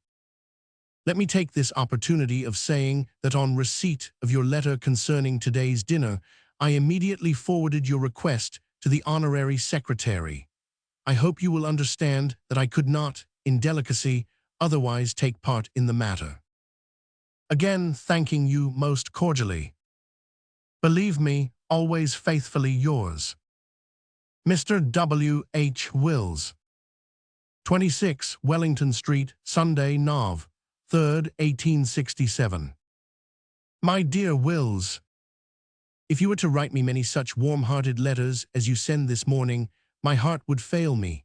There is nothing that so breaks down my determination or shows me what an iron force I put upon myself, and how weak it is, as a touch of true affection from a tried friend. All that you so earnestly say about the goodwill and devotion of all engaged, I perceived and deeply felt last night. It moved me even more than the demonstration itself, though I do suppose it was the most brilliant ever seen. When I got up to speak, but for taking a desperate hold of myself, I should have lost my sight and voice and sat down again. God bless you, my dear fellow. I am ever and ever your affectionate, the Hun, Mrs. Watson. Office of All the Year Round. Tuesday, Nov. 5th, 1867. My dear Mrs. Watson, 1,000 thanks for your kind letter, and many congratulations on your having successfully attained a dignity which I never allow to be mentioned in my presence. Charlie's children are instructed from their tenderest months only to know me as Venerables, which they sincerely believe to be my name and a kind of title that I have received from a grateful country. Alas, I cannot have the pleasure of seeing you before I presently go to Liverpool. Every moment of my time is preoccupied, but I send you my sincere love and am always truthful to the dear old days and the memory of one of the dearest friends I ever loved. Affectionately yours, Miss Dickens. Aboard the Cuba, Queenstown Harbor. Sunday, Nov. 10th, 1867. My dearest Mamie, we arrived here at 7 this morning and shall probably remain awaiting our mail until 4 or 5 this afternoon. The weather in the passage here was delightful, and we had scarcely any motion beyond that of the screw. We are nearly but not quite full of passengers. At table I sit next the captain on his right, on the outside of the table and close to the door. My little cabin is big enough for everything but getting up in and going to bed in. As it has a good window which I can leave open all night, and a door which I can set open too, it suits my chief requirements of it, plenty of air, admirably. On a writing slab in it, which pulls out when wanted, I now write in a majestic manner. Many of the passengers are American, and I am already on the best terms with nearly all the ship. We began our voyage yesterday a very little while after you left us, which was a great relief. The wind is SC this morning, and if it would keep so, we should go along nobly. My dearest love to your aunt, and also to Katie and all the rest. I am in very good health, thank God, and as well as possible. Miss Hogarth. Aboard the Cuba, 5 days out. Wednesday, Nov. 13th, 1867. My dearest Georgie, as I wrote to Mamie last, I now write to you, or mean to do it, if the motion of the ship will let me. We are very nearly halfway today. The weather was favorable for us until yesterday morning, when we got a head wind which still stands by us. We have rolled and pitched, of course, but on the whole have been wonderfully well off. I have had headache and have felt faint once or twice, but have not been sick at all. My spacious cabin is very noisy at night, as the most important working of the ship goes on outside my window and over my head. But it is very airy, and if the weather be bad and I can't open the window, I can open the door all night. If the weather be fine, as it is now, I can open both door and window and write between them.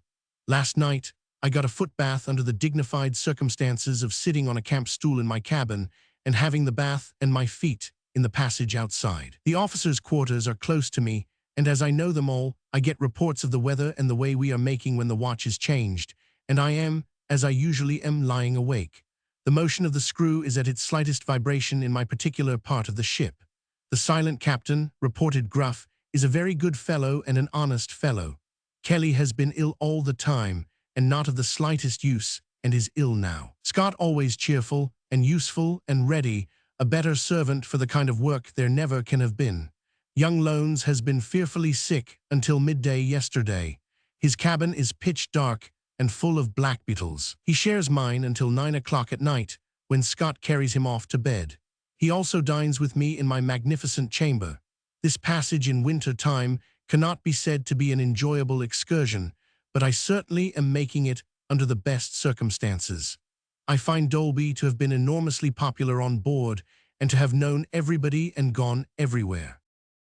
So much for my news, except that I have been constantly reading and find that Pyrrha, that Mrs. Hogg sent me by Katie, to be a very remarkable book, not only for its grim and horrible story, but for its suggestion of wheels within wheels and sad human mysteries. Baker's second book not nearly so good as his first, but his first anticipated it. We hope to get to Halifax either on Sunday or Monday, and to Boston either on Tuesday or Wednesday. The glass is rising high today, and everybody on board is hopeful of an easterly wind. Miss Hogarth. Saturday, 16th.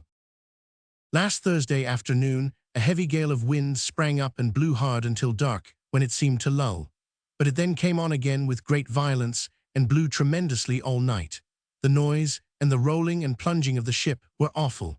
Nobody on board could get any sleep, and numbers of passengers were rolled out of their berths. Having a sideboard to mine to keep me in, like a baby, I lay still. But it was a dismal night indeed, and it was curious to see the change it had made in the faces of all the passengers yesterday. It cannot be denied that these winter crossings are very trying and startling, while the personal discomfort of not being able to wash, and the miseries of getting up and going to bed, with what small means there are all sliding and sloping and slopping about, are really in their way distressing. This forenoon we made Cape Race and are now running along at full speed with the land beside us, Kelly still useless and positively declining to show on deck. Scott, with an 8-day-old mustache, more super-like than ever. My foot, I hope, from walking on the boarded deck, in a very shy condition today and rather painful. I shaved this morning for the first time since Liverpool, dodging at the glass, very much like Fechter's imitation of the white cat that came off with us in the tender, a general favorite. She belongs to the daughter of a Southerner, returning with his wife and family from a 2 years' tour in Europe. Sunday, 17th. At 4 o'clock this morning we got into bad weather again, and the state of things at breakfast time was unutterably miserable. Nearly all the passengers in their berths, no possibility of standing on deck, sickness and groans, impracticable to pass a cup of tea from one pair of hands to another. It has slightly moderated since, between 2 and 3 in the afternoon I write, and the sun is shining, but the rolling of the ship surpasses all imagination or description. We expect to be at Halifax about an hour after midnight, and this letter shall be posted there to make certain of catching the return mail on Wednesday. Boston is only 30 hours from Halifax. Best love to Mamie and to Katie and Charlie. I know you will report me and my love to Forster and Mrs. Forster. I write with great difficulty, wedged up in a corner, and having my heels on the paper as often as the pen. Kelly worse than ever, and Scott better than ever. My desk, and I have just arisen from the floor. Miss Dickens. Parker House, Boston, Thursday, Nov. 21st, 1867. I arrived here on Tuesday night, after a very slow passage from Halifax against headwinds. All the tickets for the first 4 readings here, all yet announced, were sold immediately on their being issued. You know that I begin on the 2nd of December with Carol and Trial. Shall be heartily glad to begin to count the readings off. This is an immense hotel, with all manner of white marble public passages and public rooms. I live in a corner high up, and have a hot and cold bath in my bedroom, communicating with the sitting room, and comforts not in existence when I was here before. The cost of living is enormous, but happily we can afford it. I dined today with Longfellow, Emerson, Holmes, and Agassiz. Longfellow was here yesterday, perfectly white in hair and beard, but a remarkably handsome and notable-looking man. The city has increased enormously in 25 years. It has grown more mercantile, is like Leeds mixed with Preston and flavored with New Brighton, but for smoke and fog, you substitute an exquisitely bright light air. I found my rooms beautifully decorated by Mrs. Fields with choice flowers and set off by a number of good books. I am not much persecuted by people in general, as Dolby has happily made up his mind that the less I am exhibited for nothing the better. So our men sit outside the room door and wrestle with mankind. We had speech-making and singing in the saloon of the Cuba after the last dinner of the voyage. I think I have acquired a higher reputation from drawing out the captain and getting him to take the second in All's Well, and likewise in There's Not in the Wide World, your parent taking first, than from anything previously known of me on these shores. I hope the effect of these achievements may not dim the luster of the readings. We also sang with a Chicago lady and a strong-minded woman from I don't know where, Auld Lang Syne, with a tender melancholy expressive of having all four been united from our cradles. The more dismal we were, the more delighted the company were. Once when we paddled I the Burn, the captain took a little cruise round the compass on his own account, touching at the Canadian boat's song, and taking in supplies at Ubalate. Seas between us brayed, ha roared, and roared like the seas themselves. Finally, I proposed the ladies in a speech that convulsed the stewards, and we closed with a brilliant success. But when you dine with Mr. Forster, ask him to read to you how he got on at church in a heavy sea. Hillard has just been in and sent his love to those dear girls. He has grown much older. He is now District Attorney of the state of Massachusetts, which is a very good office. Best love to your Aunt and Katie, and Charlie and all his house and all friends. Miss Hogarth. Parker House, Boston, Monday, Nov. 25th, 1867. I cannot remember to whom I wrote last, but it will not much matter if I make a mistake, this being generally to report myself so well that I am constantly chafing at not having begun tonight instead of this night week. The tickets being all sold for next week, and no other announcement being yet made, there is nothing new in that way to tell of. Dolby is over at New York, where we are at our wits' end how to keep tickets out of the hands of speculators. Morgan is staying with me, came yesterday to breakfast, and goes home tomorrow. Fields and Mrs. Fields also dined yesterday. She is a very nice woman, with a rare relish for humor and a most contagious laugh. The Bostonians, having been duly informed that I wish to be quiet, really leave me as much so as I should be in Manchester or Liverpool. This I cannot expect to last elsewhere, but it is a most welcome relief here, as I have all the readings to get up. The people are perfectly kind and perfectly agreeable. If I stop to look in at a shop window, a score of passers-by stop, and after I begin to read, I cannot expect in the natural course of things to get off so easily, but I every day take from 7 to 10 miles in peace. Communications about readings incessantly come in from all parts of the country. We take no offer whatever, lying by with our plans until after the first series in New York, and designing, if we make a furore there, to travel as little as possible. I fear I shall have to take Canada at the end of the whole tour. They make such strong representations from Montreal and Toronto, and from Nova Scotia, represented by St. John's and Halifax, of the slight it would be to them if I wound up with the States, that I am shaken. It is sad to see Longfellow's house, the house in which his wife was burnt, with his young daughters in it, and the shadow of that terrible story. The young undergraduates of Cambridge, he is a professor there, have made a representation to him that they are 500 strong and cannot get one ticket. I don't know what is to be done for them. I suppose I must read there somehow. We are all in the clouds until I shall have broken ground in New York, as to where readings will be possible and where impossible. Agassiz is one of the most natural and jovial of men. I go out a-visiting as little as I can, but still have to dine, and what is worse, sup pretty often. Socially, I am, as I was here before, wonderfully reminded of Edinburgh when I had many friends in it. Your account and Mamie's of the return journey to London gave me great pleasure. I was delighted with your report of Wilkie and not surprised by Chappell's coming out gallantly. My anxiety to get to work is greater than I can express, because time seems to be making no movement towards home until I shall be reading hard. Then I shall begin to count and count and count the upward steps to May. If ever you should be in a position to advise a traveler going on a sea voyage, remember that there is some mysterious service done to the bilious system when it is shaken by baked apples. Noticing that they were produced on board the Cuba every day at lunch and dinner, I thought I would make the experiment of always eating them freely. I am confident that they did wonders, not only at the time, but in stopping the imaginary pitching and rolling after the voyage is over, from which many good amateur sailors suffer. I have hardly had the sensation at all, except in washing of a morning. At that time, I still hold on with one knee to the washing stand, and could swear that it rolls from left to right. The Cuba does not return until Wednesday, the 4th December. You may suppose that every officer on board is coming on Monday, and that Dolby has provided extra stools for them. His work is very hard indeed. Cards are brought to him every minute in the day. His correspondence is immense, and he is jerked off to New York, and I don't know where else, on the shortest notice and the most unreasonable times. Moreover, he has to be at the bar every night, and to liquor up with all creation in the small hours. He does it all with the greatest good humor, and flies at everybody who waylays the chief furiously.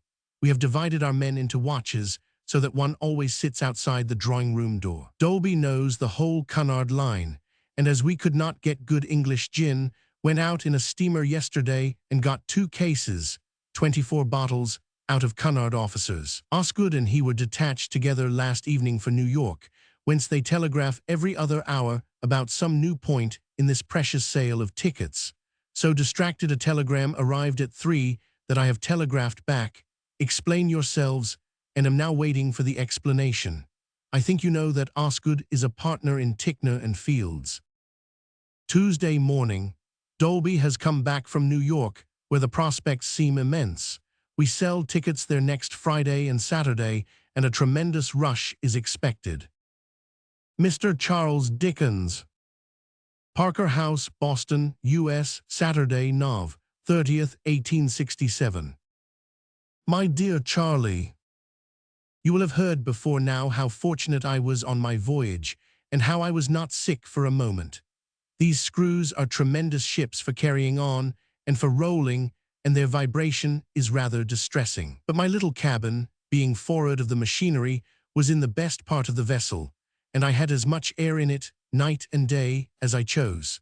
The saloon being kept absolutely without air, I mostly dined in my own den, in spite of my being allotted the post of honor on the right hand of the captain.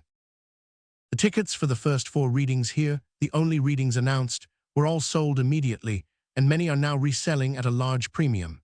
The tickets for the first 4 readings in New York, the only readings announced there also, were on sale yesterday, and were all sold in a few hours. The receipts are very large indeed, but engagements of any kind and every kind I steadily refuse, being resolved to take what is to be taken myself. Dolby is nearly worked off his legs, is now at New York, and goes backwards and forwards between this place and that, about the distance from London to Liverpool, though they take 9 hours to do it, incessantly. Nothing can exceed his energy and good humor, and he is extremely popular everywhere. My great desire is to avoid much traveling, and to try to get the people to come to me instead of my going to them. If I can effect this to any moderate extent, I shall be saved a great deal of knocking about. My original purpose was not to go to Canada at all, but Canada is so up in arms on the subject that I think I shall be obliged to take it at last. In that case, I should work round to Halifax, Nova Scotia, and then take the packet for home. As they don't seem, Americans who have heard me on their travels excepted, to have the least idea here of what the readings are like, and as they are accustomed to mere readings out of a book, I am inclined to think the excitement will increase when I shall have begun. Everybody is very kind and considerate, and I have a number of old friends here, at the bar, and connected with the university. I am now negotiating to bring out the dramatic version of No Thoroughfare at New York, It is quite upon the cards that it may turn up trumps. I was interrupted in that place by a call from my old secretary in the States, Mr. Putnam. It was quite affecting to see his delight in meeting his old master again. And when I told him that Anne was married and that I had unacknowledged grandchildren, he laughed and cried together. I suppose you don't remember Longfellow, though he remembers you in a black velvet frock very well. He is now white-haired and white-bearded, but remarkably handsome. He still lives in his old house, where his beautiful wife was burnt to death. I dined with him the other day and could not get the terrific scene out of my imagination. She was in a blaze in an instant, rushed into his arms with a wild cry, and never spoke afterwards. My love to Bessie and to Mechety and all the Babbies. I will lay this by until Tuesday morning and then add a final line to it. Ever, my dear Charlie, your affectionate father. Tuesday, Dec. 3rd, 1867. Success last night beyond description or exaggeration. The whole city is quite frantic about it today, and it is impossible that prospects could be more brilliant. Miss Dickens. Parker House, Boston, Sunday, Dec. 1st, 1867. I received yours of the 18th November, yesterday. As I left Halifax in the Cuba that very day, you probably saw us telegraphed in the Times on the 19th. Dolby came back from another run to New York this morning. The receipts are very large indeed, far exceeding our careful estimate made at Gadd's. I think you had best in future, unless I give you intimation to the contrary, address your letters to me at the Westminster Hotel, Irving Place, New York City. It is a more central position than this, and we are likely to be much more there than here. I am going to set up a brougham in New York and keep my rooms at that hotel. The account of Matilda is a very melancholy one and really distresses me. What she must sink into, it is sad to consider. However, there was nothing for it but to send her away, that is quite clear. They are said to be a very quiet audience here, appreciative, but not demonstrative. I shall try to change their character a little. I have been going on very well. A horrible custom obtains in these parts of asking you to dinner somewhere at 2:30 and to supper somewhere else about 8. I have run this gauntlet more than once, and its effect is that there is no day for any useful purpose, and that the length of the evening is multiplied by 100. Yesterday I dined with a club at 2:30 and came back here at 8:30, with a general impression that it was at least 2 o'clock in the morning. 2 days before I dined with Longfellow at 2:30 and came back at 8, supposing it to be midnight. Today we have a state dinner party in our rooms at 6, Mr. and Mrs. Fields and Mr. and Mrs. Bigelow. He is a friend of Forster's and was American minister in Paris. There are no Negro waiters here, all the servants are Irish, willing, but not able. The dinners and wines are very good. I keep our own rooms well ventilated by opening the windows, but no window is ever opened in the halls or passages, and they are so overheated by a great furnace that they make me faint and sick. The air is like that of a pre-Adamite ironing day in full blast. Your respected parent is immensely popular in Boston society, and its cordiality and unaffected heartiness are charming. I wish I could carry it with me. The leading New York papers have sent men over for tomorrow night, with instructions to telegraph columns of descriptions. Great excitement and expectation everywhere. Fields says he has looked forward to it so long that he knows he will die at 8:05. At the New York barriers, where the tickets are on sale and the people ranged as at the Paris theaters, speculators went up and down, offering $20 for anybody's place. The money was in no case accepted. One man sold 2 tickets for the second, third, and fourth night for 1 ticket for the first, $50, about £7 10 shillings, and a brandy cocktail, which is an iced bitter drink. The weather has been rather muggy and languid until yesterday, when there was the coldest wind blowing that I ever felt. In the night it froze very hard, and today the sky is beautiful. Tuesday, Dec. 3rd. Most magnificent reception last night, and most signal and complete success. Nothing could be more triumphant. The people will hear of nothing else and talk of nothing else. Nothing that was ever done here, they all agree, evoked any approach to such enthusiasm. I was quite as cool and quick as if I were reading at Greenwich, and went at it accordingly. Tell your aunt, with my best love, that I have this morning received hers of the 21st, and that I will write to her next. That will be from New York. My love to Mr. and Mrs. Hulks and the boy, and to Mr. and Mrs. Mallison. Miss Hogarth. Boston, Wednesday, Dec. 4th, 1867. I find that by going off to the Cuba myself this morning, I can send you the enclosed for Mary Boyle. I don't know how to address her, whose usual flower for my buttonhole was produced in the most extraordinary manner here last Monday night. All well and prosperous. Copperfield and Bob last night, great success. Miss Mary Boyle. Boston, December 4th, 1867. My dear Mary, you can have no idea of the glow of pleasure and amazement with which I saw your remembrance of me lying on my dressing table here last Monday night. Whosoever undertook that commission accomplished it to a miracle. But you must go away 4,000 miles and have such a token conveyed to you before you can quite appreciate the feeling of receiving it. 10,000 loving thanks.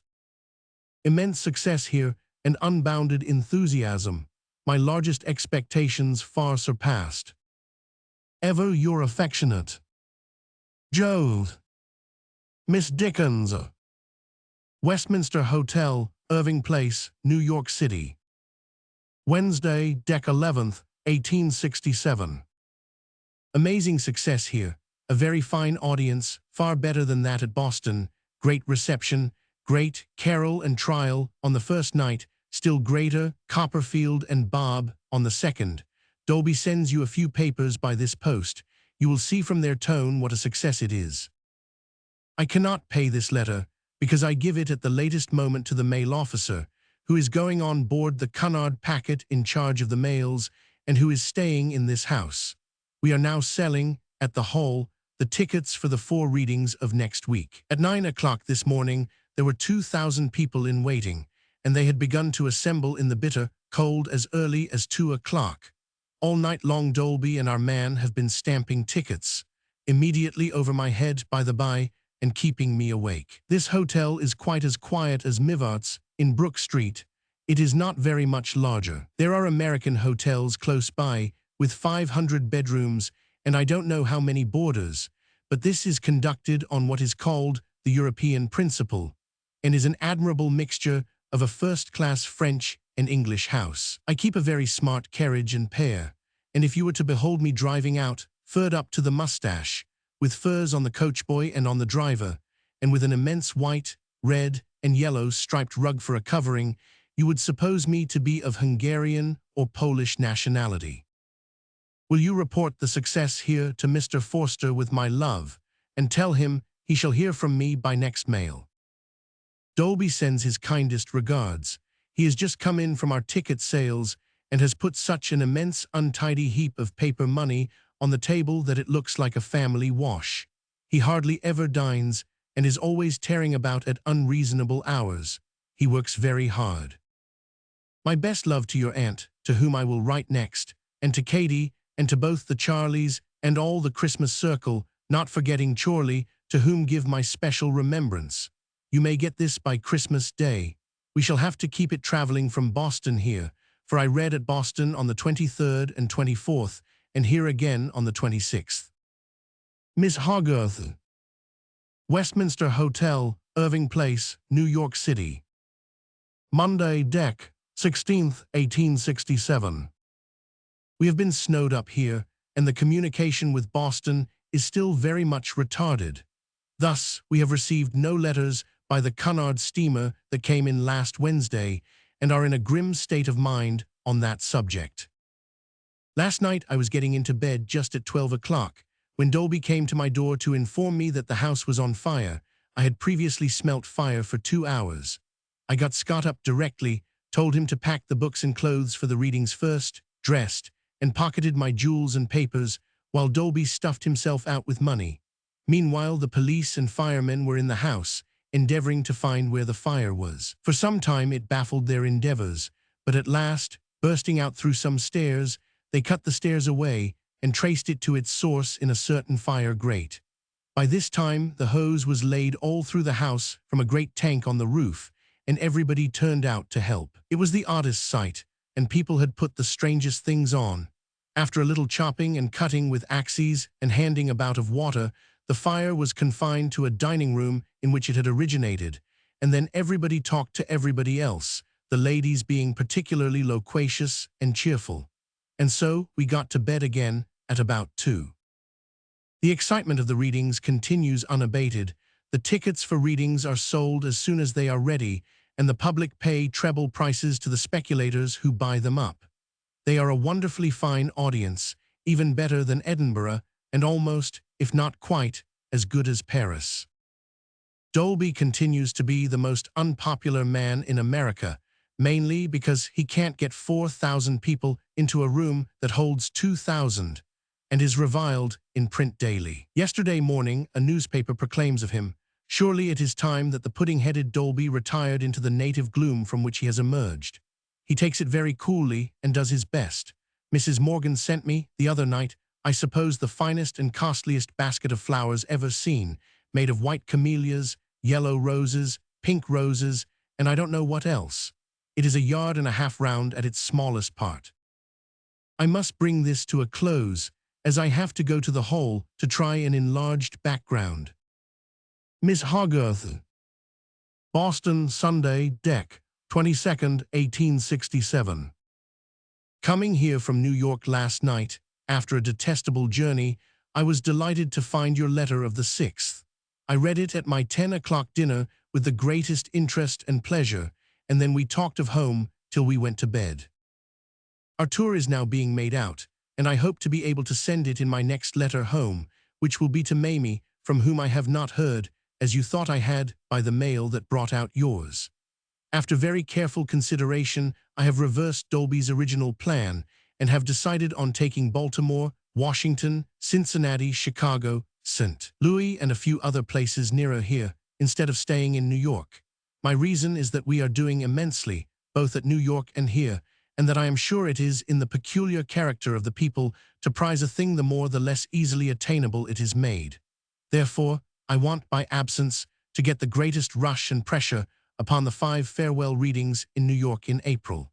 All our announced readings are already crammed. When we got here last Saturday night, we found that Mrs. Fields had not only garnished the rooms with flowers, but also with holly, with real red berries, and festoons of moss dependent from the looking-glasses and picture frames. She is one of the dearest little women in the world. The homely Christmas look of the place quite affected us. Yesterday we dined at her house, and there was a plum pudding, brought on blazing, and not to be surpassed in any house in England. There is a certain Captain Dolliver, belonging to the Boston Custom House, who came off in the little steamer that brought me ashore from the Cuba. He took it into his head that he would have a piece of English mistletoe brought out in this week's Cunard, which should be laid upon my breakfast table. And there it was this morning. In such affectionate touches as this, these New England people are especially amiable. As a general rule, you may lay it down that whatever you see about me in the papers is not true. But although my voyage out was of that highly hilarious description that you first made known to me, you may generally lend a more believing ear to the Philadelphia correspondent of the Times. I don't know him, but I know the source from which he derives his information, and it is a very respectable one. Did I tell you in a former letter from here to tell Anne, with her old master's love, that I had seen Putnam, my old secretary, grey and with several front teeth out, but I would have known him anywhere. He is coming to Copperfield tonight, accompanied by his wife and daughter, and is in the 7th heaven at having his tickets given him. Our hotel in New York was on fire again the other night, but fires in this country are quite matters of course. There was a large one there at 4 this morning, and I don't think a single night has passed since I have been under the protection of the Eagle, but I have heard the fire bells dolefully clanging all over the city. Dolby sends his kindest regard. His hair has become quite white, the effect, I suppose, of the climate. He is so universally hauled over the coals, for no reason on earth, that I fully expect to hear him, one of these nights, assailed with a howl when he precedes me to the platform steps. You may conceive what the low newspapers are here, when one of them yesterday morning had, as an item of news, the intelligence, Dickens's readings. The chap calling himself Dolby got drunk last night and was locked up in a police station for fighting an Irishman.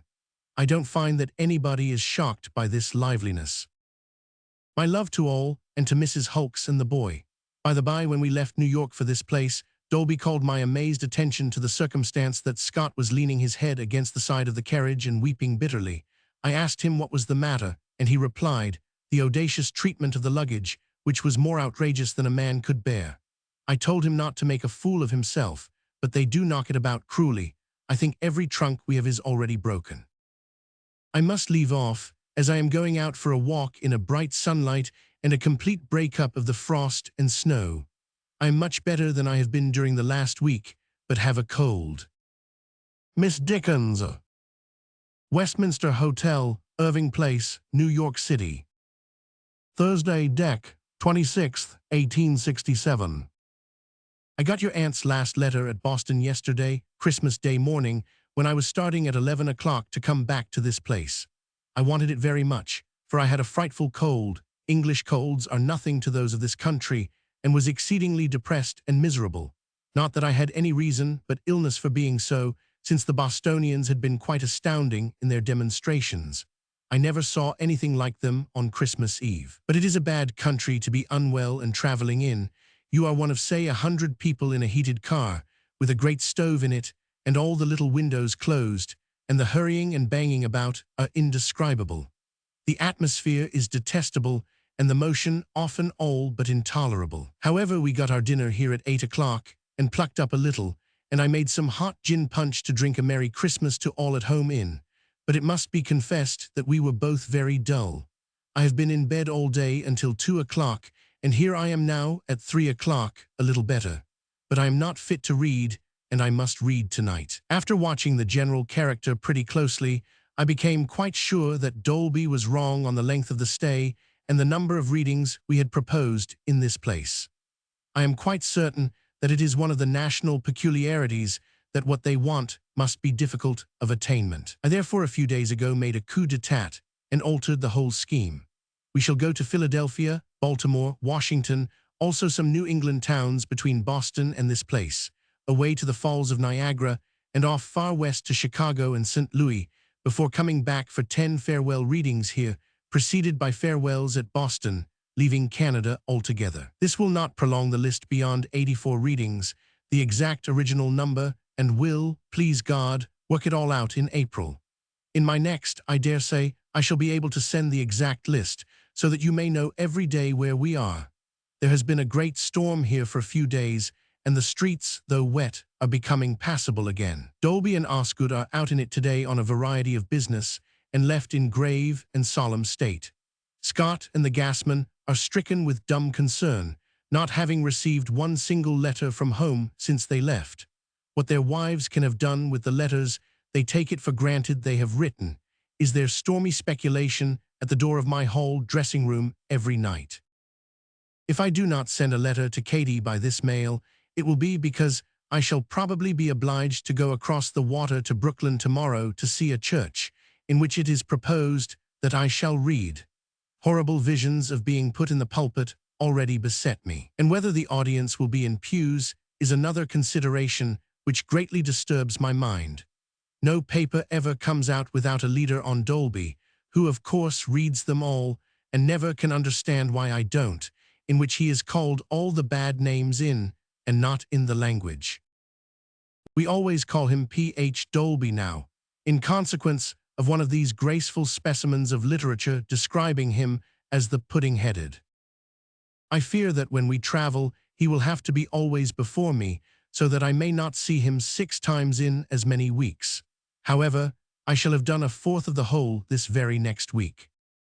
Best love to your aunt, and the boys, and Katie and Charlie, and all true friends. Friday. I managed to read last night, but it was as much as I could do. Today I am so very unwell that I have sent for a doctor. He has just been, and is in doubt whether I shall not have to stop reading for a while. Miss Dickens, Westminster Hotel, Irving Place, New York. Monday, Dec. 30th, 1867. I am getting all right again.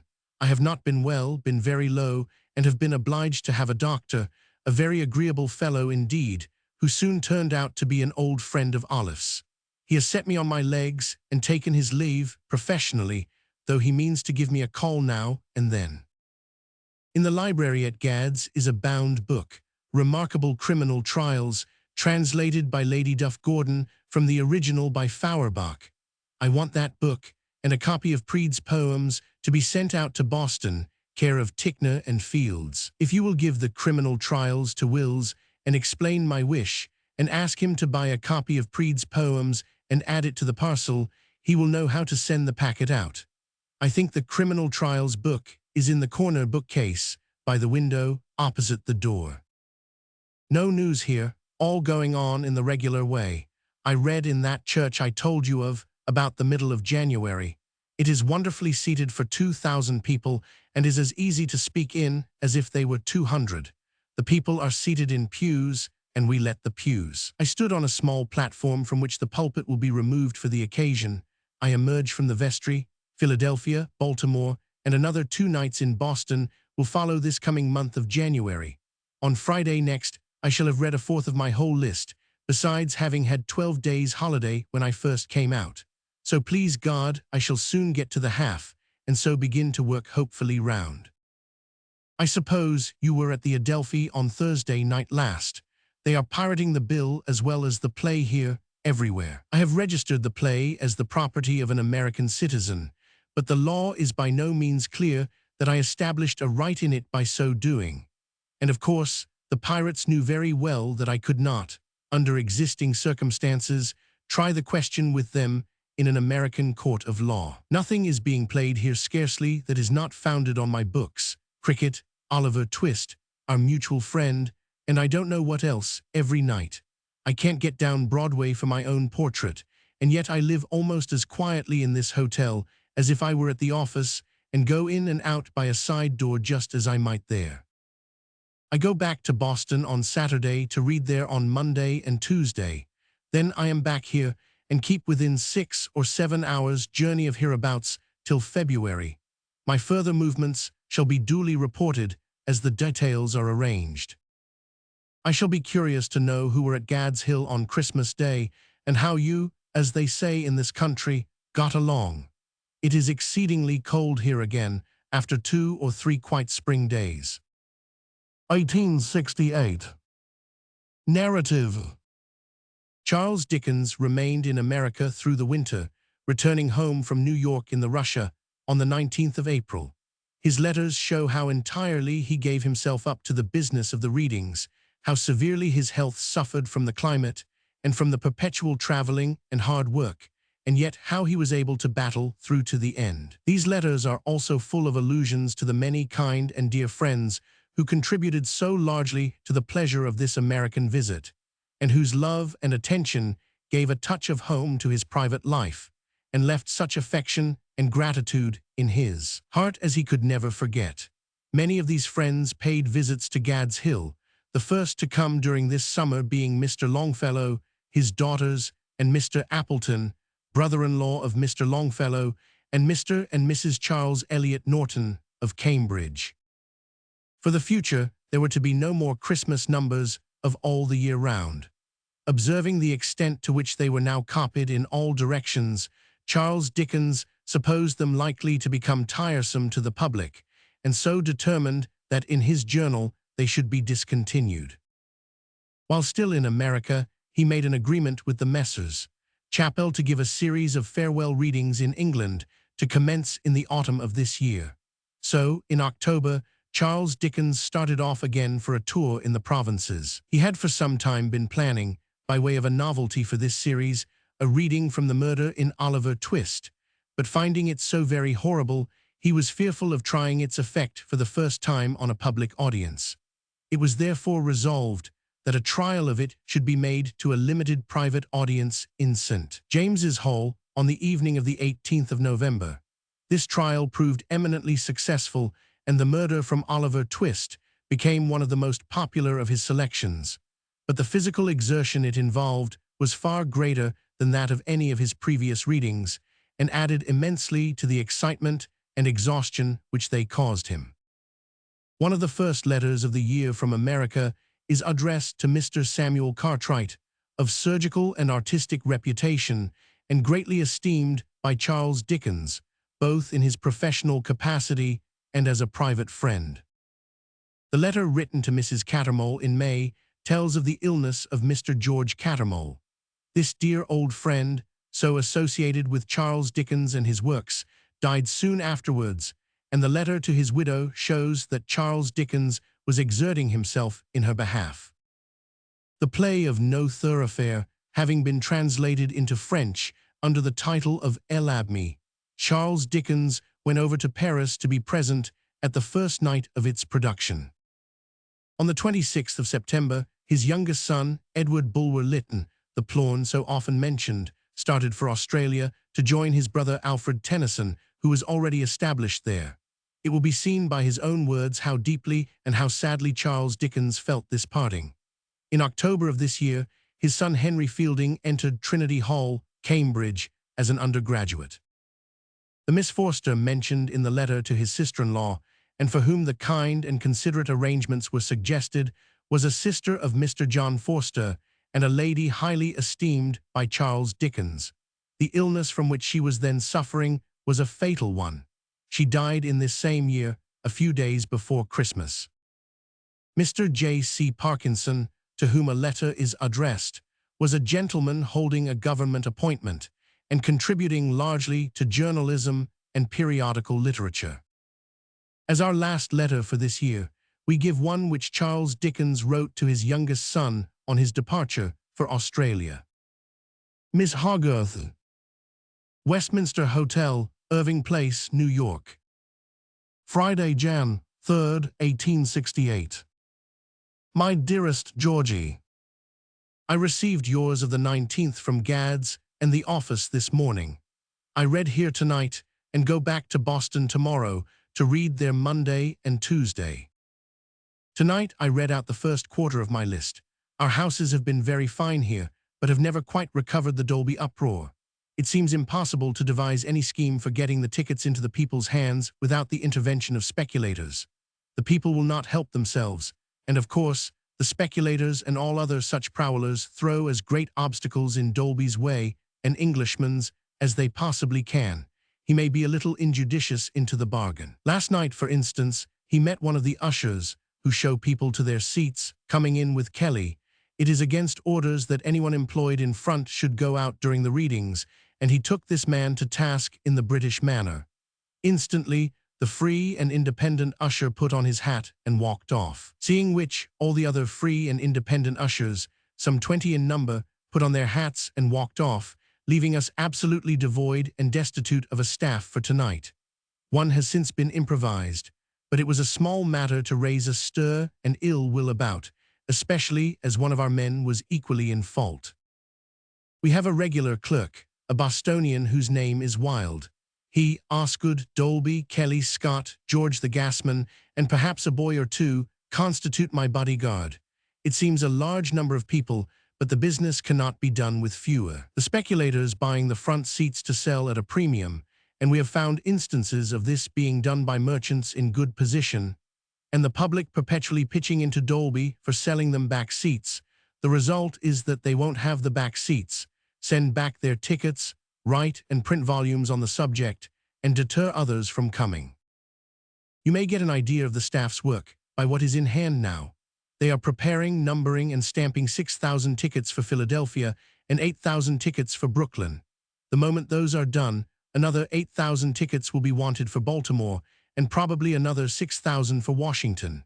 This, in addition to the correspondence, advertisements, accounts, travelings, and the mighty business of the reading 4 times a week. The Cunard steamers being now removed from Halifax, I have decided not to go there or to St. John's, New Brunswick. And as there would be a perfect uproar if I picked out such a place in Canada as Quebec or Montreal and excluded those 2 places, which would guarantee £300 a night. And further, as I don't want places Having more than enough for my list of 84, I have finally resolved not to go to Canada either.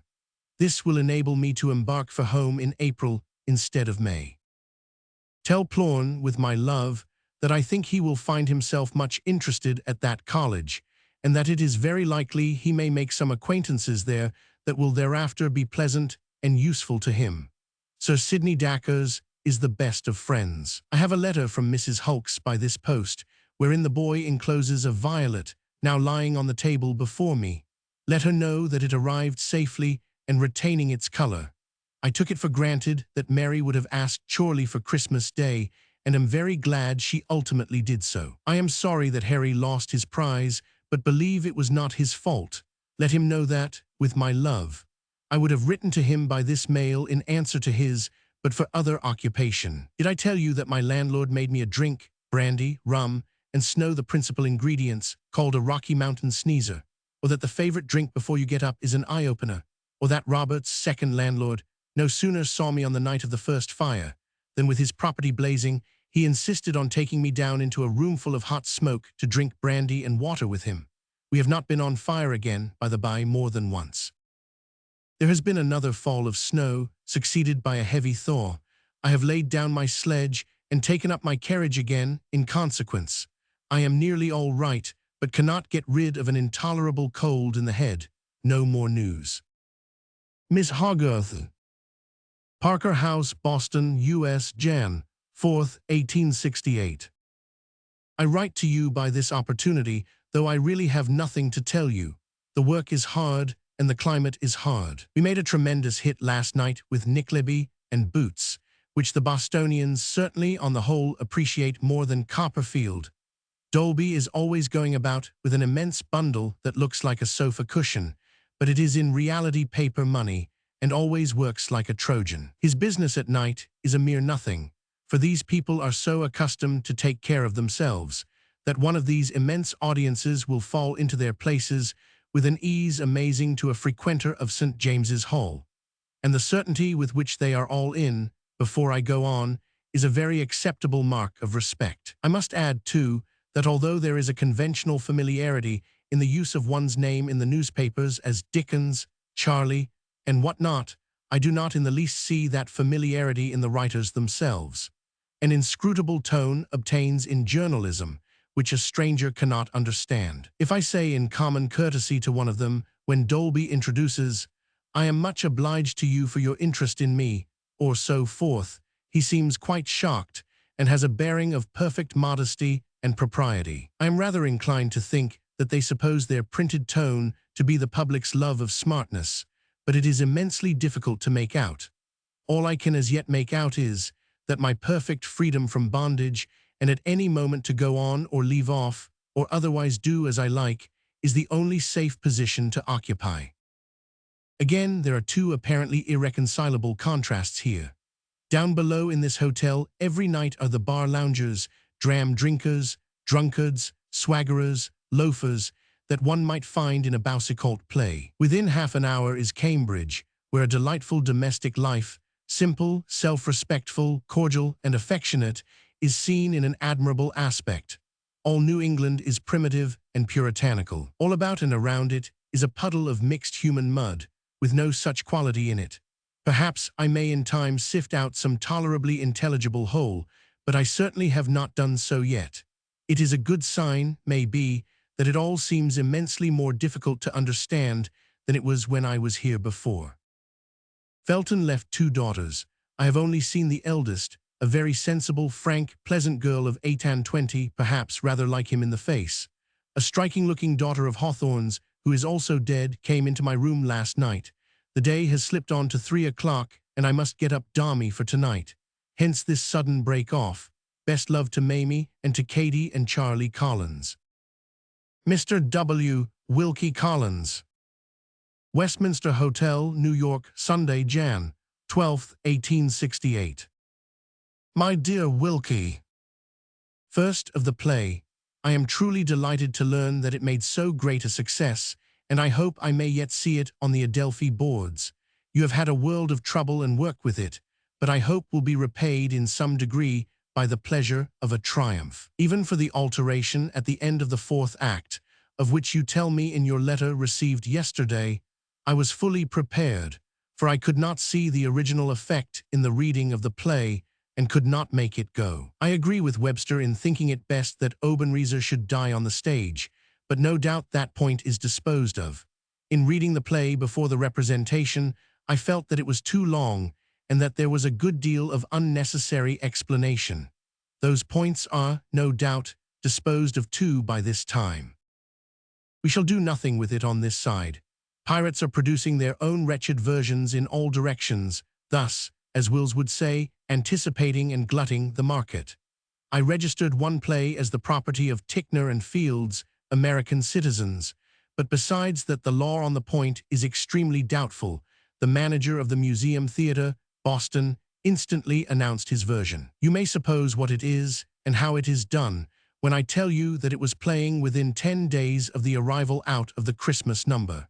Thereupon, Ticknor and Fields gave him notice that he mustn't play it, unto which he replied that he meant to play it and would play it. Of course, he knew very well that if an injunction were applied for against him, there would be an immediate howl against my persecution of an innocent, and he played it. Then the noble host of pirates rushed in, and it is being done, in some mangled form or other, everywhere. It touches me to read what you write of your poor mother, but of course, at her age, each winter counts heavily. Do give her my love, and tell her that I asked you about her. I am going on here at the same great rate, but am always counting the days that lie between me and home. I got through the first fourth of my readings on Friday, January 3rd. I leave for 2 readings at Philadelphia this evening. Being at Boston last Sunday, I took it into my head to go over the medical school and survey the holes and corners in which that extraordinary murder was done by Webster. There was the furnace, stinking horribly as if the dismembered pieces were still inside it, and there are all the grim spouts and sinks and chemical appliances and what not. At dinner afterwards, Longfellow told me a terrific story. He dined with Webster within a year of the murder, one of a party of 10 or 12. As they sat at their wine, Webster suddenly ordered the lights to be turned out and a bowl of some burning mineral to be placed on the table, that the guests might see how ghostly it made them look.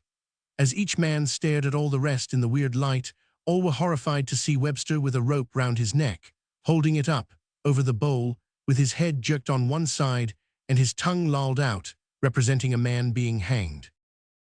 Poking into his life and character, I find, what I would have staked my head upon, that he was always a cruel man. So no more at present from my dear Wilkie, yours ever affectionately, Miss Hogarth. Westminster Hotel, New York, Sunday, Jan. 12th, 1868. As I am off to Philadelphia this evening, I may as well post my letter here. I have scarcely a word of news. My cold steadily refuses to leave me, but otherwise I am as right as one can hope to be under this heavy work. My New York readings are over, except 4 farewell nights in April, and I look forward to the relief of being out of my hardest hole. Last Friday night, though it was only Nickleby and Boots, I was again dead beat at the end, and was once more laid upon a sofa, but the faintness went off after a little while. We have now cold, bright, frosty weather, without snow, the best weather for me. Having been in great trepidation about the play, I am correspondingly elated by the belief that it really is a success. No doubt the unnecessary explanations will have been taken out, and the flatness of the last act fetched up. At some points I could have done wonders to it, in the way of screwing it up sharply and picturesquely, if I could have rehearsed it. Your account of the first night interested me immensely, but I was afraid to open the letter until Dolby rushed in with the Open Times. On Wednesday I come back here for my 4 church readings at Brooklyn. Each evening an enormous ferryboat will convey me and my state carriage, not to mention half a dozen wagons and any number of people and a few score of horses across the river, and will bring me back again. The sale of tickets, there was an amazing scene. The noble army of speculators are now furnished. This is literally true, and I am quite serious. Each man with a straw mattress, a little bag of bread and meat, 2 blankets, and a bottle of whiskey. With this outfit they lie down in line on the pavement the whole night before the tickets are sold, generally taking up their position at about 10. It being severely cold at Brooklyn, they made an immense bonfire in the street, a narrow street of wooden houses, which the police turned out to extinguish. A general fight then took place, out of which the people farthest off in the line rushed bleeding when they saw a chance of displacing others near the door, and put their mattresses in those places, and then held on by the iron rails. At 8 in the morning, Dolby appeared with the tickets in a portmanteau. He was immediately saluted with a roar of "Halloa, Dolby! So Charlie has let you have the carriage, has he, Dolby? How is he, Dolby? Don't drop the tickets, Dolby. Look alive, Dolby," etc., etc., etc., in the midst of which he proceeded to business, and concluded, as usual, by giving universal dissatisfaction. He is now going off upon a little journey to look over the ground and cut back again. This little journey to Chicago is 1,500 miles on end, by railway and back again. We have an excellent gasman, who is well up to that department. We have enlarged the large staff by another clerk, yet even now the preparation of such an immense number of new tickets constantly, and the keeping and checking of the accounts, keep them hard at it. And they get so oddly divided. Kelly is at Philadelphia, another man at Baltimore, 2 others are stamping tickets at the top of this house, another is cruising over New England, and Osgood will come on duty tomorrow, when Dolby starts off, to pick me up after the reading, and take me to the hotel, and mount guard over me, and bring me back here. You see that even such wretched domesticity as Dolby and self, by a fireside, is broken up under these conditions. Dolby has been twice poisoned, and Osgood once. Morgan's sharpness has discovered the cause. When the snow is deep upon the ground, and the partridges cannot get their usual food, they eat something, I don't know what, if anybody does, which does not poison them, but which poisons the people who eat them. The symptoms, which last some 12 hours, are violent sickness, cold perspiration, and the formation of some detestable mucus in the stomach. You may infer that partridges have been banished from our bill of fare. The appearance of our sufferers was lamentable in the extreme. Did I tell you that the severity of the weather and the heat of the intolerable furnaces dry the hair and break the nails of strangers? There is not a complete nail in the whole British suite, and my hair cracks again when I brush it. I am losing my hair with great rapidity, and what I don't lose is getting very gray. The Cuba will bring this. She has a jolly new captain, Moody of the Java, and her people rushed into the reading the other night, captain-headed, as if I were their peculiar property. Please God, I shall come home in her, in my old cabin, leaving here on the 22nd of April, and finishing my 84th reading on the previous night. It is likely enough that I shall read and go straight on board. I think this is all my poor stock of intelligence. By the by, on the last Sunday in the old year, I lost my old year's pocketbook, which, as Mr. Pepys would add, do trouble me mightily. Give me Katie's new address, I haven't got it. Miss Dickens, Philadelphia, Monday, Jan. 13th, 1868. I write you this note, a day later than your aunt's, not because I have anything to add to the little I have told her, but because you may like to have it. We arrived here last night towards 12 o'clock, more than an hour after our time. This is one of the immense American hotels. It is called the Continental, but I find myself just as quiet here as elsewhere. Everything is very good indeed. The waiter is German, and the greater part of the house servants seem to be colored people. The town is very clean, and the day as blue and bright as a fine Italian day. But it freezes very hard. All the tickets being sold here for 6 nights, 3 visits of 2 nights each. The suite complain of want of excitement already, having been here 10 hours.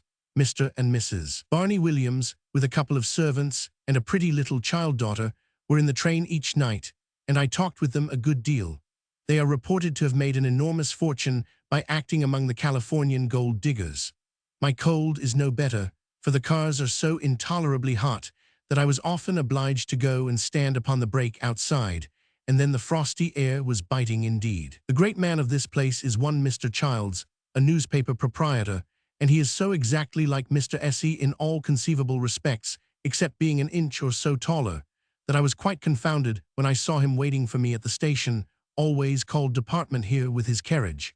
During the last 2 or 3 days, Dolby and I have been making up accounts, which are excellently kept by Mr. Osgood, and I find them amazing, quite in their results.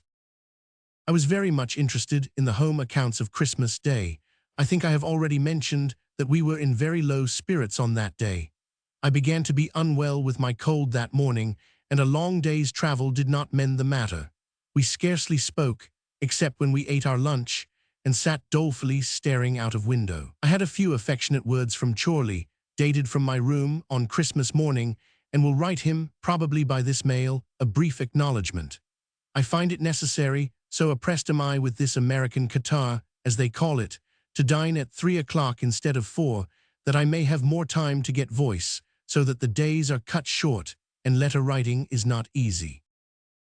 My best love to Katie, and to Charlie, and to our Charlie, and to all friends. If I could only get to the point of being able to hold my head up and dispense with my pocket handkerchief for 5 minutes, I should be all right. Mr. Charles Dickens, Westminster Hotel, Irving Place, New York. Wednesday, Jan. 15th, 1868. My dear Charlie, finding your letter here this afternoon on my return from Philadelphia, where I have been reading 2 nights, I take advantage of a spare half-hour in which to answer it at once, though it will not leave here until Saturday. I had previously heard of the play and had the Times. It was a great relief and delight to me, for I had no confidence in its success, being reduced to the confines of despair by its length. If I could have rehearsed it, I should have taken the best part of an hour out of it. Fetchter must be very fine, and I should greatly like to see him play the part. I have not been very well generally, and am oppressed, and I begin to think that I probably shall be, until I leave, by a true American cold, which I hope, for the comfort of human nature, may be peculiar to only one of the 4 quarters of the world. The work, too, is very severe, but I am going on at the same tremendous rate everywhere. The staff, too, has had to be enlarged. Dolby was at Baltimore yesterday, is at Washington today, and will come back in the night, and start away again on Friday. We find it absolutely necessary for him to go on ahead. We have not printed or posted a single bill here, and have just sold £90 worth of paper we had got ready for bills.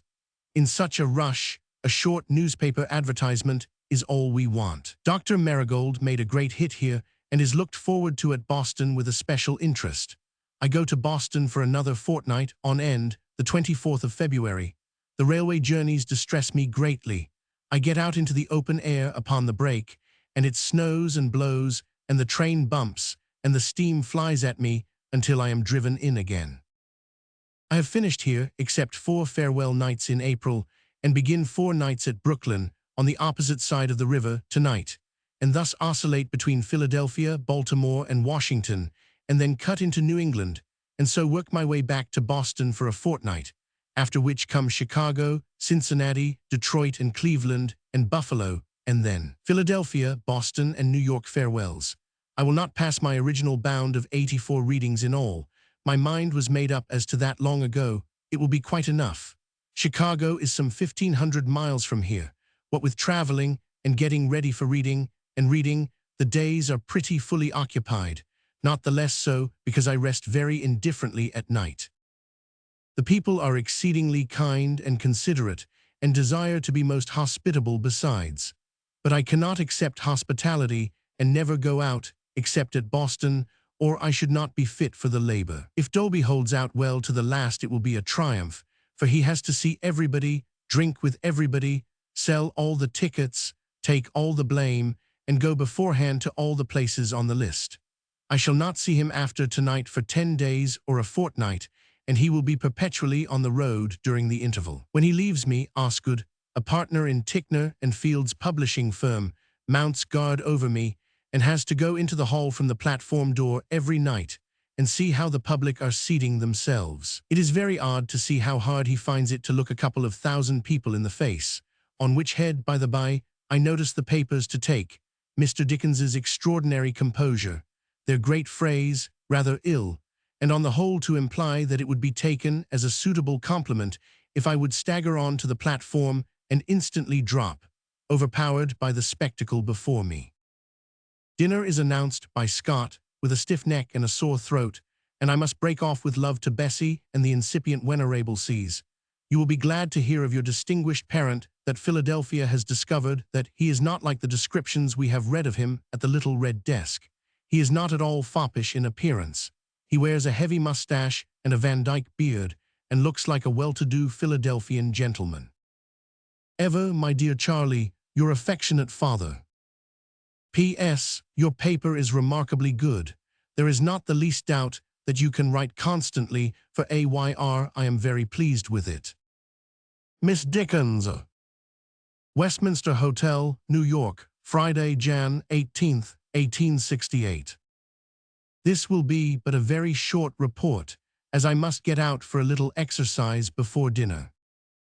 My true American catarrh, the people seem to have a national pride in it, sticks to me, but I am otherwise well. I began my church readings last night, and it was very odd to see the pews crammed full of people, all in a broad roar at the carol and trial. Best love to all. I have written Charlie a few lines by this mail, and also Chorley. Miss Hogarth. Westminster Hotel, New York, Tuesday, Jan 21st, 1868. I finished my church tonight. It is Mrs. Stowe's brother's, and a most wonderful place to speak in. We had it enormously full last night, marigold and trial, but it scarcely required an effort. Mr. Ward Beecher, Mrs. Stowe's brother's name, being present in his pew. I sent to invite him to come round before he left, and I found him to be an unostentatious, straightforward, and agreeable fellow. My cold sticks to me, and I can scarcely exaggerate what I sometimes undergo from sleeplessness. The day before yesterday I could get no rest until morning, and could not get up before 12. This morning the same. I rarely take any breakfast but an egg and a cup of tea, not even toast or bread and butter. My dinner at 3, and a little quail or some such light thing when I come home at night, is my daily fare. At the Hall I have established the custom of taking an egg beaten up in sherry before going in, and another between the parts. I think that pulls me up. At all events, I have since had no return of faintness. As the men work very hard, and always with their hearts cheerfully in the business, I cram them into and outside of the carriage to bring them back from Brooklyn with me. The other night Scott, with a portmanteau across his knees and a wide-awake hat low down upon his nose, told me that he had presented himself for admission in the circus, as good as Franconi's by the by, and had been refused. The only theatre, he said in a melancholy way, as I was ever in my life turned from the door of. Says Kelly, there must have been some mistake, Scott, because George and me went, and we said, Mr. Dickens's staff, and they passed us to the best seats in the house. Go again, Scott. No, I thank you, Kelly, says Scott, more melancholy than before. I'm not going to put myself in the position of being refused again. It's the only theatre as I was ever turned from the door of, and it shan't be done twice. But it's a beastly country. Scott, interposed Majesty, don't you express your opinions about the country. No, sir, says Scott, I never do, please, sir, but when you are turned from the door of the only theatre you was ever turned from, sir, and when the beasts in railway cars spits tobacco over your boots, you privately find yourself in a beastly country. I expect shortly to get myself snowed up on some railway or other, for it is snowing hard now, and I begin to move tomorrow. There is so much floating ice in the river that we are obliged to leave a pretty wide margin of time for getting over the ferry to read. The dinner is coming in, and I must leave off. Miss Dickens. Philadelphia, Thursday, Jan 23rd, 1868. When I wrote to your aunt by the last mail, I accidentally omitted to touch upon the question of helping Anne, so I will begin in this present writing with reference to her sad position. I think it will be best for you to be guided by an exact knowledge of her wants. Try to ascertain from herself what means she has, whether her sick husband gets what he ought to have, whether she is pinched in the articles of necessary clothing, bedding, or the like of that. Add to this intelligence your own observation of the state of things about her, and supply what she most wants, and help her where you find the greatest need. The question, in the case of so old and faithful a servant, is not one of so much or so little money on my side, but how most efficiently to ease her mind and help her. To do this at once kindly and sensibly is the only consideration by which you have to be guided. Take carte blanche from me for all the rest. My Washington week is the first week in February, beginning on Monday, 3rd. The tickets are sold, and the president is coming, and the chief members of the cabinet, and the leaders of parties and so forth are coming, and as the holly tree boots says, that's where it is, don't you see? In my Washington doubts, I recalled Dolby for conference, and he joined me yesterday afternoon, and we have been in great discussion ever since on the possibility of giving up the far west, and avoiding such immense distances and fatigues as would be involved in traveling to Chicago and Cincinnati. We have sketched another tour for the last half of March, which would be infinitely easier for me, though on the other hand less profitable, the places and the halls being smaller. The worst of it is that everybody one advises with has a monomania respecting Chicago. Good heavens, sir, the great Philadelphian authority said to me this morning, if you don't read in Chicago, the people will go into fits. In reference to fatigue, I answered, well, I would rather they went into fits than I did.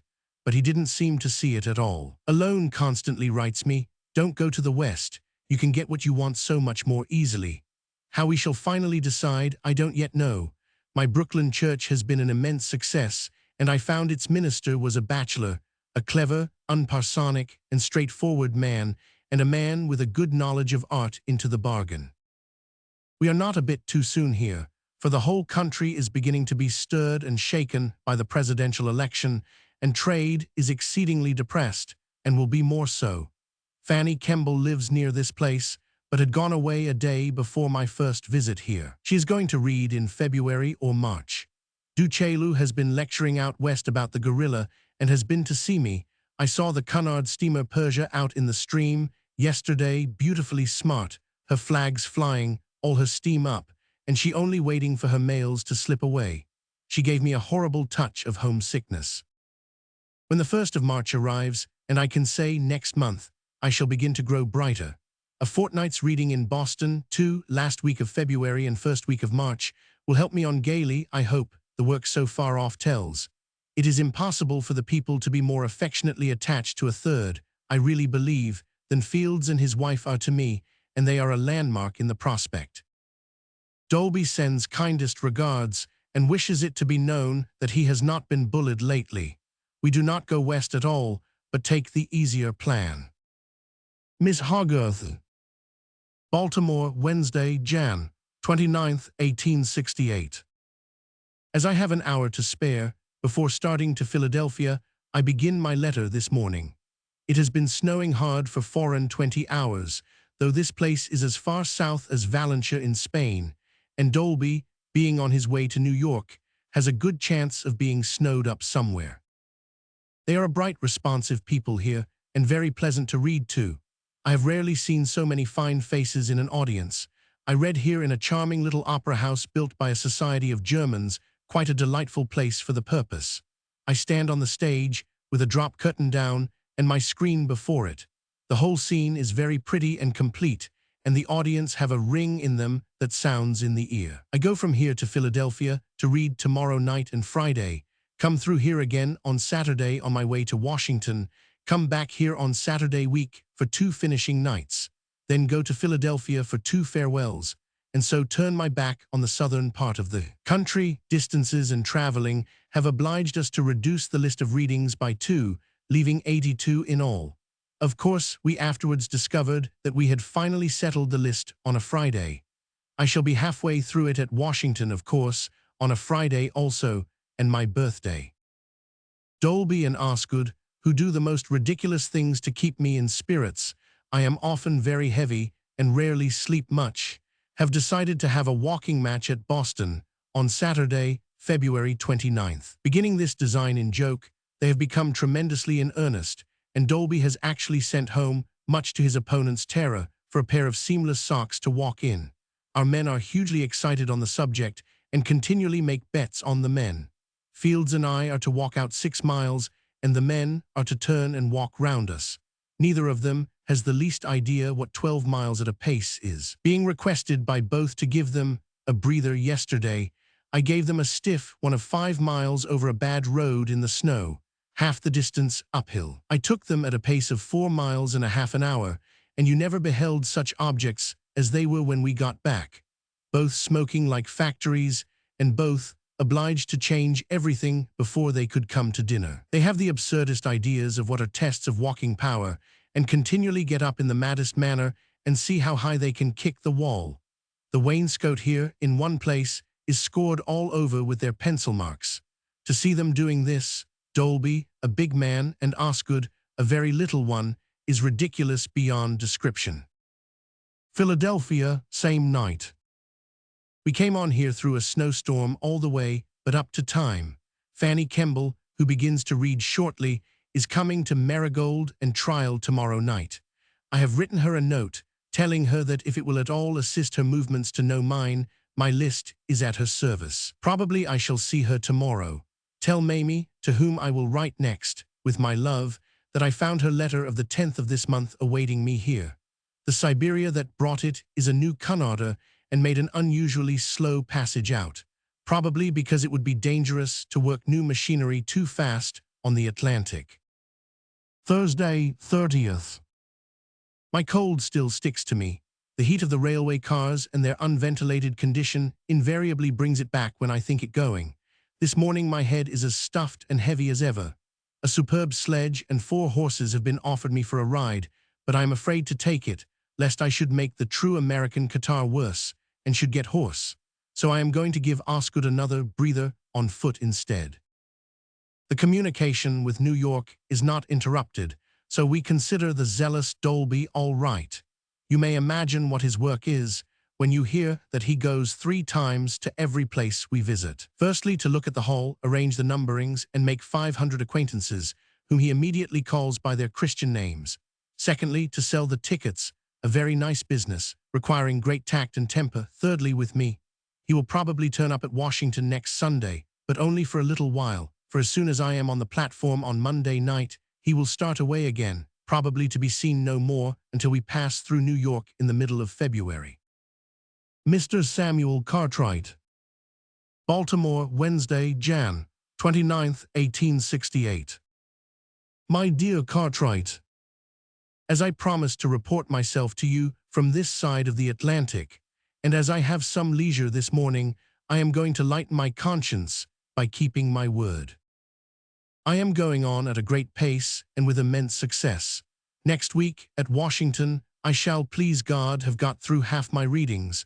The remaining half are all arranged, and they will carry me into the 3rd week of April. It is very hard work, but it is brilliantly paid. The changes that I find in the country generally, this place is the least changed of any I have yet seen, exceed my utmost expectations. I had been in New York a couple of days before I began to recognize it at all, and the handsomest part of Boston was a black swamp when I saw it 25 years ago. Considerable advances, too, have been made socially. Strange to say, the railways and railway arrangements, both exceedingly defective, seem to have stood still while all other things have been moving. One of the most comical spectacles I have ever seen in my life was church, with a heavy sea on, in the saloon of the Cunard steamer coming out. The officiating minister, an extremely modest young man, was brought in between 2 big stewards, exactly as if he were coming up to the scratch in a prize fight. The ship was rolling and pitching so that the 2 big stewards had to stop and watch their opportunity of making a dart at the reading desk with their reverend charge, during which pause he held on, now by one steward and now by the other, with the feeblest expression of countenance and no legs whatever. At length they made a dart at the wrong moment, and one steward was immediately beheld alone in the extreme perspective, while the other and the reverend gentleman held on by the mast in the middle of the saloon, which the latter embraced with both arms as if it were his wife. All this time the congregation was breaking up into sects and sliding away, every sect as in nature pounding the other sect. And when at last the reverend gentleman had been tumbled into his place, the desk, a loose one, put upon the dining table, deserted from the church bodily, and went over to the purser. The scene was so extraordinarily ridiculous, and was made so much more so by the exemplary gravity of all concerned in it, that I was obliged to leave before the service began. This is one of the places where Butler carried it with so high a hand in the war, and where the ladies used to spit when they passed a northern soldier. It still wears, I fancy, a look of sullen remembrance. The ladies are remarkably handsome, with an Eastern look upon them, dress with a strong sense of color, and make a brilliant audience. The ghost of slavery haunts the houses, and the old, untidy, incapable, lounging, shambling black serves you as a free man. Free, of course, he ought to be, but the stupendous absurdity of making him a voter glares out of every roll of his eye, stretch of his mouth, and bump of his head. I have a strong impression that the race must fade out of the States very fast. It never can hold its own against a striving, restless, shifty people. In the penitentiary here, the other day, in a room full of all blacks, too dull to be taught any of the work in hand, was one young brooding fellow, very like a black rhinoceros. He sat glowering at life, as if it were just endurable at dinner time, until 4 of his fellows began to sing, most unmelodiously, a part song. He then set up a dismal howl and pounded his face on a form. I took him to have been rendered quite desperate by having learnt anything. I send my kind regard to Mrs. Cartwright, and sincerely hope that she and you have no new family distresses or anxieties. My standing address is the Westminster Hotel, Irving Place, New York City, and I am always, my dear Cartwright, cordially yours, Miss Dickens. Philadelphia, Friday, Jan. 31st, 1868. Since writing to your aunt, I have received yours of the 7th, and am truly glad to have the last news of you confirmed by yourself. From a letter Wilkie has written to me, it seems there can be no doubt that the No Thoroughfare drama is a real, genuine, and great success. It is drawing immensely and seems to go with great effect and applause. Dr. Marigold here last night, for the first time, was an immense success, and all Philadelphia is going to rush at once for tickets for the 2 Philadelphian farewells the week after next. The tickets are to be sold tomorrow, and great excitement is anticipated in the streets. Dolby not being here, a clerk will sell, and will probably wish himself dead before he has done with it. It appears to me that Chorley writes to you on the legacy question because he wishes you to understand that there is no danger of his changing his mind, and at the bottom, I descry an honest desire to pledge himself as strongly as possible. You may receive it in that better spirit, or I am much mistaken. Tell your aunt with my best love that I wrote to Chauncey weeks ago in answer to a letter from him. I am now going out in a sleigh and 4, with unconceivable dignity and grandeur, mentioning which reminds me that I am informed by trusty scouts that intends to waylay me at Washington and may even descend upon me in the train tomorrow. Best love to Katie, the 2 Charlies and all. Miss Dickens. Washington, Tuesday, Feb. 4th, 1868. I began here last night with great success. The hall being small, the prices were raised to $3 each ticket. The audience was a superior one, composed of the foremost public men and their families. At the end of the carol, they gave a great break-out, and applauded, I really believe, for 5 minutes. You would suppose them to be Manchester shillings instead of Washington half-sovereigns. Immense enthusiasm. A devoted adherent in this place, an Englishman, had represented to Dolby that if I were taken to an hotel here, it would be impossible to secure me a minute's rest, and he undertook to get one Wellecker, a German, who keeps a little Vraise, to furnish his private dining rooms for the illustrious traveller's reception. Accordingly, here we are, on the 1st and 2nd floor of a small house, with no one else in it but our people, a French waiter, and a very good French cuisine. Perfectly private, in the city of all the world, I should say, where the hotels are intolerable, and privacy the least possible and quite comfortable. Wellecker's Restaurant is our rather undignified address for the present week.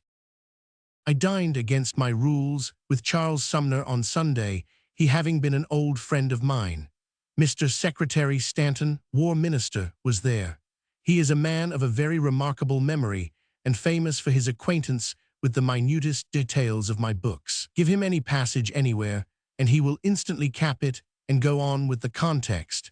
He was Commander-in-Chief of all the Northern forces concentrated here, and never went to sleep at night without first reading something from my books, which were always with him. I put him through a pretty severe examination, but he was better up than I was. The gas was very defective indeed last night, and I began with a small speech, to the effect that I must trust to the brightness of their faces for the illumination of mine. This was taken greatly. In the carol, a most ridiculous incident occurred all of a sudden. I saw a dog look out from among the seats into the center aisle and look very intently at me. The general attention being fixed on me, I don't think anybody saw the dog, but I felt so sure of his turning up again and barking that I kept my eye wandering about in search of him. He was a very comic dog, and it was well for me that I was reading a very comic part of the book. But when he bounced out into the center aisle again, in an entirely new place, still looking intently at me, and tried the effect of a bark upon my proceedings, I was seized with such a paroxysm of laughter that it communicated itself to the audience, and we roared at one another loud and long. The president has sent to me twice, and I am going to see him tomorrow. He has a whole row for his family every night. Dolby rejoined his chief yesterday morning and will probably remain in the august presence until Sunday night. He and Osgood, training for the match, are ludicrous beyond belief. I saw them just now coming up a street, each trying to pass the other, and immediately fled. Since I have been writing this, they have burst in at the door and sat down on the floor to blow. Dolby is now writing at a neighboring table, with his bald head smoking as if he were on fire. Kelly, his great adherent, asked me, when he was last away, whether it was quite fair that I should take Mr. Osgood out for breathers when Mr. Dolby had no such advantage. I begin to expect that half Boston will turn out on the 29th to see the match, in which case it will be unspeakably droll. Miss Hogarth. Washington, my birthday, 1868. And my cold worse than ever. This will be but a short letter, as I have been to see the president this morning and have little time before the post goes. He had sent a gentleman to me, most courteously begging me to make my own appointment, and I did so. A man of very remarkable appearance indeed, of tremendous firmness of purpose, not to be turned or trifled with. As I mention my colds being so bad, I will add that I have never had anything the matter with me since I came here but the cold. It is now in my throat and slightly on my chest. It occasions me great discomfort, and you would suppose, seeing me in the morning, that I could not possibly read at night. But I have always come up to the scratch, have not yet missed one night, and have gradually got used to that. I had got much the better of it, but the dressing-room at the hall here is singularly cold and draughty, and so I have slid back again. The papers here having written about this being my birthday, the most exquisite flowers came pouring in at breakfast time from all sorts of people.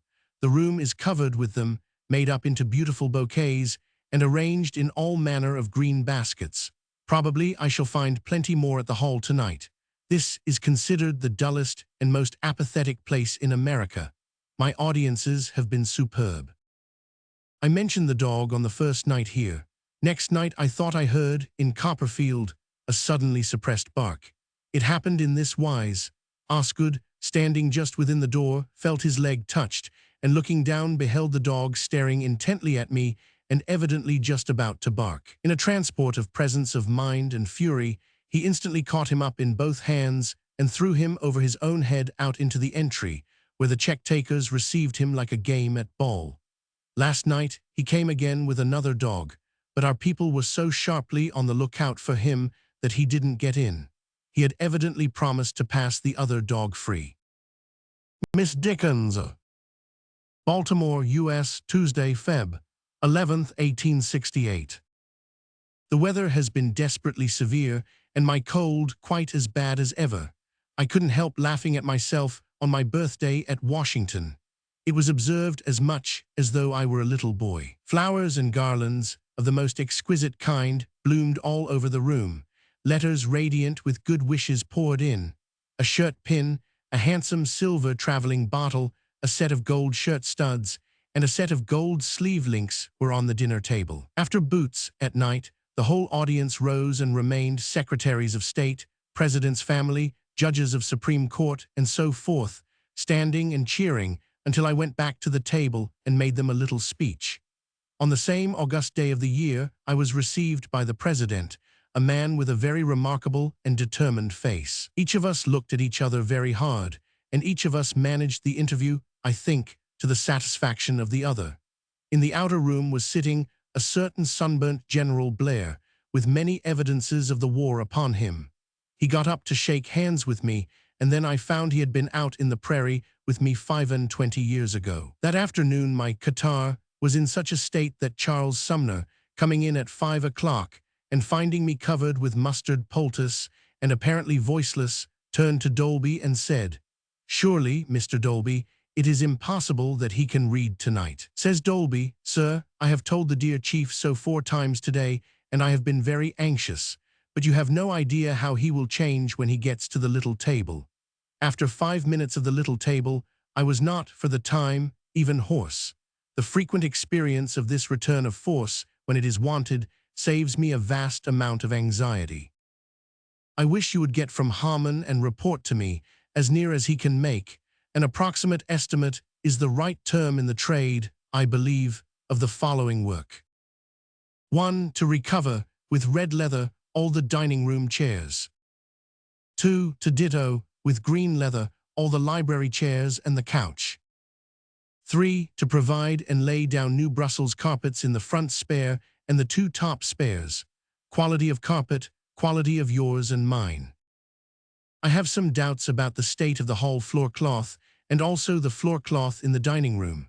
Will you and your aunt carefully examine both, calling in Harmon too, if necessary, and report to me? It would seem that No Thoroughfare has really developed as a drama into an amazing success. I begin to think that I shall see it. Dolby is away this morning to conquer or die in a terrific struggle with the mayor of New Haven, where I am to read next week, who has assailed him on a charge of false play in selling tickets. Osgood, my other keeper, stands at the table to take me out and have a breather for the walking match, so I must leave off. Think of my dreaming of Mrs. Bouncer each night. Mr. Henry Fielding Dickens. Baltimore, U.S., Tuesday, Feb. 11th, 1868. My dear Harry, I should have written to you before now, but for constant and arduous occupation. In reference to the cricket club's not being what it might be, I agree with you in the main. There are some things to be considered, however, which you have hardly taken into account. The first thing to be avoided is the slightest appearance of patronage, one of the curses of England. The second thing to be avoided is the deprival of the men of their just right to manage their own affairs. I would rather have no club at all than have either of these great mistakes made. The way out of them is this: call the men together and explain to them that the club might be larger, richer, and better. Say that you think that more of the neighboring gentlemen could be got to be playing members. That you submit to them that it would be better to have a captain who could correspond with them and talk to them and in some sort manage them, and that, being perfectly acquainted with the game and having long played it at a great public school, you propose yourself as captain for the foregoing reasons. That you propose to them to make the subscription of the gentlemen members at least double that of the working men, for no other reason than that the gentlemen can afford it better, but that both classes of members shall have exactly the same right of voting equally in all that concerns the club. Say that you have consulted me upon the matter, and that I am of these opinions, and am ready to become chairman of the club, and to preside at their meetings, and to overlook its business affairs, and to give it £5 a year, payable at the commencement of each season. Then, having brought them to this point, draw up the club's rules and regulations, amending them where they want amendment. Discreetly done, I see no difficulty in this, but it can only be honorably and hopefully done by having the men together, and I would not have them at the Falstaff, but in the hall or dining room, the servants' hall, an excellent place. Whatever you do, let the men ratify, and let them feel their little importance, and at once perceive how much better the business begins to be done. I am very glad to hear of the success of your reading, and still more glad that you went at it in downright earnest. I should never have made my success in life if I had been shy of taking pains, or if I had not bestowed upon the least thing I have ever undertaken exactly the same attention and care that I have bestowed upon the greatest.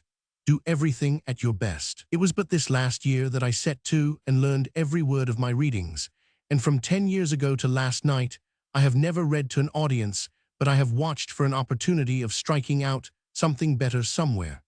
Look at such of my manuscripts as are in the library at Gad's, and think of the patient hours devoted year after year to single lines. The weather is very severe here, and the work is very hard. Dolby, having been violently pitched into by the mayor of New Haven, a town at which I am to read next week, has gone bodily this morning with defiant written instructions from me to inform the said mayor that, if he failed to make out his case, he, Dolby, is to return all the money taken, and to tell him that I will not set foot in his jurisdiction, whereupon the New Haven people will probably fall upon the mayor in his turn and lead him a pleasant life. Ever, my dear Harry, your affectionate father. Miss Hogarth. Philadelphia, Thursday, Feb. 13th, 1868. We have got into an immense difficulty with the people of New Haven. I have a strong suspicion that one of our men, who sold there, has been speculating all this while, and that he must have put front seats in his pockets and sold back ones.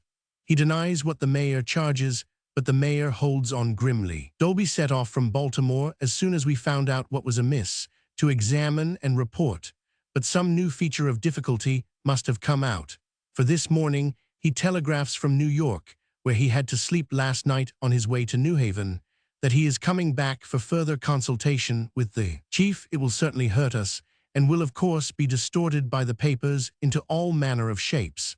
My suspicion may not be correct, but I have an instinctive belief that it is.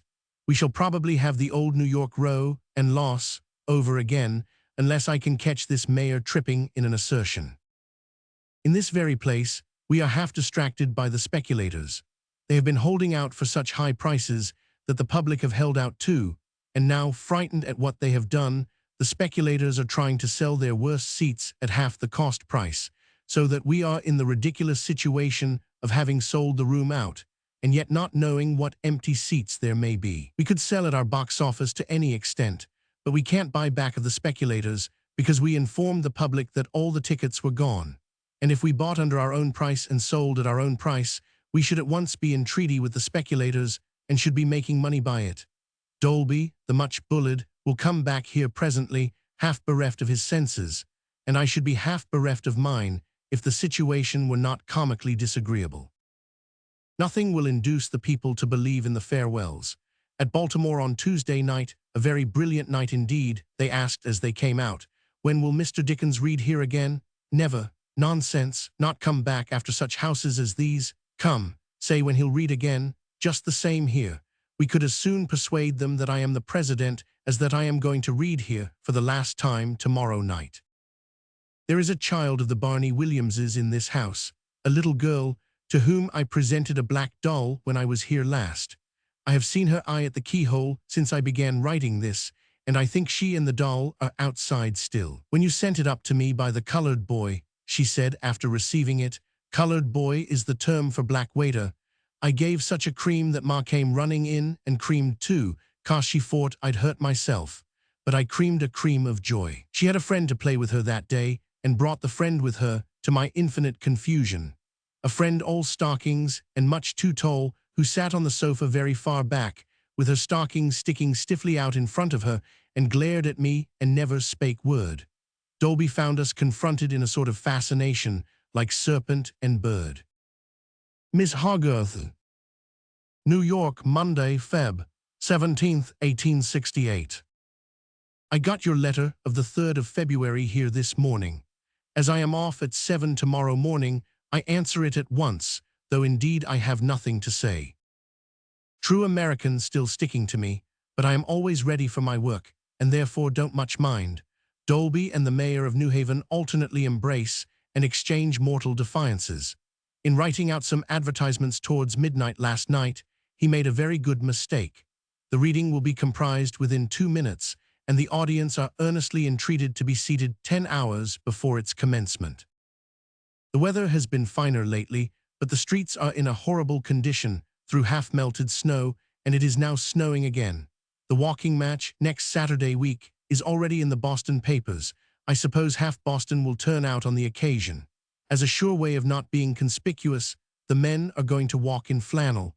They are in a mingled state of comicality and gravity about it that is highly ridiculous. Yesterday being a bright, cool day, I took Dolby for a buster of 8 miles. As everybody here knows me, the spectacle of our splitting up the fashionable avenue, the only way out of town, excited the greatest amazement. No doubt that will be in the papers tomorrow. I give a gorgeous banquet to 18 ladies and gentlemen after the match. Mr. and Mrs. Fields, Do, Tickner, Longfellow and his daughter, Lowell, Holmes and his wife, etc., etc., sporting speeches to be made, and the stakes, 4 hats, to be handed over to the winner. My ship will not be the Cuba after all.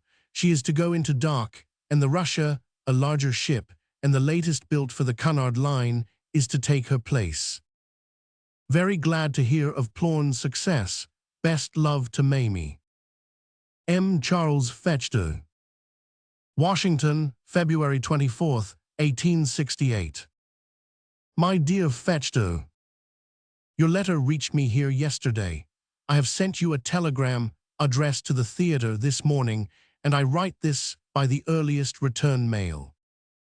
My dear fellow, consider yourself my representative. Whatever you do or desire to do about the play, I fully authorize beforehand. Tell Webster with my regard that I think his proposal honest and fair, that I think it, in a word, like himself, and that I have perfect confidence in his good faith and liberality. As to making money of the play in the United States here, Boucicault has filled Wilkie's head with golden dreams that have nothing in them. He makes no account of the fact that, wherever I go, the theaters, with my name in big letters, instantly begin playing versions of my books, and that the moment the Christmas number came over here they pirated it and played No Thoroughfare. Now, I have inquired into the law and am extremely doubtful whether I could have prevented this. Why should they pay for the piece as you act it, when they have no actors, and when all they want is my name, and they can get that for nothing? Wilkie has uniformly written of you enthusiastically. In a letter I had from him, dated the 10th of January, he described your conception and execution of the part in the most glowing terms. Here Fetchter is magnificent. Here his superb playing brings the house down. I should call even his exit in the last act one of the subtlest and finest things he does in the piece. You can hardly imagine what he gets out of the part, or what he makes of his passionate love for Marguerite.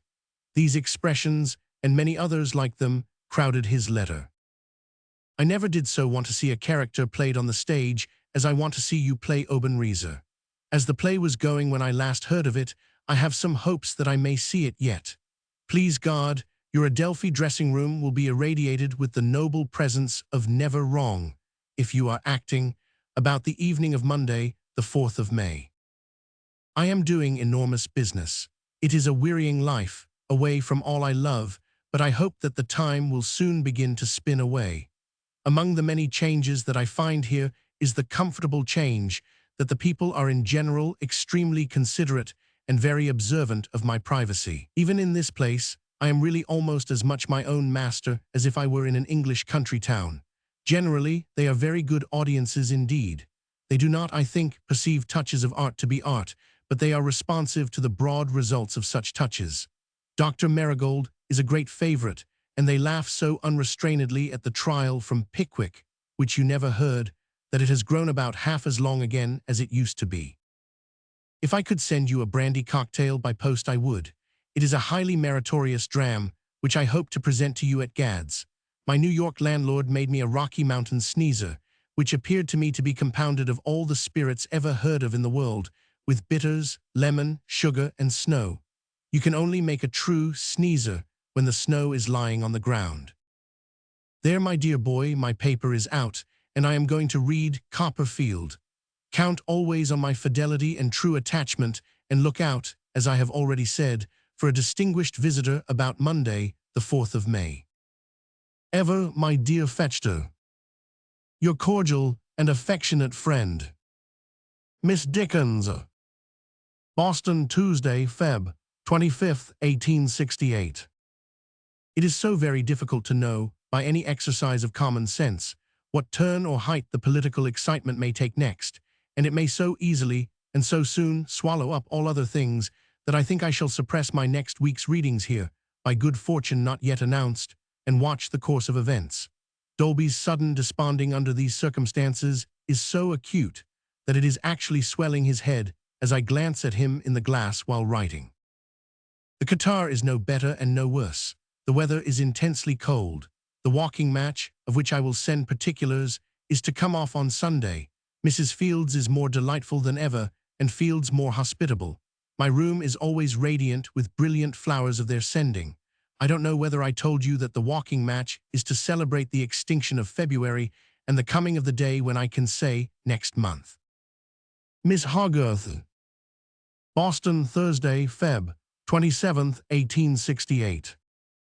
This morning at breakfast, I received yours of the 11th from Palace Gate House. I have very little news to give you in return for your budget. The walking match is to come off on Saturday, and Fields and I went over the ground yesterday to measure the miles. We went at a tremendous pace. The condition of the ground is something indescribable, from half-melted snow, running water, and sheets and blocks of ice. The two performers have not the faintest notion of the weight of the task they have undertaken. I give a dinner afterwards, and have just now been settling the bill of fare and selecting the wines. In the first excitement of the presidential impeachment, our houses instantly went down. After carefully considering the subject, I decided to take advantage of the fact that next week's 4 readings here have not yet been announced, and to abolish them altogether. Nothing in this country lasts long, and I think the public may be heartily tired of the president's name by the 9th of March, when I read at a considerable distance from here. So behold me, with a whole week's holiday in view. The Boston audiences have come to regard the readings and the reader as their peculiar property, and you would be at once amused and pleased if you could see the curious way in which they seem to plume themselves on both. They have taken to applauding too whenever they laugh or cry, and the result is very inspiriting. I shall remain here until Saturday the 7th, but shall not read here after tomorrow night until the 1st of April, when I begin my Boston farewells, 6 in number. Friday, 28th. It has been snowing all night, and the city is in a miserable condition. We had a fine house last night for carol and trial, and such an enthusiastic one that they persisted in a call after the carol, and while I was out, covered the little table with flowers. The true American has taken a fresh start, as if it were quite a novelty, and is on the whole rather worse than ever today. The Cunard packet, the Australasian, a poor shippy, is some days overdue, and Dolby is anxiously looking out for her. There is a lull in the excitement about the president, but the articles of impeachment are to be produced this afternoon, and then it may set in again. Osgood came into camp last night from selling in remote places, and reports that at Rochester and Buffalo, both places near the frontier, Canada people bought tickets, who had struggled across the frozen river and clambered over all sorts of obstructions to get them. Some of those holes turn out to be smaller than represented, but I have no doubt, to use an American expression, that we shall get along. Tomorrow fortnight, we purpose being at the Falls of Niagara, and then we shall turn back and really begin to wind up. I have got to know the carol so well that I can't remember it, and occasionally go dodging about in the wildest manner to pick up lost pieces. They took it so tremendously last night that I was stopped every 5 minutes. One poor young girl in mourning burst into a passion of grief about Tiny Tim and was taken out. This is all my news.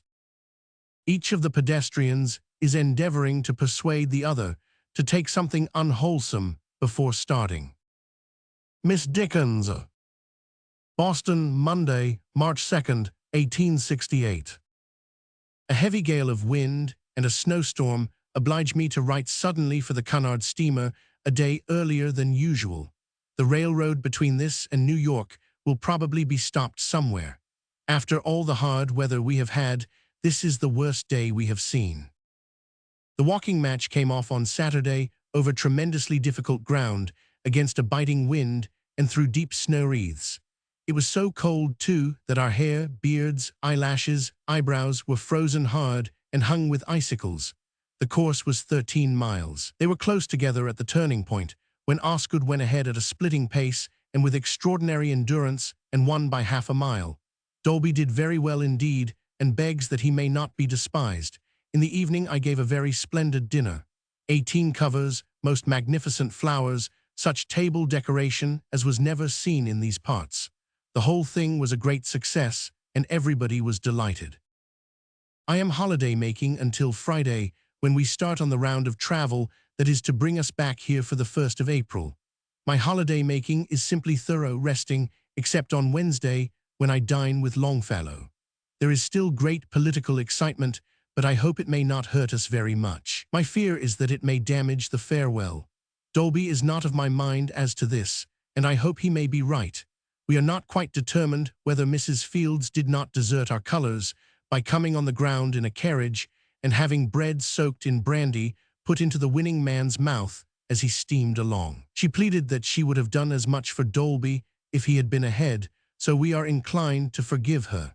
As she had done so much for me in the way of flowers, I thought I would show her a sight in that line at the dinner. You never saw anything like it. 2 immense crowns, the base of the choicest exotics, and the loops oval masses of violets.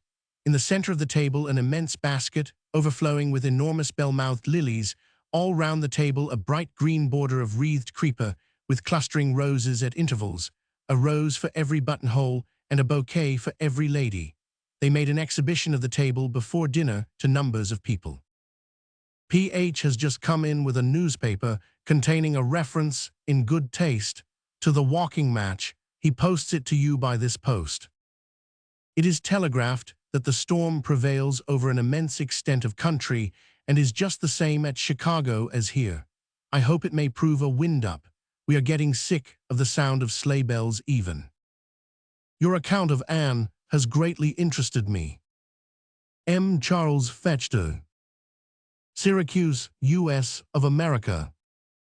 Sunday night, March 8, 1868.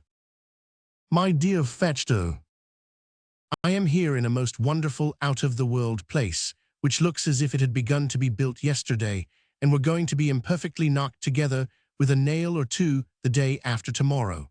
I am in the worst inn that ever was seen, and outside is a thaw that places the whole country under water. I have looked out of window for the people, and I can't find any people. I have tried all the wines in the house, and there are only 2 wines, for which you pay 6 shillings a bottle, or 15, according as you feel disposed to change the name of the thing you ask for. The article never changes. The bill of fare is in French, and the principal article, the carte is printed, is petit de chez. I asked the Irish waiter what this dish was, and he said, it was the name the steward give to oyster patties, the French name. These are the drinks you are to wash it down with: Monsieur, absinthe, curaçao, marsquin, anise, and marjo. I am growing very homesick, and very anxious for the 22nd of April, on which day, please God, I embark for home. I am beginning to be tired, and have been depressed all the time, except when reading, and have lost my appetite. I cannot tell you, but you know, and therefore why should I? How overjoyed I shall be to see you again, my dear boy, and how sorely I miss a dear friend, and how sorely I miss all art in these parts. No disparagement to the country, which has a great future in reserve, or to its people, who are very kind to me. I mean to take my leave of readings in the autumn and winter, in a final series in England with Chappell. This will come into the way of literary work for a time, for after I have rested, don't laugh. It is a grim reality. I shall have to turn my mind to ha, ha, ha, to ha, ha, ha, more sepulchrally than before, the Christmas number. I feel as if I had murdered a Christmas number years ago. Perhaps I did, and its ghost perpetually haunted me. Nevertheless, in some blessed rest at Gad's, we will talk over stage matters, and all matters, in an even way, and see what we can make of them, please God. Be sure that I shall not be in London one evening, after disembarking, without coming round to the theatre to embrace you, my dear fellow. I have had an American cold, the worst in the world since Christmas Day. I read 4 times a week, with the most tremendous energy I can bring to bear upon it. I travel about pretty heavily. I am very resolute about calling on people, or receiving people, or dining out, and so save myself a great deal. I read in all sorts of places: churches, theaters, concert rooms, lecture halls. Every night I read I am described, mostly by people who have not the faintest notion of observing from the sole of my boot to where the topmost hair of my head ought to be, but is not. Sometimes I am described as being evidently nervous. Sometimes it is rather taken ill that Mr. Dickens is so extraordinarily composed. My eyes are blue, red, gray, white, green, brown, black, hazel, violet, and rainbow-colored. I am like a well-to-do American gentleman, and the Emperor of the French, with an occasional touch of the Emperor of China, and a deterioration from the attributes of our famous townsman, Rufus W.B.D. Dodge Grumshire Pickville. I say all sorts of things that I never said, go to all sorts of places that I never saw or heard of, and have done all manner of things, in some previous state of existence, I suppose, that have quite escaped my memory. You ask your friend to describe what he is about. This is what he is about, every day and hour of his American life. I hope to be back with you before you write to me. Ever, my dear Fetchter, your most affectionate and hearty friend. P.S. Don't let Madame Fetchter or Marie or Paul forget me. Miss Hogarth. Syracuse, Sunday, March 8, 1868. As we shall probably be busy all day tomorrow, I write this today, though it will not leave New York until Wednesday. This is a very grim place in a heavy thaw and a most depressing one. The hotel also is surprisingly bad, quite a triumph in that way. We stood out for an hour in the melting snow and came in again, having to change completely. Then we sat down by the stove, no fireplace, and there we are now. We were so afraid to go to bed last night. The rooms were so close and sour that we played whist, double dummy, till we couldn't bear each other any longer. We had an old buffalo for supper and an old pig for breakfast, and we are going to have I don't know what for dinner at 6. In the public rooms downstairs, a number of men, speechless, are sitting in rocking chairs, with their feet against the window frames, staring out at window and spitting dolefully at intervals. Scott is in tears, and George the gasman is suborning people to go and clean the hall, which is a marvel of dirt. And yet we have taken considerably over £300 for tomorrow night. We were at Albany the night before last and yesterday morning, a very pretty town where I am to read on the 18th and 19th. This day week we hope to wash out this establishment with the Falls of Niagara. And there is my news, except that your last letters to me in America must be posted by the Cunard steamer, which will sail from Liverpool on Saturday, the 4th of April.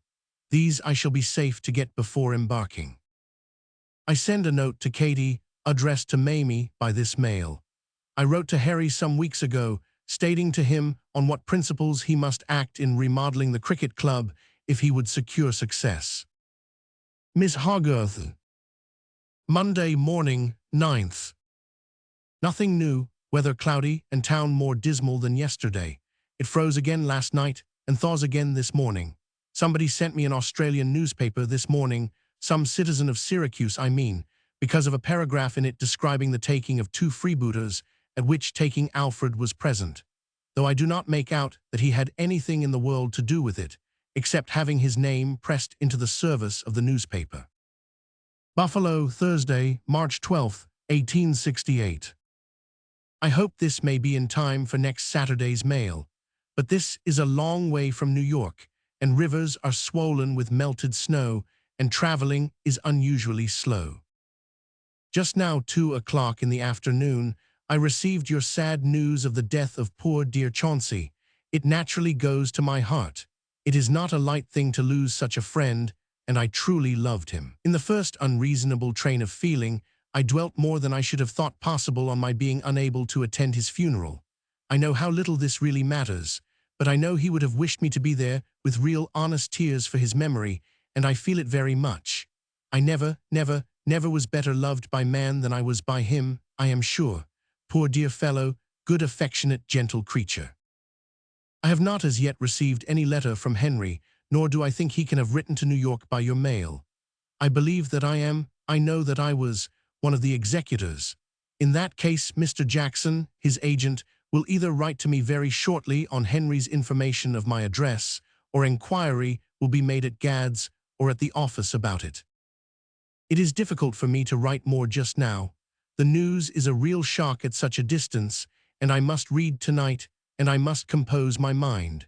Let Mechety know that I received her violets with great pleasure, and that I sent her my best love and my best thanks. On the 25th of February, I read Copperfield and Bob at Boston. Either on that very day, or very close upon it, I was describing his Townshend's House to Fields, and telling him about the great Danby picture that he should see when he came to London. Miss Dickens. Rochester, Sunday, March 16th, 1868. I found yours of the 28th February when I came back here last night. We have had 2 brilliant sunny days at Niagara and have seen that wonderful place under the finest circumstances. Enclosed, I return you Harmon's estimate. Let all that work be done, including the curtains. As to the hall, I have my doubts whether one of the parquetred floors made by Aaron Smiths, of Bond Street, ought not to be better than tiles, for the reason that perhaps the nature of the house's construction might render the bed necessary for wooden flooring more easy to be made than the bed necessary for tiles. I don't think you can do better than call in the trustee Lily to advise. Decide with your aunt on which appears to be better under the circumstances. Have estimate made for cash, select patterns and colors, and let the work be done out of hand. Here's a prompt order. Now I draw breath. Let it be thoroughly well done, no half measures. There is a great thaw all over the country here, and I think it has done the Qatar good. I am to read at the famous New Haven on Tuesday, the 24th. I hope without a row, but cannot say. The readings are running out fast now, and we are growing very restless. This is a short letter, but we are pressed for time. It is 2 o'clock, and we dine at 3 before reading. Tomorrow we rise at 6 and have 11 hours railway or so. We have now come back from our farthest point and are steadily working towards home. Mr. W.C. Macready. Springfield, Mass., Saturday, March 21st, 1868. My dearest Macready, what with perpetual reading and traveling, what with a true American catarrh, on which I am complimented almost boastfully, and what with one of the severest winters ever known, your coals of fire received by the last mail did not burn my head so much as they might have done under less excusatory circumstances. But they scorched it too. You would find the general aspect of America and Americans decidedly much improved. You would find immeasurably greater consideration and respect for your privacy than of old. You would find a steady change for the better everywhere, except, oddly enough, in the railroads generally, which seem to have stood still, while everything else has moved. But there is an exception westward. The express trains have now a very delightful carriage called a drawing-room car, literally a series of little private drawing rooms, with sofas and a table in each, opening out of a little corridor. In each, too, is a large plate-glass window, with which you can do as you like. As you pay extra for this luxury, it may be regarded as the first move towards 2 classes of passengers. When the railroad straight away to San Francisco in 6 days shall be opened through, it will not only have these drawing rooms, but sleeping rooms too. A bell in every little apartment communicating with a steward's pantry, a restaurant, a staff of servants, marble washing stands, and a barber's shop. I looked into one of these cars a day or 2 ago, and it was very ingeniously arranged and quite complete. I left Niagara last Sunday and traveled on to Albany through 300 miles of flood, villages deserted, bridges broken, fences drifting away, nothing but tearing water, floating ice, and absolute wreck and ruin. The train gave in altogether at Utica, and the passengers were let loose there for the night. As I was due at Albany, a very active superintendent of works did all he could to get Mr. Dickens along, and in the morning we resumed our journey through the water, with 100 men in 7-league boots pushing the ice from before us with long poles. How we got to Albany I can't say, but we got there somehow, just in time for a triumphal carol and trial.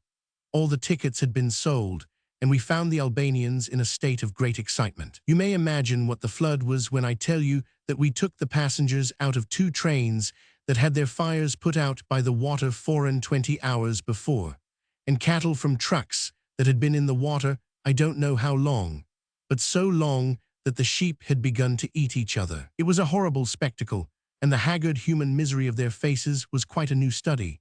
There was a fine breath of spring in the air concurrently with the great thaw, but lo and behold, last night it began to snow again with a strong wind, and today a snowdrift covers this place with all the desolation of winter once more. I never was so tired of the sight of snow. As to sleighing, I have been sleighing about to that extent that I am sick of the sound of a sleigh bell. I have seen all our Boston friends, except Curtis. Ticknor is dead.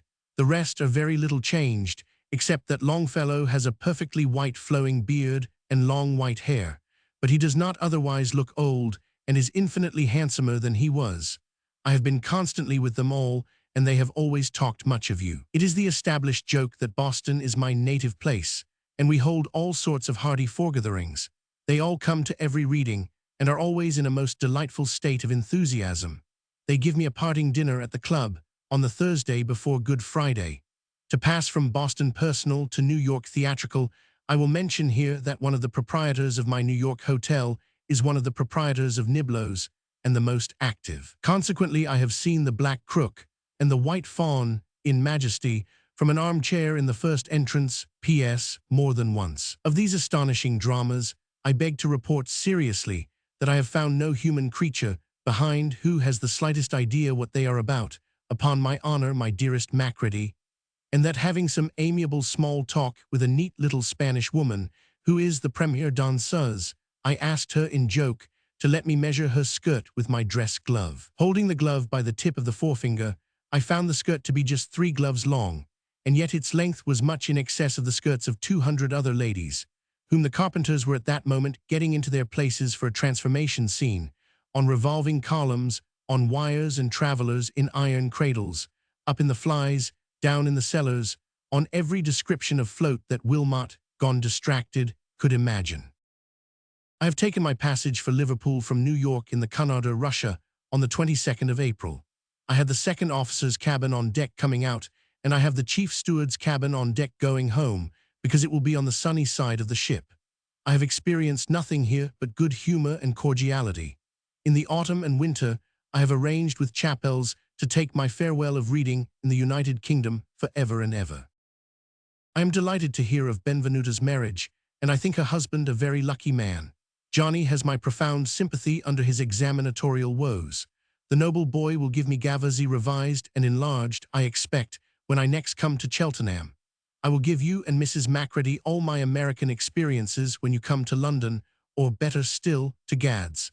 Meanwhile, I send my hearty love to all, not forgetting dear Katie.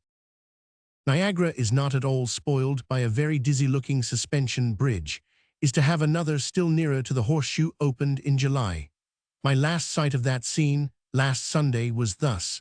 We went up to the rapids above the horseshoe, say 2 miles from it, and through the great cloud of spray. Everything in the magnificent valley, buildings, forest, high banks, air, water, everything was made of rainbow. Turner's most imaginative drawing in his finest day has nothing in it so ethereal, so gorgeous in fancy, so celestial. We said to one another, Dolby and I, let it forevermore remain so, and shut our eyes and came away. God bless you, and all dear to you, my dear old friend. I am ever your affectionate and loving Miss Dickens. Portland, Sunday, March 29th, 1868. I should have written to you by the last mail, but I really was too unwell to do it. The writing day was last Friday, when I ought to have left Boston for New Bedford, 55 miles, before 11 in the morning. But I was so exhausted that I could not be got up, and had to take my chance of an evening's train producing me in time to read, which it just did. With the return of snow 9 days ago, the true American, which had lulled, came back as bad as ever. I have coughed from 2 or 3 in the morning until 5 or 6, and have been absolutely sleepless. I have had no appetite besides, and no taste. Last night here I took some laudanum, and it is the only thing that has done me good. But the life in this climate is so very hard. When I did manage to get from Boston to New Bedford, I read with my utmost force and vigor. Next morning, well or ill, I must turn out at 7 to get back to Boston on my way here. I dine at Boston at 3, and at 5 must come on here 130 miles or so, for tomorrow night, there being no Sunday train.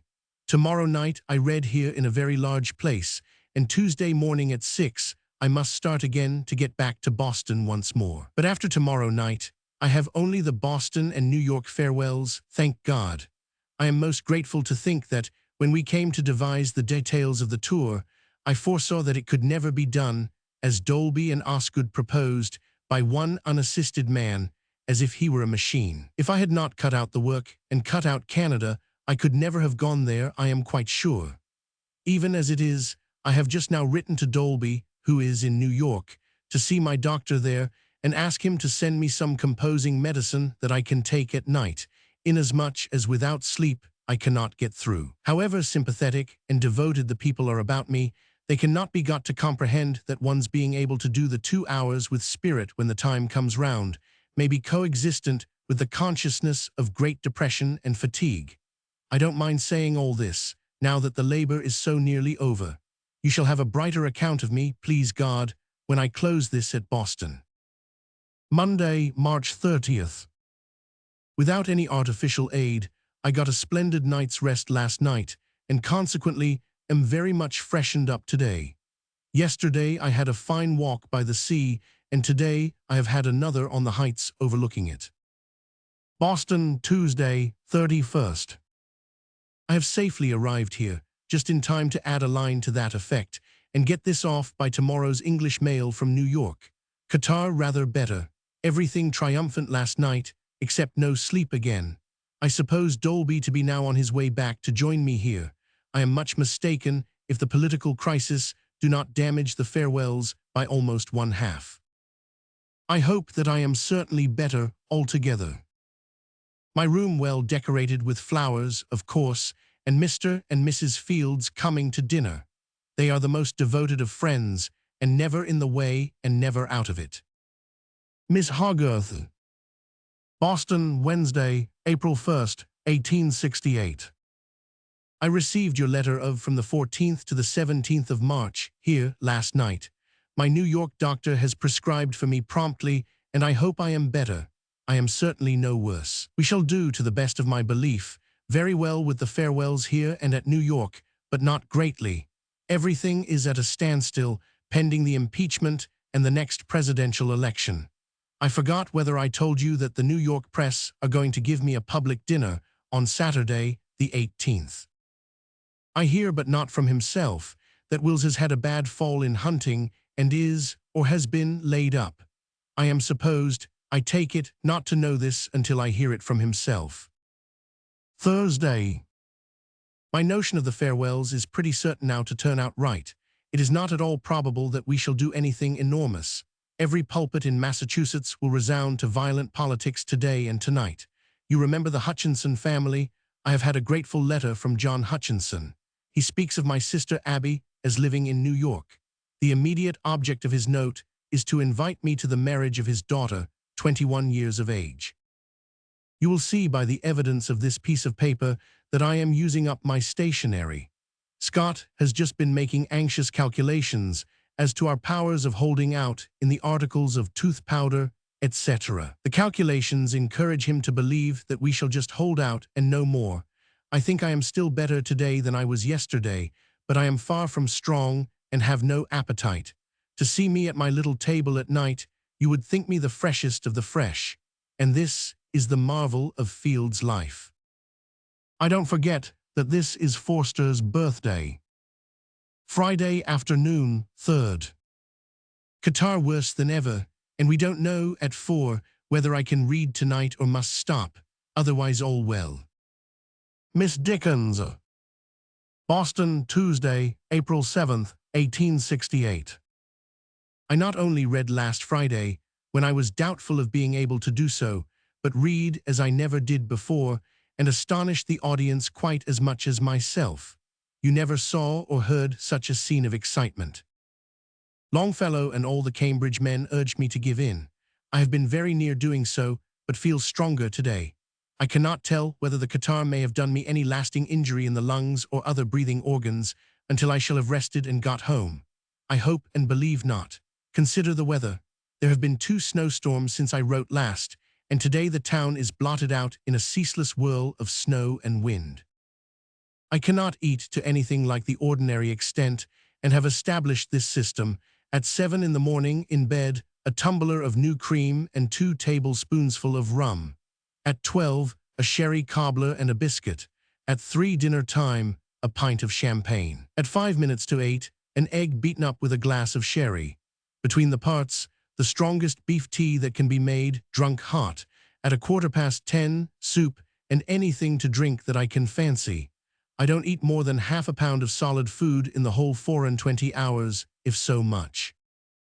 If I hold out, as I hope to do, I shall be greatly pressed in leaving here, and getting over to New York before next Saturday's mail from there. Do not therefore, if all be well, expect to hear from me by Saturday's mail, but look for my last letter from America by the mail of the following Wednesday, the 15th. Be sure that you shall hear, however, by Saturday's mail, if I should knock up as to reading. I am tremendously beat, but I feel really and unaffectedly so much stronger today, both in my body and hopes, that I am much encouraged. I have a fancy that I turned my worst time last night. Dolby is as tender as a woman and as watchful as a doctor. He never leaves me during the reading now, but sits at the side of the platform and keeps his eye upon me all the time. Ditto George, the gasman, steadiest and most reliable man I ever employed. I am the more hopeful of my not having to relinquish a reading, because last night was Copperfield and Bob by a quarter of an hour the longest, and, in consideration of the storm, by very much the most trying. Yet I was far fresher afterwards than I have been these 3 weeks. I have Dami to do tonight, and must go through it carefully, so here ends my report. The personal affection of the people in this place is charming to the last. The Hun, Mrs. Watson. Gad's Hill Place, Monday, May 11th, 1868. My dear Mrs. Watson, I am delighted to have your letter. It comes to me like a faithful voice from dear old Rockingham and awakens many memories. The work in America has been so very hard, and the winter there has been so excessively severe, that I really have been very unwell for some months. But I had not been at sea 3 days on the passage home when I became myself again.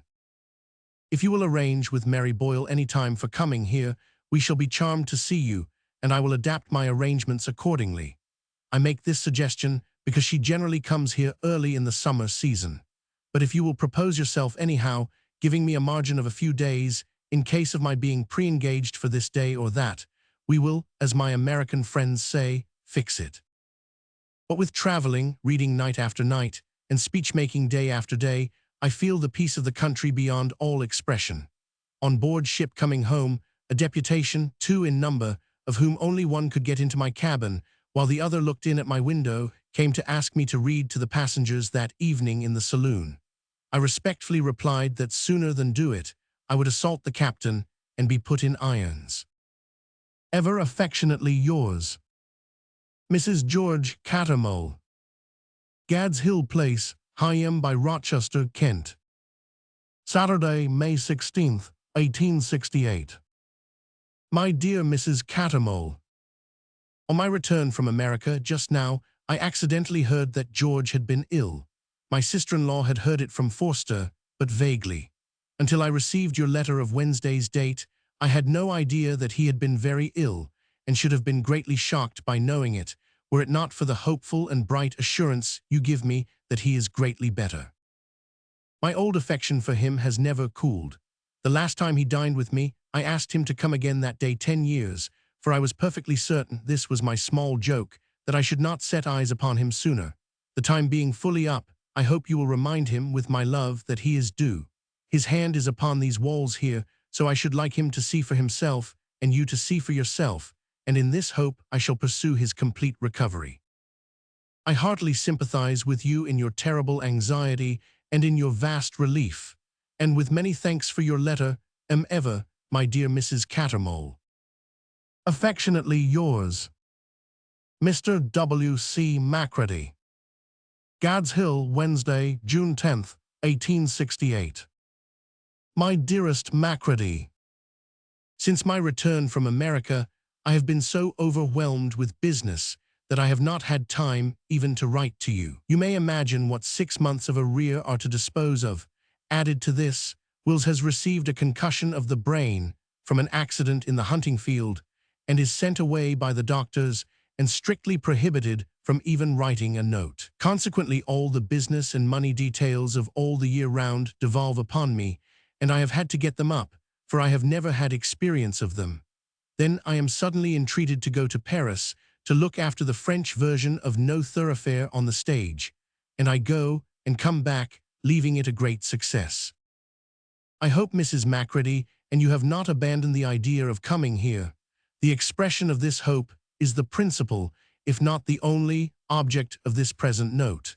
May the amiable secretary vouchsafe a satisfactory reply.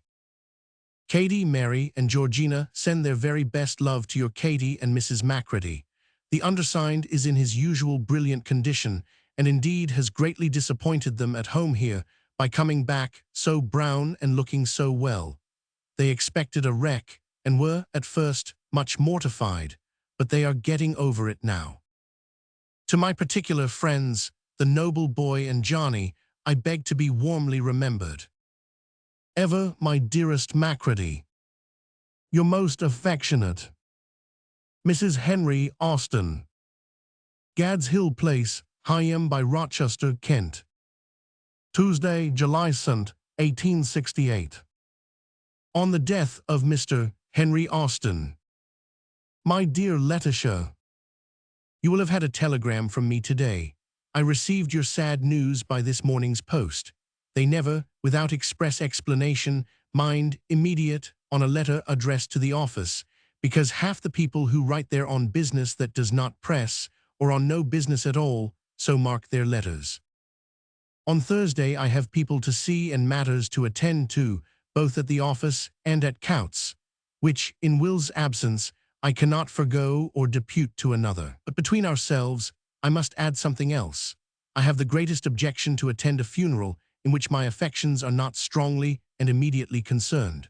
I have no notion of a funeral as a matter of form or ceremony, and just as I should expressly prohibit the summoning to my own burial of anybody who is not very near or dear to me, so I revolt from myself appearing at that solemn rite, unless the deceased were very near or dear to me. I cannot endure being dressed up by an undertaker as part of his trade show. I was not in this poor good fellow's house in his lifetime, and I feel that I have no business there when he lies dead in it. My mind is penetrated with sympathy and compassion for the young widow, but that feeling is a real thing, and my attendance as a mourner would not be to myself. It would be to you, I know, but it would not be to myself. I know full well that you cannot delegate to me your memories of and your associations with the deceased, and the more true and tender they are, the more invincible is my objection to become a form in the midst of the most awful realities. With love and condolence from Georgina, Mary, and Katie. Believe me, ever your affectionate brother, Mrs. George Cattermole. Gad's Hill, Wednesday, July ND, 1868. My dear Mrs. Cattermole, of course I will sign your memorial to the Academy. If you take either of the Lanciers, certainly take Edwin 1, St. John's Wood Road, NW, but if you would be content with Frith, I have already spoken to him and believe that I can answer for him. I shall be at all the year-round office, 26 Wellington Street, London, tomorrow from 11 to 3. Frith will be here on Saturday, and I shall be here too. I spoke to him a fortnight ago, and I found him most earnest in the cause. He said he felt absolutely sure that the whole profession in its best and highest representation would do anything for George. I sounded him, having the opportunity of meeting him at dinner at Cartwright's. Ever yours affectionately, Mr. W. H. Wills. Friday, July 2nd, 1868. My dear Wills, I had such a hard day at the office yesterday that I had not time to write to you before I left, so I write today. I am very unwilling to abandon the Christmas number, though even in the case of my little Christmas books, which were immensely profitable, I let the idea go when I thought it was wearing out. Ever since I came home, I have hammered at it, more or less, and have been uneasy about it. I have begun something which is very droll, but it manifestly shapes itself towards a book, and could not in the least admit of even that shadowy approach to a congruous whole on the part of other contributors, which they have ever achieved at the best. I have begun something else, aboard the American mail steamer, but I don't like it, because the stories must come limping in after the old fashion, though, of course, what I have done will be good for AYR. In short, I have cast about with the greatest pains and patience, and I have been wholly unable to find what I want. And yet I cannot quite make up my mind to give in without another fight for it. I offered £100 reward at Gad's to anybody who could suggest a notion to satisfy me. Charles Collins suggested one yesterday morning, in which there is something, though not much. I will turn it over and over, and try a few more starts on my own account. Finally, I swear I will not give it up until August is out. Vow registered. I am clear that a number by various writers would not do. If we have not the usual sort of number, we must call the current number for that date the Christmas number and make it as good as possible. I sit in the clet, like Mariana in the moated grange, and to as much purpose. I am buying the freehold of the meadow at Gad's and of an adjoining arable field, so that I shall now have about 28 freehold acres in a ring fence. No more now. I made up a very good number yesterday. You will see in it a very short article that I have called Now, which is a highly remarkable piece of description. It is done by a new man from whom I have accepted another article, but he will never do anything so good again. Ever affectionately, M. de Surjet. Gad's Hill Place, Higham by Rochester, Kent. Wednesday, Aug. Th. 1868. My dear Surjet, I was happy to receive your esteemed letter a few days ago. The severity of the winter in America, which was quite exceptional even in that rigorous climate, combined with the hard work I had to do, tried me a good deal. Neuralgia and colds beset me, either by turns or both together, and I had often much to do to get through at night. But the sea voyage home again did wonders in restoring me, and I have been very well indeed, though a little fatigued, ever since. I am now preparing for a final reading campaign in England, Scotland, and Ireland. It will begin on the th of October and will probably last, with short occasional intermissions, until June. The great subject in England for the moment is the horrible accident to the Irish mail train. It is now supposed that the petroleum, known to be a powerful anesthetic, rendered the unfortunate people who were burnt almost instantly insensible to any sensation. My escape in the Staplehurst accident of 3 years ago is not to be obliterated from my nervous system. To this hour, I have sudden vague rushes of terror, even when riding in a hansom cab, which are perfectly unreasonable but quite insurmountable. I used to make nothing of driving a pair of horses habitually through the most crowded parts of London. I cannot now drive, with comfort to myself, on the country roads here, and I doubt if I could ride at all in the saddle. My reading secretary and companion knows so well when one of these odd momentary seizures comes upon me in a railway carriage, that he instantly produces a dram of brandy, which rallies the blood to the heart and generally prevails.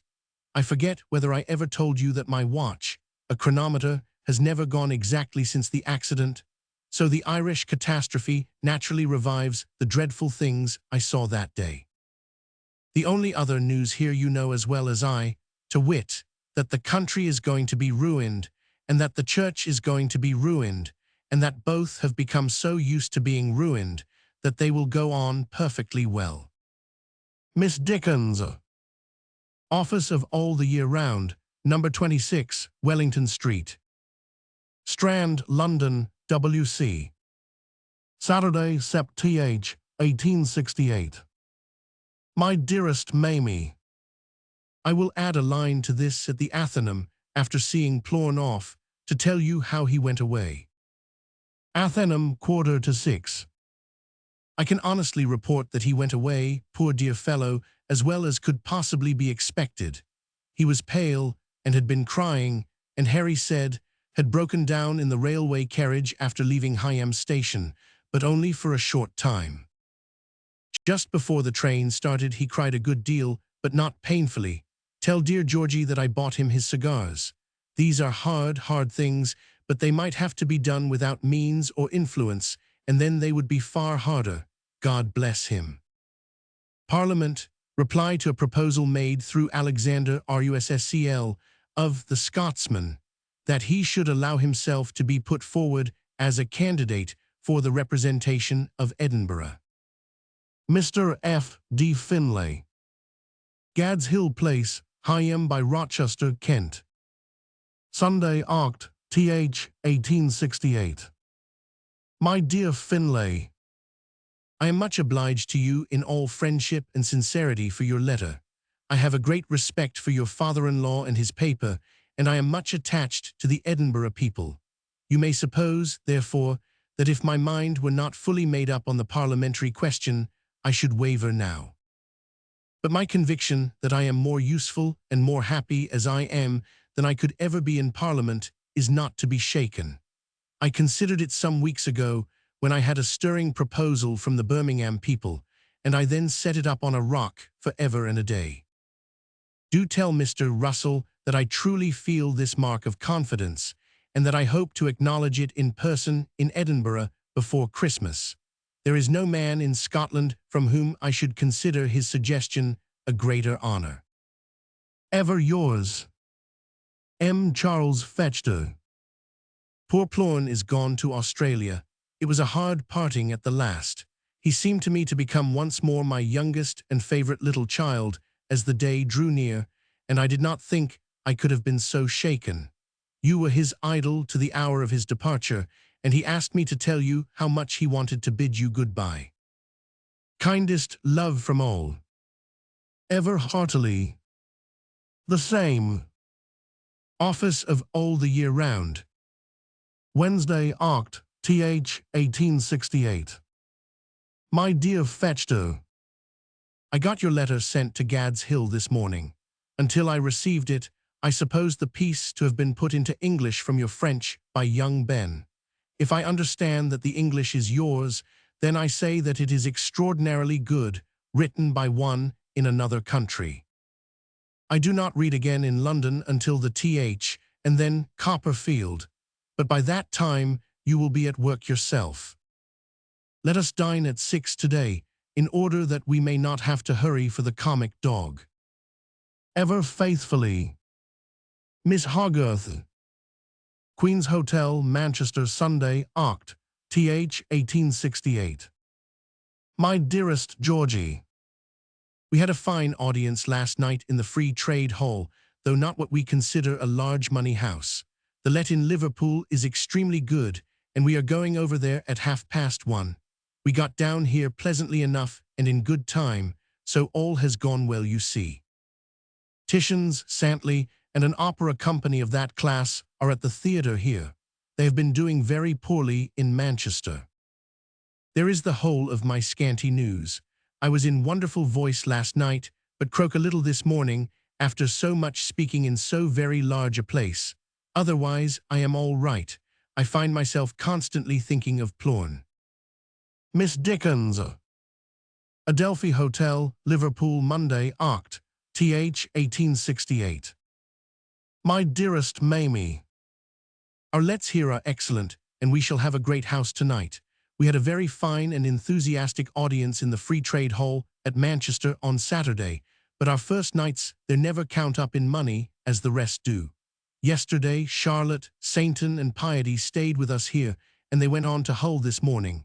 It was pleasant to be alone again, though they were all very agreeable. The exertion of going on for 2 hours in that immense place at Manchester being very great, I was hoarse all day yesterday, though I was not much distressed on Saturday night.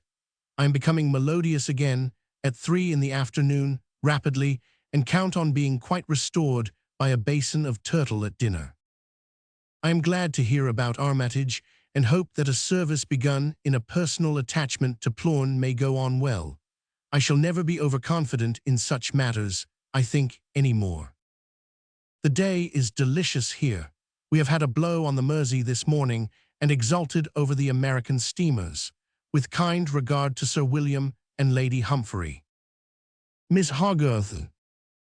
Adelphi Hotel, Liverpool, Tuesday, Oct. Th. 1868. As I sent a line to Mary yesterday, I enclose you Alfred's letter. Please send it on to her when you next write to Penton. I have just now written to Mrs. Forster, asking her to explain to Miss Forster how she could have an easy chair or a sofa behind my side screen on Tuesday without occasioning the smallest inconvenience to anybody. Also, how she would have a door close at hand, leading at once to cool passages and a quiet room, etc., etc., etc. It is a sad story. We had a fine house here last night, and a large turn-away. Marigold and Trial went immensely. I doubt if Marigold were ever more enthusiastically received. Copperfield and Bob tonight, and a large let. this notwithstanding election meetings and all sorts of things. My favorite room brought my voice round last night, and I am in considerable force.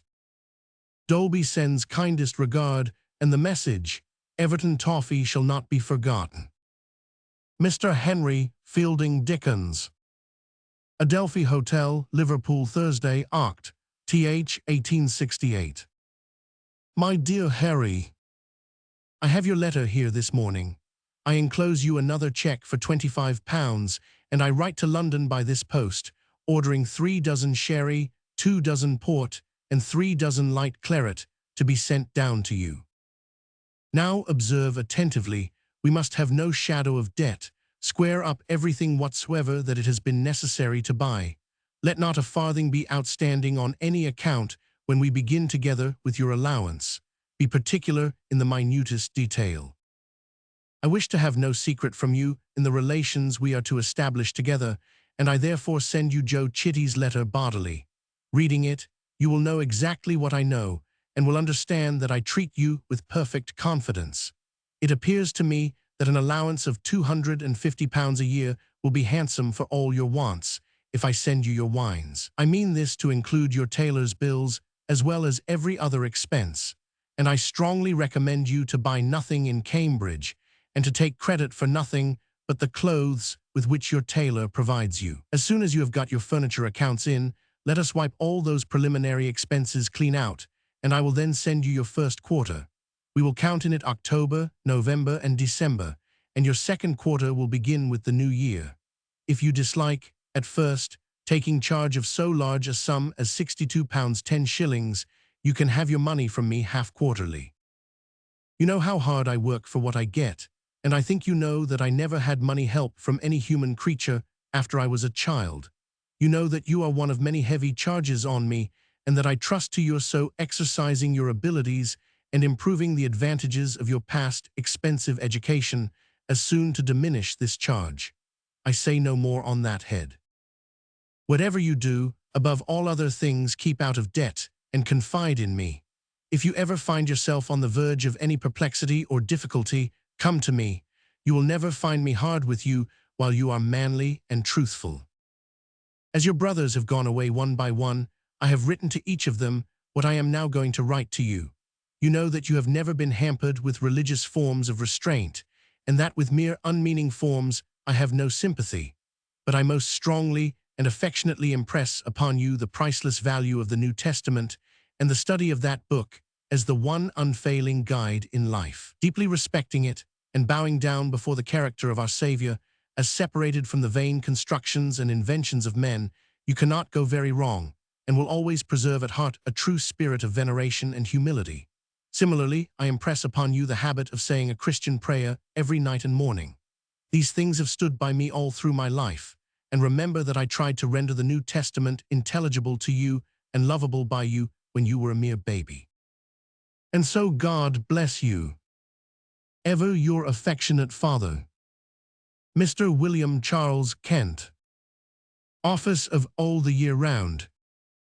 Monday, Nov. Th. 1868. My dear Kent, I was on the eve of writing to you.